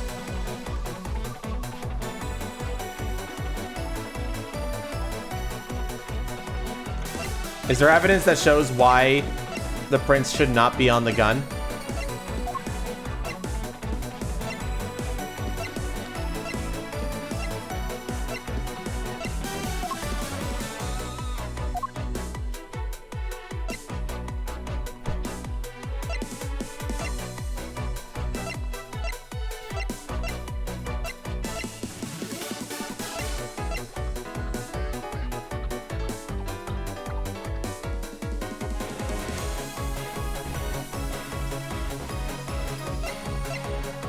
A lot of people are saying stolen costumes. Do you want to lock that in?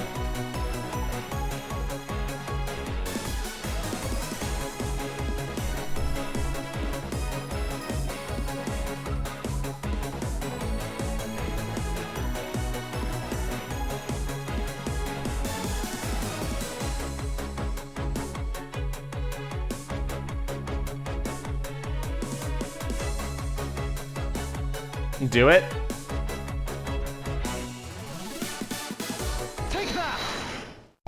It's simply not possible for Miss Pops to have left any prints on the murder weapon. Because, while she was at the stadium, Miss Pops was wearing a costume. Huh? But there's been no mistake. We found fingerprints. Well, Miss Pops, do you remember touching the gun at all at any time? Yes. As a matter of fact, I did hold it for a bit back at the hideout. I handed it off to Mr. Decom when he and Lance left for the haunted house. To retrieve the ransom money, I suppose. And there you have it. That is when Miss Pop's prints found their way onto the gun. Ugh. Do you understand now, Mr. Amano? The fingerprints do nothing to prove that Miss Pops is the murderer. But you still don't have anything to prove that she isn't the killer, right? You seem very adamant about insisting your girlfriend is a cold-blooded killer. Oh, Lance. What? No way, I'm incredibly worried about her. But that doesn't change the fact that you don't have any evidence, right? Huh. That's where you're wrong. I have the evidence. What? How? The story that Miss Pops killed the victim at the stage and the stadium, the whole affair is simply not true, because that was not the real crime scene, but a setup. This proves that the real murder was not committed at the stadium at all.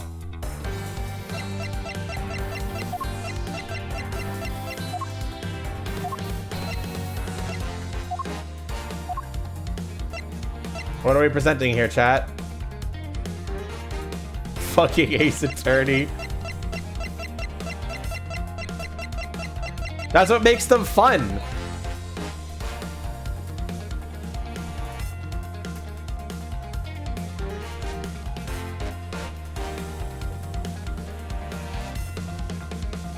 The victim's costume? Oh, whoops. Bakiri says victim's costume. NG says victim's costume. I'm confused as to why that's making you hate this game. It just takes you through the logic slowly. What's wrong with it taking a while?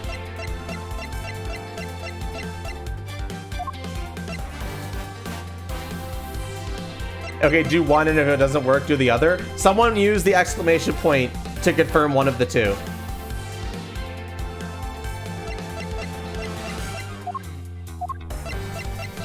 And we'll do whichever one that is.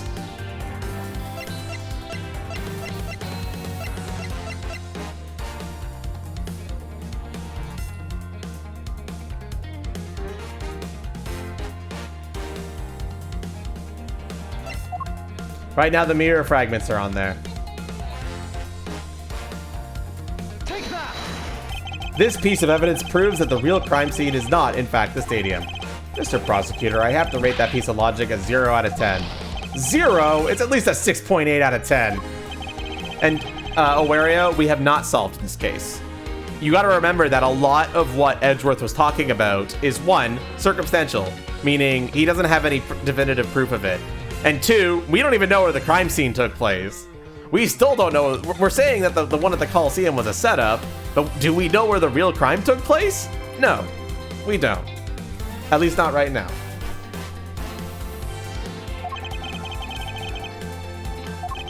The murder did not happen at the stadium. Then the scenario where the victim was up on the stage and Miss Pop's down below, there must be something that invalidates it. This proves that the real murder. So victim's costume, right?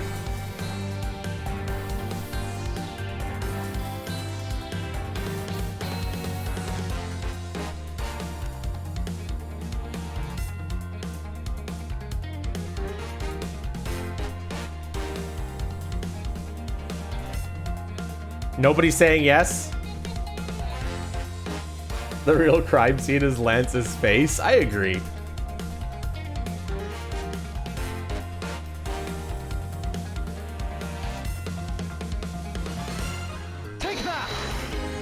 Let us take another good look at the costume the victim was wearing.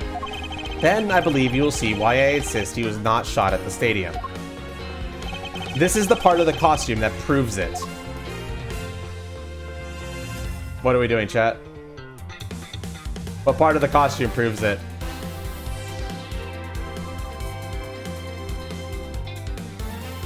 The bullet hole? The burn around this bullet hole was made when the victim was shot at point blank range. Ah, so then you mean the murderer Miss Oldbag saw at the stadium really was... Yes, she saw 2 people, but they were separated by a distance. If the victim was indeed shot from below the stage, there shouldn't be a gunpowder burn. Arg! Looks at you, Mr. Smarty Pants Prosecutor. Since you seem to know all the answers, why not tell us where the real crime scene is then? Lance set me up to look like Mr. Deacon back at the hideout. If that's the case, then the murder must have happened prior to that. At the location where Lance and the victim were at just before I was in prison was...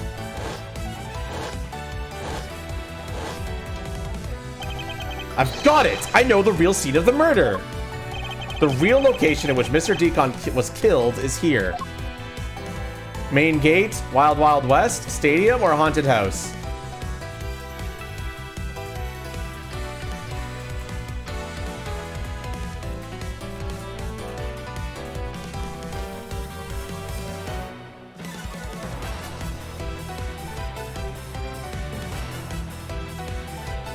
So far, it looks like haunted house is what people are saying in chat. We confirming it? That's 3 people saying haunted house. That's enough for me. Take that! I think it's not unreasonable to assume that the murder took place in the haunted house. The haunted house? Yes, and I have proof that it is highly likely that the victim was killed here. What proves that the real scene of the crime was the haunted house?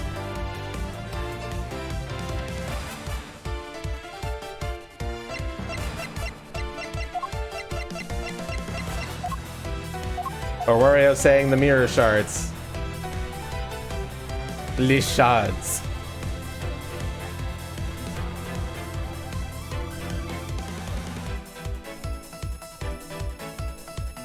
Yo, it probably went a bit too fast there to count the vote, but that's enough. Only one Y. That's enough, it's fine. These were inside the costume the victim was wearing. They're fragments of a mirror. A mirror? What does that have to do with anything?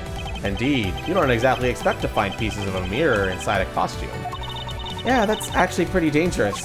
However, there is one place I can think of where there is a plethora of mirror fragments. And that is the haunted house.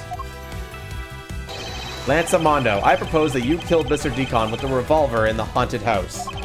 After that, you stole the Blue Badger mobile to move his body to the Wild Wild West area. The timing of when the Blue Badger mobile was stolen confirms this as fact. Miles, my boy, say no more! I'm sorry, Mr. Romano, but I cannot do that. Be quiet. Yes, please do something. Stop that boy from speaking any more nonsense. Ernest Amondo, correct? I meant you. Now be quiet, Gramps. How dare you? I don't need words. The only thing I require is evidence. Decisive evidence. And to call these mirror bits decisive is a bit too presumptuous, Mr. Prosecutor. What?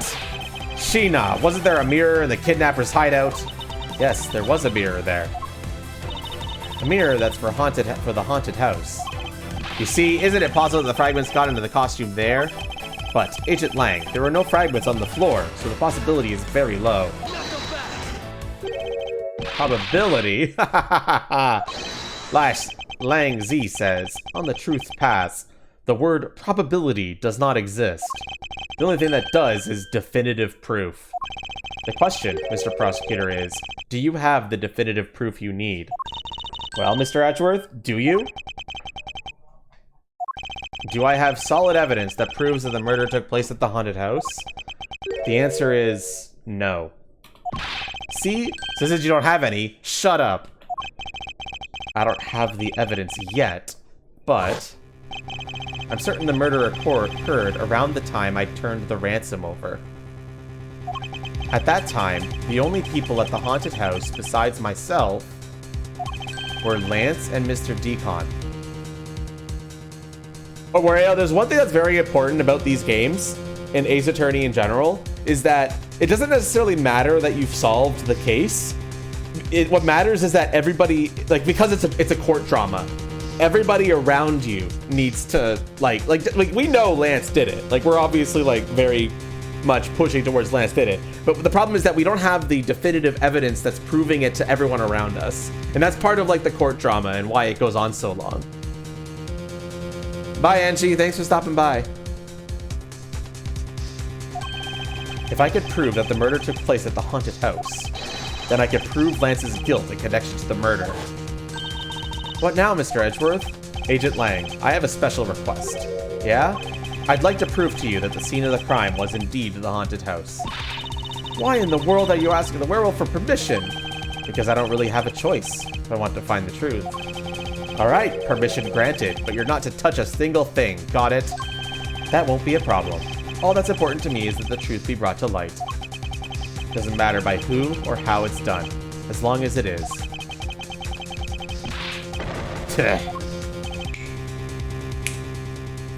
Gina, I'm here.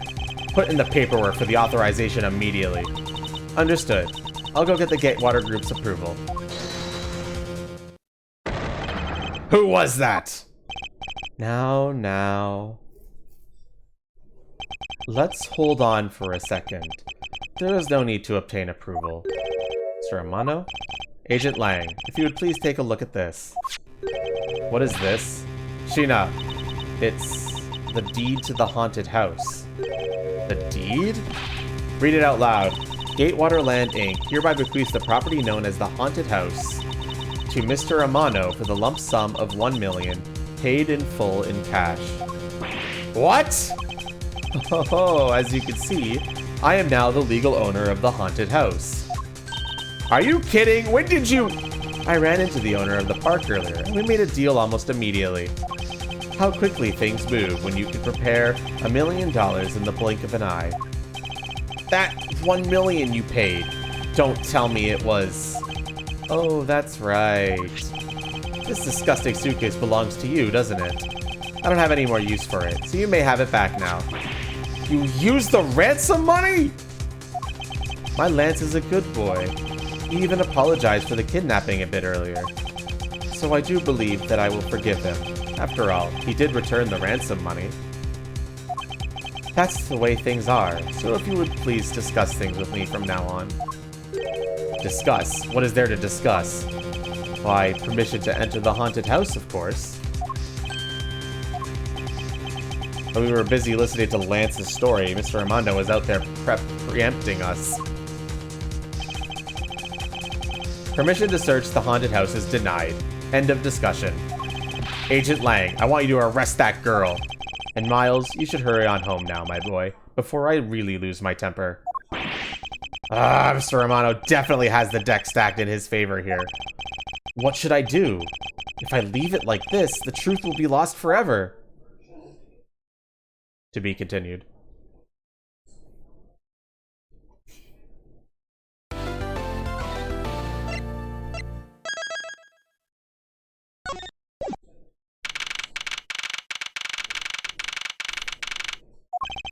If I can't get permission to investigate the crime scene, then the truth will be lost.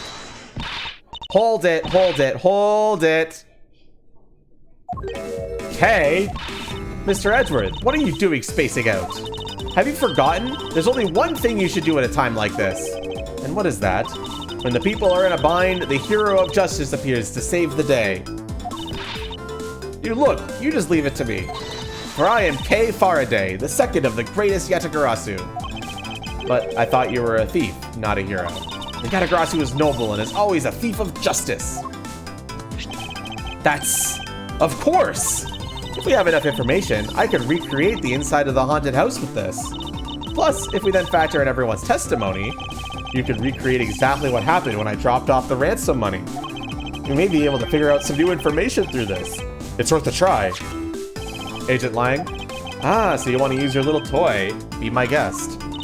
Okay, hang on. You're all about to witness the true power of a real modern-day Robin Hood.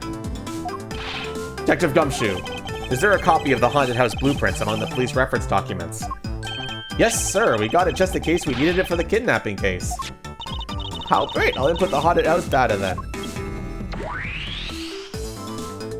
No, you cannot, Pixel. But what is this? Where are we? It's like we're inside the haunted house. Even if we can't expect the real location itself, the path to the truth slumbers here. If I can successfully navigate my way using logic, I'll ultimately arrive at the truth.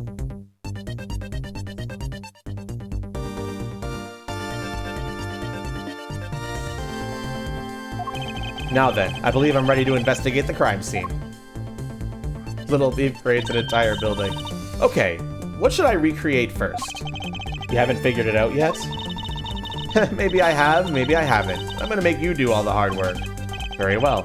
I'd like to inspect the moment at which I was ambushed by my abductor. The two of them were definitely in this place at that time. If I could verify that, it may prove me with new lead. I had just come out into the hallway after leaving the money inside the dining room. At that time, I saw a badger slumped over on the floor at the end of a hall. Eh? What was a badger doing all the way down there? I also thought it strange. However, I thought that maybe it was simply a mannequin that was set there for atmosphere. Do you know which badger it was? No, it was too dark to tell. All I saw was its silhouette. Yeah, I would totally do that. In that case, I guess I'll just program a badger silhouette in for now. Okay, programming complete.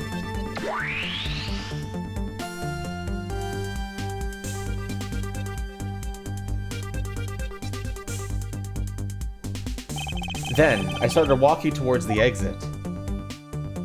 And that's when you were struck from behind, right? Yes.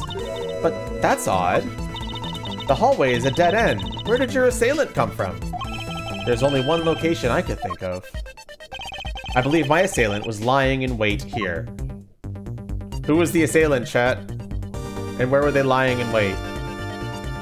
If you saw the opening cutscene for this, you would probably know. Awario says B. Lakiri says B.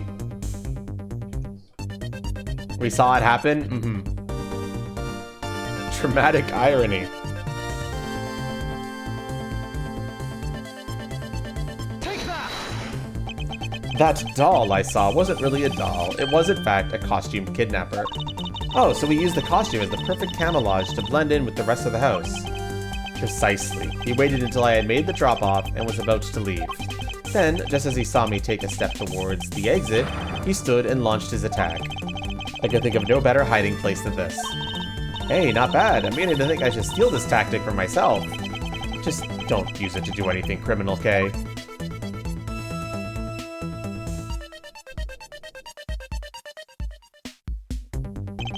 Well, Lance? What? What are you asking me for? As one of the kidnappers, I figure I should give you the chance to confess first. I was one of the kidnappers, but I don't know anything. I did come up to the haunted house, but I never set foot inside. I left Oliver in charge of picking up the ransom money. You didn't set foot inside? Is he telling the truth, or is this another lie? Alright, then you're claiming that it was Mr. Deacon who assaulted me. Yes, I'm sure it was him. Okay, inputting the new information now. Mr. Deacon was the bad badger, right? Since the bad badger has a gun attached to its right hand, I'll have to change it so that the weapon is in its left hand.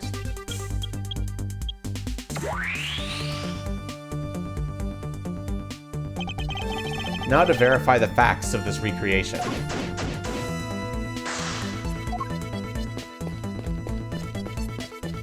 Alright, is there anything wrong with this? When you take a look around, it almost feels more like a house of mirrors.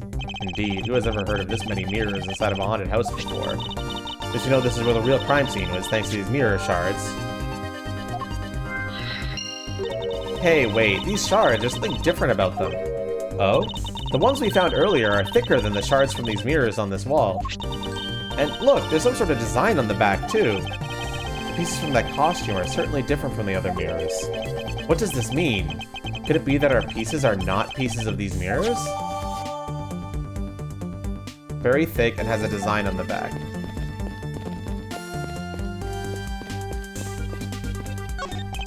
It's a replica of myself. You were totally oblivious what was behind you, huh? Yes, I suppose I am also to blame for what happened to me. It was incredibly dark, which is all the more reason I should have been more alert. I vow to never be caught by surprise again. You didn't recreate the weapon. Well, I can't exactly recreate something I know nothing about. So tell me, what were you hit with? The attack came from behind, so I have no idea. But I doubt it was someone bare hands. Okay, then where were you hit? I was hit on the right side of my head, just above my temple. There was a bit of blood, but it wasn't anything serious. Ouch, sounds painful. Why are you smirking like that when you say it? It's just your imagination. Now let's see. I wonder if there's anything in the hallway that could have been used as a weapon. I'm looking for something the culprit could have used to hit you with. What did the culprit use to hit me with, chat? That was in that hallway.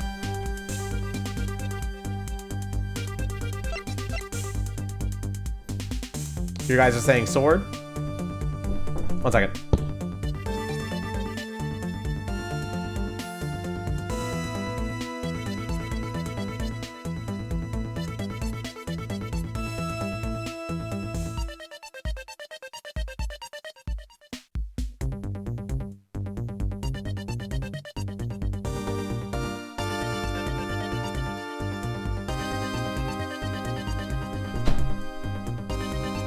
Okay, it's people are saying the stick, so we're gonna present this. Take that! I have it. There was indeed one such object lying here in this hallway. A prop sword. Are you talking about this thing here? Yes, although we did find it at the kidnapper's hideout. Wait, yes! It's possible that the culprit took it with him after using it on me. Leave no evidence behind, right? Correct. It may be worth more thorough examination yet. Okay, so what test do you want to run on this sword?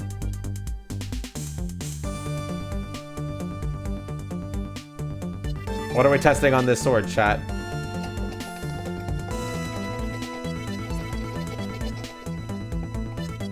Luminol?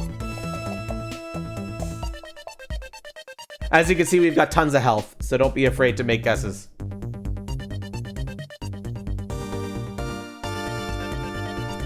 What the fuck is luminol? It's something that's used to test for blood, Yoda.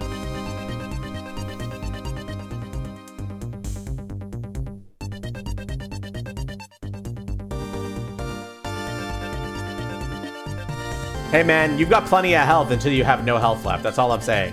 All that matters is the last health point in any video game.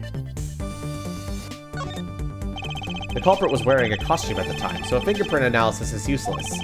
Let's run a luminol test. It's possible that some of my blood found its way onto this. Agent Lang, may I ask for your cooperation in this matter? Huh, like I have a choice. Sheena, call the lab boys. Understood. Except for a dab on the left side, it would appear that this blade is spotless. So it must have been the left side of the prop sword that hit you then, right? That is objectively untrue. No, it's objectively true. There are so many video games and competitive video games where I won with a sliver of health left and the opponent had full health. Health doesn't matter unless you lose it all.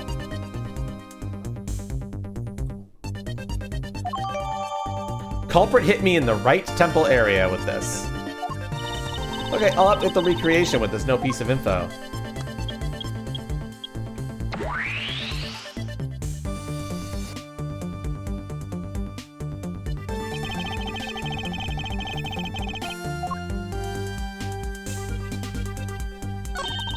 And in the next instant, this badger will swing his left arm, complete with weapon in hand. Yes, to club me with the left side of the prop sword.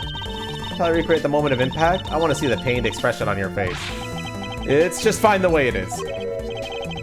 Wait, maybe not. Is it just my imagination, or is something not quite right? Chat, we can deduce. What's the deduction here?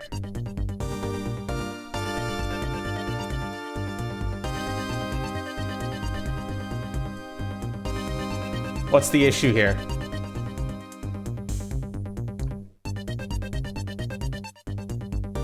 Bakiri, we know as a viewer that it's supposed to be the proto. However, the characters in the game do not know that. So do not assume that. A little bit of dramatic irony going on here. The characters in the game did not see that, but we did as viewers. A bit unusual in that regard. So what is wrong with this costume was stuff that we could specifically prove.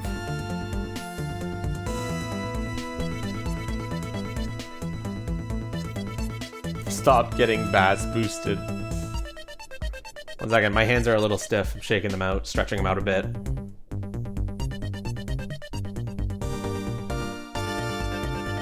Gun? Bakiri says gun. Awario says wrong side of the blade.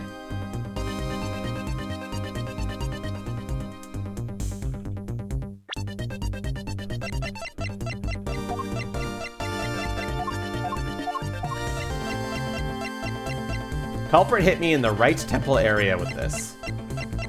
It was wrapped in the Bad Badger costume. It is capable of firing blanks. To do sword with gun?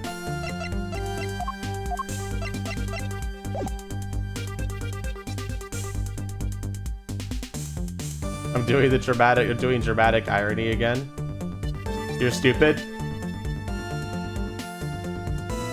Wait, so what do you want me to do? To do sword with sword.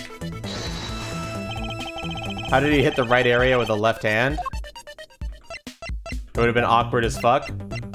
I think that's what Wario is going towards. Finally, I found a clear contradiction of facts about this sword. Except for a bit on the left side, this prop sword is absolutely spotless. However, if the culprit had used his left hand, the blood would have been on the opposite side. The opposite side? Huh. The culprit held his sword in his left hand, and the sword's right side would hit. I see. But the blood was on the left side of the sword, right? Which means that he used his right hand to hit you. Exactly. This prop sword has a large handguard attached to the hilt. It would be impossible to hold it with two hands while wearing a costume with such big hands. Therefore, if it couldn't be the left hand or both hands, it must have been the right. I'll change the data to reflect a right-handed swing. Not yet, Kay. There's no sense in changing anything yet. If you change the parameters to the right hand, it'd only create a new contradiction. Changing the prop sword to be in the culprit's right hand would conflict with what? I don't know why they make you present this. Like, we know. Take that! The Bad Badger already holds a gun in his right hand, so he can't hold a sword in addition. Then what now? If it wasn't in his left or his right hand, it means that the one who struck me could not have been the Bad Badger. Are you paying attention, Lance? Ugh! Mr. Deacon could not have been the one who struck me, which leaves only you as our primary suspect. Fine, it was me. I hit you. It appears that you lied to me yet again. See how quickly they catch up to you, Lance. Wait, isn't Lance left-handed? Ah, yes, but that's what makes this deception all the more interesting. He used his right hand to make it look like Mr. Deacon had been the one to strike me. But you see, firing a gun with one's non-dominant hand is difficult. But that level of dexterity isn't required to swing a prop sword.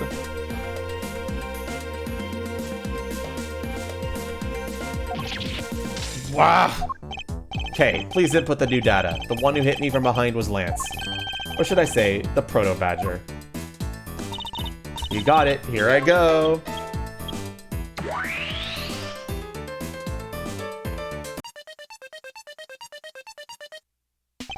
Now, we have a faithful recreation of the situation around the attack of me. Alright, all we have to do is examine this new recreation, and... what do you want now, bro? Ha ha ha! And what exactly is so funny, Agent Lang? You're using a little gadget, it sure packs a punch, right, Sheena? Yes, it was all I could do to hold my laughter in. Hey, don't make fun of little thief, you mean? Meanie.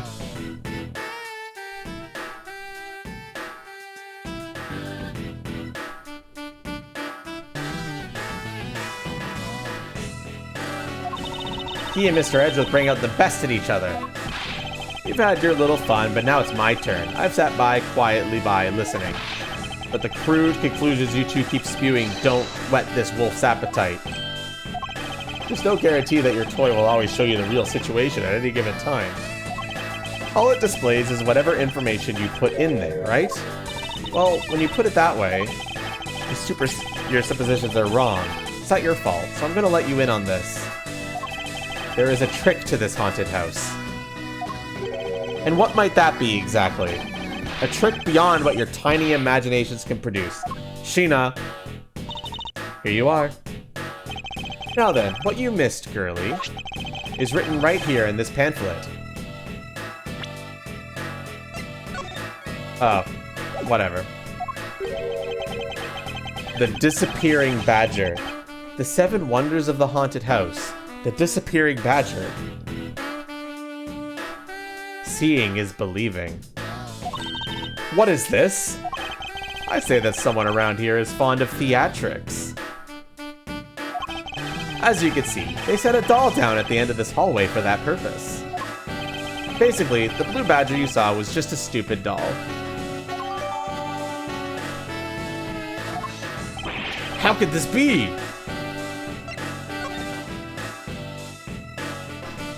The 7 Wonders of the Haunted House. I guess that throws your whole theory about it being your attacker right out the window. Ugh. But that can't be right. Maybe the culprit hid the doll somewhere. And then he laid down and pretended to be it instead. If the criminal couldn't even hide himself in the hallway, how could he hide a giant doll? Huh. Do you get it now? Thanks to your presumptions, Your logic started off weak and led you to the completely wrong conclusion. But like, isn't it literally called the disappearing doll?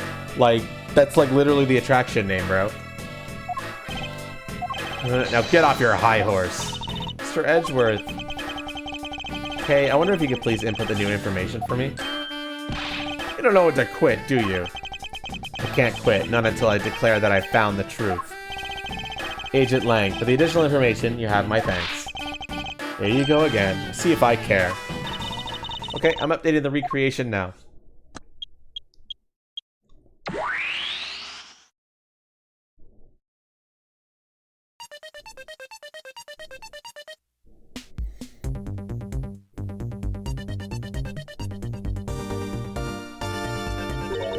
That looks really weird. Look at how it changes from Blue Badger into the Proto Badger all of a sudden.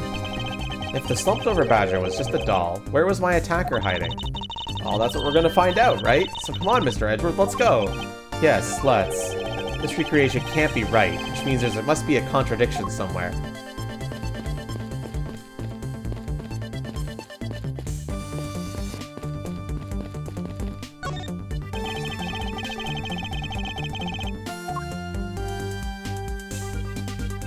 No, it's letting me deduce here. This Blue Badger is just a doll for use in this haunted house. I bet the one who killed this Blue Badger was the Bad Badger, right? According to the Blue Badger Bible, it says that they are each other's worst enemy. You would say the back mirror?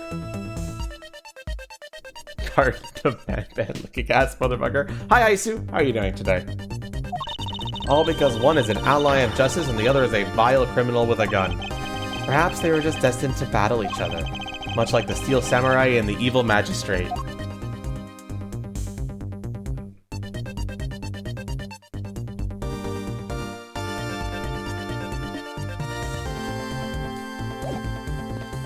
Alright, so we can deduce there, but let's examine some other stuff first. This is where the Proto-Batter shows up in our recreation. Yes, now the question is, where did he come from? Yeah, but there's no place to hide in our current model. There must be an inconsistency somewhere.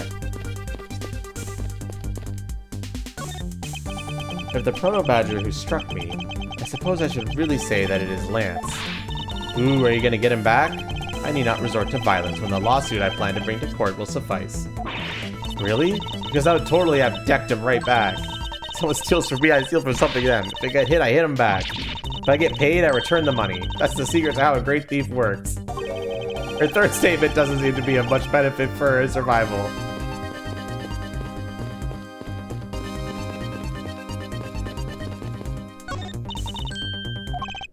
I've already examined this.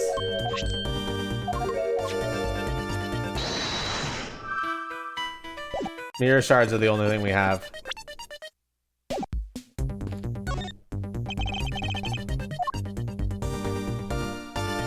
So what are we deducing here, chat?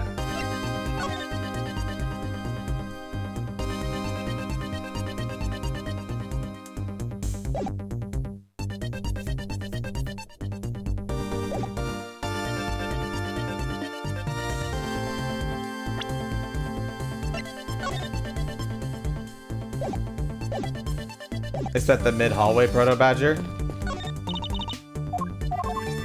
Nothing new. Unfortunate. Miles, my boy, what is the meaning of all this? Do you plan to pay me back for all I've done for you with the conviction to my son? I have not forgotten my debt to you. However, your son's crimes are a separate matter. Further, I can't ignore the truth when it's right before me. You will regret this, I promise you that. No matter the outcome, I never regret the choices I make. Yeah, it's the same.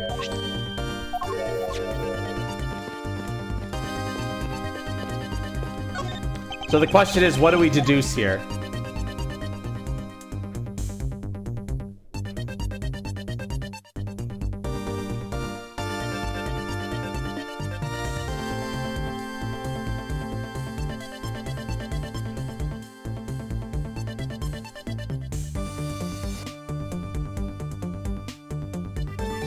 The costume with the burn hole? But that's the Bad Badger costume.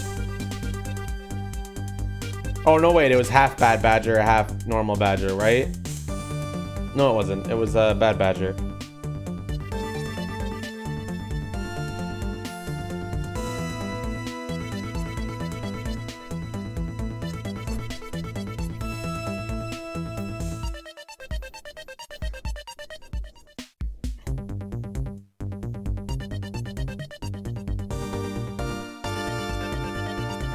Use the corpse in the costume as a doll? Could be, but I don't think we could prove that right now.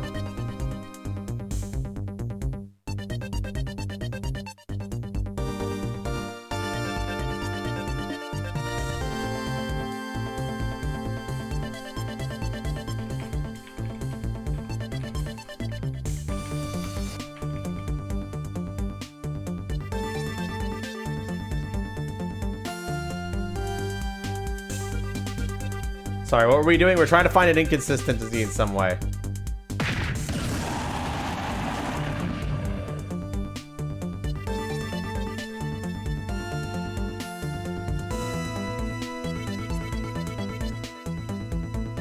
We're trying to figure out what in this particular image, Bakiri, is worthy of being deduced. This information was added to the this is the Little Thief recreation of the crime scene, so this might not be the actual crime scene. Because we got information about this.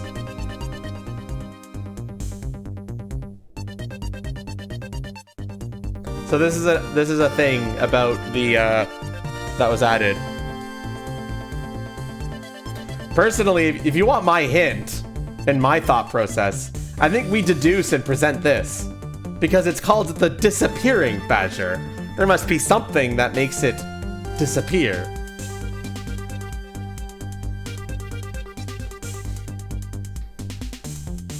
You know? That's my thought process.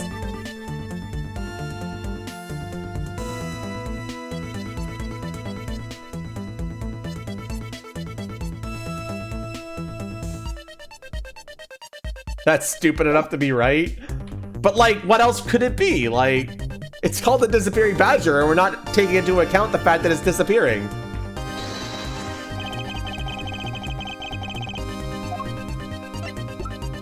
Fuck y'all, I'm just doing it. Because I want to go to bed. This is a complete contradiction to this piece of evidence. Well, maybe it's not in complete contradiction. Hold it, Mr. Edgeworth. Which is it? Is it a contradiction or not? Sorry, I don't quite know. Well, I was wrong.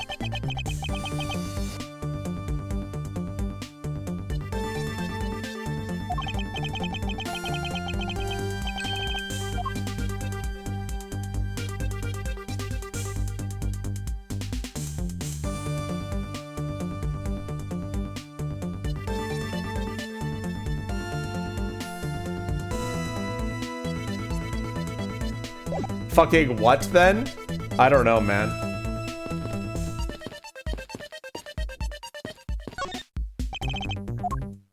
Well, let's take a look at the facts here.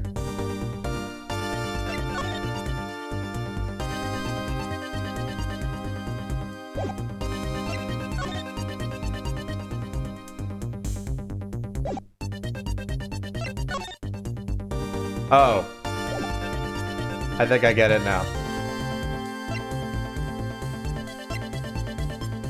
I think I saw it, chat. Oh, that's clever.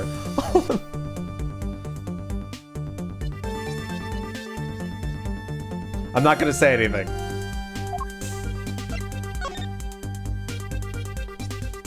But look carefully at this.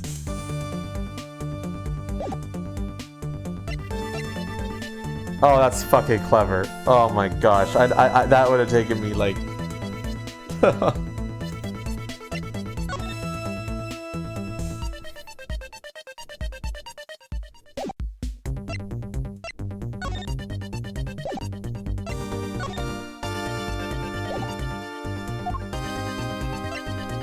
This is the worst way to be about it.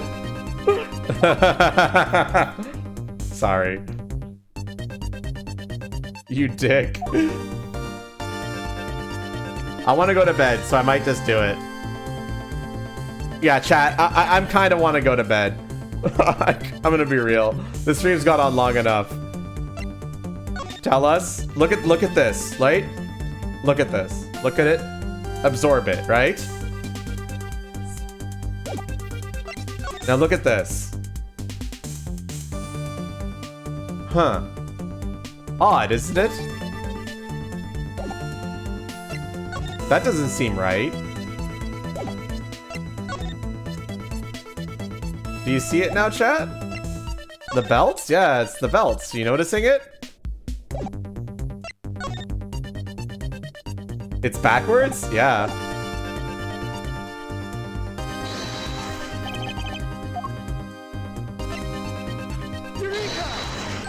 Hold on a second here. There's something wrong with this blue badger. Huh? Like what? The way the belt is on him is opposite of how it should be. Did you make a mistake? That can't be. I inputted the image data exactly as in the pamphlet. So then why is the blue badger dressed up in reverse?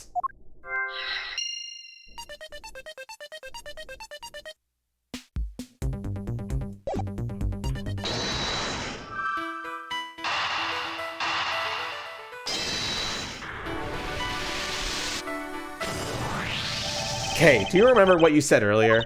What I said earlier about what? About how this building might as well have been a house of mirrors? A house of mirrors? Oh, that would explain the reversed or mirror image. Yes, this blue badger might be nothing more than a reflected image of a real one. Then why was the blue badger you saw just a reflection? Well, when I looked down this hall, I thought it was perfectly straight. However, if there was a mirror... Oh, then it would actually form an L shape, right? Precisely. I was deceived. The hallway was almost pitch black. And there was a beam in the way that obstructed my view of the other hallway. Wait, but why build a place like that? It sounds pretty pointless to me.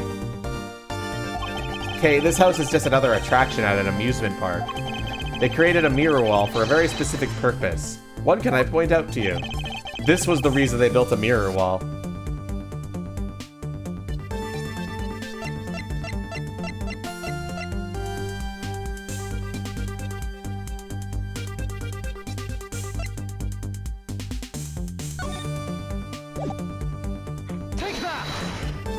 As is written in the pamphlet, the main draw of this attraction is the mysterious of the disappearing badger. You mean they built the mirror for that trick alone? But you said you saw the badger, so it was definitely still there. That was true at the time, however, doing this allows someone to make the blue badger disappear in a flash. What's the answer here, chat?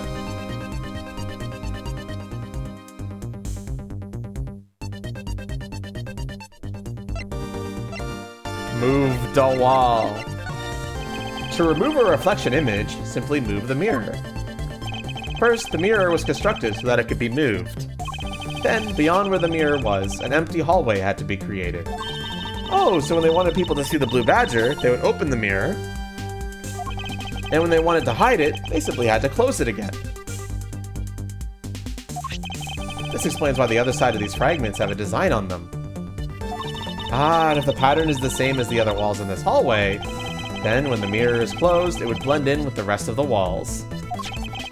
This is the mirror trick that this haunted house employs. And this also proves the existence of a hiding place for the culprit. How so? Think about it, Kay. There was a place that was outside my field of vision. The culprit kept out of sight by hiding here. There was a very large blind spot, one I could not see beyond, and it was here. If my assailant hid on the other side of this movable mirror, then you wouldn't be able to see him. He didn't even need to do anything to the blue badger doll. Exactly. All he had to do was wait for— Come on, that one was obvious! All he had to do was wait for me on the other side of the mirror. Wait, hold on. I just thought of something. Yes? Well, shouldn't the mirror wall be broken right now in reality? Since we have a few shards of it, we could probably assume it is. Yes, it most definitely is broken. The question is, when was it broken? Since we found these inside the victim's costume, that would mean that the victim was there when the mirror was broken. Wait, that sound. Leave the money and go, now.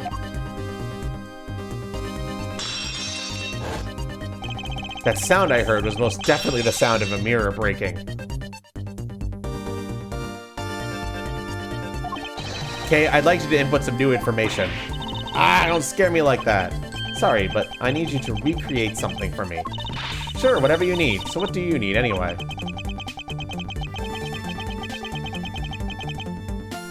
If you could first recreate this hallway just before I entered the dining room. You got it.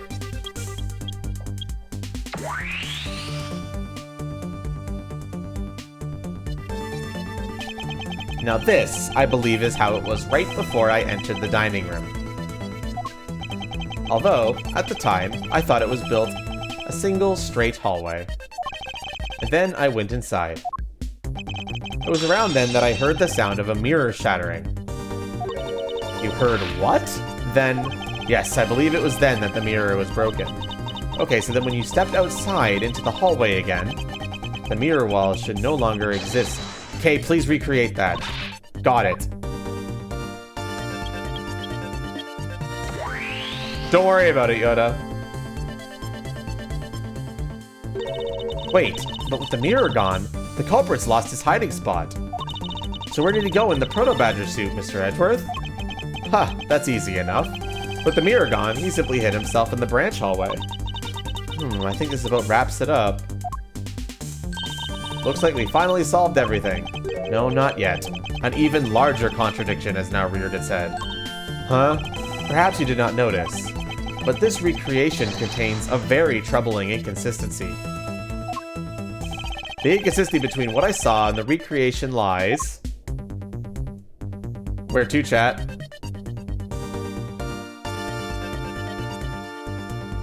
What's the inconsistency?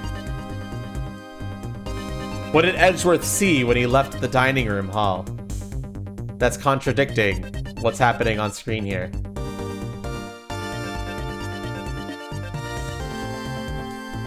The doll? The doll? The doll.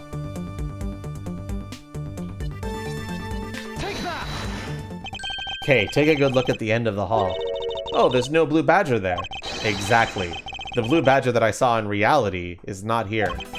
This is the final point on this long chain of logic. The last remaining contradiction.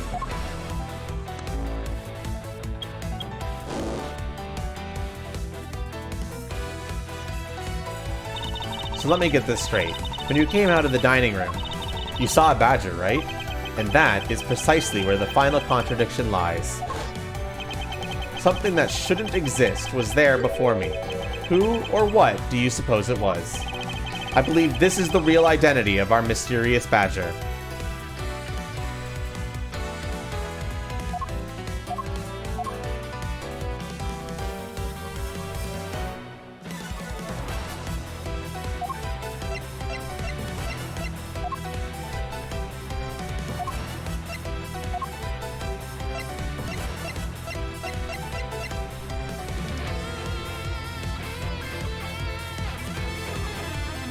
People are saying the corpse. Well, what do I present?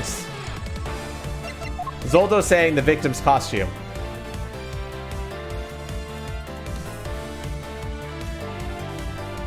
Hello, Glatcherville.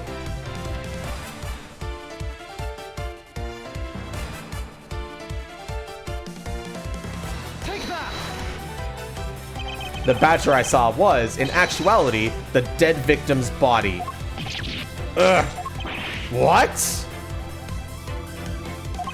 Agent Lang, the entirety of my complete logic is my final, decisive piece of evidence.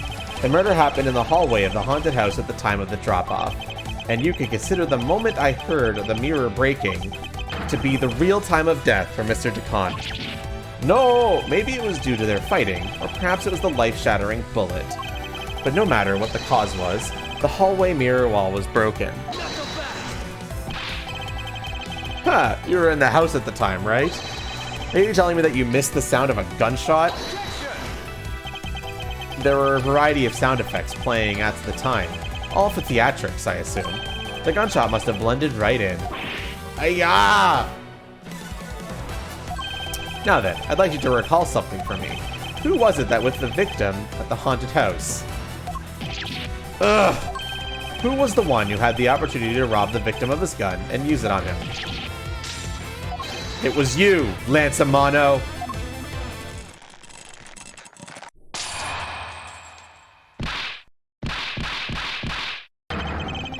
I'm sorry.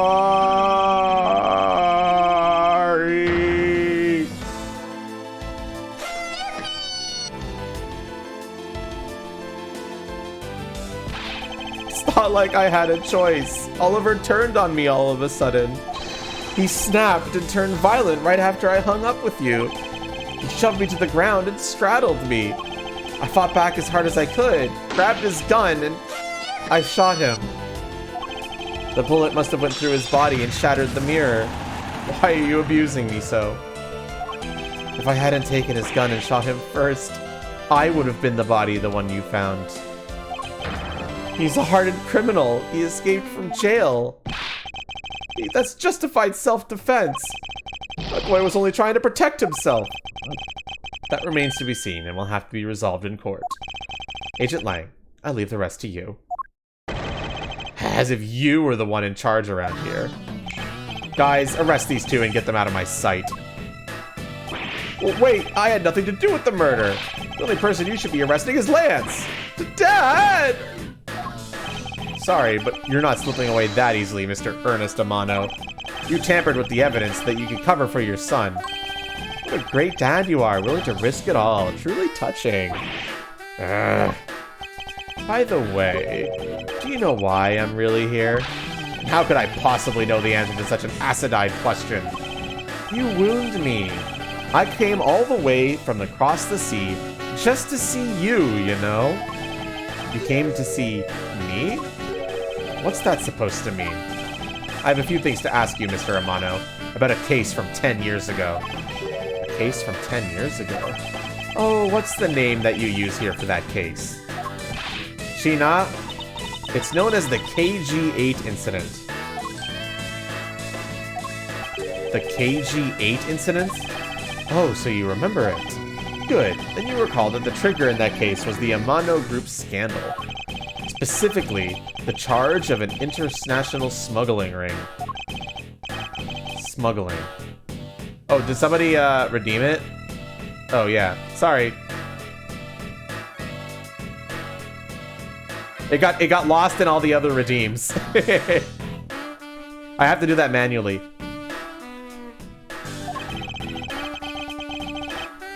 At the time, the person that was arrested as the ringleader was Mr. Amano's very own secretary, Mr. Colin Devore. Ah, Father. Even though you pushed the crime onto your then secretary, Mr. Devore, I always suspected that you were involved with the smuggling ring, Mr. Amano. Mr. Devore was arrested and placed for you. Which is why when he broke out, you hid him from the police, right? You hid him in exchange for his silence on your little dirty secret. Now. Please calm down. I honestly have no idea what you're talking about. Pretend to be ignorant all you want. We're taking you down to the Benedict anyway for a nice long chat. Hold it. What the? Who the heck was that? I'll take him down to the Benedict if you don't mind. Okay, yeah, this is before the first case. Chat. It looks like I was wrong about the timing line. This is happening before the first case of the game. And who the heck are you?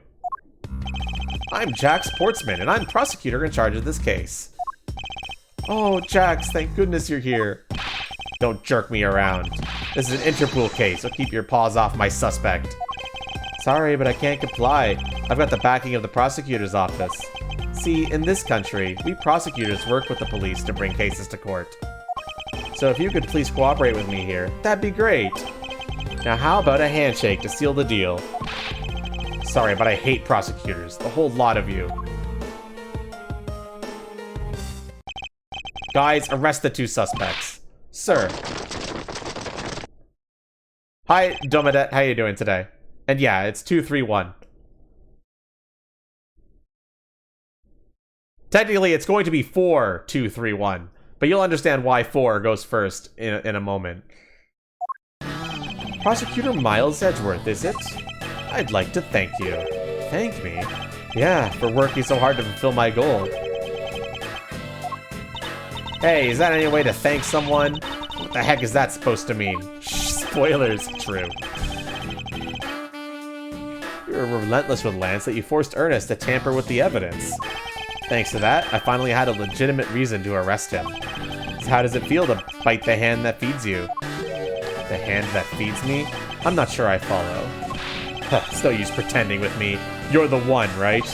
You're the corrupt prosecutor that's working for Mr. Amano in the smuggling ring, right? No, I would never do such a thing. Tuh, the heck? Our intel's never wrong.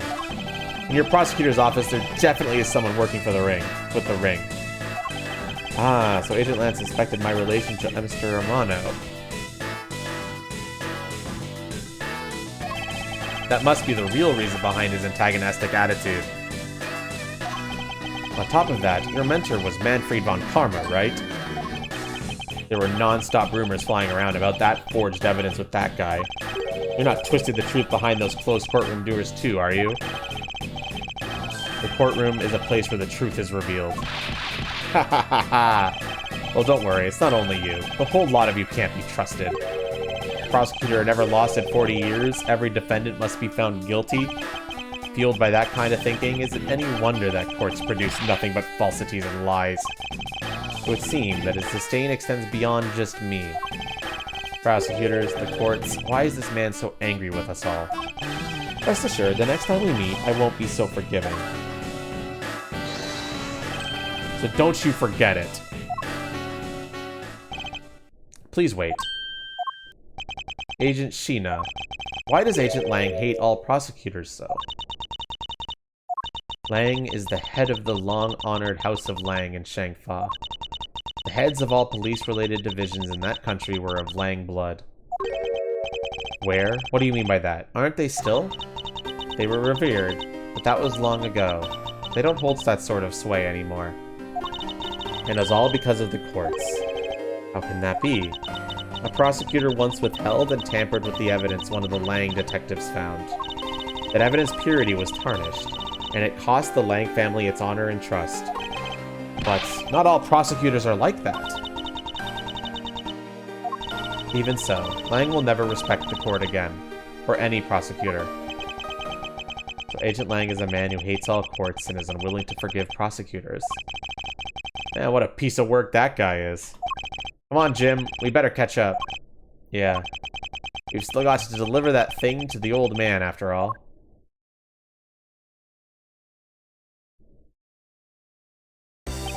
Detective Gumshoe, I believe it's time we wrapped up and headed out ourselves.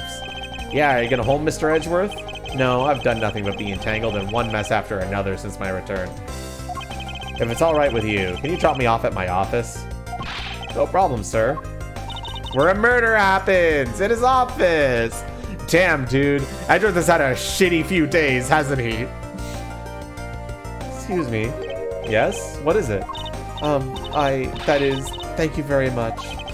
Oh, it's okay. No need to thank me, pal. What an unfortunate sequence of events. Hi, Kite. How are you? I guess I was fooled pretty badly by Lance. Oh, cruel fate. What is a woman to do when she's been hurt by the one she loves?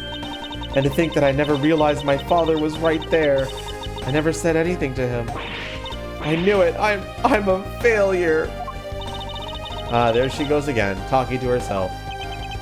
This Pops. I wonder if you know why your father participated in the kidnapping. No, I have no idea. Your father died when he was trying to stop Lance. Which means that from the beginning, he had no interest in the saged self-abduction. Wait, then why did he... I believe it was because of your presence, Miss Pops. Me? Lance realized that the two of you were related, which is why he used you as a hostage to coerce Mr. Devore into cooperating. Father. As a felon, he could not tell you of his real relation to you. However, as the Amano family butler, at the very least, he was able to watch over you. It was all he could do, but that was the shape of his overflowing love for you. Go on, speak your mind. That is... Thank you very much. You're welcome. Although, there is no need to thank me. No, Lorraine, stop. I mean, this man is so much older than you. A romantic to the end, huh? Looks like you've completely stolen her away, Mr. Edgeworth. Way to go, sir. Your technique is way beyond the level of a great thief. What are you going on about now? Wow, your music skills may be sound, but you have no street smarts. That's Mr. Edgeworth for you. Yeah, I mean, he still hasn't figured out who I am at all. If you haven't remembered in all this time, I guess I'm just gonna have to say it. This isn't the first time we've met, you know? What do you mean, pal? Mr. Edgeworth? How do you know this girl? Huh. Looks like you totally forgot me too, Gummy. Gummy? Here, maybe this will jog your memories. I promised I'd return to you this to you one day, remember? That single piece of cloth took me back far into my past. To that faithful day 7 years ago, when I first met the then child Kay and Detective Gumshoe.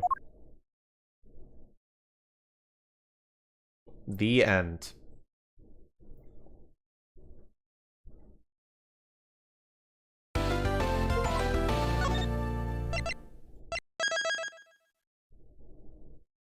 Turning out reminiscence.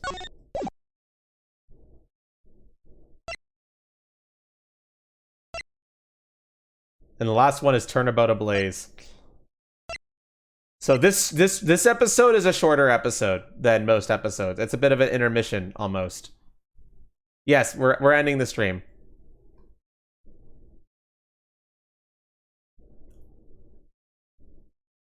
I don't think it's that short, actually. I can't remember how long it is. I think it's like, it's shorter than the chapter 3, but longer than chapter 1. And then the final chapter is super long.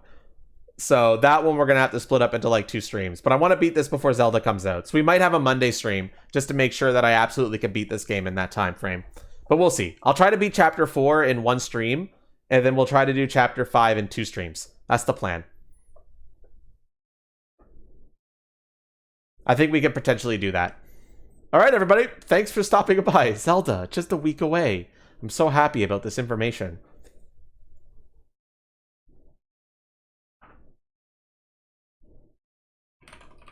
Thanks for the stream. Thanks for being here. And I'm sorry that Ace Attorney makes a Wario fucking mauled. Look, man, I love this series. A Wario, if it makes you feel any better. Why does it make you feel like shit, Ori? You answered all the questions, like, right. Like, I'm surprised that you feel like shit when you got it all right.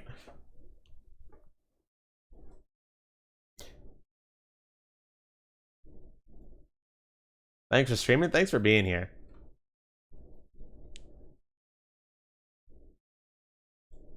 Now,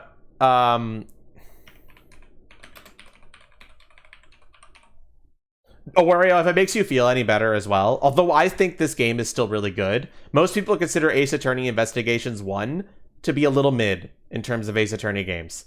Like, they determine it's just kind of whatever. It's kind of a whatever game in the grand scheme of Ace Attorney games. The reason we're playing it is because it sets up some characters for Ace Attorney Investigations 2, which is widely considered to be one of the best games in the series. And trust me, I can attest to that. I've played 2, and it is one of the first... It's one of the best games in the series.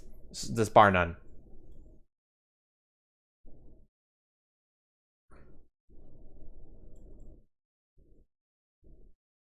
So yeah, at least stop. Oh, Wario, it's okay.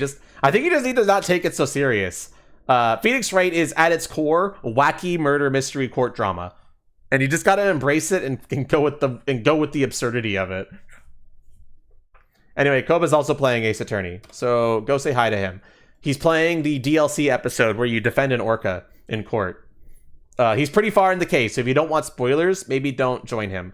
But it's the DLC case, so it won't give you any spoilers to the overall arcing plot of the game.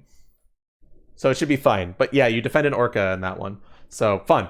Go say hi and go enjoy more Ace Attorney. And I'll see you all maybe Monday, but probably Tuesday, where I'm going to plan out how to beat this game. My idea is to do a long stream on Tuesday to do Case 4, and then we split up Case 5 on Wednesday and Thursday with 2 other kind of longish streams. I think 10 hours should be enough to handle Turnabout Ablaze. So like a 5-hour stream one day, a 5-hour stream another day. Turnabout Ablaze can't possibly be longer than 10 hours, right? I think that should be fine. I know this is a long case, but I'm pretty sure I could do it in 10 hours. Anyway, go have fun with Koba. Take care, everyone.